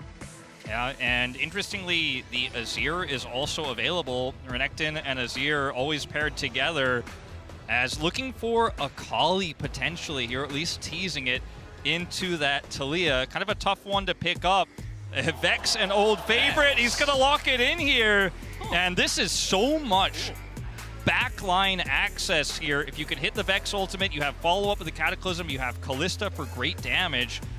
Seems like it's a no-brainer to pick the Cassante here. In this composition, gives you a great front line. But this Vex is something we just simply have not seen in this tournament and hasn't really been meta for a very long time. Yeah, I mean, I'm looking at some of the stats. He didn't play it at all in summer or in playoffs, so will be interesting to see what Knight can get done on this pick, as the final pick for Bin on the side of BLG is going to be Aatrox. So that is the classic Renekton versus Aatrox matchup. Not taking any big chances, trying to go for like a carry pick or anything like that. Just want that solid team fight pick on the Aatrox. Out the bottom lane here, I think, is going to be so pivotal in how it plays out in the 2v2 because both Renata and Blitzcrank have some really strong timings. The handshakes can be quite deadly if you hit the Kai'Sa, so Elk's positioning needs to be very crisp. And Elk is a player who either dominates lane or gets crushed. His inconsistencies have often cost BLG major series. The difference in his gold difference in a win and in a loss is actually over 1,400 gold. So when he's winning hard. When he's losing lane, he does fall quite substantially behind, and they rely on him. With the Kalista Renata, it looks like Ruler and Missing had a plan to dominate that 2v2. We'll see if the Blitzcrank can actually throw a wrench into those gears. I like where you're going with this one. The gears and the wrench with the Blitzcrank. It's all coming together, Wolf, as the two coaches, coaching staff, going to come together here on the stage before this matchup we have seen so many times in the LPL and even internationally. We'll have to wait and see. Will BLG finally be able to get some revenge, or will JDG continue the story of the dominant older brother here that you were talking about, Wolf? This is going to be, I hope, yet another banger that we have set up for this second half of today. I think no doubt it will be another regional rivalry. We had Gen.G versus T1. This is the LPL variant. These teams always going head-to-head in critical matchups. The winner will, of course, take that 2-0 advantage. We one series away from moving out of Swiss. So this is massive. The competition is fierce. You do not want to fall to that 1-1 pool. Well, here we go, Wolf. Game number 3 for us. Let's see how it does go. The second to last of the night. Chemtech is going to be the first dragon. And we move on in. JDG versus BLG. I think I heard some Gyos out there. Yeah. Some of them. There's some fans coming out and supporting these teams, trying to pump them up for this matchup. Yeah, obviously, you talk about rivalries. The LPL and the LCK is the biggest regional rivalry in Asia and is often the matchup we see at the end of these big tournaments, or at least in the top 8s, right? And Korean fans here still coming out to watch this LPL versus LPL rivalry, but a lot of Chinese fans flying in as well to support their favorite teams. See the phase rush here picked up for this Vex pick here. Knight pulling it out. Was very popular on release, but some changes came through as we're going to see Bin do some early scouting, let's say. But after release, Vex kind of fell off and was kind of only really used as a counter pick to Ahri in the LCK, at least very briefly, very niche. LeBlanc too. LeBlanc sometimes as well because of the dash interaction with the Fear passive, but this is a really rare pick that Knight has pulled out here, and let's see what he's got with it. Yeah, I mean, you know, when you get into the stage, you try to win as many games as you possibly can. Every single matchup matters, and sometimes you just got to pick up the pocket picks and try to give them a chance. You know, we see the Blitzcrank coming out here for On once again. We see the Vex for Knight. And, man, I was watching some VODs in preparation of this one as well. I heard Lyric talking about 21 times that Knight and Yagao have gone head-to-head, and that was in the semifinals of LPL Summer. So we're just getting more and more matchups between some of the players in between these two teams, and even more of them outside on these teams as well. You know, Knight, I think, has definitely already cemented himself in terms of the top mid laners we have at this tournament. His legacy is already so great, and he, Ruler, and Kanavi, I think, really big leaders of this team, looking for that golden road. Yagao has definitely made massive appearances and does have that rivalry within Knight, but I think he hasn't quite been able to yet cement his legacy. Beating JDG tonight and going up 2-0 is the first step to making that happen in top A's. There's the handshake at level 2, just trying to get as much damage as they can here, and that's going to be a plate they grab, or looking for it. Yeah, trying to go for that very early play. We also saw On looking for a pretty early hook, trying to, you know, take out the minion, and the second it falls, you go for that one, as we do see some more pressure coming in. I mean, this is what Renata Glass offers you, especially against a Blitzcrank, like different from other melee supports that can always threaten kind of an all-in. If Blitzcrank hook is down, then Missing is just standing there. He doesn't have to micro at all. He's just hitting the turret. So you are going to have that pressure on the bottom side for JDG, and they're going to use that to pick up a Scuttle Crab here for Kanavi on the bottom side of the map for now. Just a stats update for you guys. Knight has played Vex 11 times. He's 8-3, but he hasn't played it since spring 2023. It was only once. It was probably one of those niche games I was talking about earlier.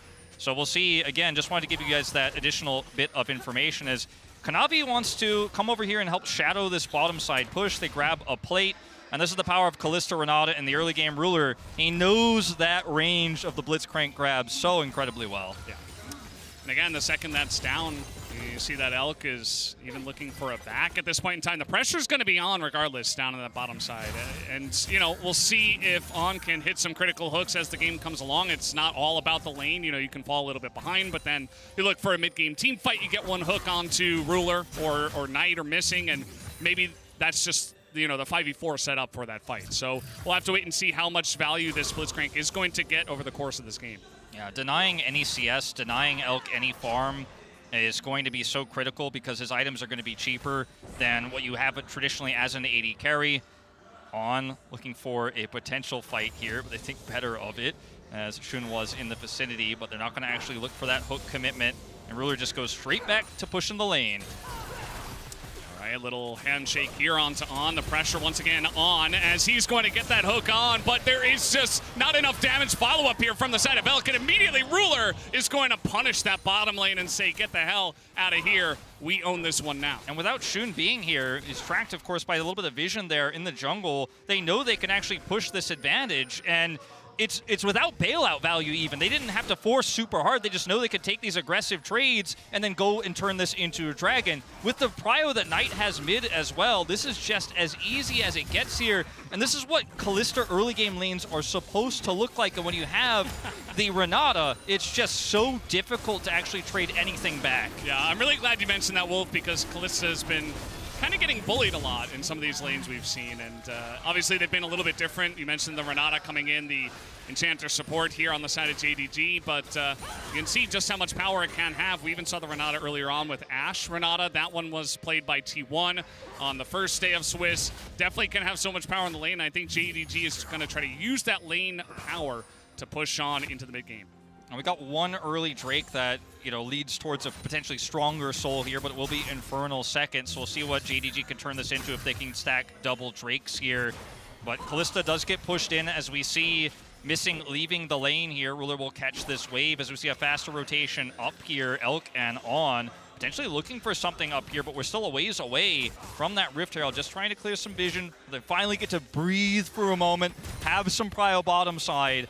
But you're talking about Ruler and Kalista. I mean, this was a pick that he had banned against him even when Kalista wasn't meta throughout his time in Gen G for the last 3 years before going to the LPL. He is one of LCK's greatest Kalista players and now follows in Hope's footsteps here for JDG in China. Oh, they find it. The flash comes out from Ruler. He is going to be fine, but that's flash immediately burned. And that is the power of Blitzcrank just put on display. Even Ruler with how much pressure he's had on this Kalista, one hook, and all of a sudden he's flashless. Yeah, flashless, loses a ton of health here.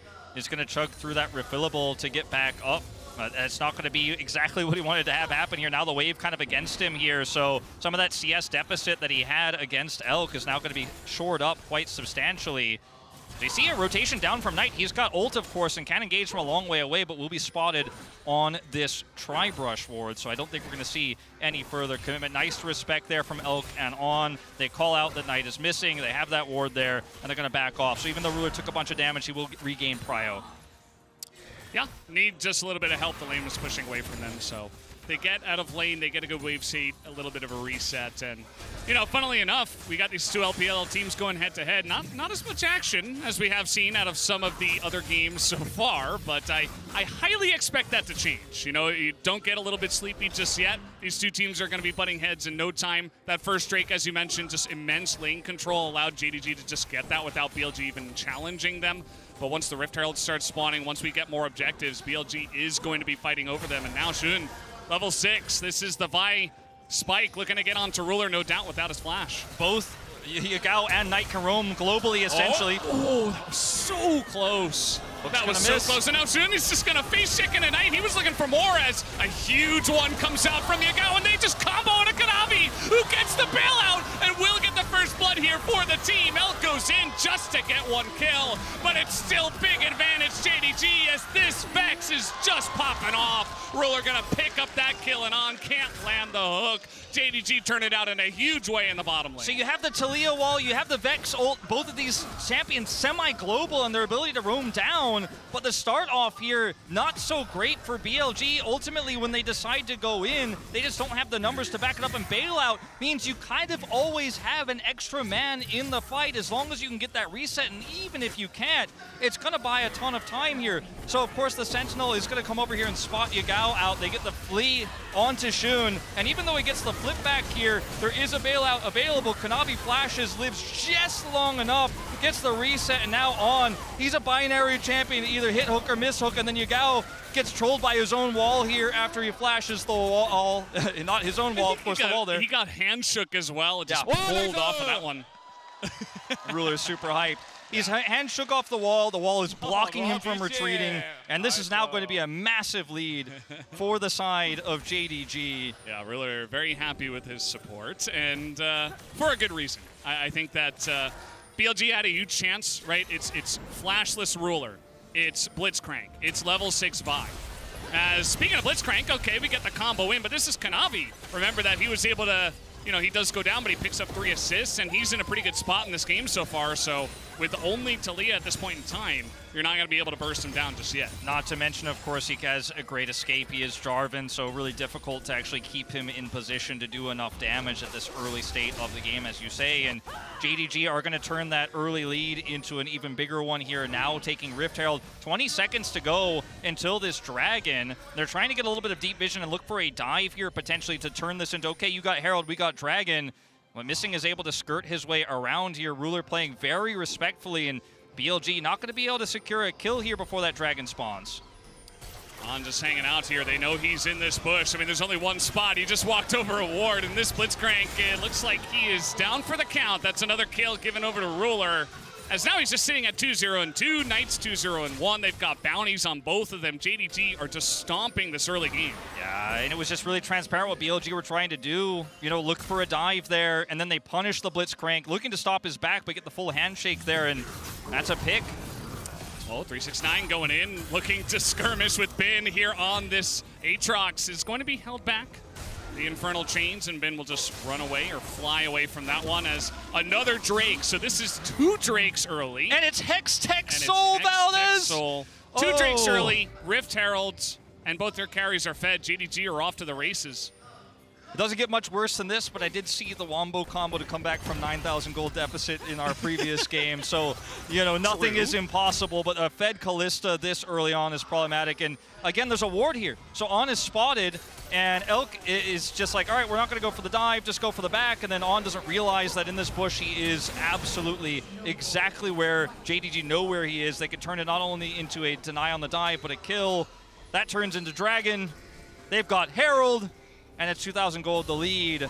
History looks like it might repeat itself in this series if BLG can't change. But remember, this is a composition that excels in early game, and Ruler has absolutely put the pressure on. Yeah, I mean, this is a team that if you give them a win condition, they're going to say, okay, we know exactly what our win condition is, and we're going to play to that perfectly. Now, On is looking for this hook, is going to miss onto Ruler. So that's not going to come through. Keep in mind, Kanavi talked about the Rift Herald. He's down here looking to potentially get this early first turret blood for the team, as already that pressure from the JDG bottom lane has done a number to that turret.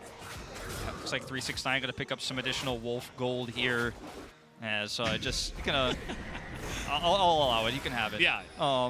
As we're going to see the Rift Herald dropped here, as JDG dropped that in mid to pull Yagao's attention and start to look for a potential dive setup here, but it's not exactly the value I think JDG was looking for. Now missing, potentially in danger. Close again, very close. You look at some of these hooks, and I don't think that one would have necessarily led to a kill, but some of the ones in the lane, if they were just a little bit closer, they could have made all the difference, and that's the feast or famine of Blitzcrank, right? It's not that consistency. You get a hook, it can change the game. Again, waiting for that game-changing moment outside of that one hook that did get the flash out of Ruler. Yeah, and this is, you know, the Herald crashes through. Gold lead has maintained about the same here for JDG, still hovering around 2,000. The real question becomes, when can BLG actually start to contest for objectives? Because the lead is massive, the Kalista is big, you know, you already have Vex with that Ludens online as well, and in 2.5 minutes time, you're going to have to hope that Shun can find a pick. He needs to hold on to his flash, he's got his Divine Sunderer here. There's still hope for BLG, but it is going to be based off a great Blitzcrank hook or a Talia wall from Yagao that cuts the team in half, and they can maybe blow up one of those frontliners, because if you don't win this next fight, it's Hextech Soul Point, and JDG have all the options in the world when we get to start talking about Baron. They've got great Baron damage with Kalista, so this is a really pivotal moment. Not easy for BLG to win this, but they got to fish for something in 2 minutes' time. Yeah, they definitely have the onus on them. Ben's doing his job, I suppose, as that's going to be the hook on a Missing. And Missing's like, yeah, cool story, bro. I'm just going to run right at you. Gets ignited and doesn't seem to give a damn. And now he is just going to get face called over the wall, as the Talia wall was beginning to threaten an actual chance to take him out. So they will trade that very long cooldown on the Kalista ultimate just to get him to safety and keep up the pressure. Yeah, I think it's obviously a significant cooldown, but not the most important is hook. Okay, this one on to Knight, who is quite low. He's got the stopwatch as Kanavi's going. He gets them both as he goes back into the flag and drag. That is a bit of a disaster. 369, he's here as well. As down will go Knight. Finally, that was the one pick they were looking for. But what about the other guys? Everybody's going down here on the side of BLG, and only Ben is left here. It's just going to be a straight up ace. Is it, though? Oh, man, this is going to be 369 going down, but that's just a consolation prize. A triple kill for 5-0 Kalista for Ruler. Yeah, I think we call that a 2 for 5 in the end. And, you know, BLG here, they found the pick they were looking for. What I was describing, they got the Fate's Call, right? Then they look to follow up and look for another pick here, potentially. But look at where everybody else is when this happens. So Yagao here coming down. Knight has stopwatch, and then the engage from Kanavi is there. You have to respect the flag and drag, the Cataclysm. And where's your damage? It's completely obliterated. Bin isn't here, and now Shun is completely cut off. There's just no way to win this subsequent fight. They thought they were going to get a pick and get out. They certainly were not. Great stopwatch there to buy enough time for the rotation to come over. And yes, Bin is Aatrox. He is going to buy a ton of time here, but ultimately he will go down. It's a triple kill for Ruler, who's 5-0-3, getting close to his Rage Blade now. They take the turret, and that 2,000 gold lead is now a 4,000 gold lead. Yeah, just the dominoes falling one by one. That Kanavi flag and drag was pretty insane. Elk trying to get to safety, but Kanavi just says, no, thank you. I will take that one out. And now BLG trying to challenge here on this Drake, this Hextech Soul that we talked about. The wall is going to come in as it is going to delay a little bit of time, but JDG right here just chomping at the bit. They want to get over this wall and get this smite, and it is going to go the way of Kanavi, and that is 3 Drakes now in favor of JDG, and they're looking for a bit more. They want to get the flash out of Yagao, and that they do. Bin on the right side wants to get something done, but the rest of the team is just hand shook and just zoned away as Kanavi gets solo with the core trigger value. Huge, and Knight is in the thick of things. He's got this chance to get back up, and he is, and Ruler is just totally unchecked the entire time, making 2 more kills for this AD carry. Oh man, Ruler is just popping off. He helped carry the Korean national team through Asia Games. He helped carry this team through LPL. This guy may very well be the greatest AD carry we've seen this year, and he just continues to be consistent.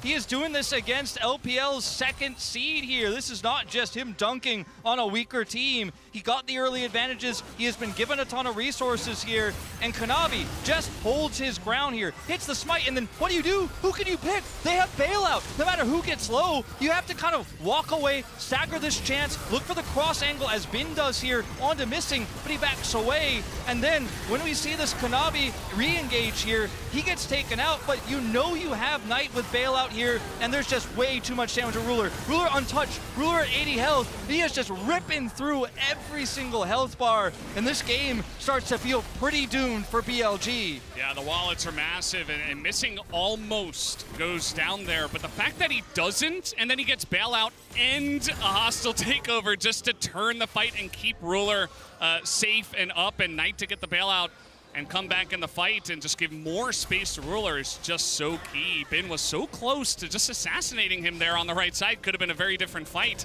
but it wasn't meant to be. You mentioned how rare objective bounties are in our previous game in professional play at this level, but this is the type of domination we are seeing. At least BLG will pick up some of that bounty gold here off of this turret, but in the time it's going to take them to reset, it's going to be a trade of turrets here. The inner, so valuable here for JDG with the lead they have.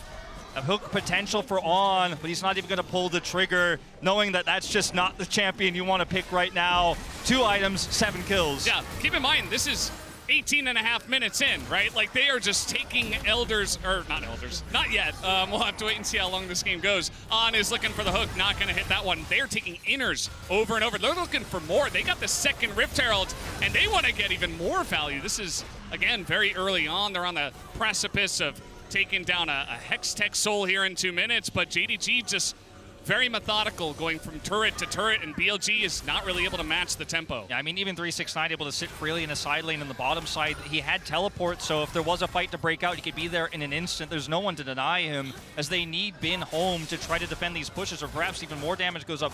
This is the kind of gold graph you want to see as a League of Legends coach, because you see Kalista gets some incremental advantages, and we keep pushing it every 5 minutes. You see a huge jump on those objective fights, those dragons that BLG wanted to deny so desperately. Baron is spawning here, but the only team that has damage to do it is JDG. Now you have to juggle that, the trade of Baron, which could very likely end this game, and Hextech Soul, which spawns in a minute 30. You don't have the damage to rush it. You don't have vision. And your options now as BLG are just so incredibly limited. Yeah, take a look at the Elixir as well, and okay, we're not even gonna have time for that. Yagao is just isolated. He might just go down. Kanavi, 1 more hit, but the hook onto Knight was actually super key. They're gonna take him out as well. That's a 1-for-1 trade. Ruler's over the wall. He has to go in a stopwatch. He does not look very safe right there, and the flash over from Bin as the bailout will not be enough. It's 1,000 gold into the hands of Bin as Kanavi is a bit of a juggernaut. He's looking for more. He is going to get 1. As Willie gets more. How is this guy not dead? Where is he going? And he's looking for even more. 369 finally comes in as Big Brother 369 is going to help him out, and Kanavi somehow does not die. Kanavi is just so insane. He has the gourd drink. He holds it to the last possible second. He knows that he can live through this, and he absolutely does. Look at his health now. He's almost back to full. And BLG, it's always 1 step forward, 3 steps back with these picks. You know, you got Ruler, you got the shutdown. Bin picks up 1,000 gold, but in the subsequent fight, Kanavi gets into the back line, takes out that Kaisa. It all starts off here with Kanavi looking for this pick onto Yagao. It's a fantastic hook, and if this is an even game state, this feels fantastic. Look at the Renata ultimate here as well to stop the follow-up. and Ruler will ultimately go down here, but his stopwatch buys time. Meanwhile, well, we got more fighting. It's LPL versus LPL. Another hook is going to come in, but that's a croc. I'm not sure you want that one. He's got pretty big health bar, but Ingo's Knight, he's looking for more. Azan is getting pretty low on the right side here. Kanavi looking for this pick, and finally the space is emptied here for Ruler to just hop forward. He's got a lot of money after that shutdown, but it is not quite enough. Yagao and Elk on the run as Ruler will shut it down. And this is JDG absolutely dominating. Now both objectives are up. Knight. Okay. Nice little try from Elk, but he's got his Zonias, buddy. I'm not sure you're going to be able to take him out, and Elk just runs away. Nice little pick, but not enough. You could call it a consolation prize, I suppose. You got the Zonia's cooldown. That's all you're going to get here. And JDG, they have so much damage to rush this Baron down. They absolutely will. I'm going to go back to this moment here. We did come into this a little bit late. Shun just getting caught by Cataclysm way too far forward. Is tracked by that ward in the mid lane. And Kanavi going to take him out here. And then, yeah, you get the flip back onto 369. But these players are just too far behind. The damage isn't there. And Kanavi could just carry this game on his own. And Ruler's just like, all right, if you're putting the attention on Kanavi, I'm just going to dash forward and eliminate the person who just shut me down for 1,000. I'll take some of that gold back. And then they go straight to Baron. Of course, reminding everyone that now, as we go back to life, that Hextech Soul is also up. It doesn't get worse than this. 10,000 gold up. Hextech Soul, Baron. Good luck, Billy Gaming. Yeah, good luck. Red Bull Baron power play, I think, is going to balloon out of control in this one. Let's see what JDG have in their pocket. But yeah, now a Frozen Heart. By the way, Spear Shojin was finished for the last two fights for Kanavi as well. That's why he's just flagging and dragging all over the place. You can't lock him down. And now, you're absolutely not. He's got a Frozen Heart here against a Kaisa. Look at this. Are they doing damage to him? Are they? I don't know. Tell me, because I don't think they are. Shun is trying his best to stop Elk from going down. Meanwhile, the rest of the team is just pushing on the bottom side of the map. Kanavi is 2 levels up. 2 levels up on Elk. It's a lethality Kaisa versus Frozen Heart. You aren't hurting this guy. It's not going to happen. And now Ruler is just going to rip this inhibitor down out of the base, and they can look for more. We're 23.5 minutes in, but this lead is just so huge. Oh, on. He's looking for the hook. It's understandable. That's his one function. What do? I hook the enemy team, but it's just not enough at this point in time. JDG looking to take down 2 inhibitors, and it doesn't look like BLG have what it takes to stop them, and they might just look for more. I mean, we're only 24 minutes in, but Hextech Soul, Baron coming on down, and JDG want to end this one now. Got so many minions, 2 cannons here just pushing through. They can siege and wait.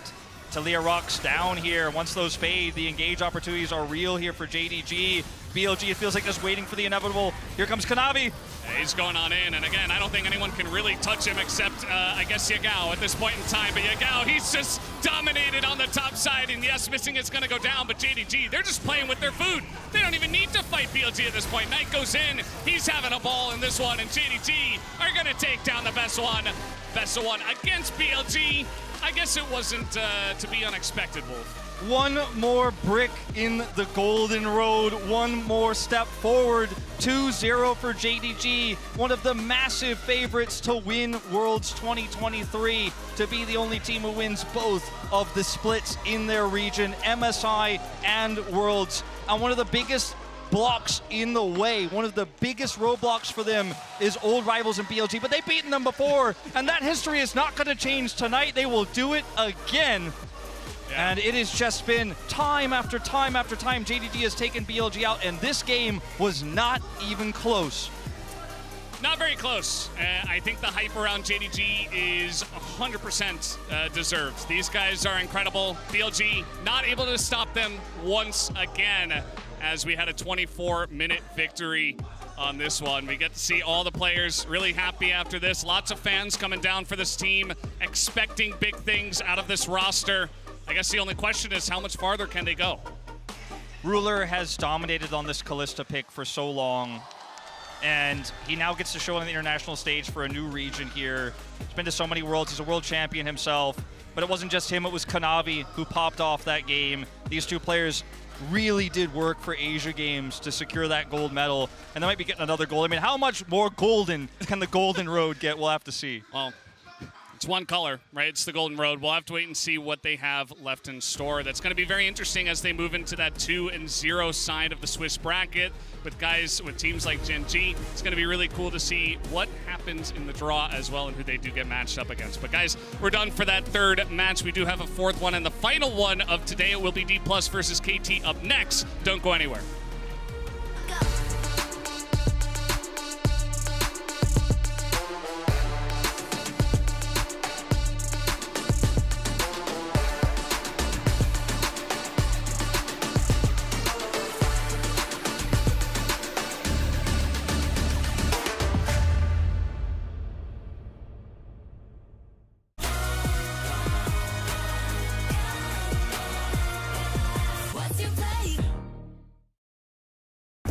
Unlock extra loot with the Worlds Event Pass. Every Event Pass purchase will add to the prize pool for Worlds 2023. There's a lot to celebrate at this time of year. Huh? What is this?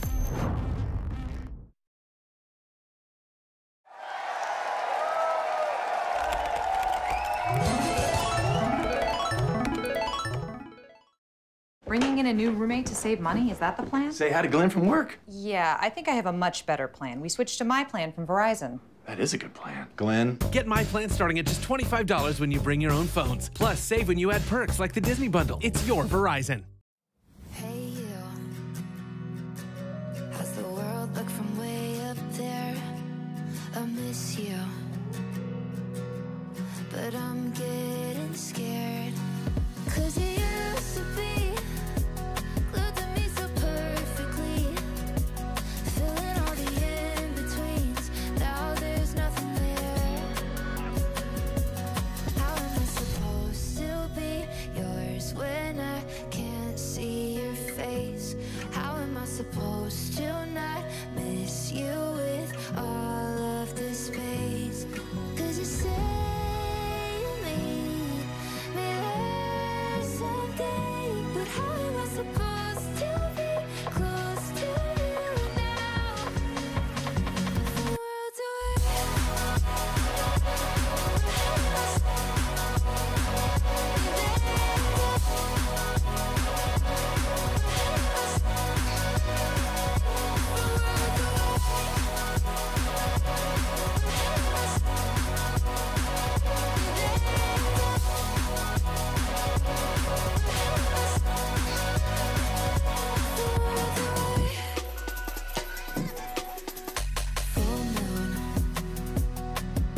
It's always when I feel it most. Can almost hear you say that I'm not alone. 'Cause we used to be spinning out like Mercury, but now there's no more ground beneath anymore. How am I supposed to be yours when I can't see your face? How am I supposed to not miss you with all of this space? 'Cause you say you need me there someday, but how am I supposed to be close to you now? It's cold tonight, darling, are you cold tonight? I just wanna hold you tight if you're really mine. 'Cause I can keep shining across the galaxies, but would you do that to me if you're really mine?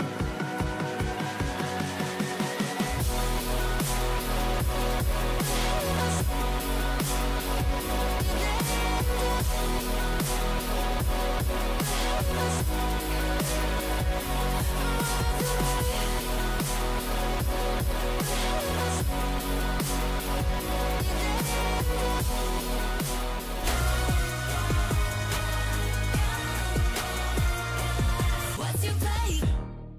That was so close, and now soon he's just gonna face chicken tonight. He was looking for more as a huge one comes out from Yagao, and they just combo to Kanavi, who gets the bailout and will get the first blood here for the team. Elk goes in on to Knight, who is quite low. He's got the stopwatch as Kanavi's going in, gets them both as he goes back into the flag and drag. That is a bit of a disaster. 369, he's Paze here as well. Dominated on the top side, and yes, Missing is going to go down, but JDG, they're just playing with their food. They don't even need to fight BLG at this point. Knight goes in, he's having a ball in this one, and JDG are going to take down the best one.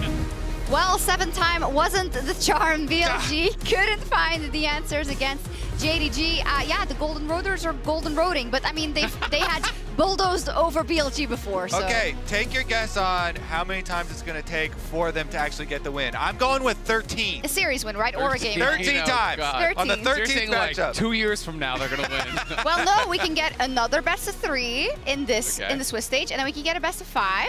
Yeah. They'll keep meeting. They still need six additional ones. Series. They keep meeting every MSI, a bunch of the LPL. No, but all jokes aside, I mean, it is glaring, you know, and it must be extremely frustrating for BLG. Yeah. We're gonna take a look at some images from that game as well. But JDG, they're just so sharp, right? And they especially know this opponent so very well. Well, I just love the draft here from JDG. I think a lot of kind of unique picks, bringing out Knight. You know, his pick I think really made a lot of sense. I think this is the first time we've actually seen the Kalista really look good. The Renata, I am such a fan of ranged pairings with the Kalista. I know the traditional pairings are more those melee pairings like Thresh in the past and Nautilus and things like that, but it's so much about having lane dominance, and they crush the 2v2, and the Renata really allows you to do that and play hyper aggressive with the bailout. Exactly. We saw so many clutch bailouts because they are playing aggressive, they are playing forward, going for those dives. I mean, it started out with the Knight roaming bottom as well, with the Vex, another super unique pick. That's a very bursty champion that you also want to be on the offensive with and not be the one receiving a bunch of the ganks. And JDG, yes, I mean, there's so many times it's been gone over here versus BLG, but there must be a mental edge in addition to how good these players are. And that's kind of the other side of it. We saw so many regional matchups, and we talked a lot in some of the earlier games. Well, now teams can play with comfort, but there's also these kind of matchups where you can have that mental block. Discomfort? Yep. Exactly. You can play with a horribly discomfort on stage when you're playing against a team that always beats you. It's, as you say, it's that mental block. And we saw all of the regional matchups thus far have been going the way that they normally go in their own region, right? You know, Liquid maybe looked better in their first game than we saw Energy, but Energy crushed them. Mad looked a lot worse than BDS, excuse me, people thought, but Mad again won, right? JDG, same thing here. So it's really been going to how you expect it to in each region. Yeah, I think that's a great observation. Not being able to buck the trend there for the regional matchups. And you talked about the Kalista as well, maybe the first successful one or the best one we've seen. Well, it was Ruler, so it was maybe to be expected. But, you know, this guy, he keeps on winning, and he's on the golden road as well, and just so hyper-focused as he has been this entire year. Yeah, he's pretty good. His team is extremely good as well. He gets an extra, like, star next to his golden road as well if they win, because they also won the Asian Games. True. He's driving down the golden road in a Ferrari. Yeah, exactly. That's what he gets for the Asian Games. He's got the extra rims on it, you know. Yeah. So just I like it out. Him and Kanavi. Hit my ride. Yeah, I like it. I love Kanavi it. also in that game, by the way. I feel like you're right. Every game, I'm trying to give credit to the junglers. That's fine. That's fine, but they don't. Usually, more. they're not like underappreciated. Usually, right? Or do you think they still are? Maybe I have a chip on my shoulder. Overappreciated. Yeah. Let's take away credit from these junglers. Well, calm down, freak. Don't nerf my roll too much. Oh, I love it. Talking yourself. about I'll come for the volley bear. talking about rolling and drawing, maybe. Let's take a look at the Swiss bracket and what it looks like now, because we have all of our, except for one, all of our results, so we can see the possibilities. That 2-0 pool is insane. So, yeah. Should we see what we could get? Should we do some random number generators for the 2-0? So we'll do it. You know, LNG will be number 1, and we'll go like that. So I'm just going to random number generator. And so is 2 Gen G? You're going that way? 2 is Gen G, yeah. All right, so first one I got is 1. So it'd be LNG against 4. So it'd be LNG versus JDG, and then we'd have G2 versus Gen G on this little random number generator. Ooh, that would be pretty juicy. Are we going to go down the line and keep on going? The 1-in-1 pool gets pretty crazy here. I think I got you covered. I think we're going to do one of these. Yeah, give me the double NA versus you. That would actually be so much fun. And then we do another one of these. I think that is what the Western fans would love to see. I mean, NA is always cheering to get EU, and EU is always cheering to NA. So I always think it's so funny. Or we could just mix it up since Cloud9 Mad. Now we can let Energy have a swing at Mad. We'll move them around, exactly. Yeah, exactly. But, I mean, there are some massively strong teams, and the strength of teams are pretty disparate in some of these pools. I mean, the 2-0 pool, everyone's just really good. The 1-1 pool, though, there is definitely, you are terrified of BLG, you're going to be terrified of Weibo, you're going to be terrified of T1, you're going to be terrified of the loser of D+, as well as KT. And the shocking I got you covered. I'm pretty, that's my...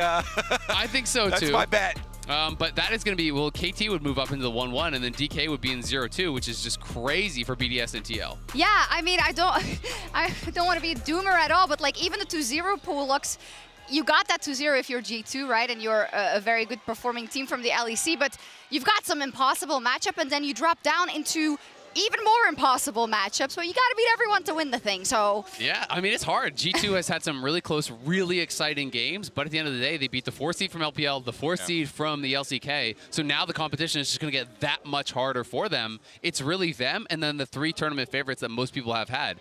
You know, LNG, most people had as that number 3 team, and then Genji and JDG, of course, are massive tournament favorites. Yeah. We're about to get to the best part of this format, which are the best of series, where you're like, oh yeah, it is a privilege to be in the 2-0 group, but those are going to be hard to actually finish, and getting across the best of series finish line to actually escape. Yes, sir. Now, let's move on into our last game of the day to see who ends up also in the 1-1 pool to finish us off, and in the 0-2 pool. And I think it's pretty grueling to see if you're an LCK fan, but because we have DK up versus KT, and for either of these teams to go down to the 0-2 pool, I think is not something that anyone would have predicted. Yeah, and we knew coming in there was definitely a big chance of like some of these hard matchups being drawn and this sort of thing happening. But honestly, we had Huni on the desk earlier, and we had him in the caster room, and he was pretty hard favored for KT in this matchup. But I'm still rooting for my boy Canyon. I want the Canyon Showmaker, you know, reunion. I want them to return to glory. Yeah. I'm hoping for it. Well, and the craziest thing is, I would say the team that most analysts I talked to actually were pinpointing as their dark horse favorite to win the whole tournament was D+, Kia. That was the team that people were all pointing to and said, well, if it's not going to be the big 3, it's probably this team. And everyone is assuming now you're going to be 0-2, 1 game away from being the first team out. Yeah, it is crazy. And it was so close also yesterday. If we take a look at maybe the Ocean Soul fight, which lost them the game. I think you have more context now that you saw G2 also play versus Weibo, right, in terms of that game. But regardless, it was super close. After, of course, a mishap at Baron as well. So what do you take away from this game? I mean, I think that, you know, if you are D+ Kia, it's one of those things where this was a game that became incredibly close. I think a lot of their mistakes were actually earlier in the game. You know, they did get that Baron steal from G2 to be able to claw it back. But I think G2 just had really good setups around the objectives, snowballing the objective. The fact that it was Soul, especially Ocean Soul here against this poke comp, really kind of eliminated a lot of the options for D+ Kia. So I think you can kind of cope a little bit and say, hey, well, that maybe took away a lot of our chances. But the reality is, I think they have to be a lot more clean, a lot more consistent around their objective setups, and they can't afford to get behind, because if G2 hadn't had that Baron throw, this game wouldn't have even really been close. Yeah, it wouldn't have even been within reach like it was in this one. And, you know, he didn't have Smite in that one, but the previous Dragon fight, they actually had, you know, a shot at trying to stop that Dragon stacking a little bit earlier, so yeah. And now they're up versus KT, you know, an opponent they know very well. They had a match versus BLG yesterday to bring them into the World Championship, which was insane. And actually, they held their own very, very well, just not well enough against BLG, but I think that's to be forgiven. Yeah, this was a magnificent match to witness live, and if it wasn't for some heroic plays from Bin, from Elk, the reaction time from Elk. Some of these engages where they're coming out of the brush, and Lehen's had a really good look at him. Elk is able to disengage not only from him, but also from the Zac follow-up. I do still look at the draft, and I'm like, Talia Zac as a mid-jungle is a little bit flimsy, but they still had so many good plays and made a lot, especially of the early game. Absolutely. Good. Especially getting aiming on his Kai'Sa. Yeah, and I think, honestly, if it was any other top laner in the world that they're playing against besides Bin, I think that KT win this game.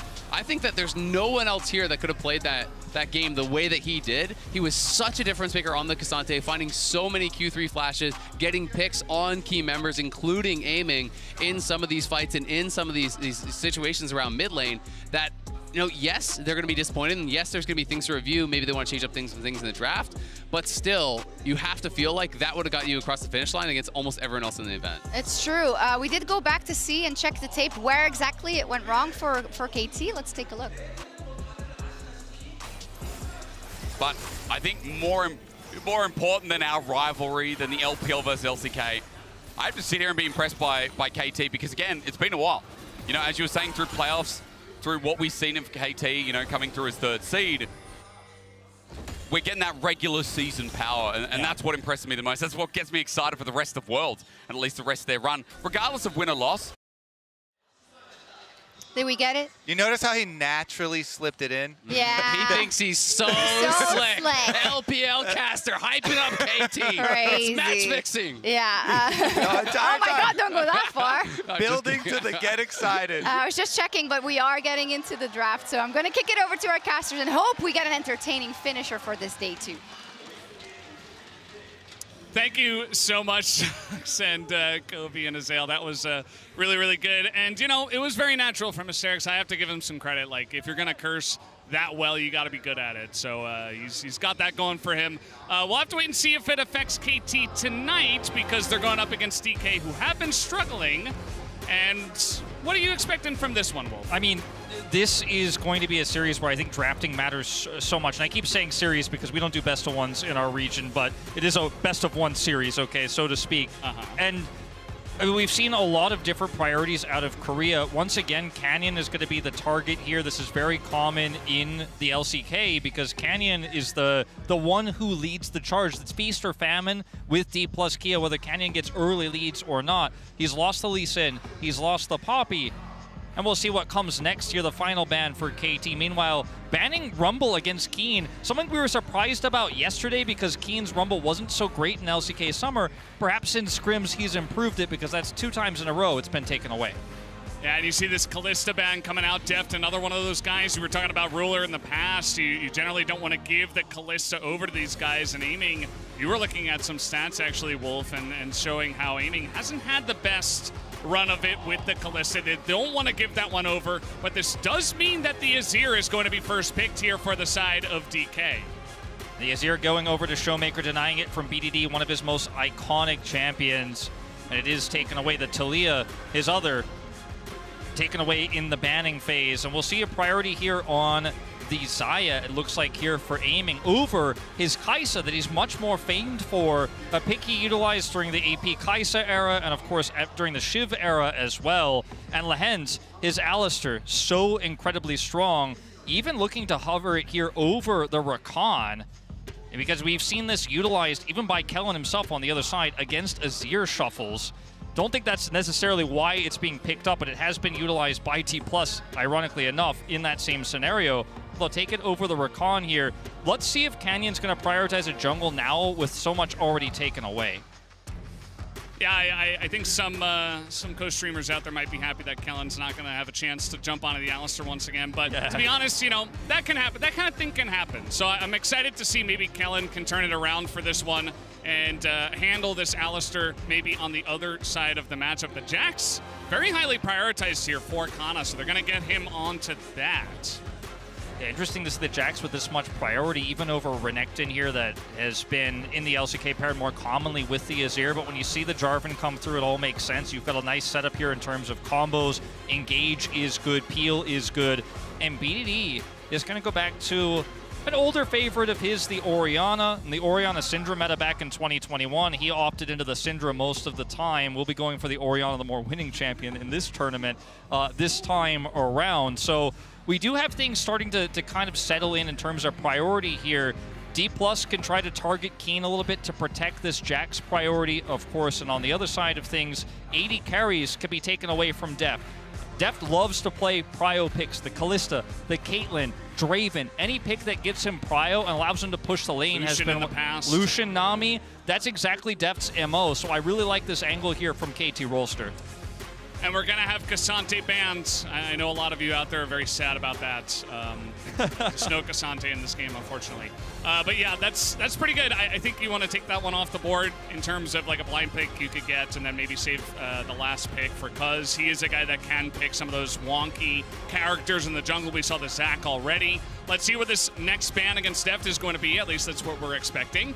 No, it's just going to be the Renata, and you talked about this before. Kellen, a great Renata player, and they're going to take that one away from him. Yeah, Renata, fantastic for Kellen. Also works well if you're trying to do one of those all-in lanes. They don't have the Kalista, but we have seen Renata and Draven. Varus, another pick that's been used with it. Ashe as well. So just kind of saying, we could take away the Caitlyn. That's the #1 pick next to Kalista that allows them to push the lane. Renata kind of weakens some of the other ones that are left. We'll see the Akali banned away here. We have seen Keen play this top side. It is kind of common in the LCK, albeit not recently. So just keeping that one under wraps, it is so strong into the Azir. Yeah, it's pretty interesting. I think, you know, as one of those edge pocket picks for Keen, trying to take that one away, there is still a lot left available in the top side, so Renekton seems pretty natural there to go for on the side of Keen. They did not want to have to deal with the Akali into the Jax, something that Keen has just destroyed many a top laner on in the past. So they take that one away. The Renekton comes out. What is the bottom lane for DK? Will they be so bold as to lock the Ezreal? Something we've seen Death find success on in 2022's World Championship. The Ziggs! Oh, the Ziggs! It's happening, man! It's happening! Oh, man! Now, Deft is one of the guys in the LCK that has picked this one up. Now, we haven't been super happy with this build, but that's fine.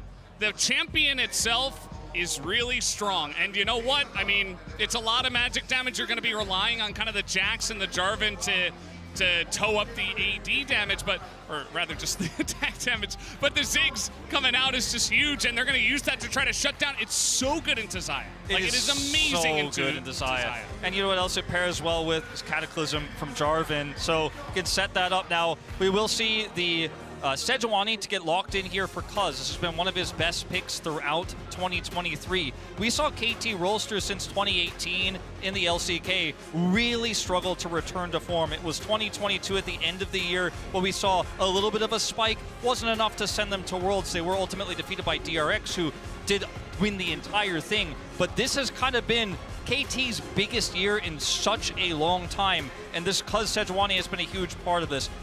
In terms of Lehens, Alistar came up at the end of summer. Lehens was one of the best Alistar players at it. But otherwise, you're looking at aiming on Xayah versus Deft Ziggs. Does feel like a pretty big mismatch. And I'm going to have to go with Kana on Jax, Canyon on this Jarvan as a much stronger setup here, a much stronger combo. And I feel like D+ got more of what they wanted, whereas KT feel like they're still adjusting to this new meta. Yeah, absolutely. Just trying to bring in the new meta in some of these picks. This is the first Ziggs we have had in the bottom lane in an international event since MSI 2022. So that was last year, about a year and a half ago, right? Ziggs, it has power. Can Deft prove it in this matchup? I am so excited to find out. It is going to be his third time playing the champion this year. He's 1-1 on the pick, but one he has gone to in the past, and it's a really niche pick. D+ come very prepared for this. It's a pick we've all been talking about backstage as we think this is so strong. It's definitely going to come out in this tournament. It's coming out tonight. It's coming out tonight, and this DK versus KT Rolster matchup is also beginning right now as the fan cheers. Oh my God. They are going absolutely nuts out there. That is amazing. The DK up against KT matchup. We've seen this many times in the LCK, and KT obviously having a fantastic showing in the regular season. Not quite able to drive it home when it mattered most in terms of finals, in terms of playoffs, but we know what this team is capable of. For KT Rolster, this is such a critical moment because we were talking about magic numbers on the Swiss stage. The magic number to get out is 3. But the tragic number is 3 as well. You drop this one, you go 0-2, you're going to have to win several best of 3s in order to get out of the tournament. And KT, they haven't lifted that Worlds trophy like Damwon did in 2020. They haven't been to Worlds in 5 years, and the fans are lucky enough to be able to see them locally here live in Korea after having a dominant year, yet not being able to make either domestic finals in the LCK. And I think for KT, this is such a critical moment. You went 0-1 at the start of this Swiss stage. You are the favorite here. You went 2-0 in regular season against D+, and you want to bring it back now. Absolutely. It's huge. And guys, you know what's also huge? You can connect your League of Legends account with Prime Gaming to grab the exclusive experimentation emote. Make sure not to miss this, guys. That emote is so cool. And you can just get it. If you just connect to your account, it's that easy with Prime Gaming. And yeah, it's going to be interesting to see how this one does play out. I talked a bit about builds, so we've seen a lot from Deft down the, you know, Rod of Ages and Seraph's Embrace. I think that Ziggs doesn't really need that. Note that he also went for the cookies in this one, did not go for cut down, especially against Renekton, Sejuani, even Alistair. I feel like you get a lot of value with that, but just going to forego that here. And like you said before, Wolf, he's had success, and it's especially good into Xayah, who loves when champions are attacking her, when they're going very aggressively into her feather. She can pull it back and get a lot of value on the disengage. Ziggs is the opposite of that, right? Yeah. He's got the range, he's got a lot of poke damage, and Xayah is going to struggle early on the lane. It's not going to be that big of a deal, but as the Ziggs gets items, I'll be very curious to see if aiming can handle the heat. Side note, if you couldn't tell, Valdez is a Ziggs main. Just had to put that one out there. Oh yeah, and shout out to our boy Aux as well, recently joining the LCK. He is actually the original Ziggs main. This guy taught me everything I know. So we've both been playing it for a long time. Just wanted to shout him out, and just really happy that Deft is trying to mix it up. I got a little worried when I saw, okay, Xayah's just prioritized once again, but yeah, good to see some new stuff coming out. Yeah, leaving the Xayah and having the answer, definitely very cool to see. BD taking a lot of damage here as Showmaker pushes the wave in, and we'll have that additional prio. Canyon going to go for topside scuttle here with Ziggs and Leona in position to try to potentially contest bottom side here. We could see a double scuttle attempt, but it is going to be tough to pull off. Lehens is going to be able to corral Kellen out of here, and it's not going to happen. I also want to mention, of course, you do Comet to try to continue to poke and get that additional lane lead here as Ziggs, but often you feel a lot of pressure and have to back often if you do get ganked, so you have teleport. Also, Ziggs has incredible wave clear for the later parts of the game, does tons of damage to turrets, so that teleport choice is kind of a Ziggs exclusive here in the bottom lane right now because you don't get value out of heal. You're not going to want to have cleanse because if you're getting caught by CC, you're not playing Ziggs right. Yeah, he's all about zone control, right? You put down the mines, you use that satchel very expressively for when you're in danger, right? You don't want to use that to poke. So Deft, he definitely knows how to play this champ, and you know, I think it's the perfect place for it as well, as we do see a bit of a 1v1 in the top side. Kana has played quite a lot of Jax, quite a lot of Renekton as well, and quite a lot of Jax versus Renekton. Not too surprising, but yeah, excited to see what he can get done in the top side against Keen. This has been a matchup we've seen many times in the LCK. And if you're someone who watches, you know, Worlds, it is unique to see a new team here in KT roster, right? We didn't get DRX, obviously defending champions. The roster completely changed, but right now, D+, if you think about them having a title first time for KT, it feels like maybe D+ are the massive favorites going into this one. But it's been a rough year for them. They've experimented with changing their support up. It's been shot calling issues for this roster. And Showmaker, it feels like for a long time, lost his mojo, but at least at the start of this game, putting that pressure on in the mid lane, looking good. Teleports are now traded. See if Keen can make something happen here with level 6. I don't think so. We'll just put that additional pressure on, but D+ here, I like the draft, but KT has just constantly had their number this year long.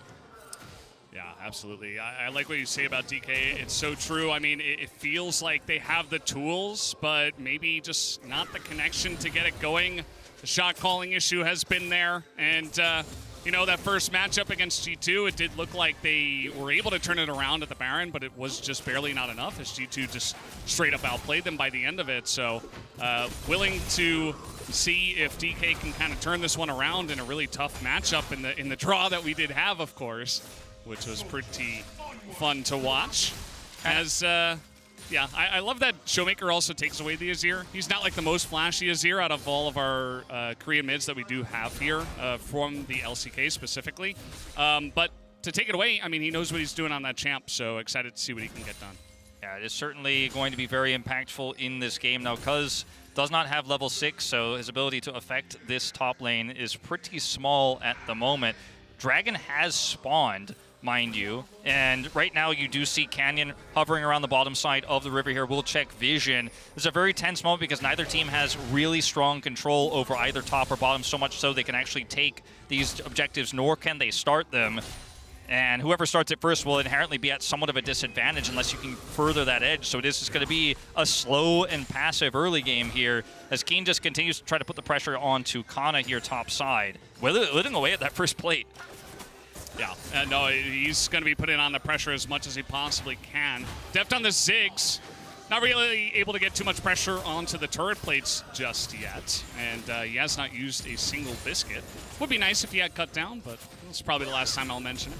Probably. I can't guarantee it. But we'll see. We'll see. As you were talking about those ganks, Deft is level 6. He is going to get comboed here by Lehens, and Ignited is going to use that satchel very late. Does flash onto the backside of it. In comes Cuz looking to force it, and it looks like he gets it with the permafrost. First blood onto the Ziggs in the bottom lane as Cuz comes up with a huge gank. Oh man, Deft teleportless, now flashless as well. Canyon's just a little bit too slow here on the play. Cuz has his ultimate available, and they can set this up so easily here on the overextended Ziggs. And that should be able to be the first objective here for the side of KT Rolster. Again, plates getting worn down here on the top side. Keen picking up money without even being involved. Even going to try to proxy this wave will be unsuccessful, but KT not going to start the Drake up just yet. They're going to take their win, reset here, and take the gold. As we take a look at this fight one more time, they get the knock up here. Lehens on this Alistar sets up the combo. There's the stun. Even though the flash and satchel charge is almost enough, Cuz is able to buffer this and make it work. The ultimate comes out, and Deft, no flash now. His teleport down, can't quickly return to lane. Yeah, not quite respecting the ability for them to chain that CC, and Deft does get run down the lane. Now Canyon does get the back out of KT, so they try to go for this Drake here. The Ziggs, even early on, can try to control this choke, and let's see if they can actually get it done. Lehens trying to threaten, but see the rest of the team is just backing away, and they will give this one over. So DK at least able to pick up the first Drake of the game. Yeah, quick to respond, return to that objective after KT back, and first objective does go their way. In terms of gold, it's a small one, but it's early game, so it's quite significant here. Rift Herald will be the next point of contention here. You've got to be so respectful as Deft now. No flash. Satchel charge gives you a little bit of a leash, but it's not always alone going to be enough. See how quickly he can just toss these abilities in and take this wave, though, and then back away. Wanting to push the issue even further, in fact, down here in this lane, and this is the first real damage Deft is going to maybe attempt to get on this turret, but no plates for the Ziggs. Yeah, and he is going into the Seraph's Embrace build eventually. He's going to delay the amount of damage that he can do pretty significantly until he's at about 3 items. He would also love, especially on this patch, the plates are still 175, right? He would love to push in and get some plates and actually threaten some turret kills, but not able to get that pressure going on the bottom side as Aiming and Lehens have held their own and gotten some help from a nice little Cuz to join them down the bottom side. Yeah, Cuz is there. Keen's got prio. BDD gets control. He's now picked up his Merc Treads. And things are going pretty swimmingly here for KT Rolster's early game. Yes, the Ziggs will be a problem later on. The ability for the Jarvan to engage is potentially going to be a problem later on too, but so far KT just kind of riding the momentum. They would have loved to grab that early Drake, but in terms of gold right now, sitting pretty. And Aiming's just catching these waves, and no real damage done to the turret means you're not worried about Ziggs' passive. You're not worried about that additional damage coming through. Yeah, just chilling out, farming it back and forth. It is... it's an LCK game, Valdez. You know, we're 10 minutes in, and we just cast JDG BLG, and I was like, hey, 7 minutes, we haven't had action. What's going on? We're definitely going to get action, and we did. I can't really say the same about this one, Wolf. I mean, you know, I'm watching this, I'm like, I don't know. Because DK, they have Jax, they have Azir, they have Ziggs. Why would you ever want to fight before you have 2-3 items? I mean, obviously, there are some spikes. You've got the Jarvan, you've got the Azir. There are plays you could make, but... will they? I mean, that's my question. I mean, it will often rely on KT overextending and putting themselves in harm's way for a big Cataclysm or Flag and Drag engage onto BDD, for example, but no one's really been under pressure, obviously, because having to flash early to secure that kill, but otherwise all flashes up for KT. Who do you pick? Who do you find? Kellen roaming topside here. Well, there's a ward in that brush. It's going to be hard for him to make something happen with this level 6. KT identify this, drop the Rift Herald in mid, and will further some additional gold here for this Orianna. Pick up some plates. Yeah, not going to overextend for this. Just some plates over to Cuz. BDD going to miss out on those. Showmaker does take that one out, and yeah, like you said, you know, Kellen showing on the top side, trying to make something happen. I like the idea, especially with Leona Jax, and they do clear that one out. Cuz and Lehens are waiting here for Deft, and he knows it. He's not going to teleport back to that turret just to get dove, so Plate Gold's going over to aiming this entire time, and Deft is missing massive farm. It's a good read from Deft and D plus Kia that there's a potential dive here, but this is so much money going into aiming's pocket, and this Ziggs is going to take so long to come online. All the farm denied, all the plates picked up here. And man, this is not going to be an easy one for D plus to pull off. We like the draft, but the situation is not so great for the Ziggs. It's going to take a long time before he's going to be relevant. Yeah, aiming just essentially catching up with that one in terms of the CS, and as you mentioned, the 2 turret plates pretty huge there for the side of aiming, so he's getting pretty much a free lane to just farm it out. He's the Xayah, that's what he would like to do. Now we do have Lehens on the top side of the map. The other side of the Rift support trying to make a play up here on the top side. Keen's taking a lot of damage up there underneath the turret. Has not gone into the Dominus, has his flash available, so just threatening it, but not actually making action happen, Wolf. Yeah, that was a very close call there. If he committed any further, that would have been the end of him with Canyon nearby, flash and ultimate available. Jarvan's engage range is insanely high. Keen will walk away with his life. They don't commit. Lehens looking for Showmaker. Little shuffle away, and he will be okay. And we do have the straight coming up here. It is a Chemtech, but you do want to pick these up as early as possible. We've seen teams run away with 4 Drakes and it be game-changing. I'm sure DK knows a little bit about that. So, yeah, just going to wait out for it, and maybe Def can hit his Leandries before we do get into this fight. I think that would be pretty much the one time you would want to actually fight over this as DK. Otherwise, you know, if KT make a mistake, maybe you make a play for it, but otherwise I would expect KT to take this one down. He does have it, and he's got, of course, Unleashed Teleport. Just going to teleport back to the safety of his turret here before this fight does break out. But as you mentioned, this is the big one. This is the fight where we can see D+ really look for a straight-up 5v5 fight. Look at the damage starting to come through on that Leandries here. It's going to take time. They can whittle away, and he's got his ultimate as well. Yeah, they're trying to force this ult out early. Kellen is not going to hit it. He gets root down. We have the teleport coming in, and Lehens gets the double knockup, trying to get this one going, but that's going into a choke. They don't want to do that. Lehens getting pretty low, and he is going to back out of this one, but KT take control of the river. DK considering getting on in here, some low health bars on the Lehens and aiming, and that's the bomb. Forces the Featherstorm, and now aiming does not have that ultimate for the follow-up engage from DK. Slow and steady wins the Dragon here for D+, double Leandries, and they are chipping away at these health bars. Sure, Kellen's engage was very lackluster, but it won't ultimately matter. Oh, and they're looking for a bit more. Cuz and Keen overextending quite a bit, and the poke damage is coming out here. Some low health bars. You talked about the Leandries. Finally, they are going to find Showmaker in the front, but there's just no follow-up on that one. So DK, a lot of skirmishing here, and finally they commit onto the Croc, but they don't take out Kellen. They don't have the damage to take him out, and it's 3 kills going straight into the pockets of KT. Oh, really rough overextension here for KT. They got the slow damage, but they do push way too far in. And that is going to be another set of gold going over to KT. I mean, it's a 3,000 gold lead. Sure, you lost the objective. It is Mountain Soul, which, by the way, you start stacking those up, you're going to be able to deal with a lot of that Ziggs poke later on if KT start winning this game here, or winning the objectives, rather, from here. They're certainly winning the game right now, despite the Dragon lead for D+. But they just got a little bit too trigger-happy on the Jax, and that's one of the awkward things as we take a look at the MasterCard lane economy snapshot here.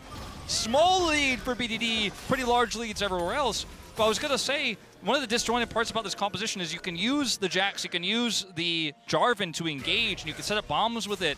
But if you don't actually have the combo set up, it's hard to actually chase teams down after you poke them away. It's usually much better to just huddle around the objective, take your wins where you can, and force KT to come to you. You got a little bit excited on this one. No KT puns intended, but this really ends up being, unfortunately, KT turning this one around in a massive way. Keen narrowly escapes here, and the Cataclysm works against D+ Kia. Yeah.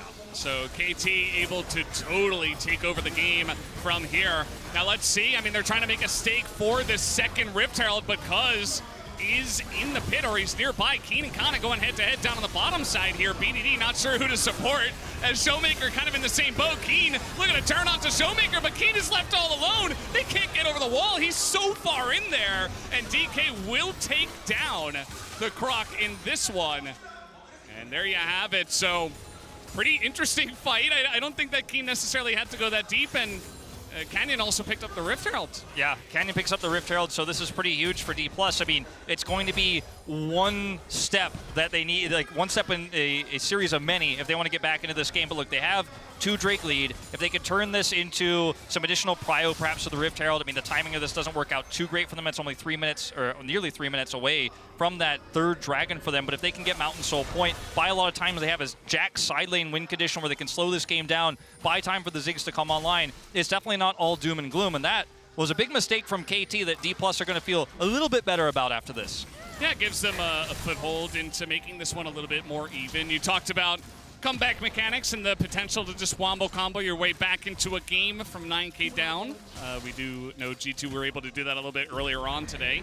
DK definitely have a pretty similar comp. I think they may need a little bit more items in terms of this one. You got the Azir, the Ziggs, and the Jax only sitting on their first ones for now, but that's the Ziggs potential right there with the Rift Herald. Yeah, just to explain for those who don't know what happened there, the Rift Herald charges down the turret to sub 25%.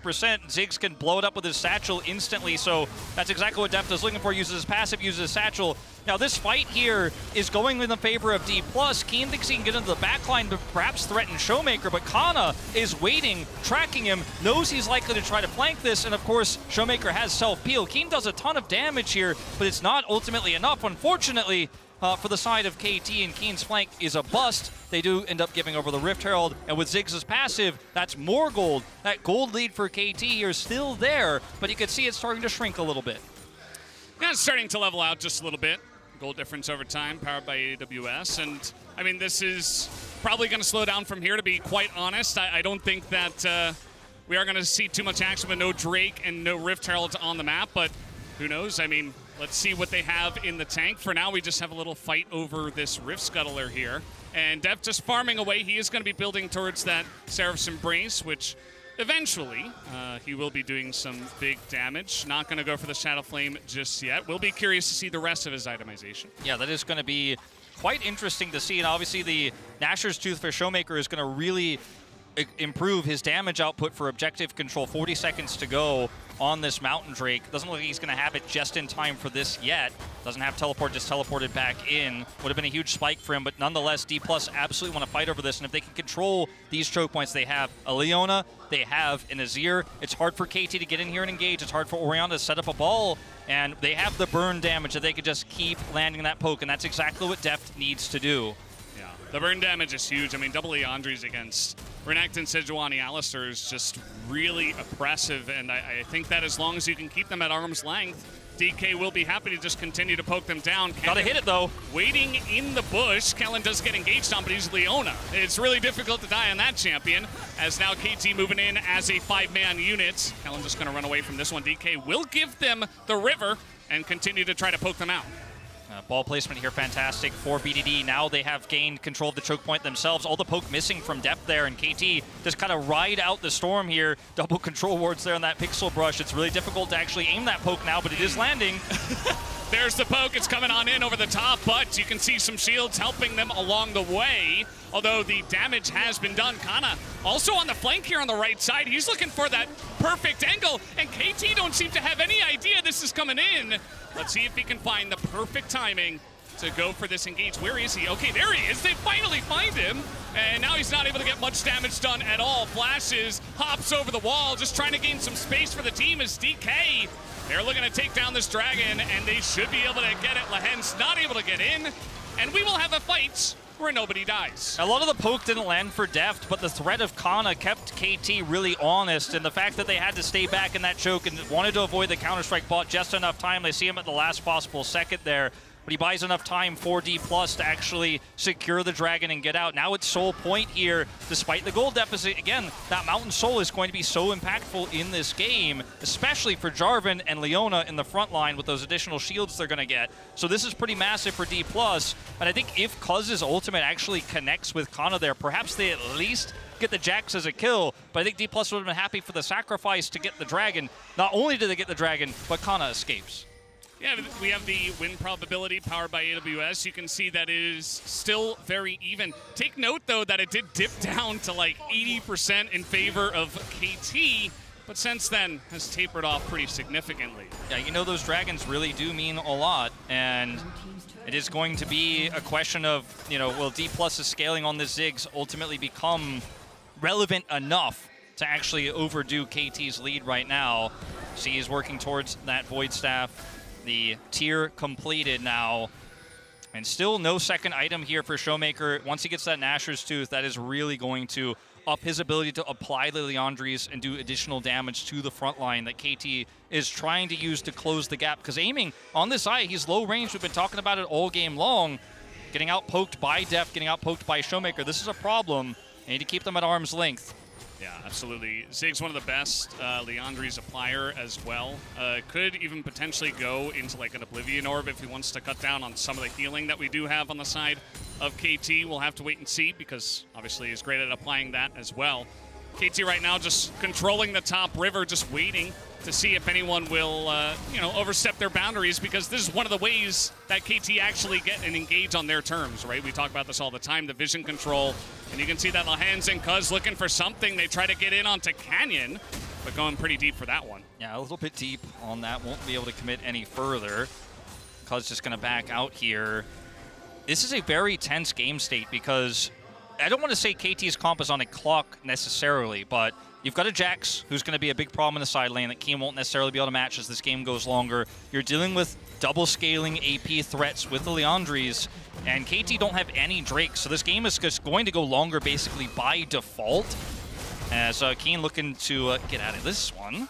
Ooh, pretty close on that, but Kana not going to continue on that one. At this point, the Renekton can kind of trade. You know, it depends on the situation if he gets some damage on in, but Kana pretty confident to try to take this 1v1 if Keen does want it at this point. Only up a level is Keen, so still pretty even in that side lane. The Void Staff completed for the Ziggs, and you talked about the double AP scaling threats. I mean, that's going to be super important, especially when you are dealing with, you know, a Sejuani that's going to be extremely tanky. You want something to chip through, or rather chunk through, the magic resist on the side of KT that they will definitely build into Azir and Ziggs. Yeah, definitely true. See BDD with 2 rods completed here, but does not quite have that second item yet. And this is a really scary moment when you consider the AP threats are so big here for D+, and 90 seconds to go on this Dragon. BDD would love to finish that second item here before this fight breaks out, but I mean, if D+ get this, the game turns really on its head quite significantly. We talked about, oh, we're one step closer to that soul, one step closer to the soul. This is the soul this time around. You can see in terms of the gold here, Aiming and Keen massively ahead, but doesn't necessarily matter if they can't get to their opponents to hit them, and that's been the big problem here for Aiming. Yeah, actually utilizing the items that you will have is something we'll have to wait and see. I mean, he is a Xayah with Flash and Cleanse. There is a way, like, again, if this fight goes in the right direction and they can get a favorable engage, for him to get in the faces of DK and actually deal that damage. The problem does arise, you know, from behind. Perhaps you do not get it going as Cuz. Just going to steal away the red. gets big oohs and ahs from the crowd. You know, we're not used to this amount of action, Wolf. I don't know if I can handle it. Well, KT now trying to get some additional oppressive vision around this this Drake, because this is such a critical fight. We do see no death cap yet for BDD, and this is a problem. They want to have that. Okay, picks it up now, just backed for it. And this is going to be so important for KT. They can't actually hold on to this choke point without BDD being here. He's not going to commit teleport. He's walking down slowly. We'll be able to clear this wave. But time works against KT once Steph starts hitting that poke. Once Showmaker starts hitting it, they got to pick somebody. They've got to do it fast. Trying to go in on the Canyon. He's just going to flash away. He says, no, I don't, you know, this is not how we win fights, right? I'm just going to use this flash. It's still a win to the side of KT. Now you don't have that engaged threat from the Jarvan as much. Obviously still can find some angles. And Deft, essentially, you can see what DK are trying to do. They're just trying to throw bombs over the wall, throw soldiers in. They're going to find BDD, and that is a huge amount of poke damage.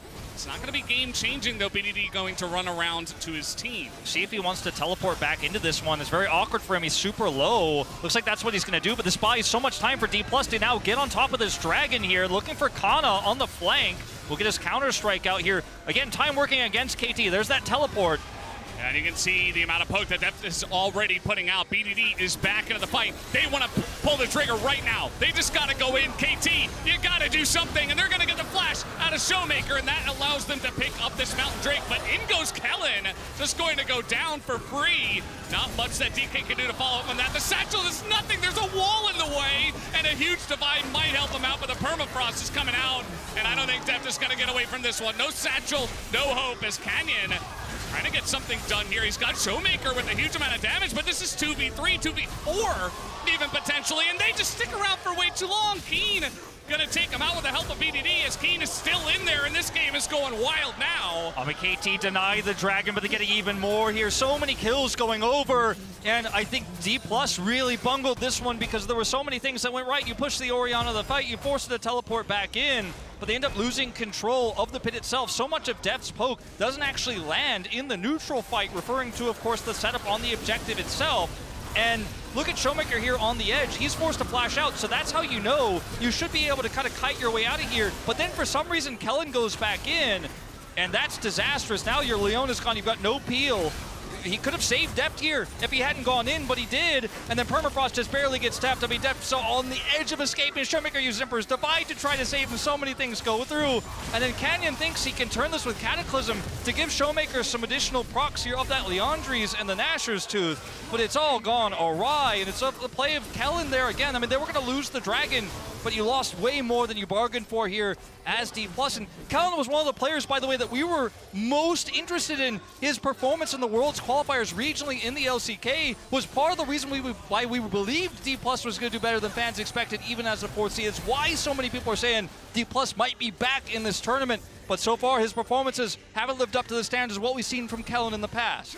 Yeah, absolutely. Definitely deserves to be shouted out. And, you know, still hoping that he can turn it around. And I think, you know, there's really a fine line you got to walk when you're playing this kind of composition. It's not an easy one where you press your R button and you kill the enemy, right? Maybe for Ziggs against Xayah, but different as Kellen is going to walk in front of this one. Definitely the right place to be this time around, and will eat that ult. Does have to flash away as DK really trying to press that poke in, because that's really what they got to do, but they got to Renekton behind them. They have no idea. Deft is in a lot of trouble. Satchel not going to be able to do much. Gets stunned up and killed immediately as Lahens gets into the thick of things, and KT, they're going to find the fight that they needed this entire time. Double kill already for aiming. Can he line up the penta? I'm already looking for it because we have so many. Kana, though, trying to get on in there. And unfortunately, he's just going to go down, gives the triple kill over to aiming. This game might have just ended in a couple of plays, Wolf. It looks like it. And once again, okay, they're going to back off. They're going to play it safe. You don't want to go 0-2. I mean, 20 seconds on Deft here. He could be the savior of this game if he does, of course, survive. You see Showmaker just pushing out that way bottom side as Keen gets onto this. And once again, look at the timing of this. He just barely gets in, gets the stun off, but regardless, it's Lahens. I mean, you hit that slice and dice, or rather the stun there from Renekton. Regardless, if you don't, it's still going to be a play from Lahens that wins this for you. The knock-up is fantastic. D+ just trying to hold on to their base. Didn't see the Keen flank, not enough vision. And it all comes crashing down. The inhibitor down. Baron was up. And, I mean, D+, they had the Drake lead, but that's all they were hanging on to in this game. KT denied Soul, and with the advantages they have plus Baron, there's no way D+ are going to get that Soul now. Yeah. Red Bull Baron power play coming through in a big way for KT. That fine line has been crossed. KT in total control of this one now, about 8,000 gold in the lead. And this looks like a lot of the games we have cast in the LCK, Wolf, right? Like, this has happened before. KT finding great engages, finding fantastic flanks with Lahens and Keen, and just ripping apart opponents that aren't able to deal with that pressure. And it's just great to see them be able to pull it off here once again on the world stage. Lost a little bit of the power we expected from them in our top 3 in the LCK playoffs, but coming back in a big way here against D+, and it's almost a 10,000 gold lead here now for KT. The kill difference is massive. This is what KT is known for, one of the highest in the LCK. I'm looking for a second inhibitor here. Any picks means certain doom here for D+, but they've got to do something to defend these turrets. They've got good wave clear, but it's just not going to be enough. Doesn't seem to be enough as Cuz and Lahens looking for that engage. They'll find anyone. They're going to find Canyon as they go pretty deep for that one. The Aftershock maybe saving Cuz, but at this point the damage not quite there on the side of DK. So that's jungler down now. Canyon not in this fight. Kana also being poked out. KT just waiting, just sitting in the base for just waiting for more waves to come in to potentially end this game. TPs are coming in. Yeah, TP is coming in. That wave clear's buying them time, but only a little bit here. Still 75 seconds left on Baron.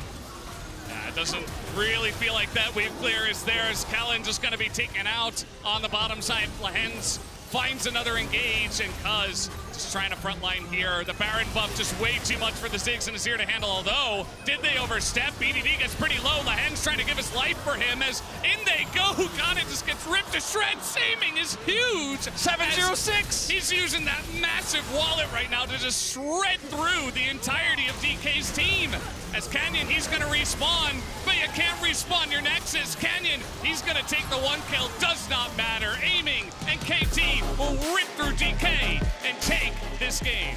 KT Rolster do it again. They have not lost since summer to D+ Kia. They have had the advantage in this matchup, and in their first best of one against each other, they will take it as well. And they had such great leads in the early game.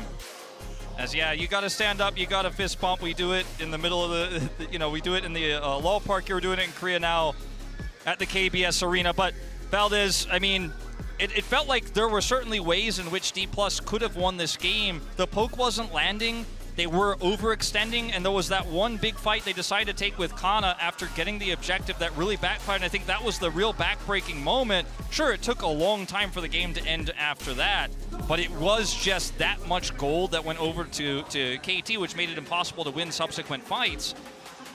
And D+, I mean, there was so much hype around them after the regional qualifier, but 2 rough losses. They're now 0-2, a Korean representative, 1 best-of-3 loss away from being the first Korean representative to be eliminated from the World Championship. Canyon and Showmaker, legends of the scene, they have never missed a Worlds together. Well, they are on the cusp of getting knocked out now.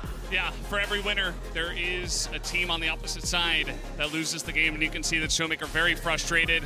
BDD, very happy. I mean, this is a situation where you had a rough matchup against BLG the first game that you had, but then you unfortunately take down your Korean brothers there in DK, but that does mean that KT will move on to the 1-1 group where, I would expect them to do pretty well, even so. So, yeah, that's going to do it for us. Thank you, Wolf, for joining me on the cast. It was an absolute pleasure for our first day here at Worlds, but now we do have Worlds Cool Down with Shocks and the guys there on the desk. Take it away. Thank you so much. It was really fun hearing your first cast. Buddy, we'll get a Buddy Cop movie out soon. Anyways, yeah. I'm not going to say the exact words that I want to say because the KT fans might get mad at the particular wording. KT played amazing there. They've got to be tournament favorites after that, right, Kobe? They have to be. You still didn't say the It'd words, be crazy not to put them. Especially if they draw Cloud9, there's 0% chance for KT to win.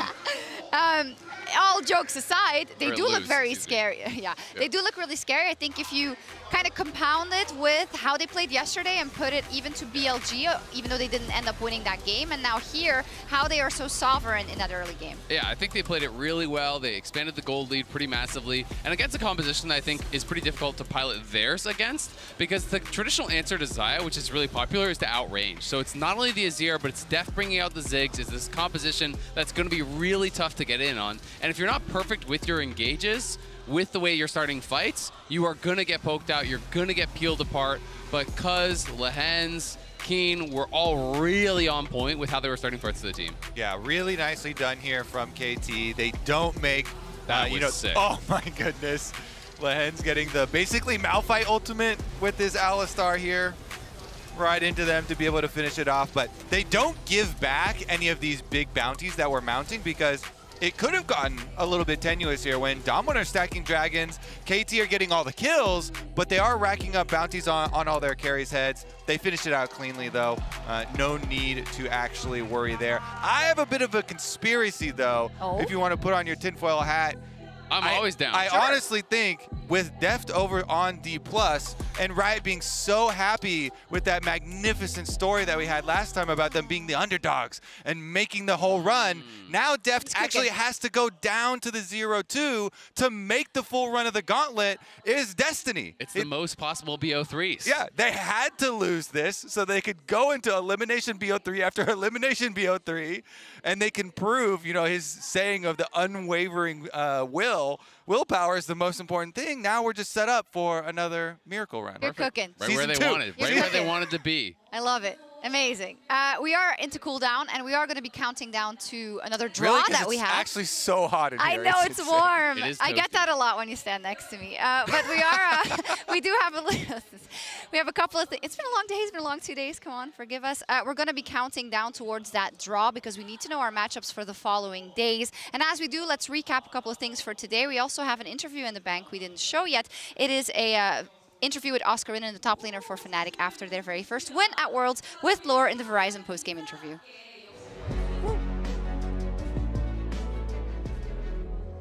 And welcome back here backstage as Fnatic grabbed the first win here at Worlds. And rookie player Oscar Rin, thank you so much for joining me. Thank you. How are you feeling? Because if I want to help the viewers catching up, you could not play the semifinals. You could actually not play all the games you could have wished because of wrist issues. Is everything clear now? Are you feeling okay? Are you fully recovered?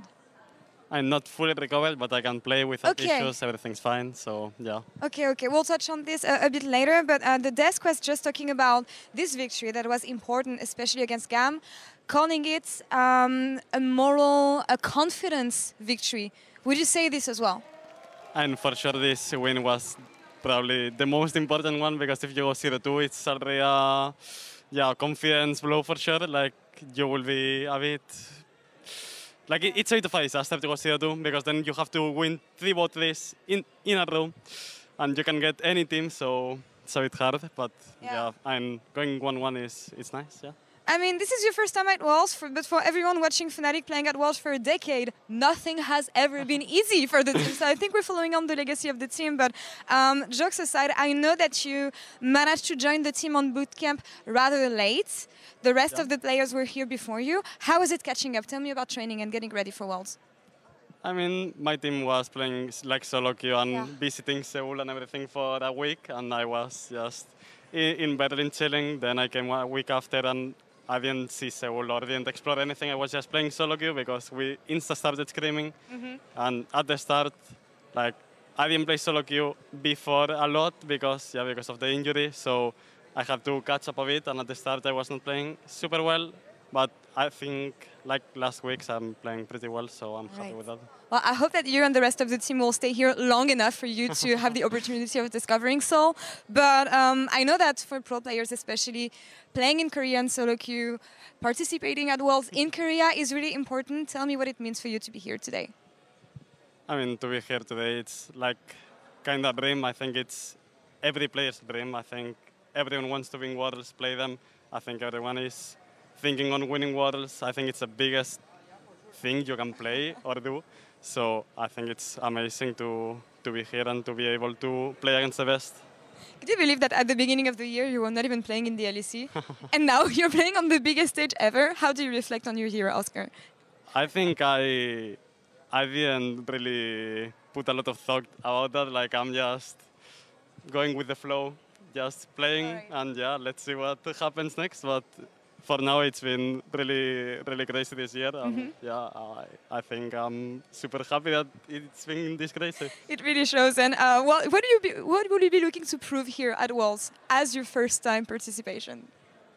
I mean, I don't really have a lot of expectations, but I just want to play as good as I can, and yeah, that's it. Well, thank you so much for the interview. Thank you. Welcome to World Championship, and good luck on the next games. Thank and you. Shocks, back to you. Thank you so much. Lovely to hear from Oscar. He was, well, who wouldn't be? He was so bummed. He didn't get to go to the season finals, of course, as a competitor. That just hit so hard because it's a great achievement.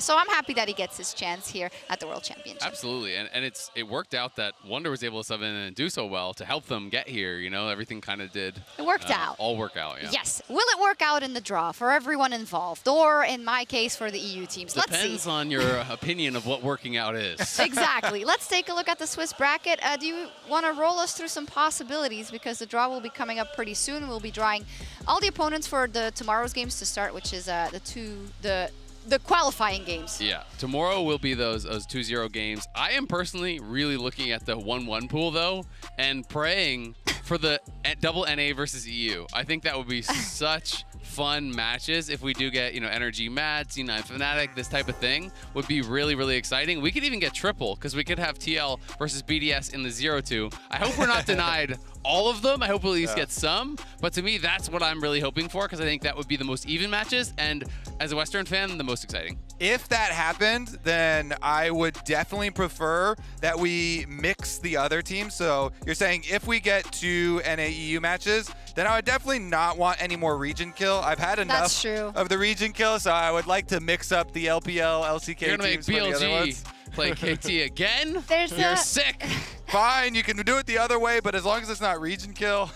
There's also, I mean, if we had only like a 0.86% of scenarios in which the 5-team or the region matchups happened, there's no way, right, that it would happen again. Well, now there is. She sounds like she's trying to do that. First the referee, now you? Surely, it was so funny how people were like, "Oh, this guy, be careful!" Like, hey, nothing. Wait, is that the same referee up there? Yes, the head referee. Glad he got out of here okay yesterday. Yeah, he had EU bodyguards. Yeah. Yep. It was the head ref. Saw that one. For sure. No, interesting for sure. I think it's, as you were saying in the green room, it's a really cool addition also that you get to work up to this moment every night. I'm definitely nervous again. It's exciting. Yeah. I mean, this format has been great, because every day it feels like the matches are so incredibly important, and the end of day every day, you are really sweating, because it is different. The amount of teams that you can play teams that are top favorites in the 1-in-1 group now, or you can play a team that, you know, you feel pretty comfortable against. Yeah, and you know, someone like D+, who's then could be in their last chance in their best of 3. They only have 1 chance. If you're in the 1-1, you have 2 chances. If you're in the 2-0, you actually have 3 chances. You know, you can lose the next one, you can lose the next one, but then who knows who you're up against in that last one? And those are some exciting possibilities. They certainly are. Everybody wants to get out as early as possible so they don't have to deal with some of the scarier possibilities. Yeah, like a week and a half off. It's crazy. Yeah, I am just praying that for KT and BLG's sake that they don't have to have that rematch, because I think that would feel so bad if you're. It was so fun to watch, though. That game was. It was, but imagine you're KT and you play BLG and you lose again, and now you're in the elimination rounds, only losing to 1 team. And maybe, KT are used to being salty. It's fine. It looks like we might be getting in the draw soon, in just a second, and we will go through everything again as well. Welcome everybody here in the arena. We've got a lot to draw. We'll explain it in just a second. But yeah, I'm definitely nervous. I think all the teams, even if they've played earlier, they are glued to their screens, and maybe we get some reaction cams as well. I mean, this is your year on the line in here those for little a lot bags. of these teams, right? Exactly. There are teams. Everyone is sitting there with bated breath, praying for the matchups that they really want, praying to avoid some of the tournament favorites that are somehow falling down into these so-called easy rounds of the Swiss bracket. Definitely so. Today's games, they resulted in 4 teams being divided into those with 2 wins and 0 losses, the 2-0 pool, with 1 win and 1 loss, the 1-on-1 pool, and those with 0 wins and 2 losses, the 0-2 pool. The draw will determine the matchups between teams with the same number of wins. The first draw will be the 2-0 pool, the second draw will be the 1-on-1 pool, and the last draw will be the 0-2 pool. Reminder for viewers that the match order for tomorrow's games will not be decided before later today. And we were a little confused yesterday, but today we know the opponents are drawn immediately. So whatever first team gets drawn, opponent right after that. And for both of the 2-0 and the 0-2 group, the first draw decides the second draw, right? Because if we do get, you know, LNG, JDG, we already know it's going to be G2 versus Genji and so on and so forth. So, you know, for both of those, that first draw shows us the whole thing. Exactly. I think G2, you're probably looking at, you want the LNG pick. Yes. Yeah, Cloud9 was really close against them. The cheers for the head ref. They remember. I actually love this ref because there is no stoic. reaction after any pick. He's just stone-faced. Yeah. Like, I'm here to do a job, and I don't care what you all think and what you're all going to say. There's no bias, no nothing. I think at least going into this very first one, yeah, maybe you would say for a G2 and LNG, but there's no easy matchups there, you know? These are the best teams in the tournament so far. Exactly. Well, and honestly, they were the top 3 that pretty much everyone I talked to coming into the tournament, right? You know, I had it JDG, Gen.G, LNG in that order, but those are the tournament favorites that you think can win the whole thing. Yeah. So there's no easy matchup, but if G2 gets them, there you go. If G2 can win in this round, that speaks a lot about their chances to go deep in this tournament. So G2 has been drawn, and we're about to see now the team that you see next will be their opponent. Their first possible chance to qualify out of this stage into the next one, and it is... Is it gonna be... Have a guess, have a gander. JDG, it's JDG. The crowd popped off. I'm trying to remember if we saw this at MSI or not, because I'm so running low right now. Are we? You can't ask me questions. I can't remember. I can't remember. 12 hours so, on the show. Next up, we then have JDG LNG. And that's another region one. We just saw back-to-back best-of-5s that went all 5 games between JDG and LNG. Yes. JDG won both, but both Kobe and I agreed that LNG probably should have won some of those series. They were definitely in great could have. positions. They definitely could have. They were so close in so many of them. There were comebacks in these games as well. Yes, I'm excited to see actually another go-around. What a unique opportunity for LNG to do something huge. I mean, if they can take down JDG, I think that changes the whole narrative around the story, because I do think people are looking at, okay, JDG are the clear favorite, despite how close their series were. You know, you do have to give the odds to JDG. It just feels like this is their meta, this is their year. They have been unstoppable all year long. Oh, so these matchups are great. These matchups are insane too, because you're going down lane by lane, and everything is just popping. Like we get Yike versus Peanut, absolute massive jungle matchup here. Caps versus Chovy. Look at the reaction cams were my favorite part of yesterday. They were amazing, yeah. I mean, the Korean fans were really excited seeing that G2 draw for Gen.G, so maybe they're praying for G2. I don't know. G2's probably praying for LNG, but everyone's probably praying for G2 actually. But this is a really tough match either way, and now we're going to be moving into the 1-1 teams. Oh, it's so exciting. There are 8 total teams to draw here. Energy, the first one. All right. Come on, EU. Come on, EU. Rip the Band-Aid off. Come on, NA versus EU matches. Let's go. And they're thinking, no. Would you be happy or sad if it was NA versus NA? I'd be sad. I want something different. I've had enough region. Yeah. Reverse Too much region kill. Give me EU. Show me Mad Lions. Show me.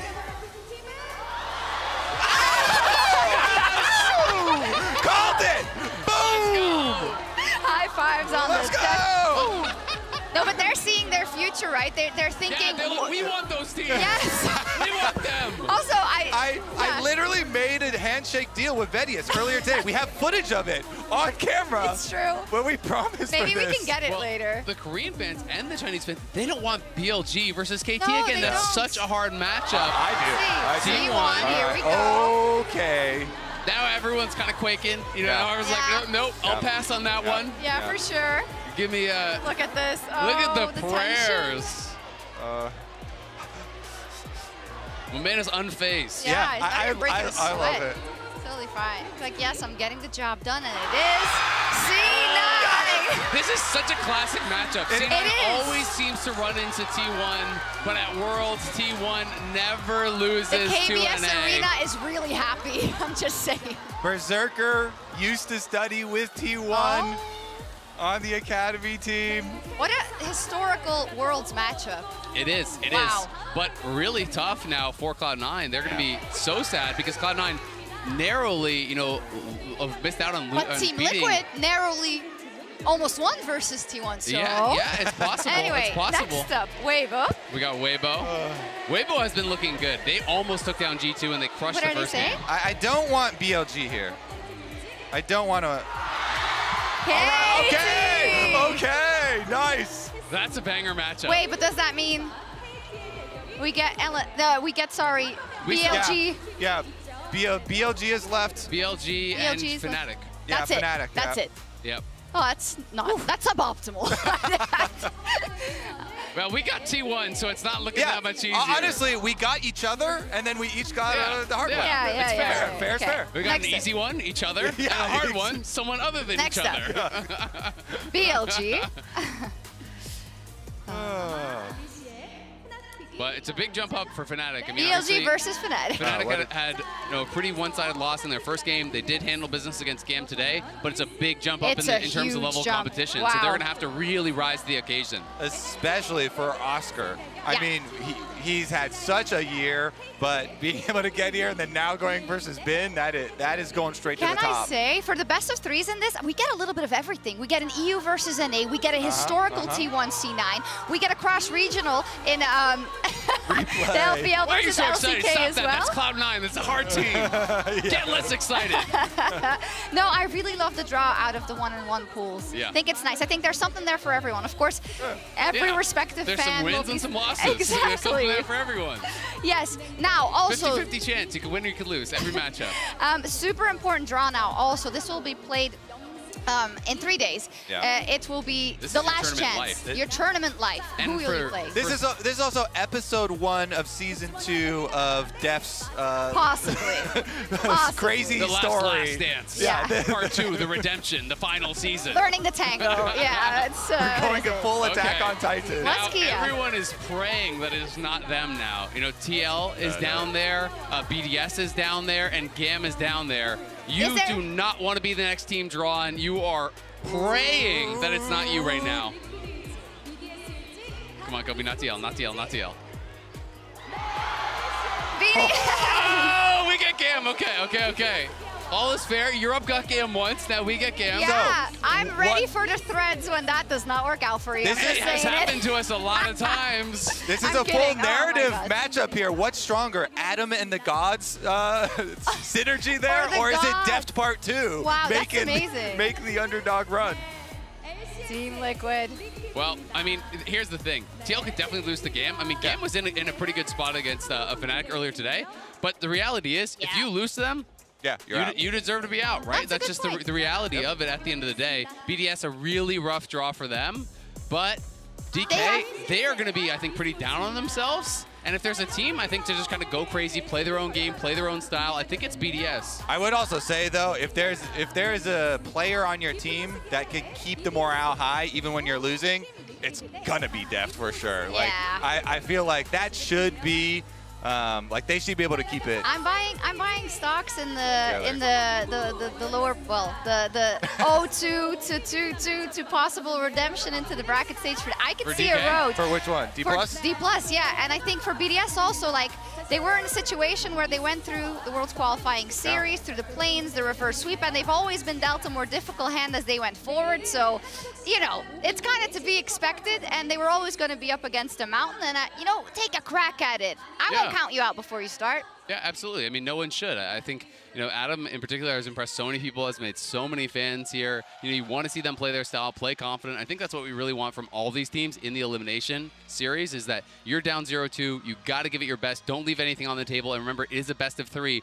so there is going to be that adaptation game to game, which I think is really one of the fun parts about Worlds. And we're getting into that best of 3 stage so much faster than we normally get into the best ofs. Yeah, Gentleman's agreement, don't ban Garen. All right. let Adam. No Garens will be banned. If you're going to eliminate Adam, let him at least play a Gods champion It's when you true. do it. Say, I misspoke earlier because I think I said best of 3s for the 1-on-1s, but obviously they're playing another best of 1 until they get to 2-1 or to 1-2. I got too excited I'll for a accept best your of 3. resignation. I will accept it. So you had a good run, Shocks. No, but I was so excited for a best of 3 between Madden and RG. We can still have that. Yeah, I would That really can excited come for that. later. Anyway, this is the bracket. Wow, take it all in, guys. It actually looks great to me. Today's looks draw, amazing. especially after we had so many region matchups. This one, there's a lot of variety here. Yeah, it is really, really good. The 1-on-1 matches, to me, are my favorite draw. I think that is going to be really, really exciting. We have all kinds of different regional matchups. We have no reach and kill in 1-on-1 across all 4 of those matchups. They seem like they can be competitive. They seem like they can be really exciting. Okay, what do you say I send this off? It's been a good day, right? Okay, time to sleep. We're not going to do a podcast, you know, maybe a couple hours? Not right now. Should we recap? We get a break down some of the games. Wait, I do need to remind people of the fact that we will be starting 2 hours later tomorrow. That's midnight PDT and 9 a.m. CEST. It's just really a human and tomorrow we will play the 2-0 matches, the best of 3s. So the qualification matches possibly already for the bracket stage. So that is super, super exciting. And with that, I am going to sign you off. Is there anything I forgot? Probably that there will be a rebroadcast, but also that we'll be back tomorrow. The LCS.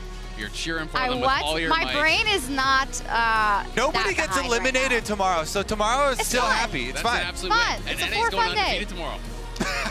True. True. I love you guys. We're gonna sign off. Thank you so much for bearing with us over these last 2 days and 16 games of bonkers fun. There's a lot more left to come, so get some sleep, and we'll see you tomorrow. Bye bye. Bye. 2 hours later.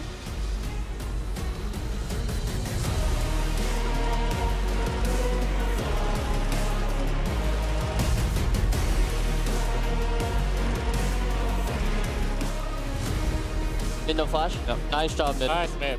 But the burn, it soon feels like the reality. Tongue lash out over the wall. Gobbled up. What did he taste like? A free kill. Okay, look. Nice. Do you have ult? Do you have ult? Okay, okay. Nice, nice. Looking. No flash, no flash.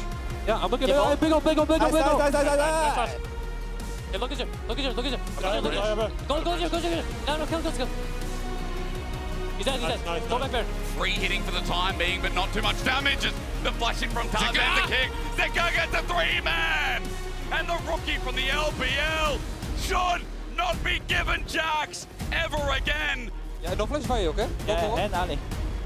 He's dead, no? He's dead. Nice. Good job, JC. That was deep here. Land by the way. Yeah. Other flash, Rel. Nice job. Come to me. Oh, look.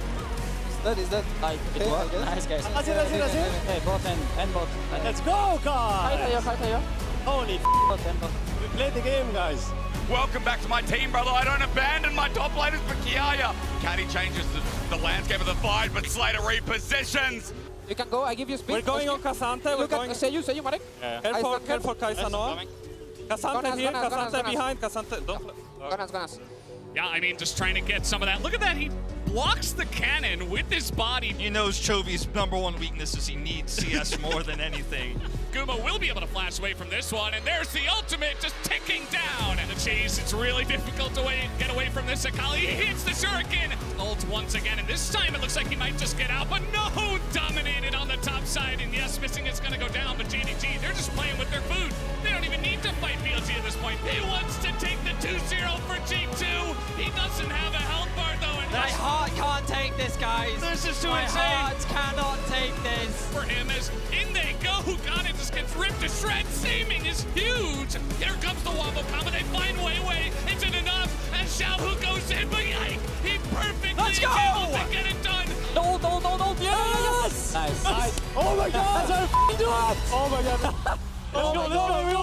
Nice. Nice. Hilda. What's your play?